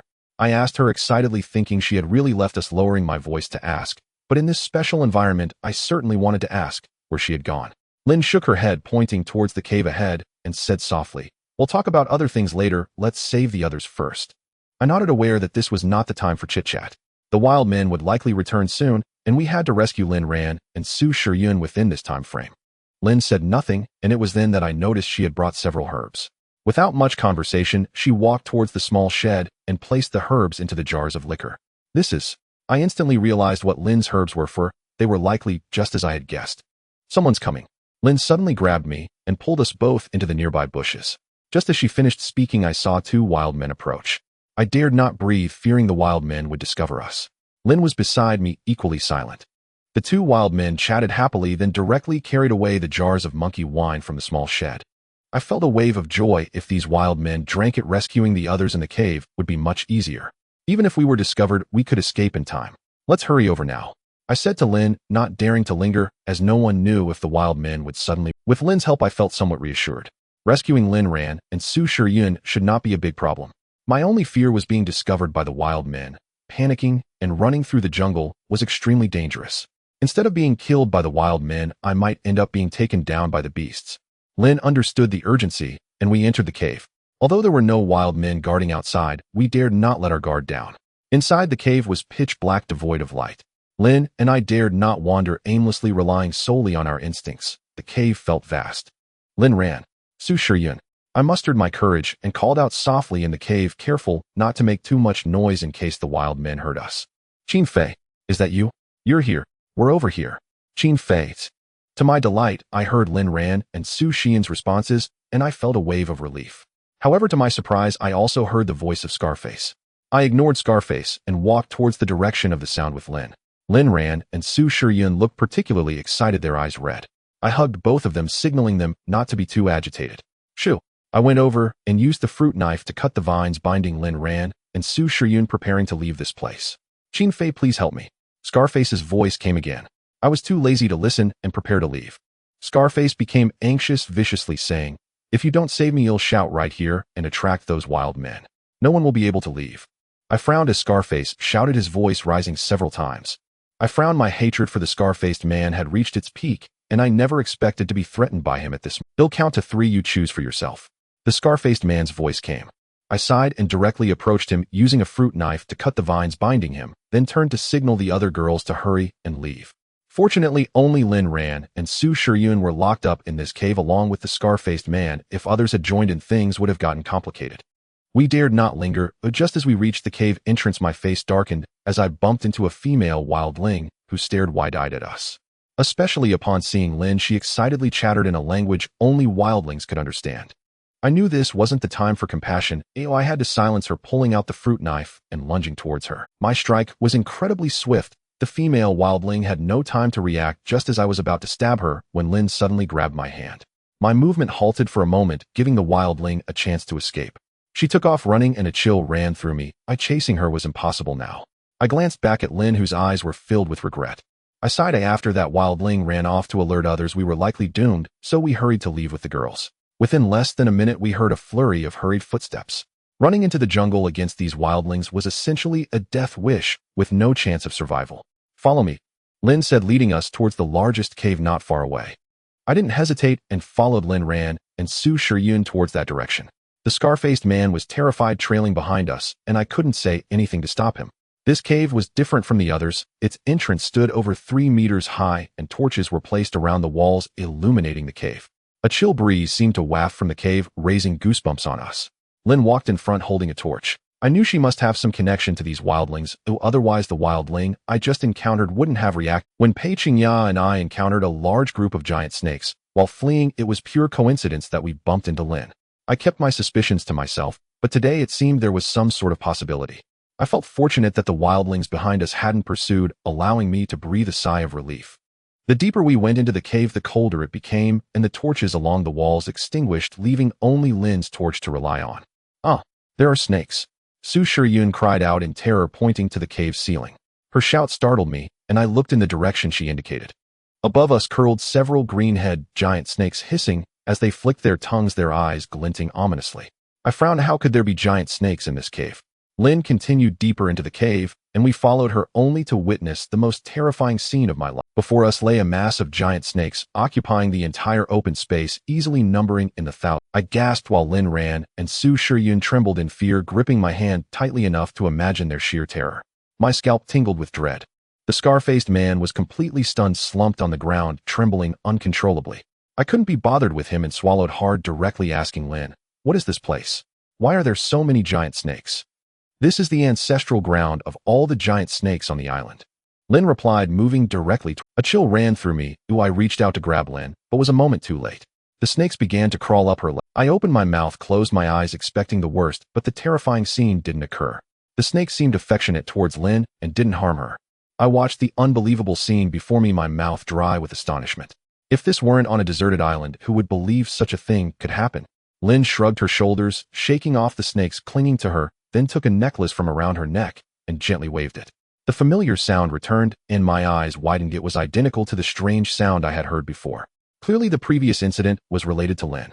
Upon hearing that sound, the snakes fell into a daze, confused, and gradually parted ways, creating a path. "Let's hurry," Lynn turned to us and said. I nodded, no longer concerned about the unbelievable events happening right before our eyes. "Let's hurry," Lynn turned to us and said. I nodded, no longer concerned about the unbelievable events happening right before our eyes. I remained silent. Lynn's control over the snakes didn't seem absolute, otherwise she wouldn't need the necklace to confuse them. After avoiding the terrifying mass of snakes, we continued forward. Numerous patterns appeared along the walls of the path, all related to giant snakes, seemingly with a very long history. I took a deep breath and recalled the fish patterns I had seen at the bottom of the central lake. How many more bizarre things existed on this deserted island? As we pressed on, the flickering torches became increasingly erratic and the temperature dropped even lower. Lin ran and Su Shiryun were shivering uncontrollably, and I was starting to feel the chill too. The temperature must have dropped to at least -4 or 5 degrees, forming a stark contrast with the tropical climate outside the island. Our thin clothes were inadequate, and if this continued we would surely freeze to death. However, Lin showed no signs of stopping, and we couldn't say much more, merely proceeding onwards. A foul stench assaulted my senses, and I couldn't help but hold my breath. It smelled like rotting dead rats, extremely unpleasant. A massive snake approximately 20 meters long coiled before us, as thick as a tree trunk, surrounded by various animal corpses, bears, wild boars, crocodiles, and even humans. I looked on with my scalp prickling. I had never seen such a large snake in my life. This was the largest creature I had encountered on the deserted island thus far. The giant bear I had encountered earlier would likely be just a snack in comparison. The most terrifying part was that this giant snake was alive. It seemed to sense our presence, slowly moving its massive body and directing its enormous head toward us. With a green head and a jet-black body, it was unmistakably a giant snake. Its scales glistened ominously, and its purple-black tongue flicked out as it stared at us with wide eyes. I too trembled slightly. The fear was real. In the presence of such a creature, everyone felt a deep-seated dread, and I was no exception. It suddenly opened its mouth, revealing 2 sharp fangs glinting coldly. Its gaping maw looked terrifying, leaving us all stunned, without even a thought of escape. It resembled the giant snakes described in the classic of mountains and seas, capable of swallowing elephants. This snake, before us, could surely do the same, without any issue. Its roar echoed throughout the cave, sounding desolate, and the 2 fleshy crests on its head resembled horns. This was a snake king. The king of the deserted island. I had the ominous feeling that soon I would be joining the corpses lying on the ground, yet I chose to trust Lin. She wouldn't lead us here to die. Lin said nothing. The giant snake's massive head was directed at her, and its tongue flicked against her, causing my scalp to prickle. Lin ran, and Su Shiryun shut their eyes tightly, not daring to speak, fearful of attracting the giant snake's attention.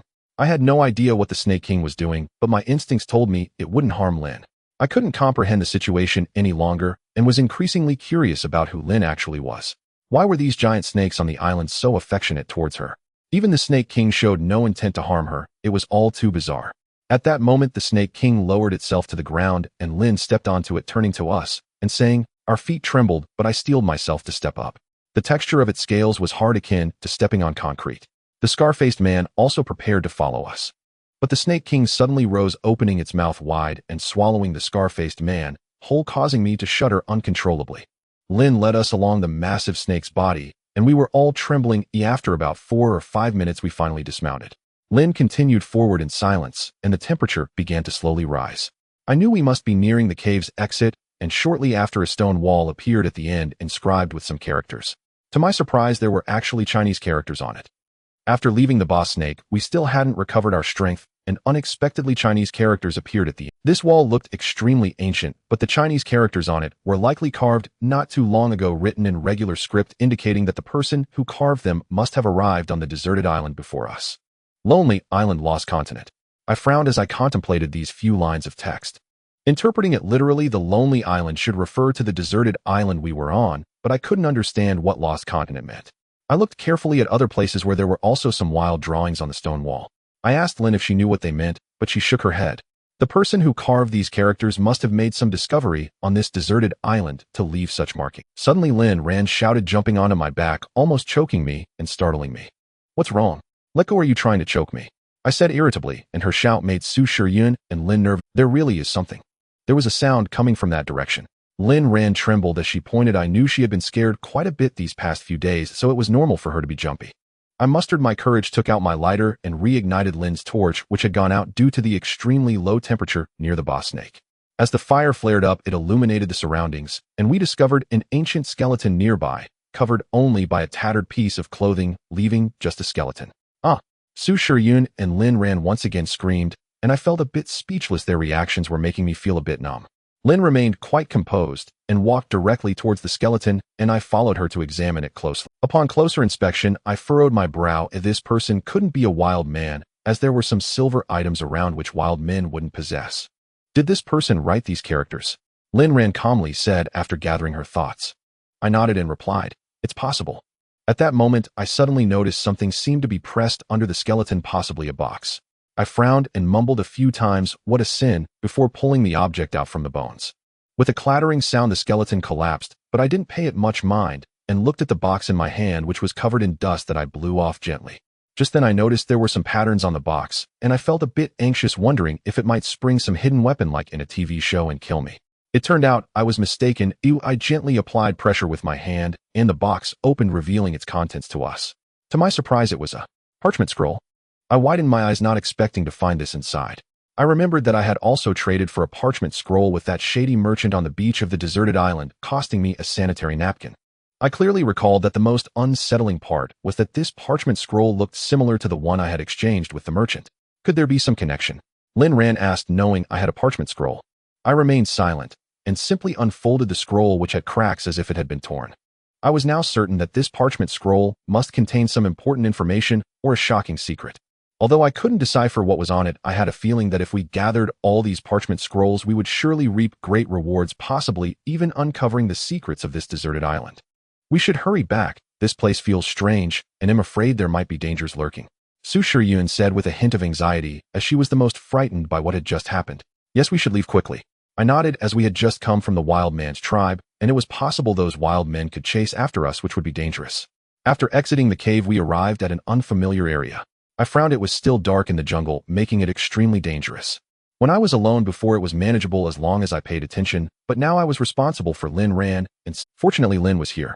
After scouting the surroundings, she soon pinpointed the direction, and the three of us. Actually, I had many questions for Lynn, including what happened when I encountered the boss snake with Pei Qingya, why she suddenly went missing today, and what her relationship was with the boss snake. There were simply too many mysteries, and Lynn had become hard to read. But after living with her for so long, I knew she was a very innocent person and wouldn't harm us. If she wanted to do something to us, she could have acted while we were sleeping every night without having to devise so many schemes. Under Lynn's guidance, we walked for about an hour in the jungle before finally returning to the swamp where we had Pei Qingya, Qinlan. I quietly called out from outside the swamp and soon received their responses. It was around 3 or 4 in the morning, and the girls were likely too worried about me to sleep. Seeing that I had successfully brought back Lynn Ran and Su Shiryun, the girls smiled and lowered vines from the cliff for us to climb up. Qin Fei, was everything smooth? Were you hurt? Pei Qingya sighed in relief upon seeing us return. I nodded, forcing a bitter smile, feeling a mix of emotions. If it hadn't been for the reality of it all, I might have slapped myself to see if I was dreaming. Lynn Ran and Su Shiryun, upon returning to the cave, were overjoyed, and the girls huddled together talking. When they heard about Han Yushi's injury, their expressions changed immediately. Su Lily has gone too far. Lynn Ran frowned, her teeth clenched in anger upon hearing it was Su Lily who had harmed her. She was very close to Han Yushi, so she must have been furious. Su Shiryun also wore a grim expression. I sighed. Although many dangerous things had happened today, and we had nearly lost our lives, it was fortunate there were no casualties. Let's rest for now, everyone is tired. We can discuss everything tomorrow, I said to the girls, concerned since they hadn't had proper rest these past few days. They nodded, and I took a long look at Lin, who had been silent at the back. Pei Qingya and Qin Lan had wanted to say something, but I stopped them with a glance. The other girls quickly gathered together and soon fell asleep. Lin and I lay on the other side, and I didn't ask her about those matters. She seemed surprised, tossing and turning. Don't you have anything you want to ask me yet? Lin suddenly leaned against my back, whispering in my ear, her voice slightly tense. I smiled, looking into her beautiful eyes. After gazing at her for a long time, I embraced her softly, saying, I know you will tell me one day. Lin's body visibly tensed, but then she nestled into my embrace and nodded, and we both fell asleep like. The next morning it was Lin Ran who woke me up. The girls were all gathered around the fire, chatting and laughing. Seeing them all safe, I felt a sense of relief.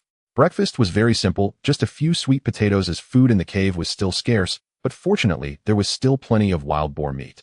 Qin Fei, now that the rain has stopped, what should we do? Should we go to the beach or stay here? After breakfast, Pei Qingya asked.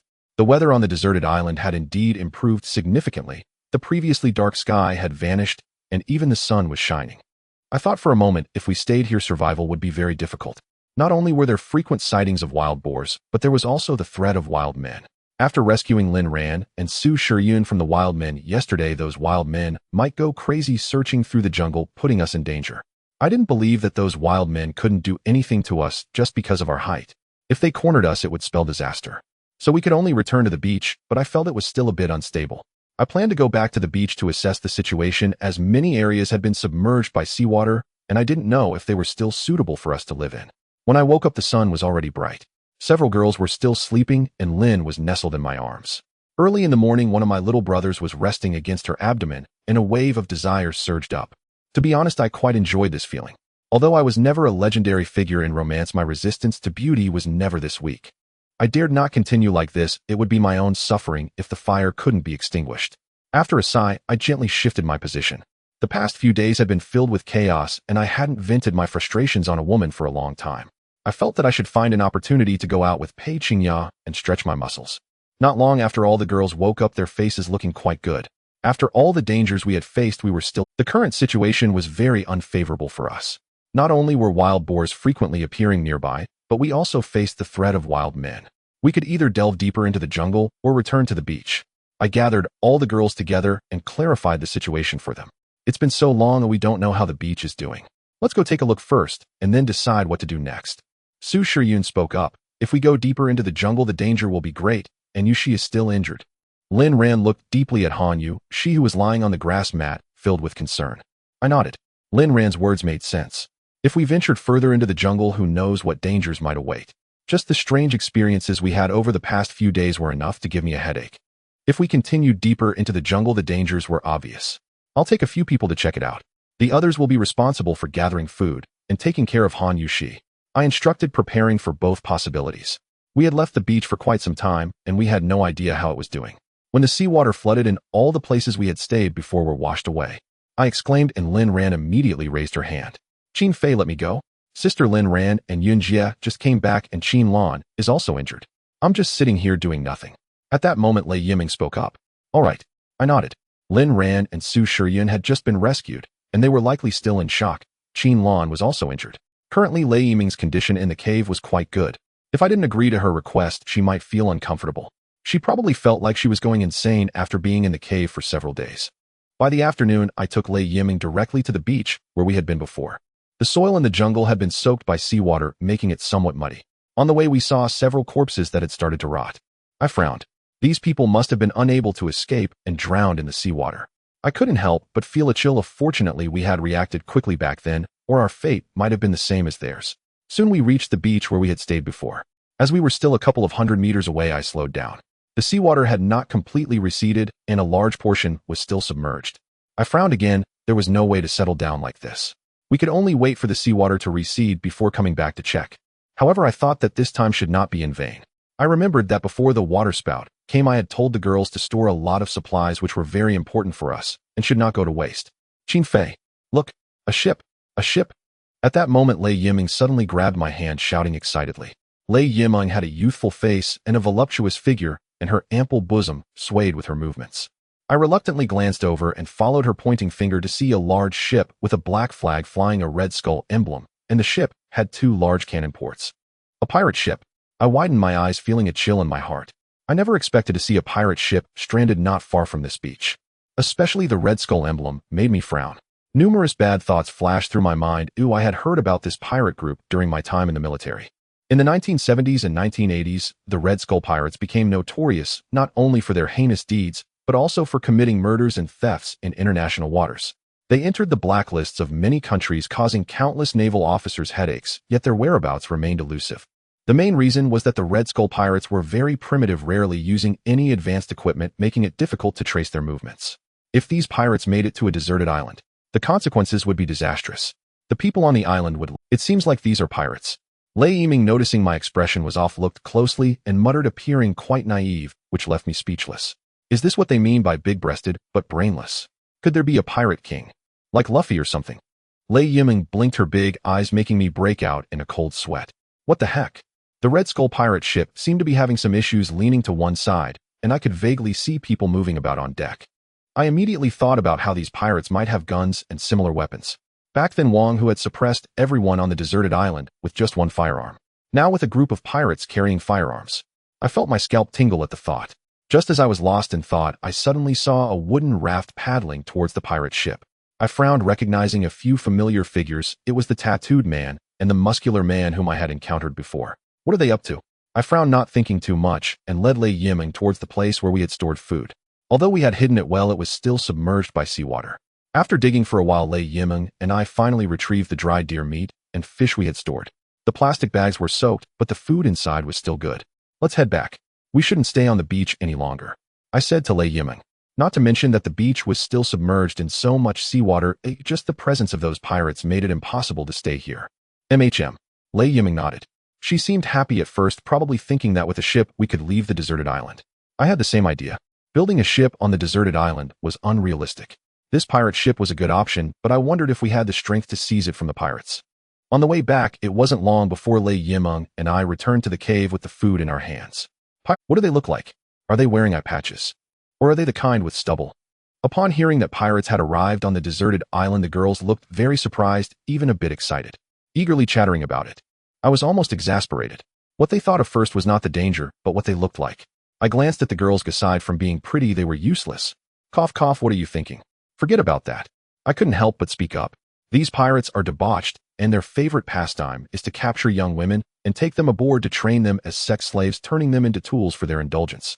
They have been committing crimes for over a decade, causing a significant stir internationally. I shared some of the brutal deeds of these pirates with the girls, and they became a bit more serious. They probably realized that our situation was extremely unfavorable. Currently, these wild men wouldn't let us go.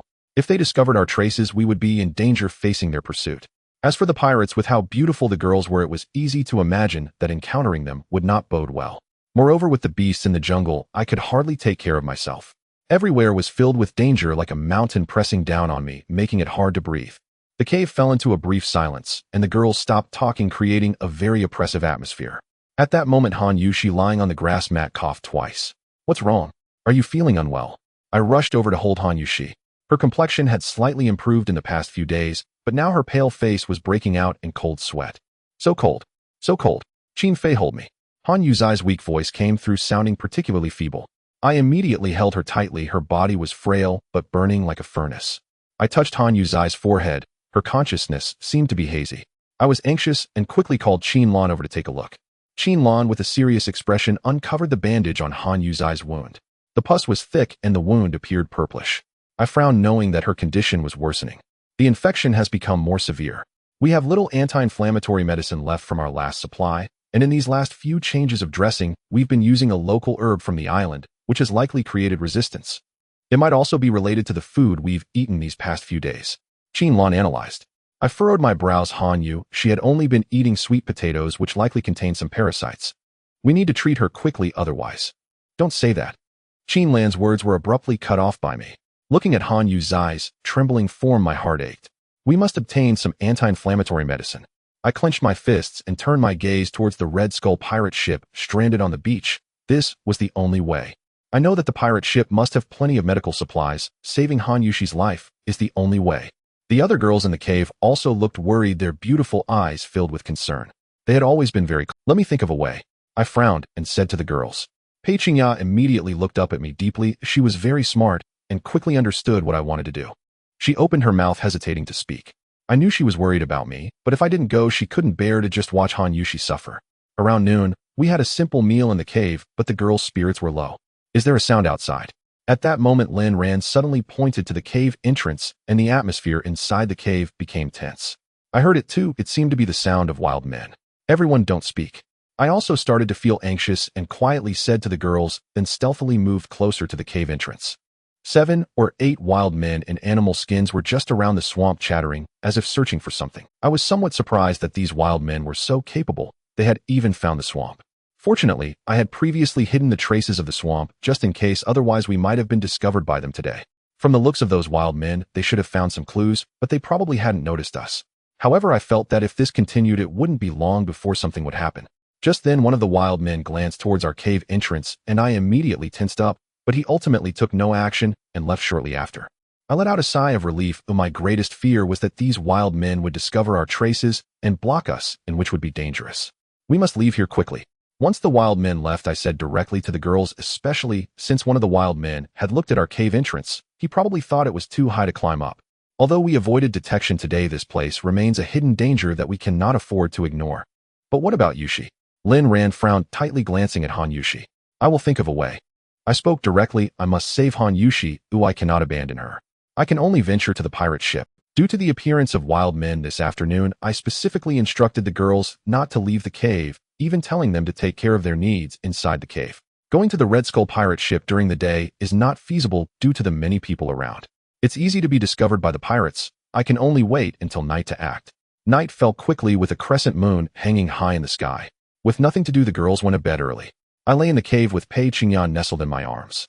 I knew that the girls hadn't truly fallen asleep. I didn't have much time to think, so I prepared to leave. Just then, Pei Qingyan hugged me tightly. A soft, fragrant lip blocked my mouth, and her agile tongue intertwined with mine.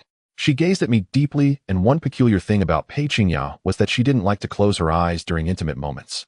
She held me tightly, although I enjoyed it, and even felt a strong urge to be with Pei Qingyan. Before leaving, reason ultimately prevailed, and I couldn't let personal feelings interfere. I squeezed her generous bosom, and she let out a soft moan, finally releasing me. With her alluring eyes, she said, "Tonight, I'll wait for you to return and do whatever you want." "Okay, wait for me." I playfully smiled at Pei Qingyan, reaching out to pat her shapely figure. She was tempting me, and my heart raced. The other girls in the cave remained silent, knowing my character. I said no more and climbed down the vines. During the day, I had memorized the route. After about 20 minutes, I reached the beach and heard the sound of waves crashing against the shore. The Red Skull pirate ship was brightly lit. It had been a while since I had seen incandescent lights, and I felt a sense of nostalgia. These fools waste electricity, even though they have it. However, this made it more difficult for me to sneak in, and with lights on, it would be easy for the pirates on the ship to spot me. The Red Skull pirate ship was still a distance away from the beach. I jumped into the water, and the icy sea enveloped my body, causing me to shiver as I slowly swam towards the pirate ship. This Red Skull pirate ship looked very ancient, made of a type of South American hardwood that was not only tough, but also had great buoyancy. Before long, I reached the vicinity of the pirate ship. Due to the lights, I chose to dive to avoid being spotted. The sound of bubbling water passed by my ears. Soon I touched the hull of the pirate ship and cautiously poked my head up, only to hear cheers from above. It seemed they were celebrating something. I furrowed my brows. Were these pirates crazy? Celebrating while stranded on a deserted island? I felt a sense of curiosity, sensing that things were not that simple. However, I couldn't dwell on that, and chose to find a more concealed spot to board the ship. This type of pirate ship didn't have a boarding ladder. Without a plank, it was hard to climb up. I recalled that the rear side of the ship was slightly tilted. From my guess, the ship must have run aground, which is why it was stuck on the beach. When I swam to the back of the pirate ship, I indeed saw a hole where various items had been washed out by the sea. I could only go up from here. I thought to myself that this was the safest method and also not easy to be discovered. Like a sea snake, I swam through the hole. My vision was hindered, and everything around me was pitch black. I could only rely on my sense of touch. As my feet gradually found solid ground, I opened my eyes. It was still very dark, but I sensed that this should be the bottom hold of the pirate ship. Light from above filtered down, illuminating the area a bit. As I got closer to the deck, the cheers and shouts of the pirates became even louder. It seemed they were speaking in English. I felt my way forward, careful and slow, fearing detection. Where would they keep the medical supplies? I searched through the rooms in the hold for a long time, checking each room, but found nothing. They were mostly filled with nautical items. Suddenly, I heard a series of claps coming from a nearby room. I found I was very familiar with that sound. The room appeared much nicer than the surrounding ones, likely belonging to someone with power among the pirates. I stealthily ran over and saw a very disgusting scene. Two foreign men were engaged in an intimate act. English was no longer a barrier for me, and I could understand every word of their revolting conversation, which was shocking. Were the pirates on this ship this desperate? How long had it been since they had seen a woman that such things were happening? However, I sensed something was off. The cheers of the pirates were mixed with the soft moans of a woman, indicating this couple's peculiar preference. I thought that searching like this would take a long time on such a large pirate ship to find a medical kit, so I had to ask someone for information. I glanced at the two engaged in their act. The tall black man was about 6 feet 3 inches, and he didn't seem easy to deal with. I wasn't sure I could take him, but the other white man looked much easier to handle. Damn it, let's take a gamble. Seeing their affectionate demeanor, I muttered to myself and kicked the door open. Shit. Who? The fuck? The tall black man was startled. The white man screamed, sounding quite effeminate. I rushed forward and grabbed the white man by the neck, pulling out a fruit knife and pressing it against his throat. He was so frightened that his legs went weak, leaning against me to prevent falling over, giving me goosebumps. Who are you? Don't hurt him. The tall black man looked particularly agitated seeing me control the white man, John. I told him in English that I needed a medical kit. He asked what I needed it for, and I pressed the fruit knife a little closer, causing a few drops of blood to appear on John's neck. They'll go get it, just please don't hurt him. Seeing John in my grasp in a life-and-death situation, he was clearly worried. To be honest, I was almost moved by the scene in front of me, but I didn't show it. I directly warned him to hurry and find the medical kit and some anti-inflammatory medicine. If he dared to alert anyone else, I would kill this white man. I pressed the knife in deeper. The tall black man took a deep breath and agreed to my request, realizing my ruthlessness. He quickly put on his pants and left the room. I instantly felt tense, leaning closer to the window, fearing that the big black man might not behave. After the door was opened, the big black man stealthily walked in holding a medical kit and some anti-inflammatory medicine. I sighed with relief. Even this kind of thing is very precious among their pirates. The big black man respectfully handed it to me, and it was clear that he shared a deep bond with this John. I told him to step back. After checking the contents of the medical kit and pondering for a moment, I had initially planned to scavenge some good items from the pirate ship. However, fearing it would attract the attention of those pirates, which could lead to danger, I searched the room and found 2 flashlights and a telescope, then opened the window facing the coast. Keep playing. I kicked the white man in the butt. When I had just controlled him, he had been rubbing against me, sending chills down my spine and almost making me gag. I turned and jumped down. With a splash, I kicked up a spray of water, clutching the items in my hand and not pausing for a moment as those pirates might come after me. After about 10 minutes, I finally reached the shore, soaked through, and things had gone more smoothly than I had imagined. I encountered no dangers on the pirate ship. I was too lazy to care about anything else and prepared to head towards the swamp. At that moment, I suddenly heard the sound of feet crunching on fallen leaves, which sounded very crisp. If it weren't for the deep night, I wouldn't have been able to hear it. Goosebumps rose all over my body. This wasn't the first time. I remembered the last time I went to the savage tribe to rescue Lin Ran and Su Shiryun. There had been inexplicable sounds like this. I turned back suspiciously, but found nothing, which scared me half to death. Sometimes danger isn't terrifying, but the worst is those lurking in the shadows, striking unexpectedly and catching you off guard. I turned on the flashlight I had just obtained from the pirate ship and scanned the surroundings, only able to see the silhouettes of some moths. Frowning, I quickened my pace, wanting to shake off the unsettling feeling. Before long, I returned to the cave on the cliff, waking a few girls. Upon seeing the items in my hand, the girls were particularly happy. When they noticed I was soaked, they immediately started a fire. I wasn't shy and took off my clothes, standing in just my big underwear. Brother Chin, you didn't encounter any dangers, right? Chin Lan asked with concern. Although the other girls didn't say it directly, their faces were full of worry. I shook my head, signaling them that everything was fine. Although things had gone quite smoothly, I had stolen items from those ruthless pirates and potential dangers still loomed. I hoped to avoid running into them on the deserted island. I spent nearly 2 hours in total. The girls actually knew I had gone out. They couldn't sleep and were quite worried about me. After a while, I extinguished the fire and urged them to rest. I was tired too. When I was on the pirate ship, I still felt a bit tense. One misstep could mean being trapped. The next morning, we woke up early. Chin Lan and Su Shiryun were busy helping Han Yushi with her medicine, while I discussed with the other girls which direction we should head.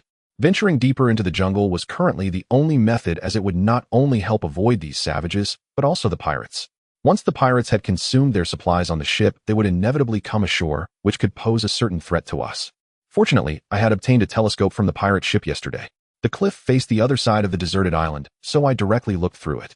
A vast expanse of jungle stretched before me, all lush, ancient trees with no end in sight. I pursed my lips, unable to help but marvel at how large this deserted island truly was. Frowning, I suddenly recalled the lines someone had left on that stone wall: the lonely island, the lost continent. Continent. These two words kept resurfacing in my mind. Perhaps just as the stone wall said, this deserted island was a forgotten continent. Huh, where's that? At that moment, I suddenly spotted wreckage in a certain area of the deserted island, seemingly the ruins of a passenger plane. Only then did I remember that Zhang Tian had told us he had been stranded on the deserted island after a plane crash. Those supplies. I felt a surge of envy. A passenger plane that large, if it crashed on the deserted island, the supplies inside might exceed our imagination enough for us to survive for a long time. Since I hadn't heard anything about a passenger plane while I was at the beach, it indicated that this place hadn't been excavated yet. Let me take a look. Lin Ran spoke to me. After the girls took turns looking, their beautiful eyes sparkled with excitement. However, the key was that the location was still quite far from us, separated by several rivers. Although leaving here as soon as possible was safer, Han Yushi's injury hadn't healed yet, which would certainly cause considerable trouble. We had to wait until she felt better before we could continue deeper into the jungle, especially since her wound had worsened over the past few days. After a brief discussion with the girls, we decided to stay here for about another week before moving forward. I looked at the supplies in the cave. There was still a lot of wild boar meat left, but we had finished the sweet potatoes. Together with the deer jerky and little yellow fish I had brought back, we could indeed survive for a few days on the deserted island. However, relying solely on these meats wouldn't work. We needed to go into the jungle to gather some wild vegetables and fruits, and most importantly, we needed fresh water. You girls come with me to gather some vines, I said to the girls, feeling a bit worried about the savages coming. Last time I entered their tribe, they had bows and arrows. Fortunately, the cave on the cliff was well ventilated on both sides. If we encountered any danger, we could escape down the other side using the vines. However, the entrance here was much higher off the ground, nearly 20 meters, which was quite terrifying. Lin ran, and Pei Qingya followed me into the jungle to find vines, while Lin stayed in the cave just in case, as she was the strongest among the girls. There were vines everywhere in the jungle. In no time, we found enough, and I instructed the girls to return to the cave first and twist these vines into ropes. As for the water holes, we had previously discovered they were too close to the savage tribe, and I feared encountering those savages would be extremely dangerous. The water hole near the beach had already been flooded by seawater, making the water basically undrinkable, but for the moment, I had no way to find a new water source. I twirled my hair and suddenly thought of the condoms in my pocket. Inspiration struck, and I cut them all in half with a fruit knife, then pulled them apart, shaping them into a thin membrane. After scanning the surroundings, I found a damp spot and propped it up with a stick. The temperature difference on the deserted island was significant between day and night, and the humidity was ample. In the evening, the water vapor would evaporate and the membrane would collect it, allowing me to gather fresh water by the next morning. Once I finished these tasks, I felt relieved. Water sources were a significant issue on the deserted island, and with this resolved, our basic survival was stabilized. Han Yushi was still recovering, and eating the smoke-dried meat with us was hindering her recovery. I planned to go out to find some wild fruits or sweet potatoes. After walking for over 10 minutes, I heard some squeaking sounds. I looked up and saw a robust monkey smiling at me, waving its hand. I widened my eyes, surprised to see it was the mischievous monkey. "You little monkey, what did you make me eat last time?" It was utterly useless. Seeing the mischievous monkey again reminded me of what it had fed me before. I looked at the monkey's underbelly, which was several times larger than other monkeys. Damn, why didn't it have any effect on me? The monkey chattered away, unable to understand my words. It tugged at my legs, seeming quite anxious, and I was puzzled, sensing it wanted my help. The mischievous monkey dragged me along, and after about 10 minutes of walking, I saw a large group of monkeys, around 80, all staring at me. It seemed that after I saved the mischievous monkey, it had become quite lucky, actually becoming the king among the monkeys. I guess the previous king had been killed by the mountain demon, allowing the mischievous monkey to rise to power. What are they doing? With so many monkeys staring at me, I felt a bit uneasy. These were all macaques of medium build and agile. If they all charged at me together, I might be in serious trouble.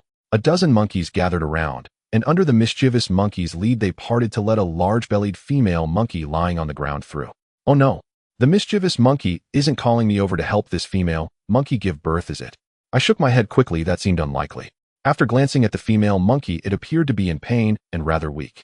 I thought it was about to give birth, but after looking at its hind legs, I noticed a rusty trap firmly locked on its leg with dried blood and even some bone visible. I frowned. The injury must have been there for some time. The mischievous monkey looked at the female monkey with deep affection, chattering at me with pleading eyes, as if saying, "Help my wife." I scanned the surrounding monkeys, but all of them were females, several with swollen bellies. I couldn't help but mentally give a thumbs up to that rascal monkey. The female monkey, seeing that I was brought by the rascal monkey, reacted quite calmly. I directly went over and dragged her hind leg, examining the rusty animal trap, whose sharp, jagged teeth had pierced her flesh. Some parts had already festered. I gently touched the wound, and the female monkey showed a very pained expression. The rascal monkey looked heartbroken as well, but fortunately it trusted me enough. The trap had an immense clamping force. I used all my strength to pry it open. The female monkey let out a mournful howl, and I tossed the trap aside, now stained with blood. I searched for herbs nearby, and soon gathered some that could reduce inflammation and pus. I ground them into a green pulp and applied it directly to the injured hind leg of the female monkey. Then I tore a strip of cloth from my clothes to bandage the wound. The surrounding monkeys were remarkably quiet, staring at me with wide eyes. "All right, come find me in a few days, and I'll apply the medicine for her." I couldn't be bothered whether the rascal monkey understood me or not. I just said it directly. I felt quite benevolent, but I also found it interesting that the rascal monkey knew to seek human help and even showed gratitude. Its intelligence among these monkeys was far superior to the others. I frowned, suddenly feeling puzzled. Thinking about the rascal monkey's peculiarities, not only its large size and exceptional intelligence, but also that herb. Could there be some underlying connection? Chirp chatter. The rascal monkey seemed to understand and nodded, extending its arms as if to embrace me. I smiled, finding it amusing, and gently patted its head. It nuzzled against my hand in return. The rascal monkey then looked around at the monkey group, let out a few calls, and in an instant, all the surrounding monkeys gathered. Almost instantly, the entire space was filled with monkeys. They prostrated themselves on the ground, bowing their heads slightly. My eyes widened in astonishment at the scene before me. They seemed to be expressing their gratitude to me. I smiled, thinking that getting to know these monkeys on the deserted island might come in handy someday. The rascal monkey seemed to remember something, let out a few strange cries, and then over a dozen monkeys scurried into the bushes. Before long, they returned holding many fresh wild fruits, placing them one by one in front of me. 1, 2, 3, 4, 5, 6. Within 10 minutes or so, a pile of 50 or 60 wild fruits had accumulated before me. My heart raced with excitement. Good deeds truly bring good rewards. My help wasn't in vain. Seeing my thrilled expression, the rascal monkey wore a smug look. It was quite cocky, and I couldn't help comparing it to that little cave lion. That little brat had been freeloading off us for over a month, and on top of that, it had even rubbed against the 2 large pale mounds on the women's chests in my cave. I was still waiting for it to find its own place on the island, but that might take a while. I signaled the monkeys to stop bringing more. There were already too many. I couldn't possibly carry them all by myself. After making a cage out of vines, I immediately loaded the fresh wild fruits inside. After putting in about 20 or so, it was already full. At that moment, the rascal monkey seemed to understand my predicament and directly had the other monkeys help me by carrying the fruits. It followed me toward the swamp, trailed by over a dozen monkeys holding many wild fruits.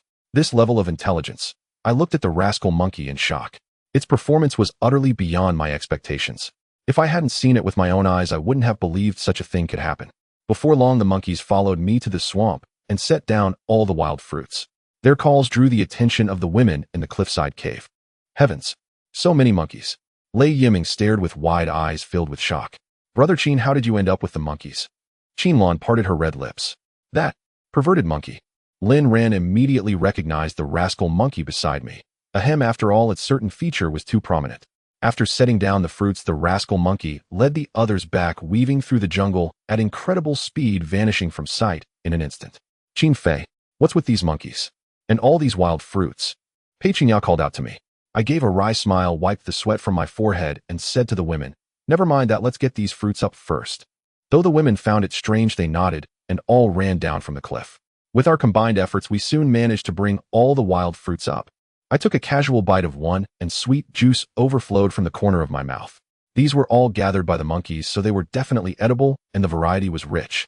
A few looked very much like apples, but they were yellow and twice the size. "What happened? Tell us quickly, how did these wild fruits come about?" "Ahem, you might not believe it even if I told you. The monkeys gave them." The women burst out laughing at this, saying, "Are you kidding us? There are monkeys this generous."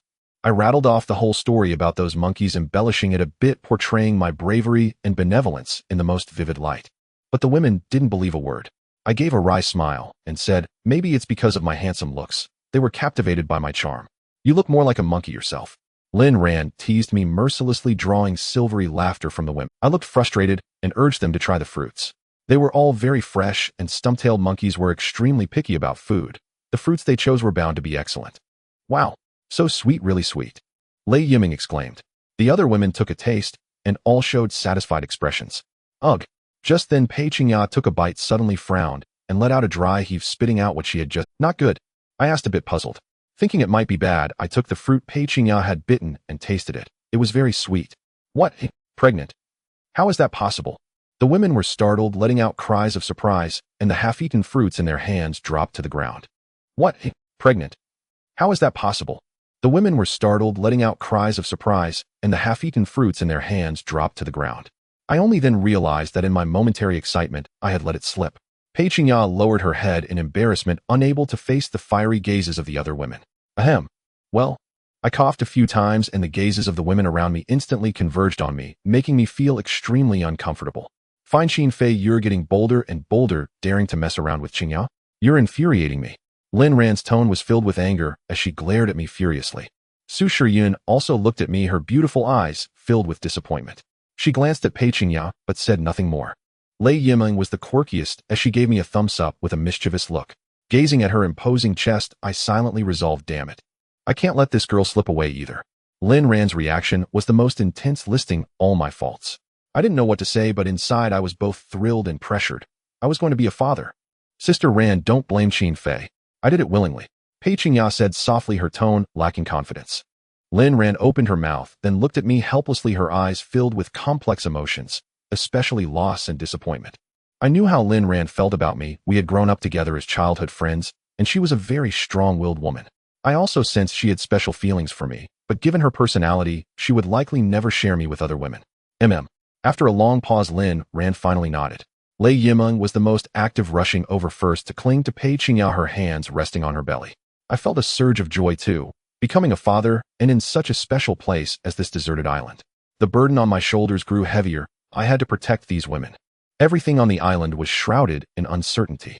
I even had a premonition that we might live here for a long time, and then various survival issues would arise. I had to prepare in advance. How far along are you? Sister Qingya, you must be careful with your diet. Don't eat certain things and pay attention to. Qin Lan immediately went over to Pei Qingya and shared a lot of tips about pregnancy precautions and protective measures. Pei Qingya listened intently, and at that moment I felt she had changed, radiating a kind of maternal glow. Lin Ran wasn't petty, as she got along well with the other women in the cave. She declared she wanted to be the godmother of Pei Qingya's child, and this stirred up the others, who immediately started chattering about milk powder, pacifiers, diapers, and such. Listening to their chatter, my head spun. I wondered if there was any milk powder on this deserted island. Let's give a name to Sister Qingya's baby. Lei Yimeng blinked and said instantly, sparking the interest of the other women.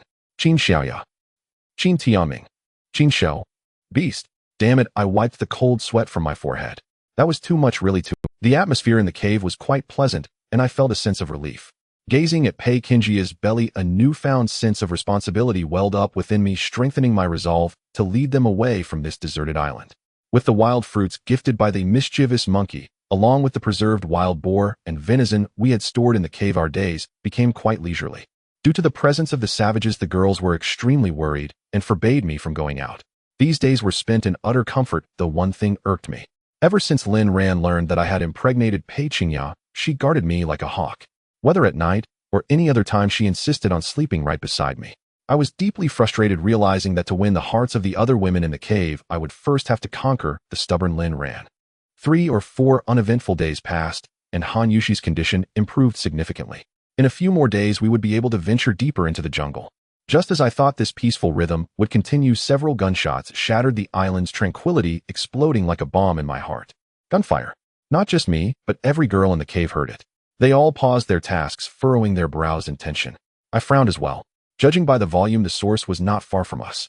My mind immediately turned to the pirates from the Red Skull pirate ship, as they were the only ones with firearms. Had they landed on the island? As I pondered, more gunshots rang out. I guess the pirates were hunting, but something felt. They'll go check it out. You all stay put in the cave. Whatever happens, don't come out. I turned and said to the girls.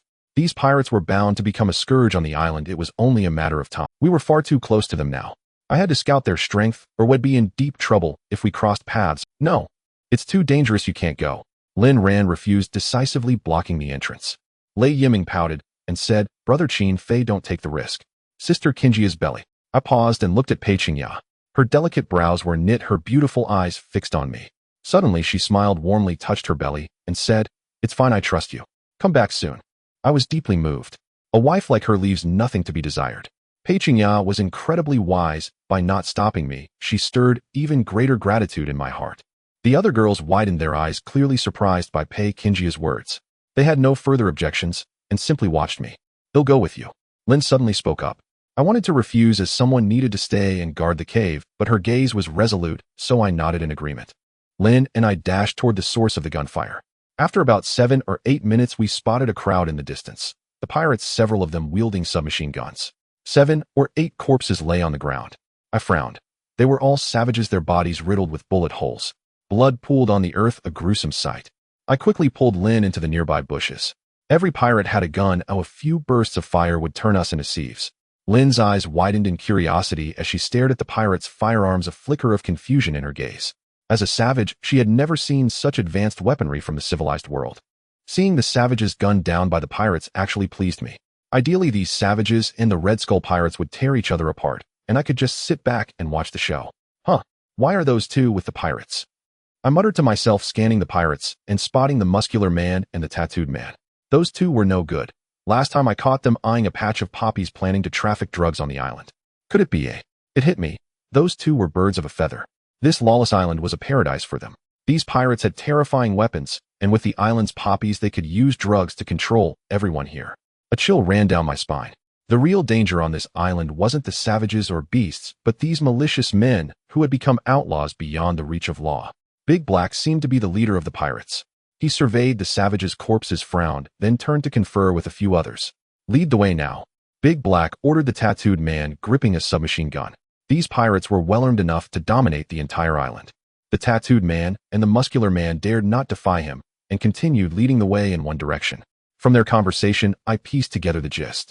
The Red Skull pirates had a long history of atrocities, heavily involved in drug trafficking. It was likely those two had tipped them off. I didn't know the exact number of pirates, but I estimated at least 40. With their guns, no one on the island could stand. "Let's follow them." I turned to Lin, and we trailed the pirates at a safe distance to avoid detection. Sure enough, before long we spotted a vast field of poppies, strikingly vibrant.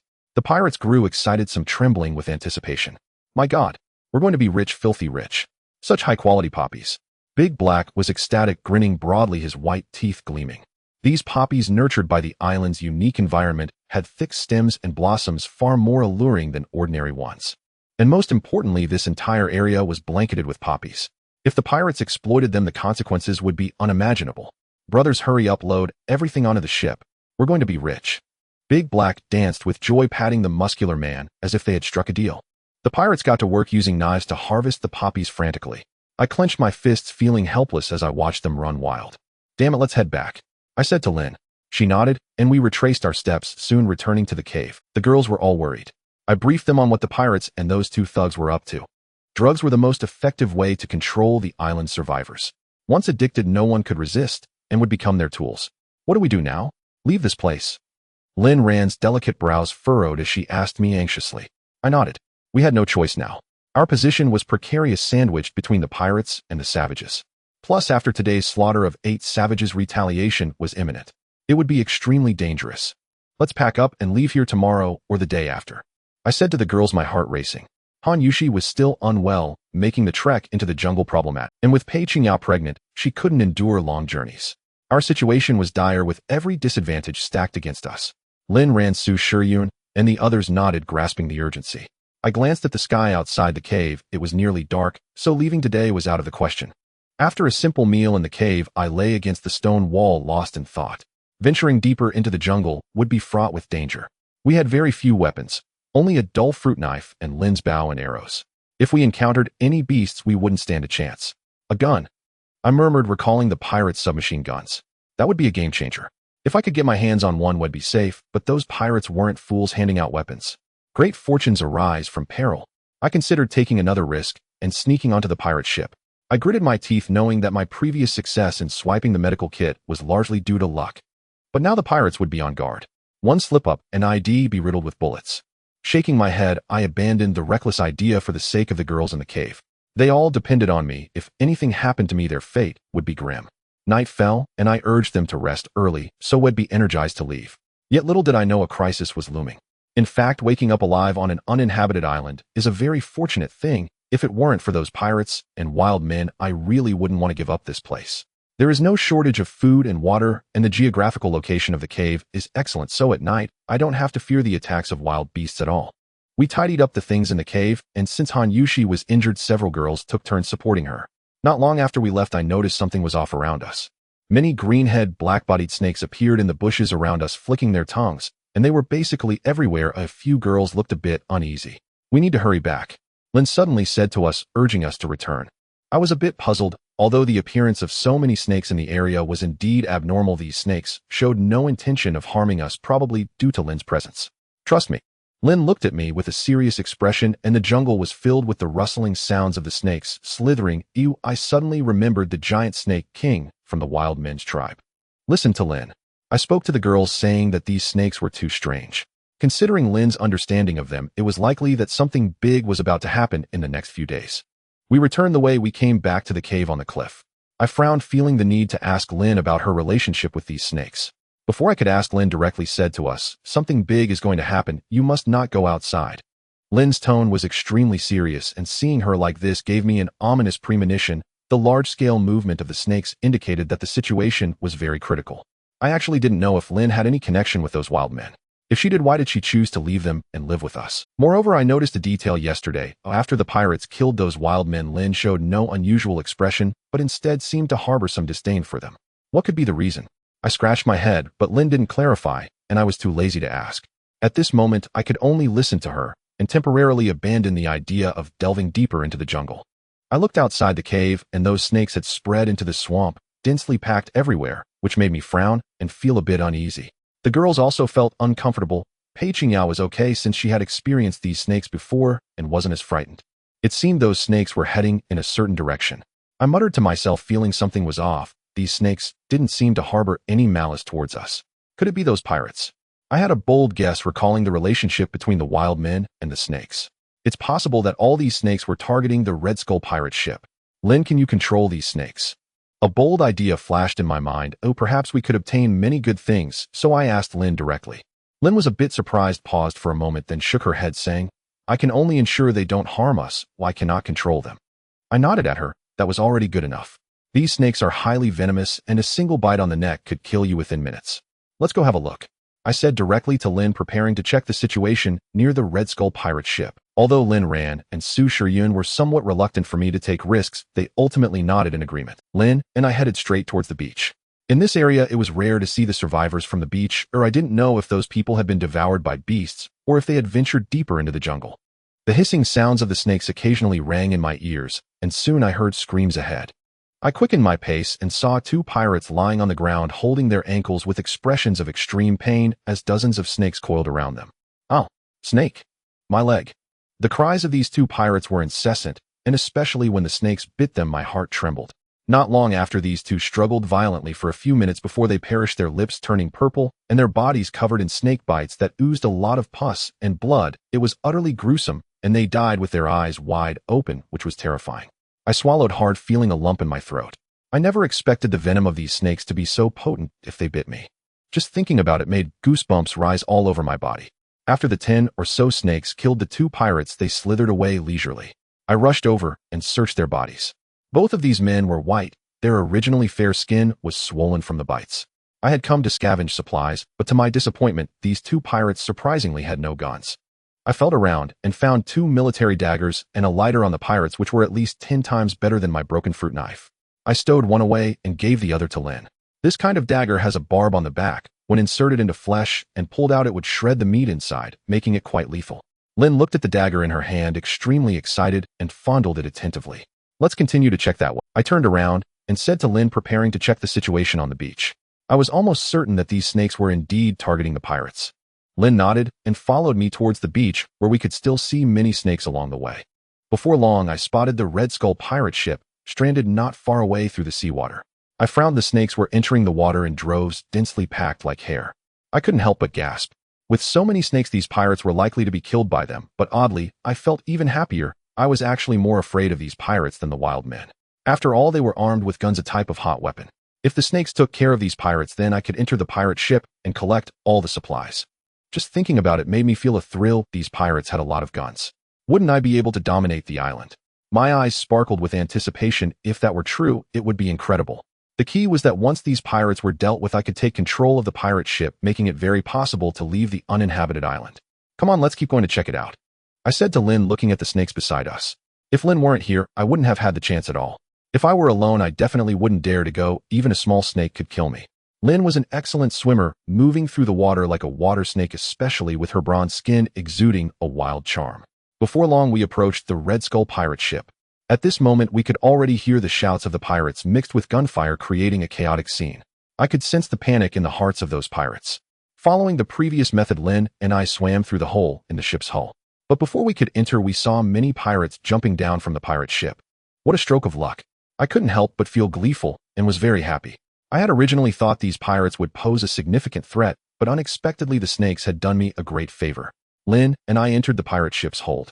The sound of gunfire echoed continuously, and I felt a pang of pain. Oh, weren't they wasting my bullets? I frowned, suddenly smelling gasoline from the deck, and a sense of foreboding arose. Just then flames suddenly burst forth. Damn it, these pirates are actually using gasoline to burn the snakes. I couldn't afford to delay any longer, so I began to scavenge in the hold. Most of the pirates had run up to the deck, leaving almost no one behind. Lin and I quickly scavenged everything usable. What I wanted most were guns, but there were none in the hold, which left me somewhat disappointed. I didn't know what was happening on the deck. All the snakes that surged up had crawled down in a frenzy. I frowned. These snakes must have been driven back by the fire, and it seemed we needed to hurry. Soon the surrounding snakes retreated, and the fire on the deck gradually subsided. I grabbed Lin and didn't dare to linger, feeling we had gathered enough, and directly left the Red Skull pirate ship. Not long after, Lin and I returned to the beach. Through the shallow water, I could see the glaring flames on the pirate ship along with thick black smoke. With the snakes causing such chaos, these pirates would likely be severely weakened, and at least wouldn't be so brazen on the deserted island. Lin and I stood on the beach, casting a deep gaze at the Red Skull pirate ship. The flames were immense, billowing with thick black smoke, and pirates were leaping off the vessel from time to time. I smiled as I glanced at the supplies we had scavenged from the pirate ship. Just as I was about to head back with Lin, I suddenly noticed the ship was trembling. Yes, trembling, as if the entire vessel was about to capsize. My eyes widened as several deep crimson tentacles clung to the ship's hull. A giant squid. Its tentacles wrapped around one side of the Red Skull pirate ship, pulling it downward into the sea, as if it were tilting. What astonished me most was that the giant squid was even larger than before, its eyes gleaming with a blood-red hue. I rubbed my eyes, wondering if I was seeing things. The pirates were terrified out of their wits, and a barrage of gunfire shattered the tranquility of the night.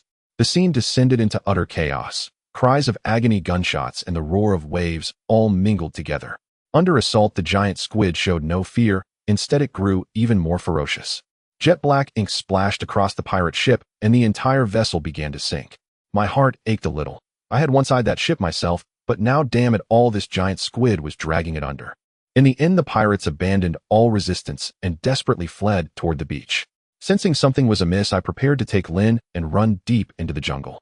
But then chaos erupted in the jungle as well. Countless birds shot into the sky, screeching and squawking, adding a layer of terror to the island's dark night. A beast tide. A foreboding thought crossed my mind as various wild animals darted through the depths of the jungle. I felt certain something monumental was about to unfold. Just then, the crack of gunfire rang out in my direction. My heart leaped in fright.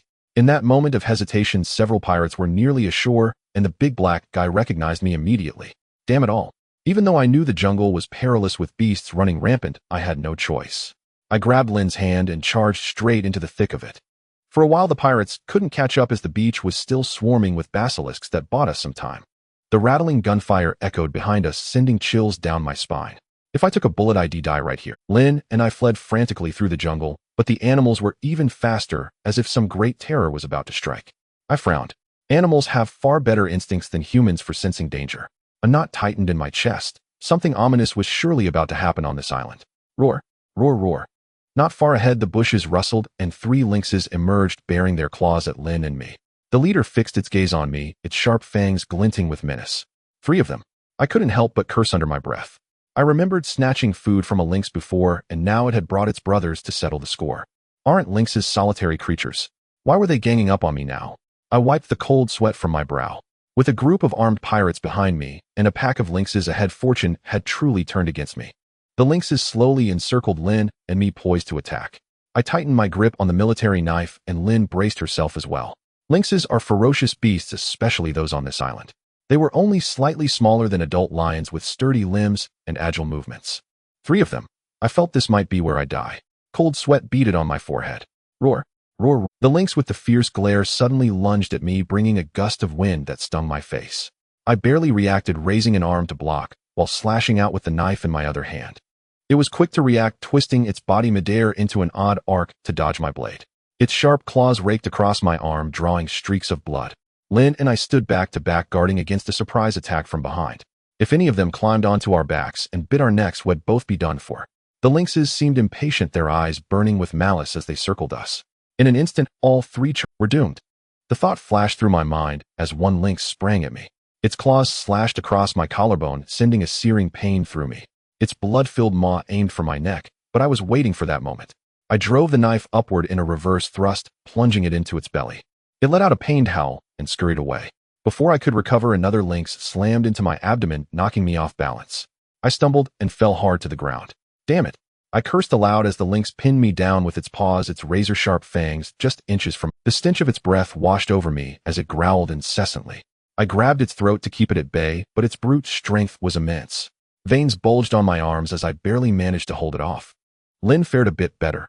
The lynx she faced was smaller than the other two, and she could handle it.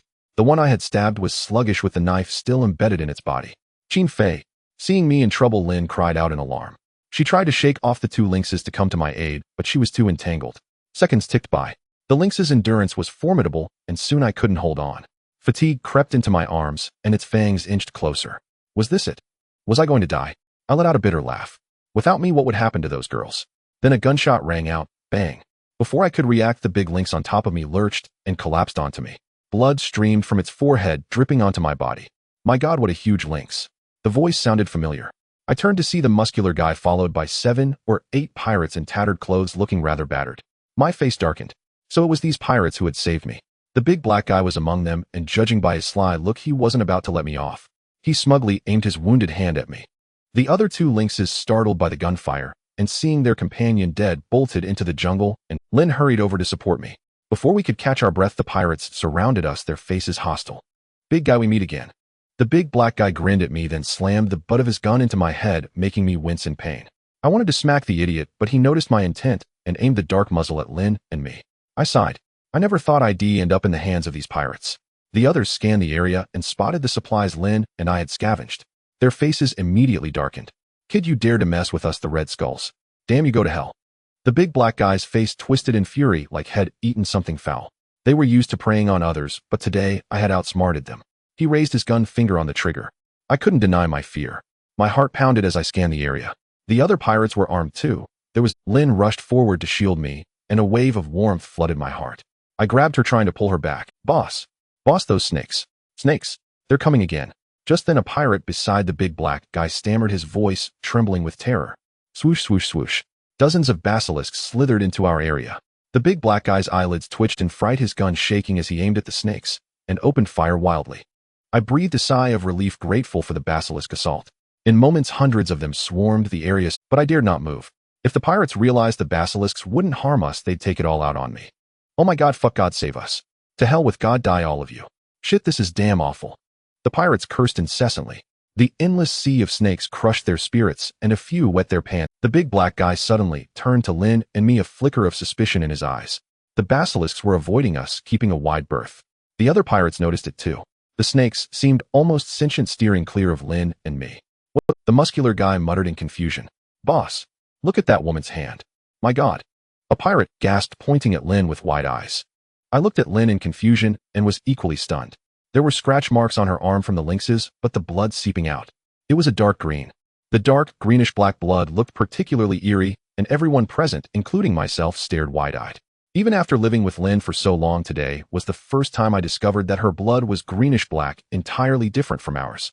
Could it be that the blood of these savages on the deserted island is all greenish-black? I frowned and quickly dismissed this idea. Previously, these pirates had shot several savages with guns, and their blood was bright red like ours. What could be the reason for this? Under the gaze of so many, Lynn showed a timid expression, her beautiful eyes anxiously looking at me as she covered her wound with her hand. I directly went over and hugged Lynn, having already guessed a lot. The description of the boss snake in the Shanghai Jing is black snake with a green head, with a green snake head and a black snake body, coupled with Lynn's special connection to these boss snakes. Her body shook continuously, probably out of sheer fear, as she held me tightly. The pirates soon regained their composure and surrounded us. Is there a connection between these snakes and this woman? A muscular man speculated, and immediately the eyes of the few pirates lit up. A pirate with a buzz cut charged over, attempting to drag Lin away from me. I immediately stepped in front of Lin. "Fuck, get lost." The buzz-cut pirate cursed loudly, glaring at me with an unfriendly expression. He swung his fist at me, and I slightly dodged, kicking him directly in the abdomen. My kick was quite powerful, but he only staggered back a few steps before regaining his balance. I frowned. Those aboard the Red Skull pirate ship were no ordinary people. "Try moving again, I dare you." The big black man spat out a string of English, his dark wound aimed at me. The atmosphere immediately turned cold, with only the boss snakes continuously flicking their tongues around us. If the big black man and his crew had not been unarmed, I might have had a chance to fight back, but there was no possibility now. "Let him go and you can leave here safely," Lin suddenly said to the big black man and his crew. "Why should we?" The big black man frowned. Lin slowly stood up, and as the pirates looked on in shock, she walked into the group of boss snakes. All the boss snakes avoided Lin, not a single one attacked her, moving freely among the snakes. The big black man and the other pirates stared wide-eyed as if they had seen a ghost, each one letting out strange cries. I sighed. I already understood Lin's intentions. She revealed her strength to protect me. "Haha, it seems the legend is true." The big black man said something that puzzled me, then smiled and added, "You can let him go, but you must come with us." "No way." I directly refused. These pirates were definitely not good people. They were after Lin's abilities and wanted to control her. "Damn it, who told you to speak?" The big black man pulled out a dagger and stabbed it into my abdomen, a wave of sharp pain coursing through me. He controlled the force, and just as I was about to fight back, the big black man directly aimed an assault rifle at my temple. I covered my bleeding abdomen, my heart filled with endless rage. I desperately wanted to fight back, but these ruthless pirates had likely taken countless lives. Killing me would be a matter of an instant. My death didn't matter, but what about Lin? Lin ran and Pei Qingya in the cave. "Stop it, don't hurt him." Lin shouted immediately, but the big black man understood Lin's psychology and kicked me in the abdomen, sending me to the ground as he looked at Lin and asked, "Do you agree?" "No, don't listen to him," I shouted, but before I could finish, the big black man began to viciously stomp on my wound, blood gushing out like a fountain, spilling onto my hands. I was in so much pain that I was nearly fainting. The heart-wrenching agony made me curl up, cold sweat continuously running down my forehead as I gritted my teeth to keep from crying out. "I agree, stop. Please stop."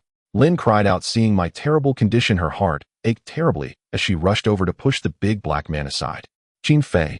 Lin's voice was laced with tears. It was the first time I saw her cry. Why was Lin being so good to me?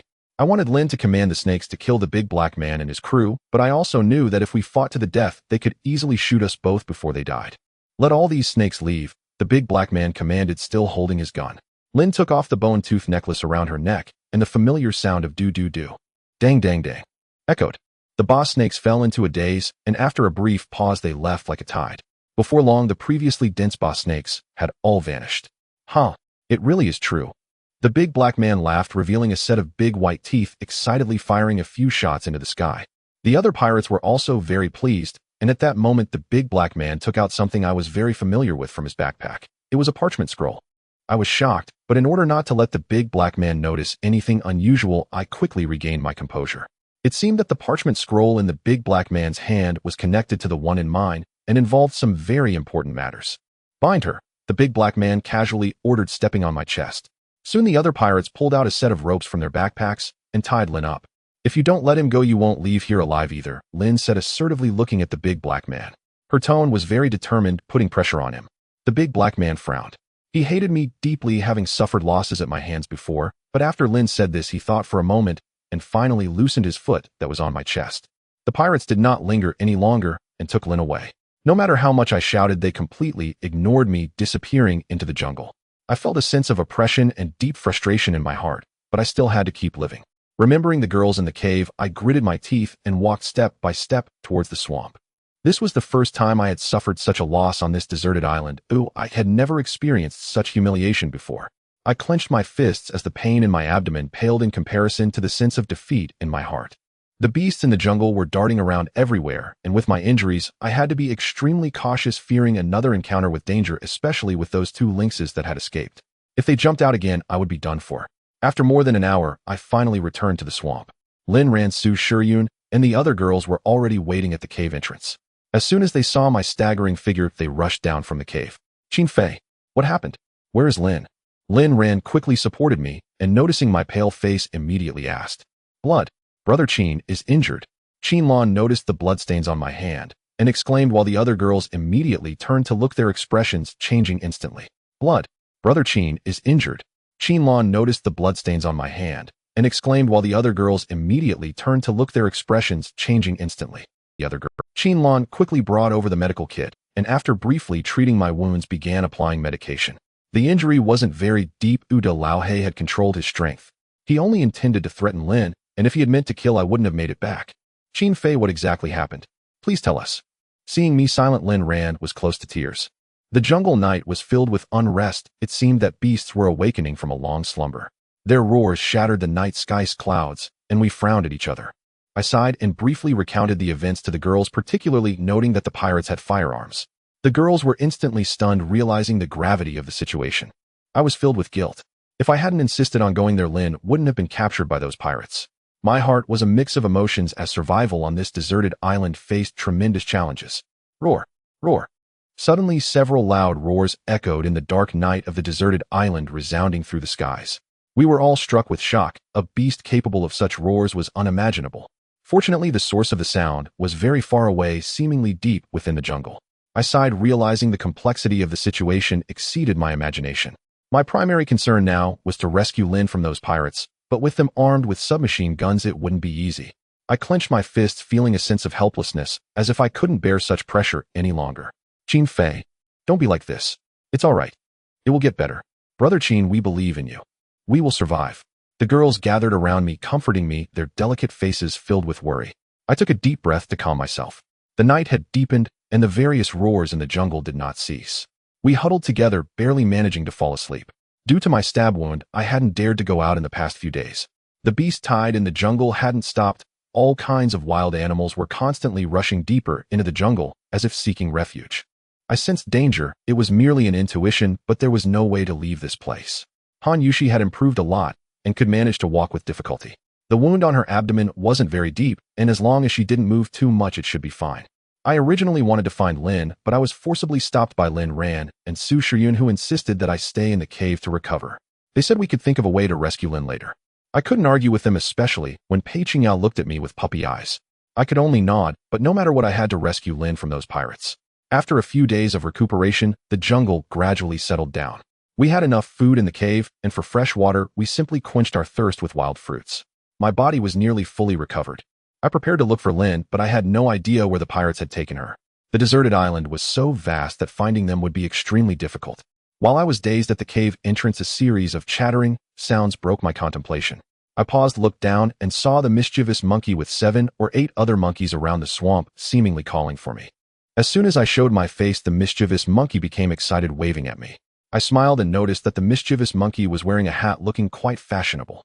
However, what puzzled me was that the hat looked very familiar. I remembered one of the pirates had worn a similar hat. Could it be? I clapped my hands and immediately climbed down. The mischievous monkey rushed over to me, chattering excitedly. I inferred that they wanted me to return the medicine to the mother monkey. Qin Fei, where are you going? Lin Ran asked as she saw me preparing to go out at the cave entrance. He'll be back soon. It's fine, my injury has healed a lot, I said to Lin Ran, but she immediately jumped down from the cave and grabbed my hand, saying, I'm going with you. I wanted to refuse, fearing we might encounter danger, but Lin Ran stood her ground, refusing to leave. She was probably worried that something might happen to me again. I sighed, unable to argue with her, and agreed. The mischievous monkey was pulling me urgently, almost desperately. I grabbed the hat from its head and asked, where did this come from? It didn't understand what I was saying at all, and continued to tug at my leg, trying to pull me along. Lin Ran and I had no choice but to follow. Before long, Lin Ran and I arrived in the area where the mischievous monkey and its companions were. Upon seeing the hundreds of monkeys, Lin Ran's eyes widened. As soon as I approached, the monkeys immediately knelt down and bowed to me. This? Lin Ran's mouth dropped open wide enough to fit an egg. The mischievous monkey pointed at the pregnant mother monkey, and I understood its intention, walking over to change the medicine for the mother monkey. Before long, I finished changing the medicine and was somewhat surprised. The mischievous monkey's intelligence was surprisingly high, as it knew to come back to find me again. I scanned the surrounding crowd of monkeys, at least a couple of hundred chattering away. I glanced at the hat on the mischievous monkey's head and suddenly thought of a brilliant idea, brightening my expression. Got it. I took the hat back and waved it in front of the mischievous monkey, expressing my desire to know where it came from. After much effort, the mischievous monkey finally understood my meaning. After chattering a few times, the mischievous monkey led me in a specific direction. Upon seeing this, my face brightened, and I quickly followed it along with Lin Ran, with several monkeys trailing behind us. After about 10 minutes, Lin Ran was panting, and the mischievous monkey finally stopped. Not far away was a small pond with a body floating on the surface. It was the pirate from before. I rushed over, but the mischievous monkey blocked my way, chattering anxiously at me. From its urgent demeanor, it seemed to be trying to warn me of danger. I calmed down, and I had been too hasty earlier and almost got into trouble. Keeping a safe distance, I examined the pirate's corpse, which appeared intact, still wearing clothes, and carrying a large backpack that likely contained valuable items. But how could he have died here? Drowned. I shook my head decisively. This pond was only about a meter deep. How could these seasoned pirates drown? Just then, several massive red eels swam over. Electric eels. In an instant, I realized that the pirate might have been electrocuted by the electric eels in the pond. Luckily, the mischievous monkey had stopped me. These electric eels have electrical organs derived from muscle tissue and controlled by the spinal nerves, capable of emitting currents of up to 650 volts. Not to mention the electric eels on this deserted island. One of them could easily incapacitate me. I patted my chest, almost following the footsteps of this pirate.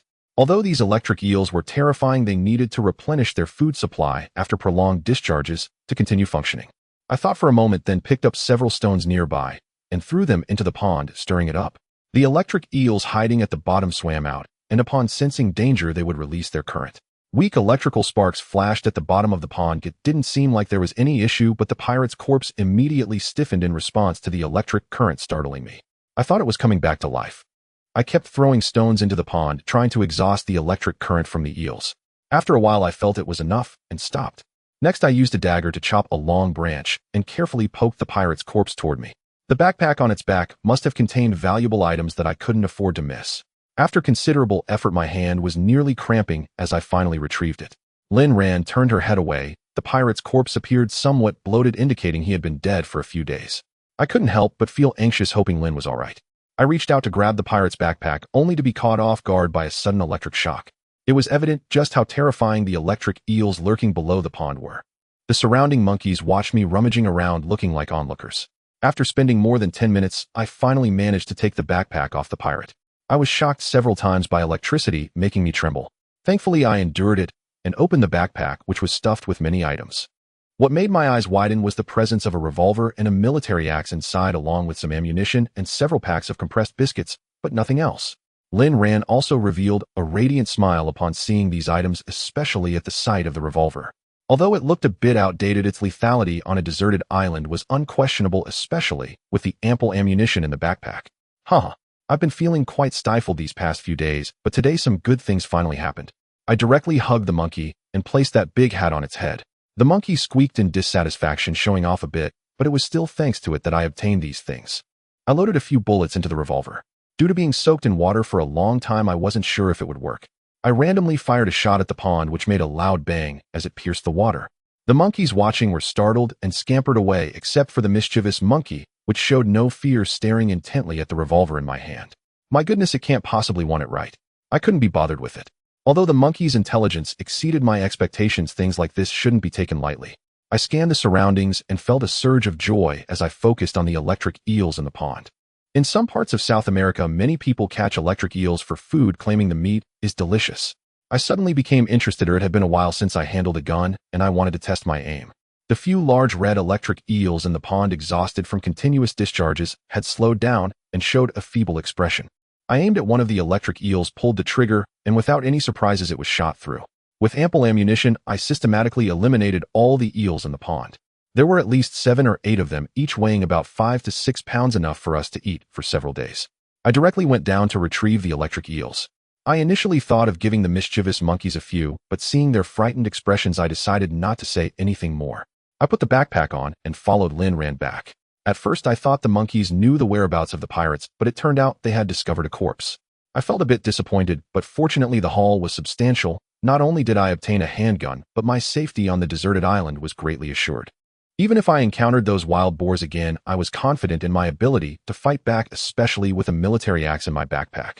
The previous fruit knife I used for chopping trees had long become dull. After saying goodbye to the monkey group, Lin Ran and I headed directly towards the swamp. At that moment, she spoke up. "That monkey. Don't you think it's strange?" I nodded.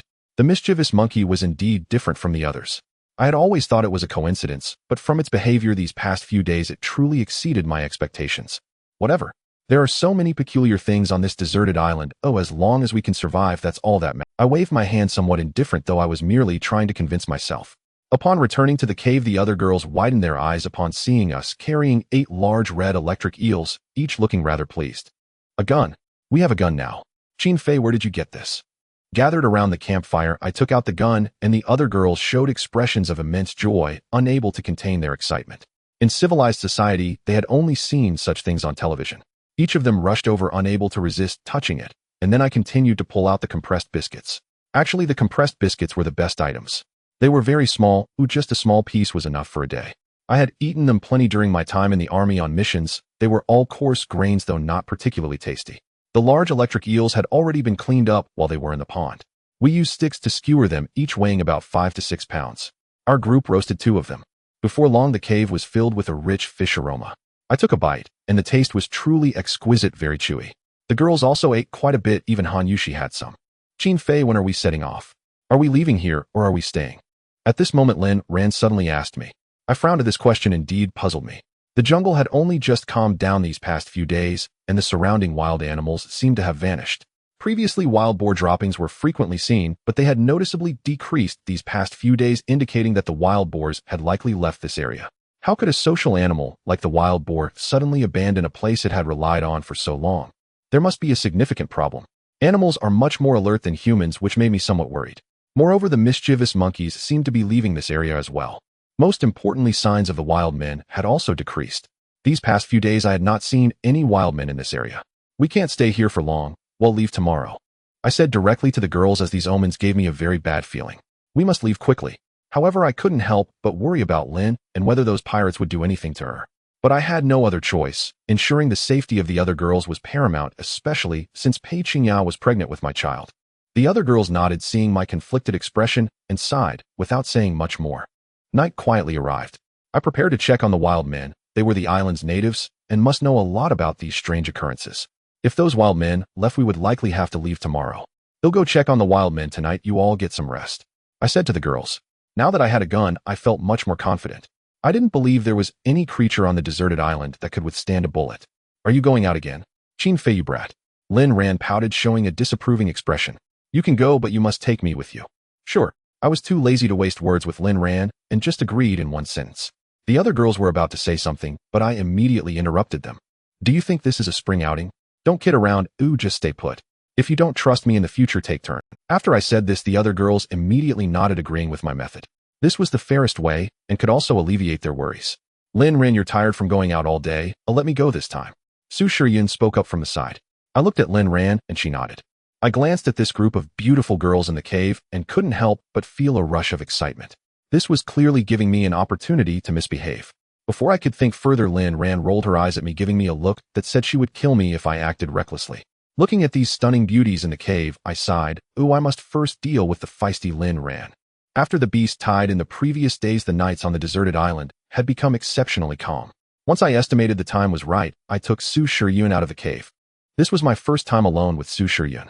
She had been responsible for the logistics in the cave, working hard with. The jungle was very dark, and Su Shiyun was quite scared, directly huddling beside me, her ample bosom brushing against my arm, feeling particularly soft. Yunjia, don't be afraid, I'm here.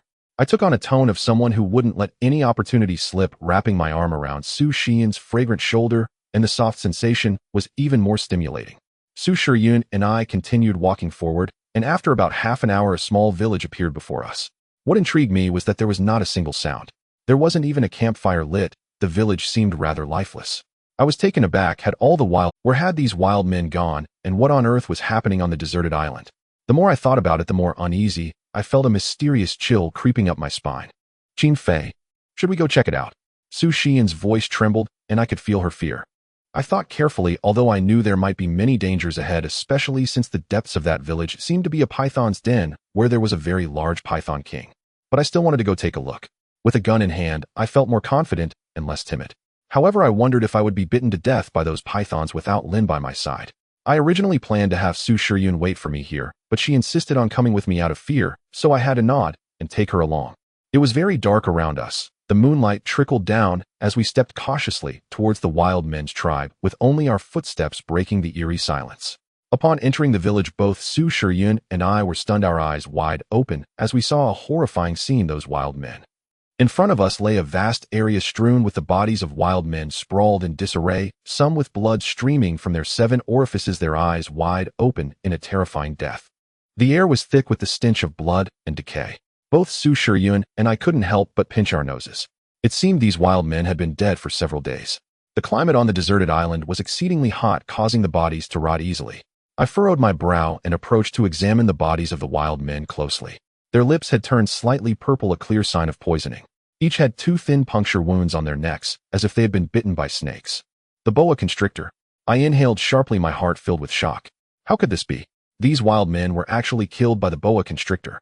My scalp tingled at the sight before me, which felt utterly unbelievable. These wild men had camped near the boa constrictor's lair, and some of the animal skins on them bore patterns of the boa constrictor. How could they have been bitten by it? Qin Fei.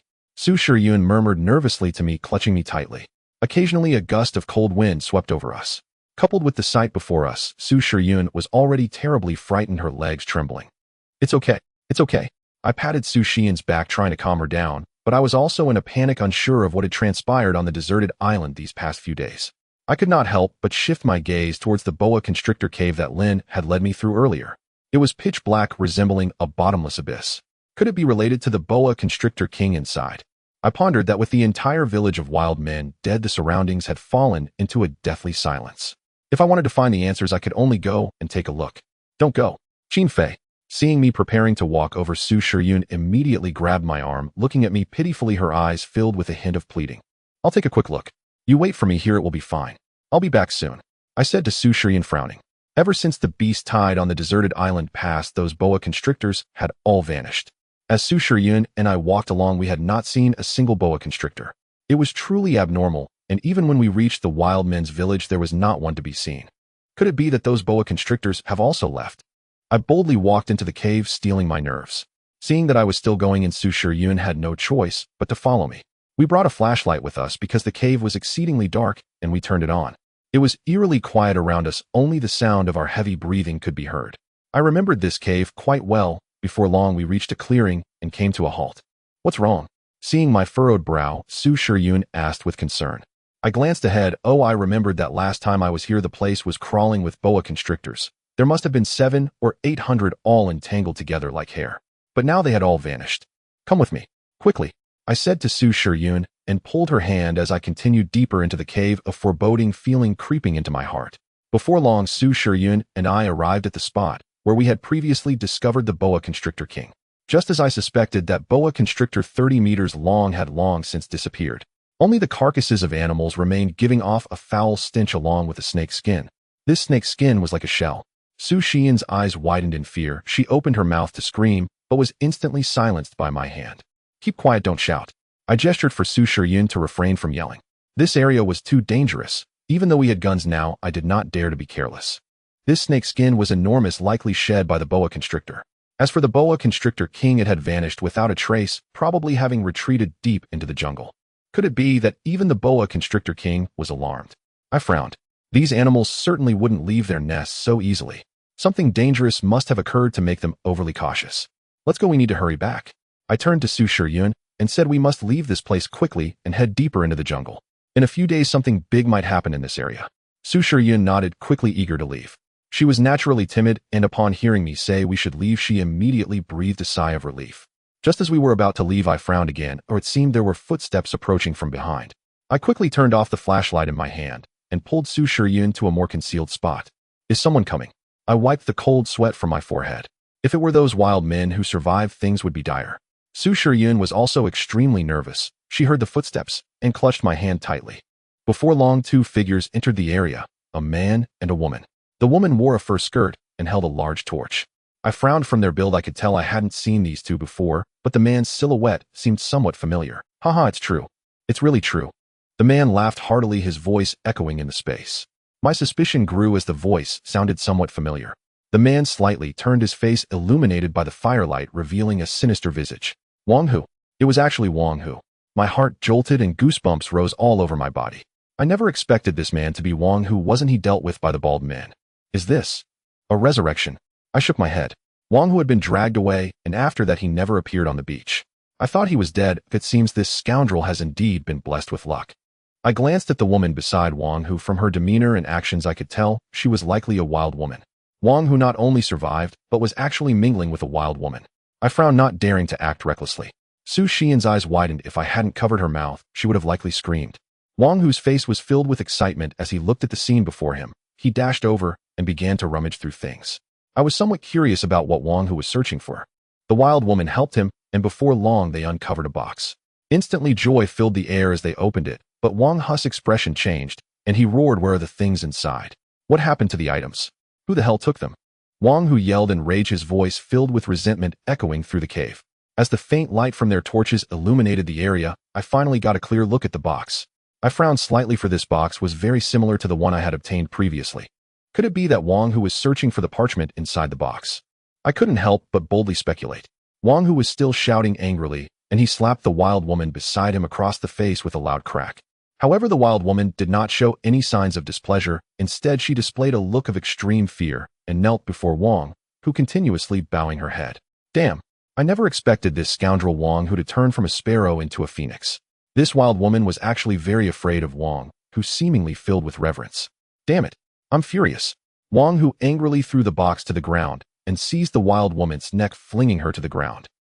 The wild woman struggled, mumbling incoherently, and what unfolded was akin to scenes from a romantic film as Wang Hu pounced on the wild woman, ripping her fur skirt apart before quickly shedding his own pants. The wild woman let out a pained wail, but her neck was tightly gripped by Wang Hu. Damn it, this beast remained as he always was. Although it was somewhat enjoyable to watch, I couldn't help but sneer. Su Xian's face turned red with shame at the sight of this live display. I cleared my throat a few times, preparing to draw my gun to teach Wang Hu a lesson. However, his speed exceeded my expectations.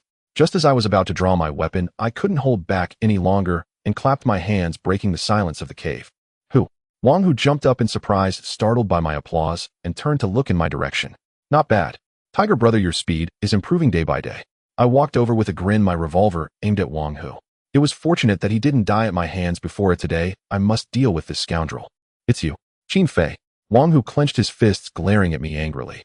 But when he saw the revolver in my hand, his expression froze. Do you think that just because you have a gun you can kill me? I frowned. Wang Hu's words brought a sense of exhilaration to my heart. This scoundrel was still acting tough before his demise. I directly fired a shot at his feet, startling him. If you kill me today, don't expect to find your wild woman. Wang Hu cursed loudly. After not seeing him for so long, he seemed to have gained quite a bit of courage. My heart tightened. Wang Hu mentioned the wild woman, meaning he knew of Lin's whereabouts. Do you know where she is? As soon as I heard Wang Hu mention Lin, I instantly became anxious. For so many days I had not left this area, and Lin was always on my mind. Wang Hu proudly nodded. Seeing his smug expression, I directly kicked him with considerable force, causing him to stumble and fall. Stop pretending in front of me, I exclaimed, sensing that Wang Hu was scheming. He smiled and began, the pirate. Where is she? Hurry up and tell me. My heart tightened as I placed a foot on Wang Hu's chest. That night, I had been in a similarly humiliating position, feeling as insignificant as a dog. Wang Hu snorted coldly, revealing a sneer. Qin Fei, don't be too pleased with yourself. If you let me leave, looking for death. I coldly snorted, pressing the dark barrel of the gun against Wang Hu's forehead, my finger already on the trigger. If you don't speak, then prepare to die. Wang Hu's eyes were filled with panic, yet he retorted coldly. I've faced death before, why would I fear you? If I die, that girl of yours won't fare much better either. After saying this, Wang Hu closed his eyes. Every word pierced my heart. I wasn't sure if he was bluffing, but Lin was truly important to me, and I couldn't afford to take that risk. I furrowed my brow, contemplating for a long time. Wang Hu had become even more sinister than before. He knew Lin's significance in my heart, and was gambling on my fear. How could I take that gamble? Su Shiyan stood quietly behind me, saying nothing. The girl seemed terrified, her clothes barely covering her, and she huddled to the side. Tell me her whereabouts, and I'll let you go. After a moment, I breathed a sigh of relief and addressed Wang Hu. Upon hearing my words, Wang Hu became even more smug. He stood up, brushed off the dust from his clothes, and laughed, saying, Throw your gun aside and step back 50 meters. I frowned at Wang Hu had become clever. He had grasped my weakness, so I complied with his demand, tossing the gun aside. With my skills, Wang Hu was no match for me. Even unarmed, I could still beat him to the point where he wouldn't recognize himself. Keep retreating. Wang Hu continued to command. I frowned and stepped back with Su Shiyan. When the distance seemed sufficient, Wang Hu sighed in relief and ran off saying, "Actually, I don't know either." Damn it, I was nearly driven to the point of vomiting blood by Wang Hu's foolishness. He dashed forward recklessly, and in the pitch darkness of the cave, he vanished from sight. The other girl, seeing Wang Hu escape, also stood bewildered for a moment before running after him. Damn it. If I encounter that fool again, I'll shoot him on the spot. I cursed vehemently. This time I had been played by Wang Hu. Due to the limited visibility, I simply picked up the revolver again and had no desire to chase that fool Wang Hu. Forget it. It's late, we should hurry back. Otherwise those girls in the cave will be worried. Su Shiyun sighed and said to me. I nodded.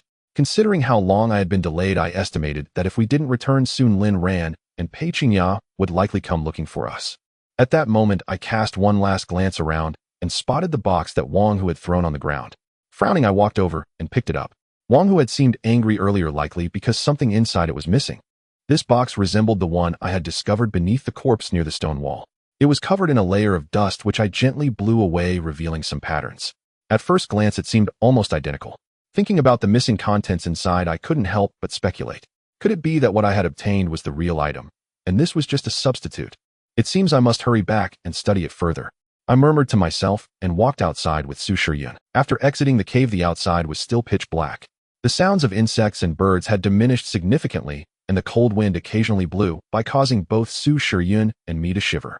In this vast jungle, the light from the flashlight seemed very weak. Su Shiyun and I navigated cautiously, and after more than half an hour, we finally returned to the swamp. As we approached, we saw Lin Ran, Pei Qingya, and the other girls waving at us from the cave entrance. Upon confirming we were safe, they all breathed a sigh of relief. Quick, bring out that box and all those parchment scrolls. Once we entered the cave, I immediately instructed the girls. From Wang Hu's behavior at the Basha cave, these parchment scrolls might be extremely important, and by some twist of fate, I had obtained them. Lin Ran paused for a moment, showing a hint of confusion, but eventually nodded and took out the items, placing them directly on the ground. Currently, I possessed a total of 2 parchment scrolls. One I had exchanged from a swindler at the beach, and the other I had discovered inside the box. After comparing the 2 boxes, my conviction strengthened. I spread the 2 scrolls out on the ground. They contained coordinates that seemed to form a map of a deserted island. Moreover, they appeared to be connectable. To complete the map, I would need to gather all the pieces. These 2 alone were insufficient. Thinking back, I remembered that the pirates led by De Lao He also had a piece of parchment scroll. De Lao He had seemed particularly excited at the time, indicating that there was something unknown within. This should be a map of the deserted island. Lei Yiming pouted and said after thinking for a moment. I also thought so, as there were markings and rivers drawn on it, likely indicating danger. However, what puzzled me was whether these parchment scrolls were truly just simple maps. Why did they seem so significant, like treasures with each section separated? After staring at the 2 parchment scrolls for a while, without discovering anything significant, I remained cautious.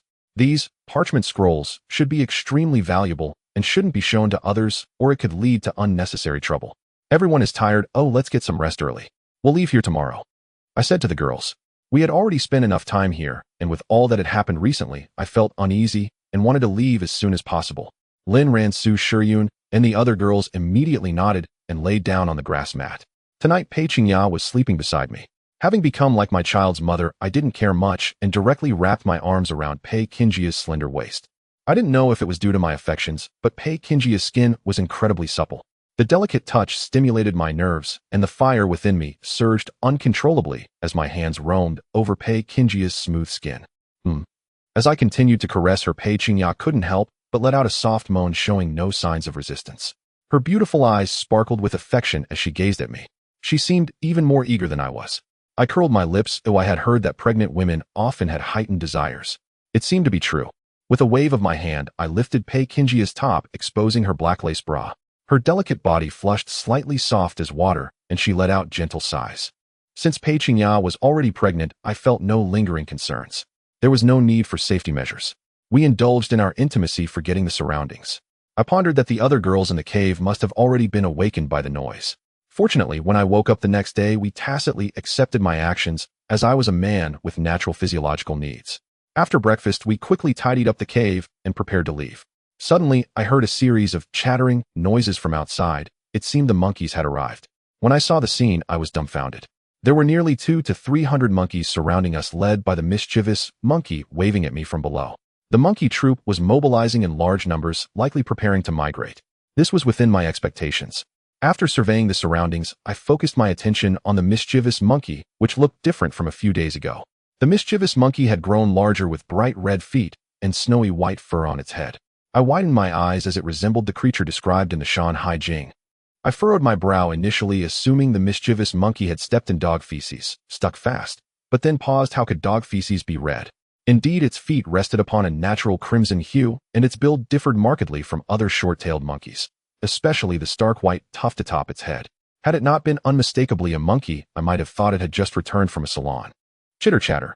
The monkey laughed triumphantly below, even running a hand through its hair. Its smug expression nearly made me hurl my flip-flop at it.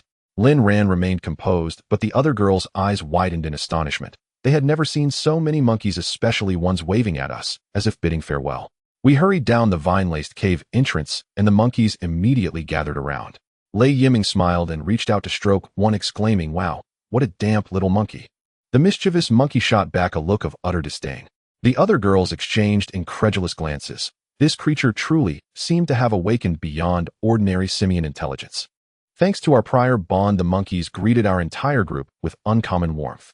After a moment, the mischievous monkey's eyes shimmered with sorrow. It spread its arms wide, mimicking an embrace. I smiled faintly, never imagining that on this desolate island I would forge such an unlikely friendship with a monkey. Gently, I leaned in for a brief hug. Then it puckered its lips, aiming straight for my mouth. With a startled curse, I raised my hand and slapped it sharply aside. "Get lost, now!" Chuckling, I scolded it. It thumped its chest once, then turned and led the troop deep into the jungle. Their speed was astonishing. They vanished from sight within moments. "Brother Qin, has this monkey truly awakened?" Qin Lan stared at me stunned. The other girls wore expressions as though they'd glimpsed a specter. I sighed softly. Indeed, the mischievous monkey possessed qualities that defied expectation. Whether its transformation stemmed from this island remained uncertain, but its intellect was undeniably sharpening. At times, I even sensed it grasped fragments of our speech. In civilized society, it would surely be whisked away by experts for laboratory study. No matter, let alone a monkey. Right now, survival is all that matters. Shaking my head, I addressed the girls. "Quick, gather your things. We're moving deeper into the jungle." "Yes, right away," Pei Qingyan nodded. The girls returned to the cave to pack their belongings while I set off to scout the terrain and chart our path. I climbed the tallest tree nearby and scanned the horizon through binoculars.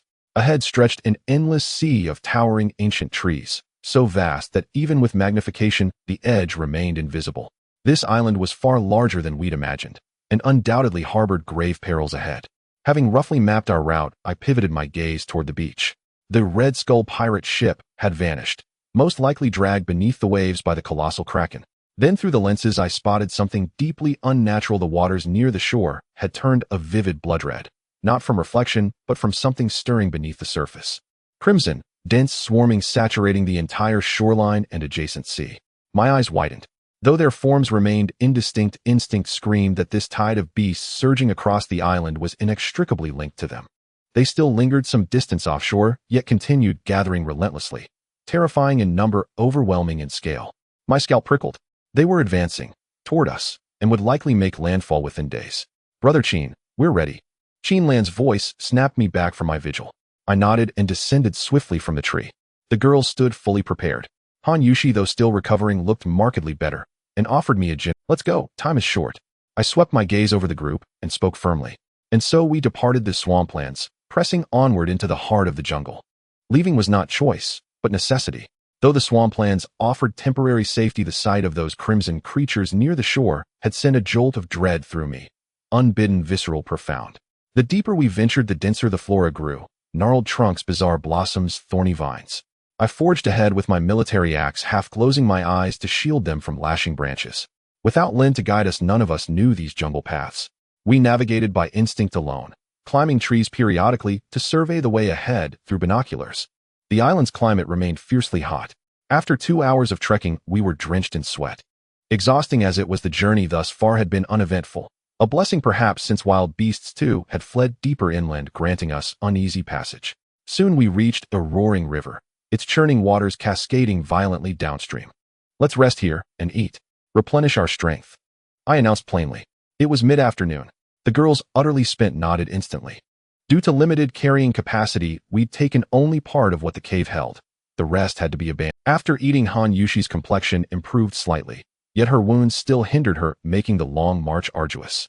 Our course aimed for the crash site Zhang Tian had mentioned, an escarpment where the aircraft had plummeted. Its wreckage offered shelter, concealment, and strategic advantage.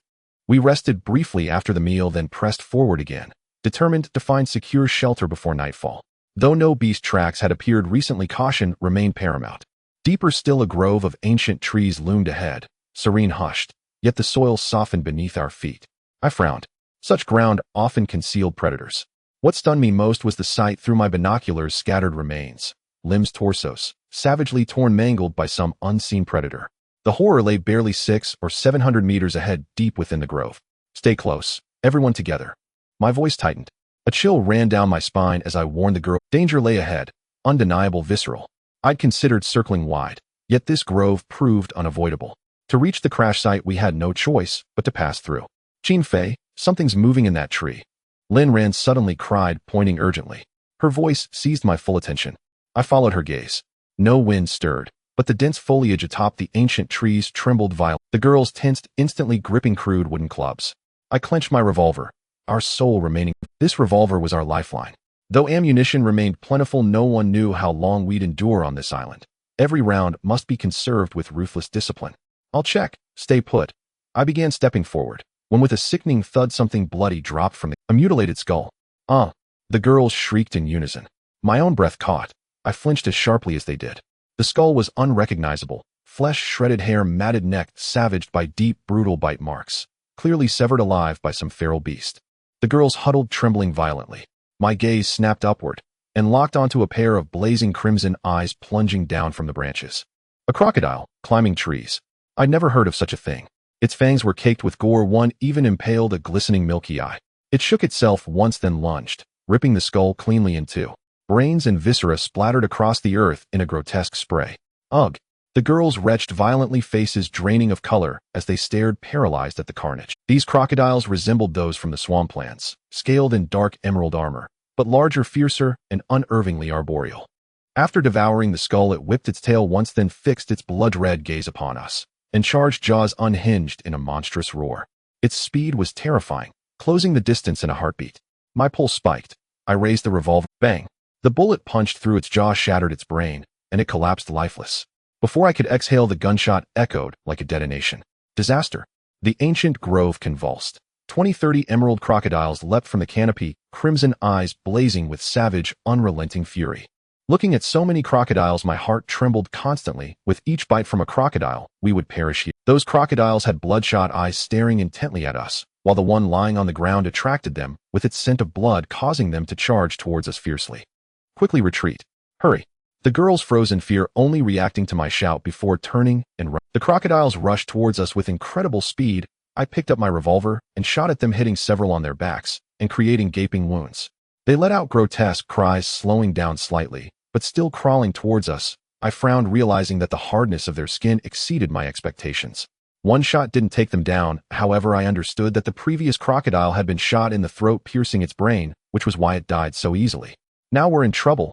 These crocodiles are no fools and have become alert. I couldn't care less and began firing wildly at the group of crocodiles.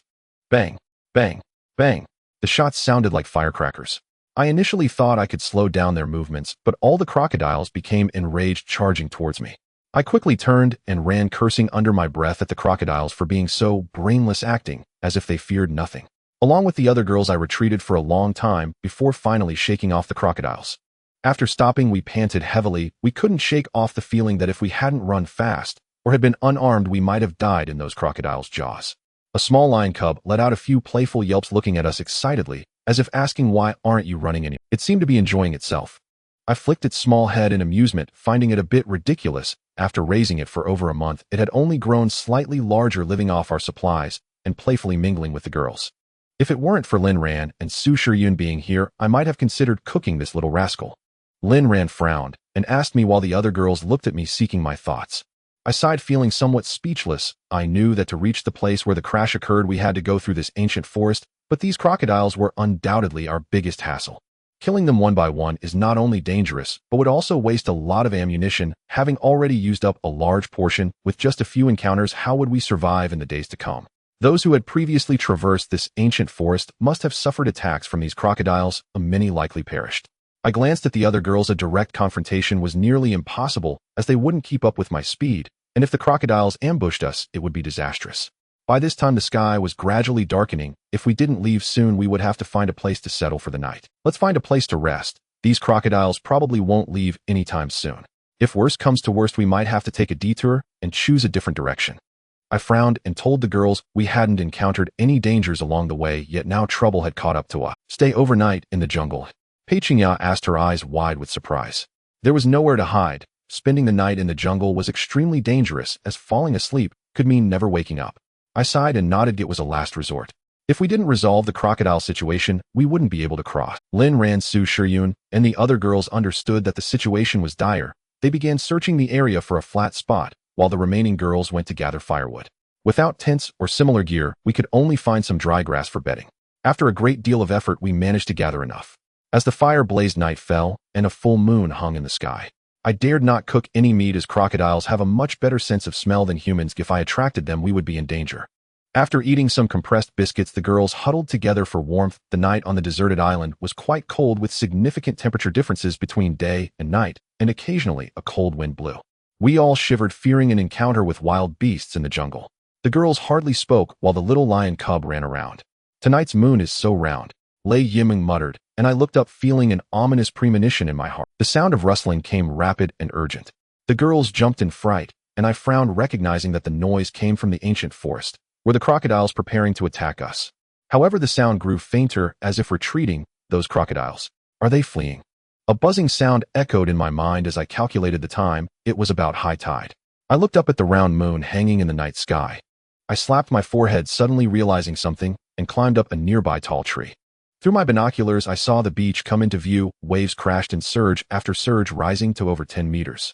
In the moonlight, I saw an endless expanse of red spreading from the sea to the deserted island.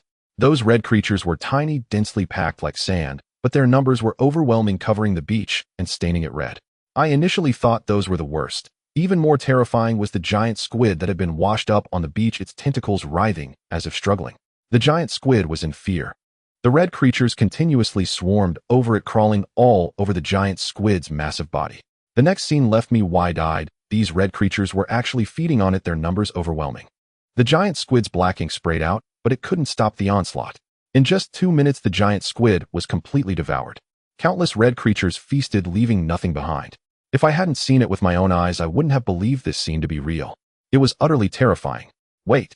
I suddenly realized that these red creatures seemed to be army ants. But how did they come surging from the sea?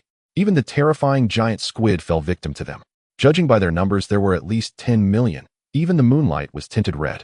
I recalled reading about army ants in a magazine. A colony can have 1 to 2 million of these migratory ants without a fixed home, always on the move in search of prey.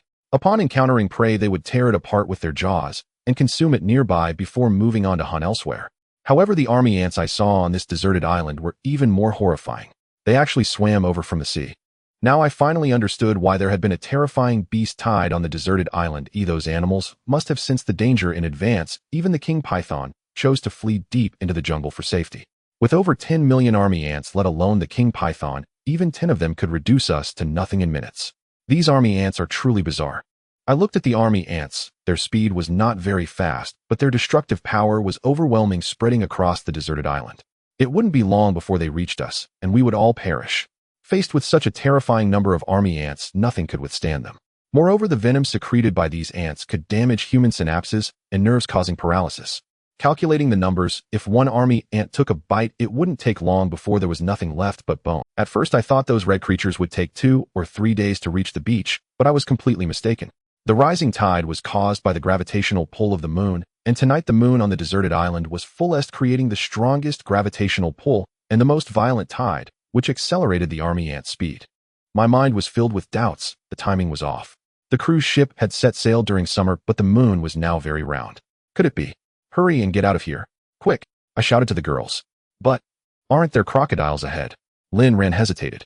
I ignored her concerns and began packing my things. Though the girls were puzzled, they eventually followed suit. With the speed of these army ants, they would catch up to us within a day at most, and by then there would be nothing left of us. The army ants are no joke. Even the fierce beasts like tigers and lions can only avoid them in their prey. Deep into the night, we were walking ahead with Lin Ran and several other girls, and my heart raced as we passed through the ancient forest. I pondered that the dark green crocodiles must have left, yet I did not let my guard down. I called the girls to gather together, gripping my revolver tightly, fearing that a crocodile might leap out from the bushes. The ancient forest was filled with a bloody odor mixed with a decaying stench that made one feel nauseous. The deeper we ventured, the stronger the smell became. Fortunately, the ancient forest around us was quiet, and I breathed a sigh of relief. Many corpses lay scattered by the roadside, illuminated by the moonlight, revealing some gnawed limbs, which were quite chilling. I had already warned them before, and the girls all held back their cries. We moved forward step by step, afraid to even breathe. There were numerous scattered limbs along the way, and some corpses even had their hair lying on the ground, which was particularly gruesome. It was evident how brutal these crocodiles were, their malice heavy. After walking for about 10 minutes, we finally emerged from the ancient forest. The girls all sighed with relief, their faces pale and pitiful. I said nothing. What we had just experienced might only be the beginning. The deeper we went into the jungle of the deserted island, the more danger would surely follow. The scenes we encounter in the future might be even more horrific, and we must adapt. Keep moving, otherwise we won't make it. I frowned and said to the girls, noticing their puzzled expressions. I gestured for them to walk and talk at the same time, then recounted what I had seen about the situation on the beach. Lei Yiming seemed to know a bit about army ants and looked a bit dazed. Qin Fei, are you saying these army ants came from the sea? Lei Yiming looked at me seriously. I nodded, not denying it. Those army ants had turned the waters around the beach completely red. Oh, otherwise, where would so many army ants come from? There are no other islands nearby the deserted island. How could these army ants swim over from the sea? Lin Ran frowned, voicing her doubts. I too furrowed my brow. There were no other islands nearby, and the queen ant must lay eggs on land, so where did these army ants come from? It seems the beasts on the deserted island were already aware that these army ants were coming.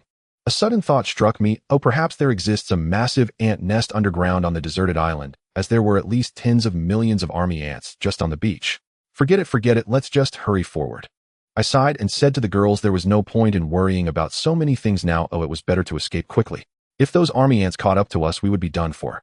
The girls nodded, their heads heavy with worry, and despite their fatigued bodies, they continued deeper into the jungle. I don't know how long we walked, but we kept moving forward without stopping for a moment. Gradually, the sky began to brighten, and we finally arrived at a puddle, planning to rest briefly. The girls were exhausted, immediately lying down on the grass mat. We had left that place at night to escape from the area where crocodiles roamed. Watching the girls rest, I quickly built a fire, fetched some water from the puddle, and took out the wild boar meat I had previously prepared to roast. Before long, the enticing aroma attracted the girls. I smiled and handed them the roasted wild boar meat. Earlier, I was worried that the smell of the wild boar meat might attract some beasts, but since we had been moving forward all night without seeing any wild animals, I felt somewhat relieved. Those beasts should have left this area, so we could rest easy for now. We began to eat heartily, replenishing our energy, and I shared some wild fruits with the girls. Just then, while we were eating, Pei Qingya suddenly furrowed her brows and said, Qin Fei, is there something moving in the grass? I looked in the direction she pointed, and the grass rustled before falling still again. Lin Ran, Su Shiyun, and the other girls also stopped, staring wide-eyed at the bush. I felt a surge of excitement, thinking it might be a wild rabbit or something. Perhaps we could have a nice meal. Gripping my dagger tightly, I cautiously approached. The rustling of the bush was not significant. I felt somewhat confident, but when I was still at a distance, I unexpectedly saw a wing. I frowned and peeked over. It turned out to be a large bird, snow-white, feathers all over with gray feathers on its wings. Its eyes were filled with killing intent, and its sharp beak looked incredibly imposing. The bird was as large as a dog, its claws extremely sharp, and it stared at me intently. I widened my eyes, never expecting to see such a creature on the deserted island. This was a haidongqing. The most elegant among eagles is called haidongqing. Haidongqing means the bird that flies the highest and fastest in the world, symbolizing the god of 10,000 eagles. Legend has it that 1 in 10,000 eagles produces a haidongqing. When I was in the army, one of my superiors had a haidongqing at home similar to the one I saw now, but it was 2 to 3. Its eagle eyes locked onto me, sharp as can be, as if it would charge at any moment, its enormous wings spread open. Looking at this giant haidongqing, I felt a shiver, but noticed a bloody hole in its wings, staining the white feathers red. Gunshot wound. I frowned. This haidongqing had likely been shot by someone losing its ability to fly. No wonder it was hiding in the bushes. Qingge, what's wrong? Qin Lan saw me frozen there and walked over, followed by the other girls who gathered around the Is this haidongqing? Lei Yiming recognized it at a glance, watching with curiosity. The other girls looked at the haidongqing with curiosity, and I did not stop them. After all, this haidongqing was injured, and couldn't cause much trouble for now. Should we eat this thing? I thought for a moment, unable to resist licking my lips. This was Hai-Dongqing, a national second-level protected animal, but to us now it was a feast. I shook my head again. Capturing this Hai-Dongqing was also a good idea, as many people in Tibet raise birds. In the future, I could ride a lion with a Hai-Dongqing perched on my shoulder. That would be quite impressive. But how could a creature called the god of 10,000 eagles be easily tamed? So beautiful, Su Shiyun exclaimed, gazing at the Hai-Dongqing, her eyes sparkling. The only one not pleased was the little lion. It sensed the threat from the Hai-Dongqing and kept growling, filled with. The Hai-Dongqing also stared at the little lion, seemingly ready to charge, its eyes filled with desire. The little lion was startled and immediately ran to my side. This Hai-Dongqing appeared to be hungry. Its belly looked somewhat flat, likely unable to hunt due to its injured wing. Go get some wild boar meat, I said to the girls preparing to test if I could capture this adult Hai-Dongqing and then train it properly. Lin Ran immediately nodded and turned back to fetch a large piece of wild boar meat. This Hai-Dongqing must have come over because it smelled the aroma of our roasted meat. I skewered the wild boar meat on a stick, and the Hai-Dongqing immediately showed a very eager expression, flapping its wings and stumbling a few steps out of the bushes. It emerged fully, its feathers snow white, exuding a powerful aura, and charged straight towards me, grabbing the wild boar meat from the stick. Its claws sliced through the wild boar meat like blades, and its sharp beak tore off a large piece, which it began to devour hungrily. I thought that this Hai-Dongqing must have been hungry for a long time. Seeing the gunshot wound on its wing, I frowned. As far as I knew, only the pirates had guns. Now that I had discovered this Hai-Dongqing that had been shot, it meant those pirates were likely nearby. As for Lin's whereabouts, I clenched my fists, keeping a wary mind. The pirates outnumbered us, each armed with guns. If I wanted to rescue Lin, I needed to be careful, otherwise we might be captured by those pirates. In just 4 or 5 minutes, this wild boar meat was completely consumed by the Hai-Dongqing, leaving no trace behind. It regained some energy, and its condition improved significantly. Seeing its eager expression, I thought, really? You still want more? This wild boar meat is our food. If I give it all to this Hai-Dongqing, it will fly away after getting full, and I will be left with nothing. This Hai-Dongqing seemed quite perceptive. It stared at me, intently, taking a few steps closer, making a series of calls. I had a sudden idea, preparing to take a gamble, and went to fetch some more wild boar meat. You can't catch a wolf without parting with a child. Another few large chunks of wild boar meat were thrown in front of this Hai-Dongqing, which made my heart ache a bit. The amount it consumed was enough for our group to eat for 2 or 3 days. The small cave lion looked incredulous, occasionally barking, "Ayo, ayo, ayo," at the Hai-Dongqing, but the Hai-Dongqing completely ignored it. On this deserted island, large raptors like the Hai-Dongqing prey on animals such as wild rabbits, deer, and wild boars, and soon all the wild boar meat was gone down the Hai-Dongqing's throat. After eating, the Hai-Dongqing turned and ran into the bushes. Damn, I was a bit speechless. This creature actually wanted to eat for free. I followed it directly and grabbed its tail. It immediately flapped its wings a few times, displaying a very wary demeanor. I couldn't be bothered to respond to it and directly pounced on it. It struggled violently beneath me with great strength, especially its sharp claws. Luckily, I was careful and didn't get scratched, or I would have lost some skin. Quick, bring the vines, I said to a few girls. Lin Ran immediately nodded, not quite understanding what I wanted to do, but still followed my instructions. The vines were quickly brought over, and I directly used them to bind its beak. During this, I nearly got pecked, trying to prevent it from causing harm. I then grabbed its 2 legs, binding its backward curved claws as well. Qin Fei, what are you trying to do? Lin Ran asked, and the other girls looked at me curiously, not knowing what I was up to. Save it, I chuckled. The girls were stunned for a moment, looking at me in disbelief. I couldn't be bothered with them and directly took out the medical kit I had prepared earlier. There were anti-inflammatory medicines inside. I called Qin Lan over to help me spread out the injured wing of the Hai-Dongqing, revealing a small blood hole the size of a pinky finger. From the caliber, it seemed to be caused by gunfire, likely from those pirates. The wound was completely penetrated, but fortunately, it didn't injure the Hai-Dongqing's bones. I directly fed the anti-inflammatory medicine into the Hai-Dongqing's mouth. At first it resisted and spat it out, but I slapped it, stunning it. It was the king of the sky, yet I had taught it a lesson. Its eyes immediately changed, staring intently at me. Oh, still daring to be defiant. You freeloader, keep looking. Keep looking. After I slapped it a few more times, it finally settled down. I then went to find some herbs nearby, crushed them into a medicinal liquid, and directly applied it to the wounded area of the Hai-Dongqing. The rest is up to its own fate, I mumbled, then untied the vines around its beak and claws. It flapped its wings a few times, glanced at me, and then directly entered the bushes, disappearing from our sight. Qin Fei, why did you do that? Lin Ran continued to ask. I smiled, feeling an intuition from the events of the past few days on the deserted island. Ooh, I had discovered some patterns. The wild animals on this island can be divided into three types, either extremely aggressive like they are mad, their eyes turning red, even harming their own kind such as crocodiles and wild boars.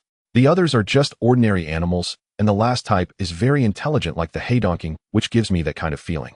That's why I chose to take a gamble and help this haydonking.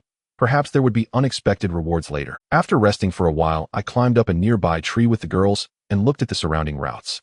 The general direction seemed correct, and it wouldn't be long before we reached the crash site. I turned around to change positions, feeling a bit worried.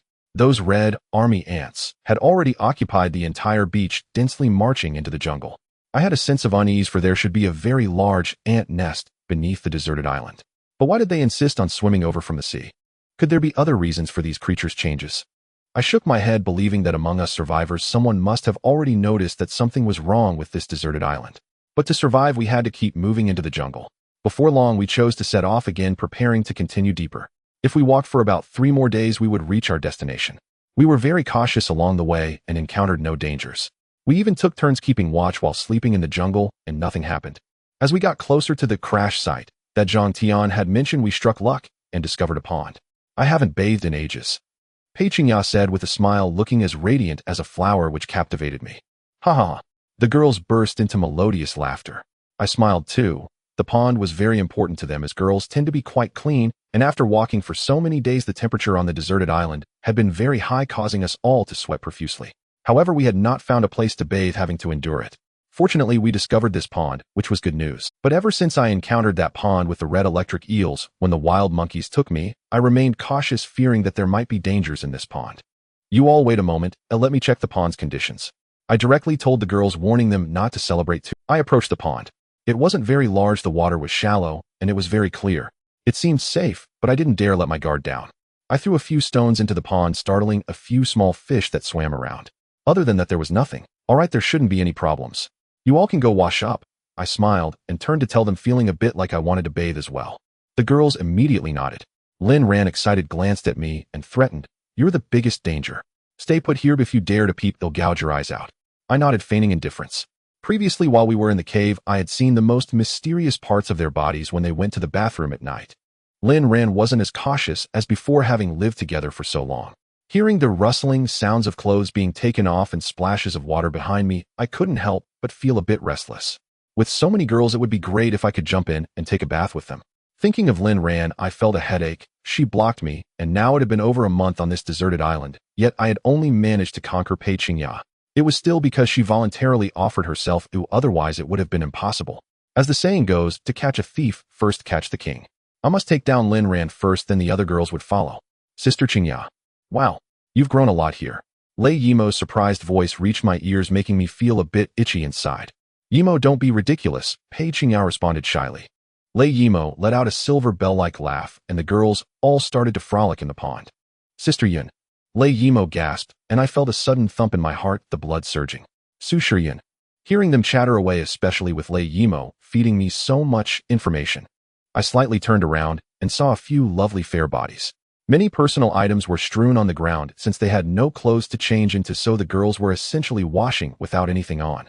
A few white, beautiful bodies entered my view, making me feel a rush of desire. I wanted to charge over, nearly bleeding from my nose. The girls took their time bathing, which almost made me speechless, but I took the opportunity to secretly admire a wave of unfiltered scenery. Help! Oh, don't come over. Don't come over. Just as I was getting into it, I suddenly heard someone in the distance yelling for help, seemingly in some kind of danger. I frowned at this moment. Lin Ran, Su Shiyun, and Pei Qingya also reacted. Then I heard some splashing sounds of water. The girls must have run out of the pond. You all. I turned around and saw a few delicate pale bodies. The waves in front of their chests swayed as they moved, making my eyes nearly pop out. Damn, I wiped my nosebleed, feeling a certain part of me stirring. My gaze quickly swept over the girls, especially Su Shiyun, and I directly saw the most mysterious part beneath her. Damn, what Lei Yimo said was actually true. I felt my blood surging. If I could conquer Su Shiyun in the future, wouldn't that be extremely exciting? Qin Fei, you big pervert, turn around quickly, where are you looking? Lin Ran yelled angrily, startling me. The other girls were a bit shy, but didn't say anything. I didn't mean to. I pouted awkwardly, turning around, suddenly remembering that someone was still shouting for help nearby, and I ran over. Before long, I saw a stunning beauty with an alluring figure, her skin as smooth as mutton fat, fearfully collapsed in the grass, her delicate face filled with panic staring ahead. I followed her gaze and saw a jet-black anaconda coiled up slithering toward her as thick as my thigh. The beautiful woman's face was filled with panic. The white shirt on her chest had burst open, revealing a large expanse of snowy, tender flesh comparable to Han Yushi's in size, and the deep cleavage made my eyes go wide. Hiss, hiss, hiss. The anaconda flicked its tongue about to climb onto the woman. I reluctantly tore my gaze from her cleavage, brandished the dagger in my hand, and thrust it directly at the snake. The anaconda reacted with incredible speed. Seeing me leap out, it twisted its body into an eerie arc midair, dodging my attack. Its eyes glinted with a cold light as it glared at me menacingly. This kind of anaconda possessed immense constricting power. Once entangled, few could escape. Thank you. The woman finally snapped out of it, calling out to me, her legs trembling with tension. Just then Lin Ran, Su Shiryun, and the other girls had finished dressing and ran over to us. The anaconda's eyes swept over our group, seeming to show fear, and it turned to leave. But I wasn't about to let it go so easily. This was a free feast delivered right to our doorstep. We hadn't brought much food when we left the cave, and after feeding several chunks of wild boar meat to the Ha Dong Qing, supplies were running dangerously low. The moment the anaconda turned to flee, I lunged forward, wrapping my arm around its body and gripping it. Quick, come help. I shouted to the girls, and almost instantly the giant anaconda grew enraged, coiling its massive body around my abdomen with tremendous force, squeezing the breath out of me. Hearing my call, Lin Ran, Pei Qingya, and the other girls rushed over, wielding wooden clubs and pounding them against the anaconda's body. But it was useless. The anaconda's hide was thick and tough. Fortunately, Lin Ran grabbed the military axe and swung it hard at the snake. Several gashes opened up and blood splattered everywhere. The anaconda let out a mournful cry, then thrashed violently, rolling on the ground. I was gasping for air, my head spinning from the constriction. Damn it, Dot. I roared, then aimed the dagger at the anaconda's lower jaw. It was shaking wildly, but I finally found the right spot. The moment the blade sank in, the anaconda's struggles grew even fiercer. I felt as though my abdomen and legs were locked in shackles, veins bulging on my arms, my whole body on the verge of exploding. The other girls watched in panic. I forced the dagger through with both hands, and before the anaconda could counterattack, I grabbed the handle and yanked it downward. I tore the anaconda apart from the middle. Its foul blood splattered across my face. The snake's head stared wide-eyed, and after a few more convulsions, its body went limp. The constricting pressure vanished, and I let out a huge sigh of relief. A few more minutes, and I would have been crushed to death by that anaconda. Qin Fei, Lin Ran called out, seeing the snake dead, and quickly pulled me up from the ground. This anaconda weighed about 100 g, not too large. Otherwise, I wouldn't have dared to take it on. After taking a few deep breaths, I finally recovered. I wiped the blood off my face and turned my gaze to the... Seeing her from the front, I was momentarily stunned, as if beholding a celestial being. A delicate nose, exquisite features, black hair, cascading over her shoulders, a black short skirt, and the torn white shirt, all radiating an irresistible allure. What intrigued me more was that she seemed to be a flight attendant. Thank you. Thank you all. I'm so grateful. Under my gaze, the woman grew nervous, her words stumbling with traces of tears at the corners of her eyes, undoubtedly terrified by the giant anaconda. It's okay. Let's leave this place first in case we attract other beasts. I spoke first, signaling the girls to move quickly. Lin Ran nodded and led the woman and the other girls toward the pond we had visited earlier. I looked at the dead anaconda. There was plenty of meat on it, and snake meat tasted quite good. As a man, I didn't mind, but I wondered if the girls would eat it. To be safe, I cut off the anaconda's head. Anacondas are the largest snakes in the world, some weighing hundreds of g, but this one was small by comparison. Even so, it exhausted me. I dragged the anaconda's carcass back to the pond, taking over 10 minutes to get there. Qin Fei, what are you planning? Pei Qingya's eyes widened as she saw me carrying the bloody carcass. The other girls dared not look. Most girls are afraid of snakes. I smiled and teased Pei Qingya. Let's have some snake meat to nourish my... You still have the nerve to joke. Pei Qingya's face flushed, and she pouted, giving me a light slap. I chuckled and cleaned the anaconda's carcass by the pond. Soon it was done. The other girls were gathered around the campfire, chatting with the woman. Can this snake meat be eaten? Su Shiryun asked, timidly looking at the cleaned meat in my hands. Of course it tastes great, I replied with a smile. I smiled, and the other girls watched me work. Since we had no pot, we had been roasting everything in the jungle these past. A fragrant aroma wafted through the air, piquing the girls' interest. This snake meat had to be eaten fresh. Smoking it would diminish the flavor. I skewered the meat on bamboo sticks and handed one to each of the girls. Thank you. The woman looked at me gratefully, but didn't take it. I figured she was still shaken, so I didn't insist, and instead gave her a wild fruit from my bag.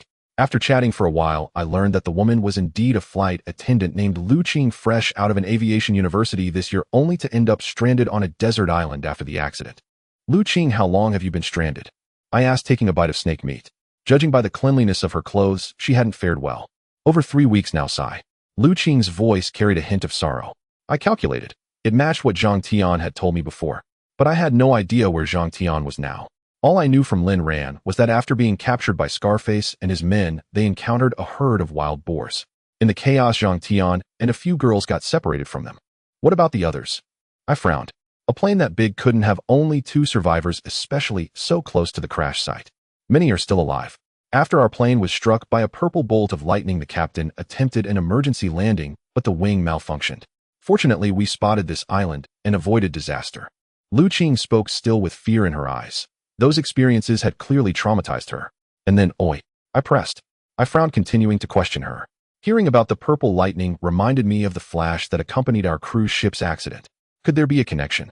Lu Qing took a breath and continued. We survived on the island for a few days waiting for rescue, but then we encountered a group of man-eating lizards. Many people were bitten to death. Lizards? How big? I asked. Huge, each over a meter long, with thick hides. The worst part was that they were highly venomous. One bite and many died from the poison. Lu Qing continued, her voice trembling. I nodded. These lizards were clearly dangerous. We hadn't seen any on the beach earlier, but as we ventured deeper, the dangers multiplied. Do you remember how to get back to the crash site? I asked Lu Qing, directly planning to take a chance. With a gun in hand, I could handle most threats. Lu Qing's face instantly changed when she heard I wanted to go to the crash site. Are you really going there? There are at least 100 giant lizards over there. I frowned. That number was beyond my expectations. So many lizards gathered around the crash site. Still, I decided to check it out.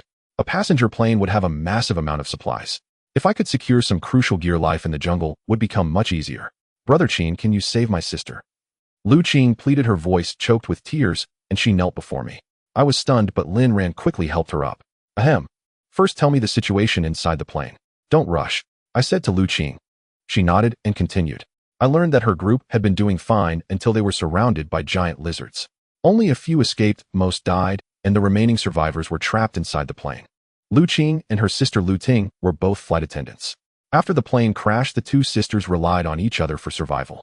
At the time of the incident, Lu Qing had just gone to the restroom and returned to see a horde of giant lizards attacking the survivors on the aircraft. Don't worry, it's going to be fine. Brother Qing is a good person and will definitely help you. Lei Yimeng reassured Lu Qing, her sparkling eyes glancing at me with a hint of a smile. I noticed that Lei Yimeng particularly enjoyed stirring things up. Just a moment ago, while bathing in the pond, she had shamelessly remarked, "Why is this big one hairless?" Now it was clear she was providing me an opportunity to show off in front of the beautiful girls. We will definitely help you when the time comes, I nodded. After Lei Yimeng's comment, I found it hard to say anything further. Fortunately, the other girls had no objections. They were kind-hearted, and with Lu Qing being so beautiful and looking pitiful, their hearts immediately softened. After finishing the snake meat, we rested by the pond for a while. Having fought with that giant python earlier, I was covered in blood stains, so I stripped off my clothes and jumped into the pond to wash up. You girls better not peek, I joked. What a big-head ghost you are. You still have the nerve to bring that up. I haven't even settled the score with you for what you did earlier. As Lin Ran spoke, she suddenly got angry and kicked me in the butt, causing the other girls to laugh uncontrollably. The water was quite cold. Not long later, I finished washing up and led the girls further into the forest. I felt that life on the deserted island was becoming increasingly difficult. We had to venture deeper into the island as a large group of army ants was behind us and various dangers awaited us ahead. After walking for more than half an hour, we encountered the type of giant lizard Lu Qing had mentioned earlier, resembling Komodo dragons, albeit slightly larger. Their eyes were a striking red, filled with ferocity, much like the crocodiles we had seen before. Fortunately, we had not reached the actual crash site. We only occasionally spotted 1 or 2 of these Komodo dragons. These creatures were fierce with adults, sometimes consuming their young as well as other adults, and they could move quickly, though they primarily fed on carrion. Their skin was rough, covered in raised bumps, and without scales. Their thick hide allowed them to avoid being bitten by snakes while hunting. They had long tongues and especially powerful tails capable of sweeping away enemies, and sharp claws that could easily tear prey to shreds. These giant lizards were indeed very challenging to deal with. I couldn't understand why they would suddenly attack humans. Typically, they only fed on carrion, which was quite strange. Let's observe the situation first. These Komodo dragons are very difficult to handle. If it comes down to it, we might have to give up, I said. I spoke in a deep voice, feeling uneasy. If we encountered a few, it wouldn't be a problem. We could handle them. However, if there were over 100, even with a gun and plenty of ammunition, I wouldn't be able to shoot fast enough and would be torn apart by these lizards. Lu Qing's expression was somewhat complex, but she eventually nodded. She didn't want to put me in a difficult position considering there were so many of us. A pair of binoculars was indeed a good thing. The frequency of Komodo dragons appearing nearby was increasing, and I speculated that we were getting close to the crash site. I climbed up a nearby tree about 700 or 800 meters away and saw the wreckage of a passenger plane come into view. I could vaguely make out a multitude of Komodo dragons surrounding the aircraft. In the center there seemed to lie a large bear about 4 to 5 meters tall surrounded by over 20 Komodo dragons gnawing at its corpse, leaving it a bloody mess. The bear's thigh bones had been chewed down, and it looked like it hadn't been dead long as most of its blood and flesh was still intact. Damn it, these Komodo dragons are even eating bears. I thought to myself, estimating that even if I went over I wouldn't be enough for those lizards to even nibble on. Stop for a moment, there are too many lizards over there, I said to the girls. I told them that if we went over directly there would be no way to escape. If those Komodo dragons surrounded us we would all die and that would be dangerous. Thinking about how those Komodo dragons moved swiftly and secreted venom made me feel a bit afraid. I wasn't sure whether to take the risk, but I didn't want to give up the supplies on the plane.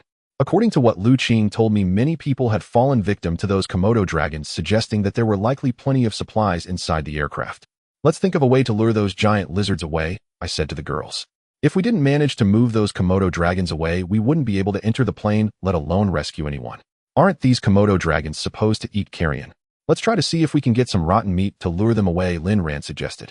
I nodded. This was the most straightforward method. However, I worried about where to find the rotten meat.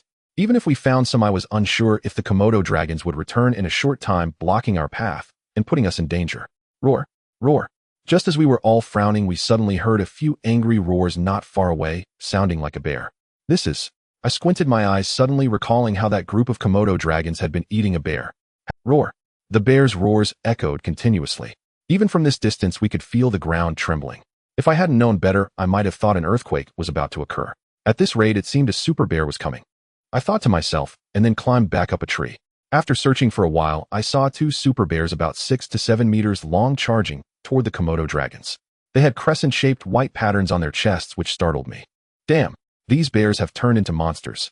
They're massive, and there are 2 of them roaring furiously. Soon the 2 giant bears charged into the gathering of Komodo dragons, their massive paws sending several of them flying.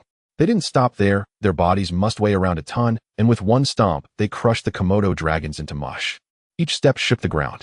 Those 2 bears directly trampled the Komodo dragons, surrounding the already deceased bear, roaring in anger and scattering a multitude of birds and animals. However, the Komodo dragons showed no fear.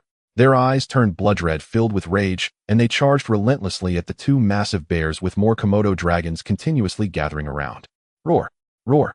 The 2 bears grabbed several Komodo dragons and stuffed them into their mouths, biting them apart and splattering blood everywhere. The scene was incredibly gruesome. Although these 2 bears were exceptionally strong, the sheer number of Komodo dragons was overwhelming. Several Komodo dragons took advantage of the chaos to bite the legs of the 2 bears, but they were quickly kicked away, though the bears' thighs were still wounded. I thought that if this continued, those 2 bears would surely be finished. The Komodo dragons had massive venom glands in their jaws, and their mouths harbored countless bacteria and pathogens which could cause their prey to experience a drop in blood pressure, leading to uncontrollable bleeding and ultimately death due to infection. With so many Komodo dragons, it was only a matter of time before the 2 bears exhausted their strength. After observing for just a few minutes, I noticed that the bears were quickly reaching their limit, covered in numerous wounds. The 2 bears started to show signs of fear and prepared to flee. Perhaps due to their injuries, they stumbled as the Komodo dragons relentlessly pursued them, crawling all over their backs. Soon the Komodo dragons near the passenger plane had almost all dispersed, leaving only a dozen or so behind. I turned my mind around, preparing to make a move. This was an once-in-a-lifetime opportunity. With just those dozen Komodo dragons, I could handle them with my gun.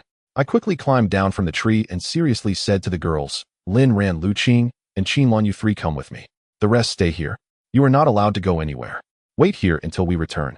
Seeing my serious expression, the other girls who initially wanted to say something fell silent as I walked ahead. Lin Ran, Lu Qing, and Qin Lan immediately followed me. Time was of the essence. We had to hurry. Who knows when those Komodo dragons would return? We jogged for about 4 or 5 minutes and reached the crash site. The area was littered with the remains of various creatures, both human and animal, the blood staining the surrounding land red, and a foul odor lingered in the air. Upon seeing us, the few giant lizards immediately surrounded us. I fired my gun to drive them off, frowned, and urged the girls, hurry inside quickly. At my words, Lin Ran, Lu Qing, and Qin Lan quickly grasped the situation and dashed toward the passenger jet. Bang, bang, bang. Seeing those Komodo dragons encircling us again, I didn't hold back and fired several more shots. With ammunition running low, I turned and sprinted toward the jet as well.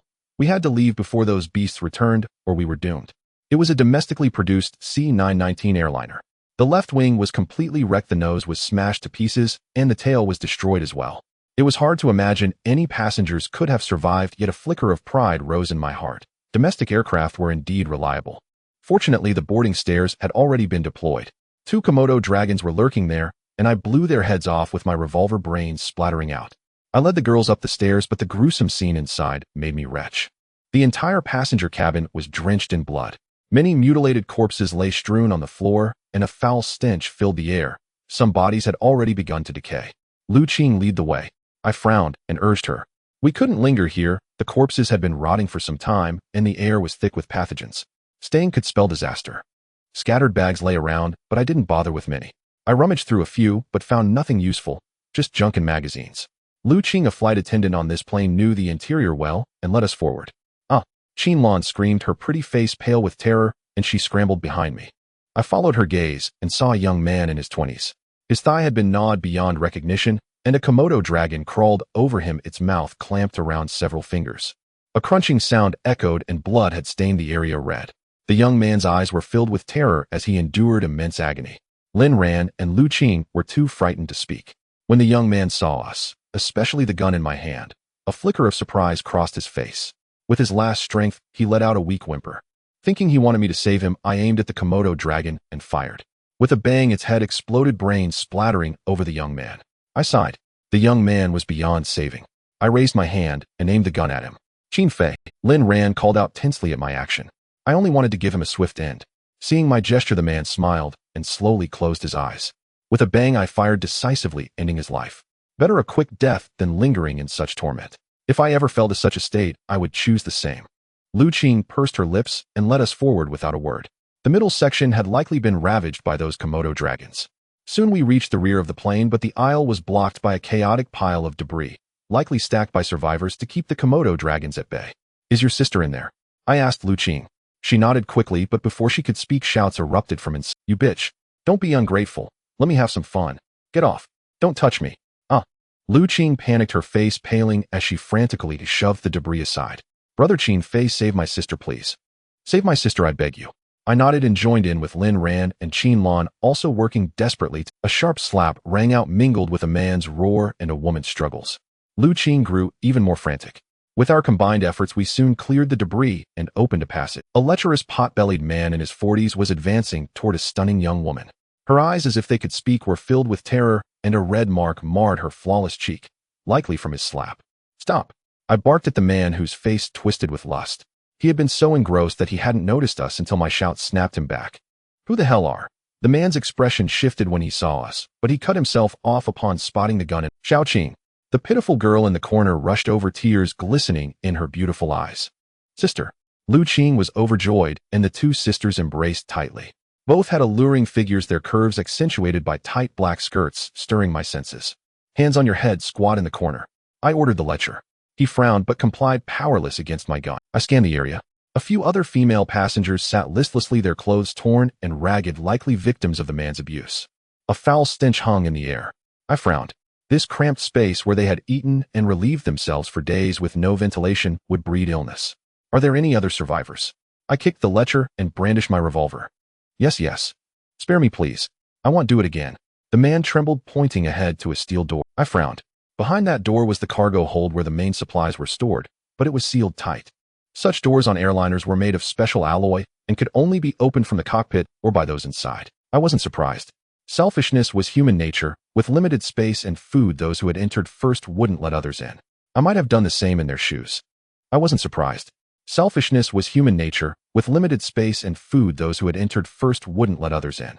I might have done. Counting the time, I realized our trip was in vain. The cargo hold had already been claimed, and we couldn't get in. We had to leave immediately. Brother Qin, look. So many lizards outside. Just then Qianlan shouted. Through the porthole, the Komodo dragons that had chased the bear were returning in droves. Just then Qianlan shouted. Through the porthole, the Komodo dragons that had chased the bear were returning in droves. Someone save us. The women around wailed and cried. I frowned. This was bad. There were too many Komodo dragons, and they had blocked the boarding stairs. To get back would have to fight through, but was that even possible? Shut the hell up. I roared at the women.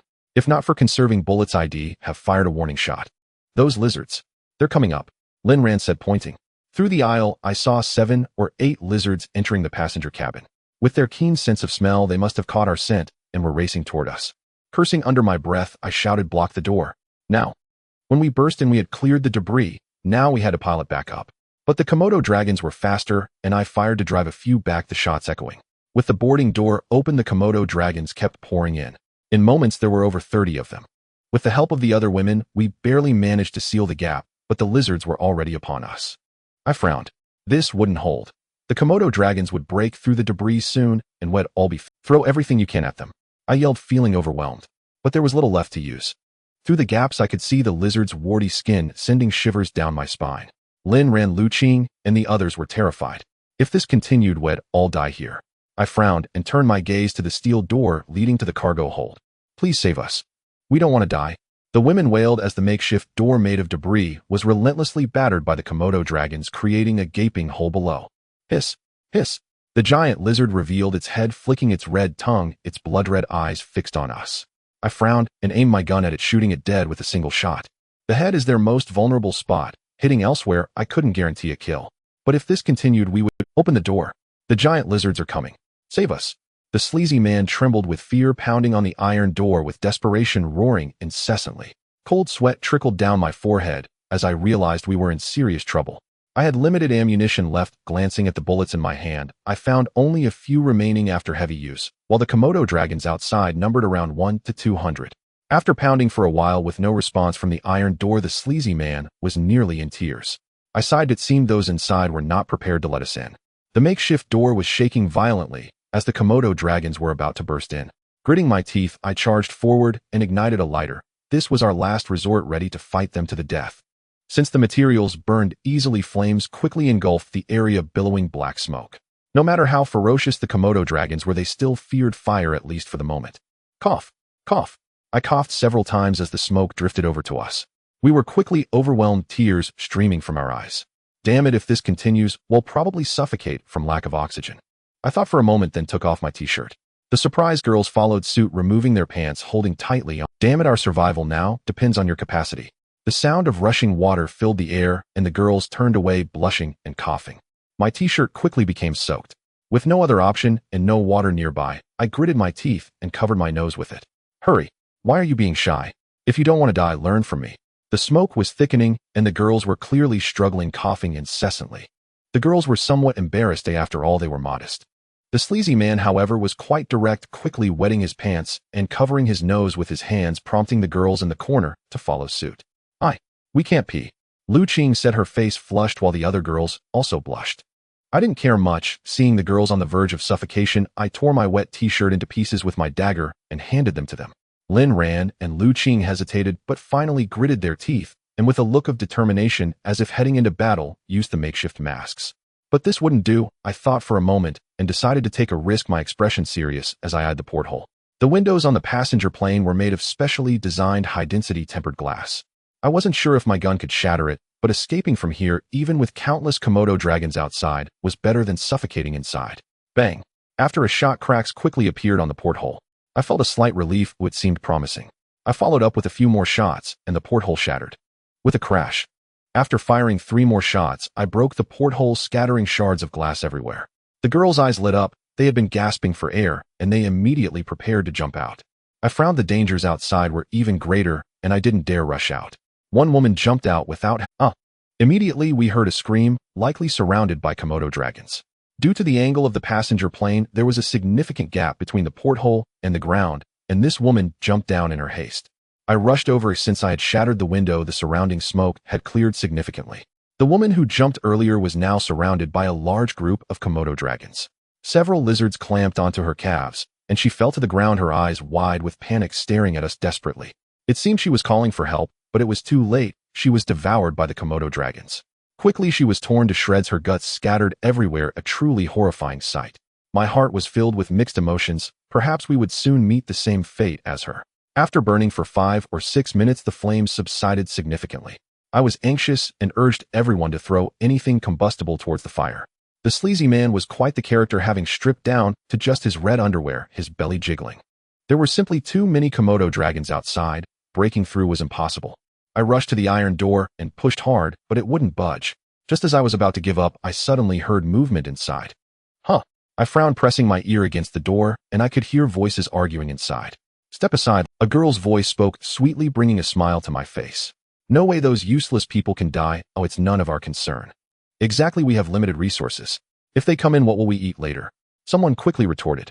From the voices, it seemed there were both men and women inside the cargo hold. However, someone stood up to support the girl, and soon arguments erupted inside. My anxiety grew. I wished they would hurry and open the door. If the fire was extinguished, we would all perish out here. There. Coming in on. The women screamed in terror. I turned around to see 3 Komodo dragons breaking through the flames, still engulfed in fire with many parts charred, rushing inside. Damn it. Die. I shouted, grabbing the stick Lin Ran had handed me and jumping up, delivering a powerful blow to the Komodo dragon.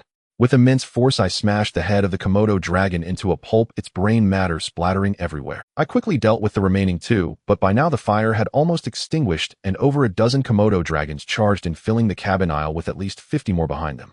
Damn it. I cursed silently, my scalp tingling. We were really going to die. If this continued, we were doomed. The women screamed as they retreated, and I hurriedly led Lin Ran, Lu Qing, and the other girls into a corner. I counted the remaining bullets. Only 12 left. I regretted not bringing that backpack. The girls were scared. We were truly cornered now, with the Komodo dragons closing in on us. From behind the iron door, sounds of a struggle could be heard. I was anxious, wanting to curse. With so few bullets left, I wouldn't fire unless absolutely necessary. The Komodo dragons quickly surrounded us. I looked up and surprisingly spotted a dry powder fire extinguisher. I grabbed it and sprayed it at the charging Komodo dragons. It seemed to have some effect. The ones in my direction couldn't open their eyes. But the sleazy man's situation was dire.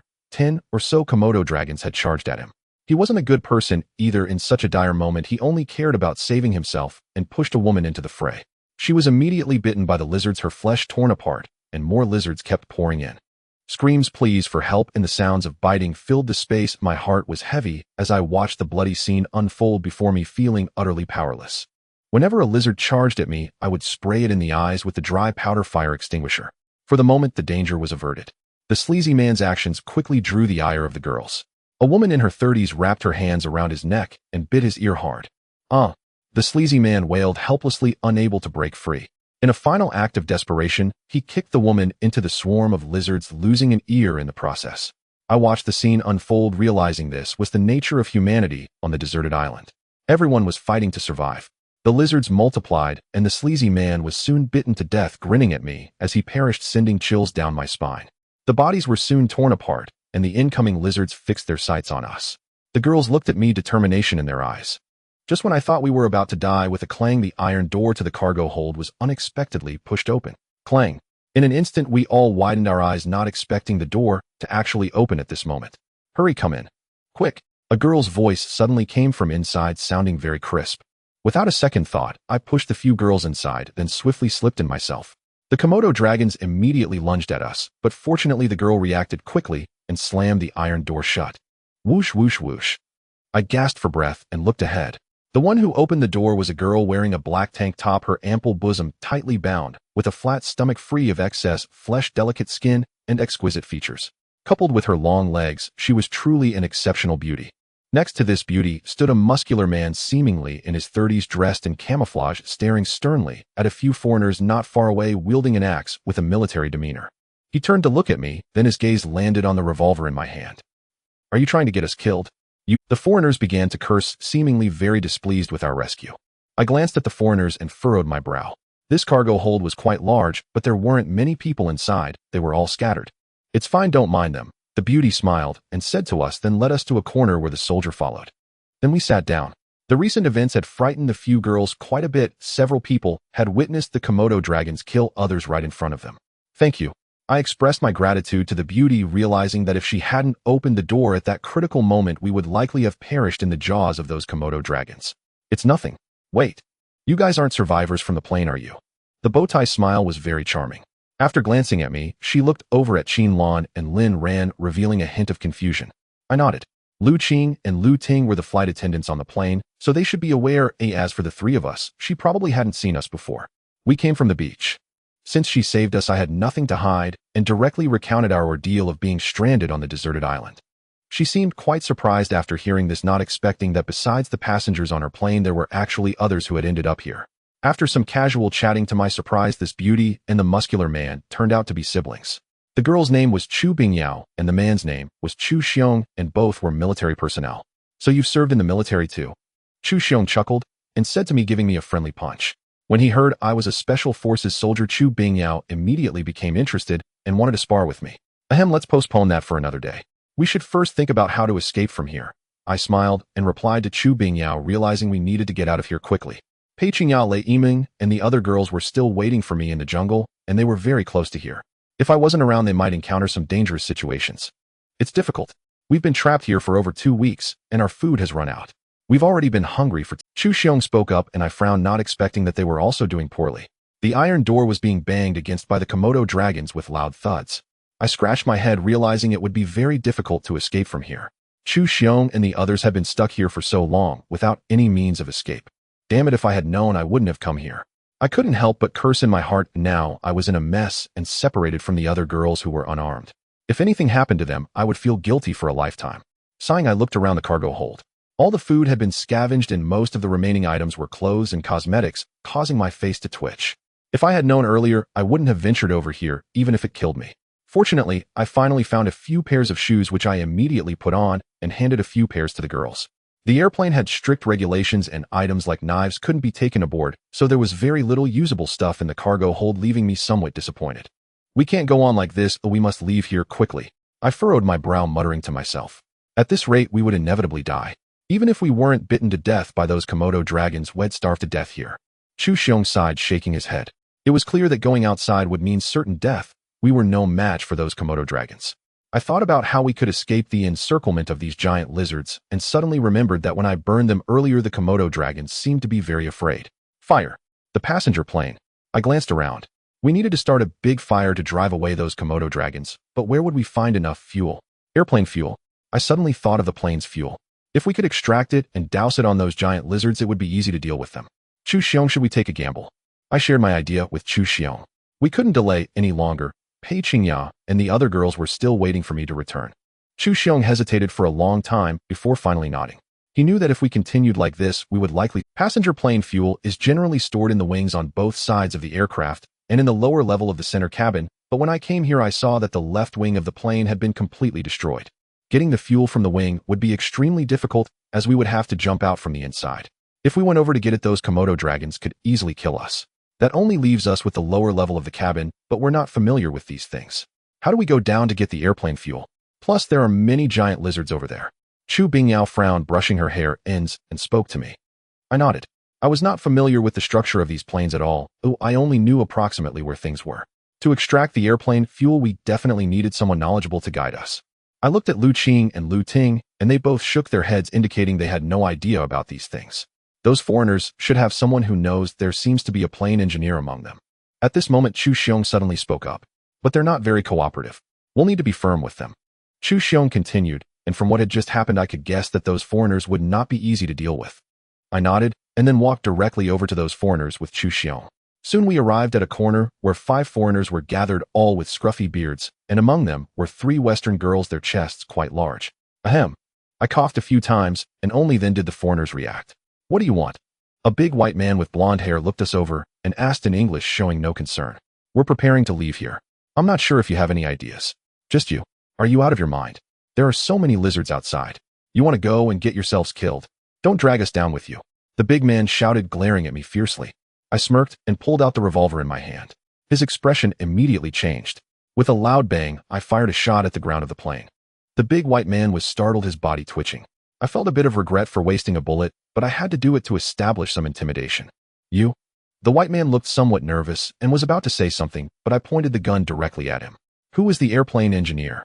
I asked, as this kind of person should know more about the structure of the plane and could help us get to the airplane fuel. I pointed for a long time, but no one paid me any attention. They were probably scared of rushing out and getting eaten by the giant lizards outside. It seemed I had to take a tougher approach. I directly pointed at the loudest big white man from earlier and said, You. Big brother. I'm not. I really don't know anything. The big white man pleaded. If you don't tell me who will, then it's you. I said firmly, moving the revolver slightly to apply pressure. This type of person was clearly the kind that was afraid of death. Sure enough, the big white man suddenly pointed to a nearby black man, desperately pleading he's the black guy was also startled and started cursing at the white man, immediately turning against him. He realized that we were looking for someone, and it probably wouldn't be anything good. Everyone stop. It's him. Come over here quickly. I smirked and ordered them to cease, or else I would reward each of them with a bullet. After we dragged him out, the black man had a look on his face as if he had eaten shit. If I hadn't had a gun in my hand, I guessed he would have never agreed. I briefly explained what we needed to do to obtain the airplane fuel, and he immediately widened his eyes in disbelief, saying, "Impossible. You guys are crazy. There are so many giant lizards outside. You might as well kill me. We're all going to die anyway. Rather than being bitten to death by those giant lizards, I'd prefer to be shot by you all directly."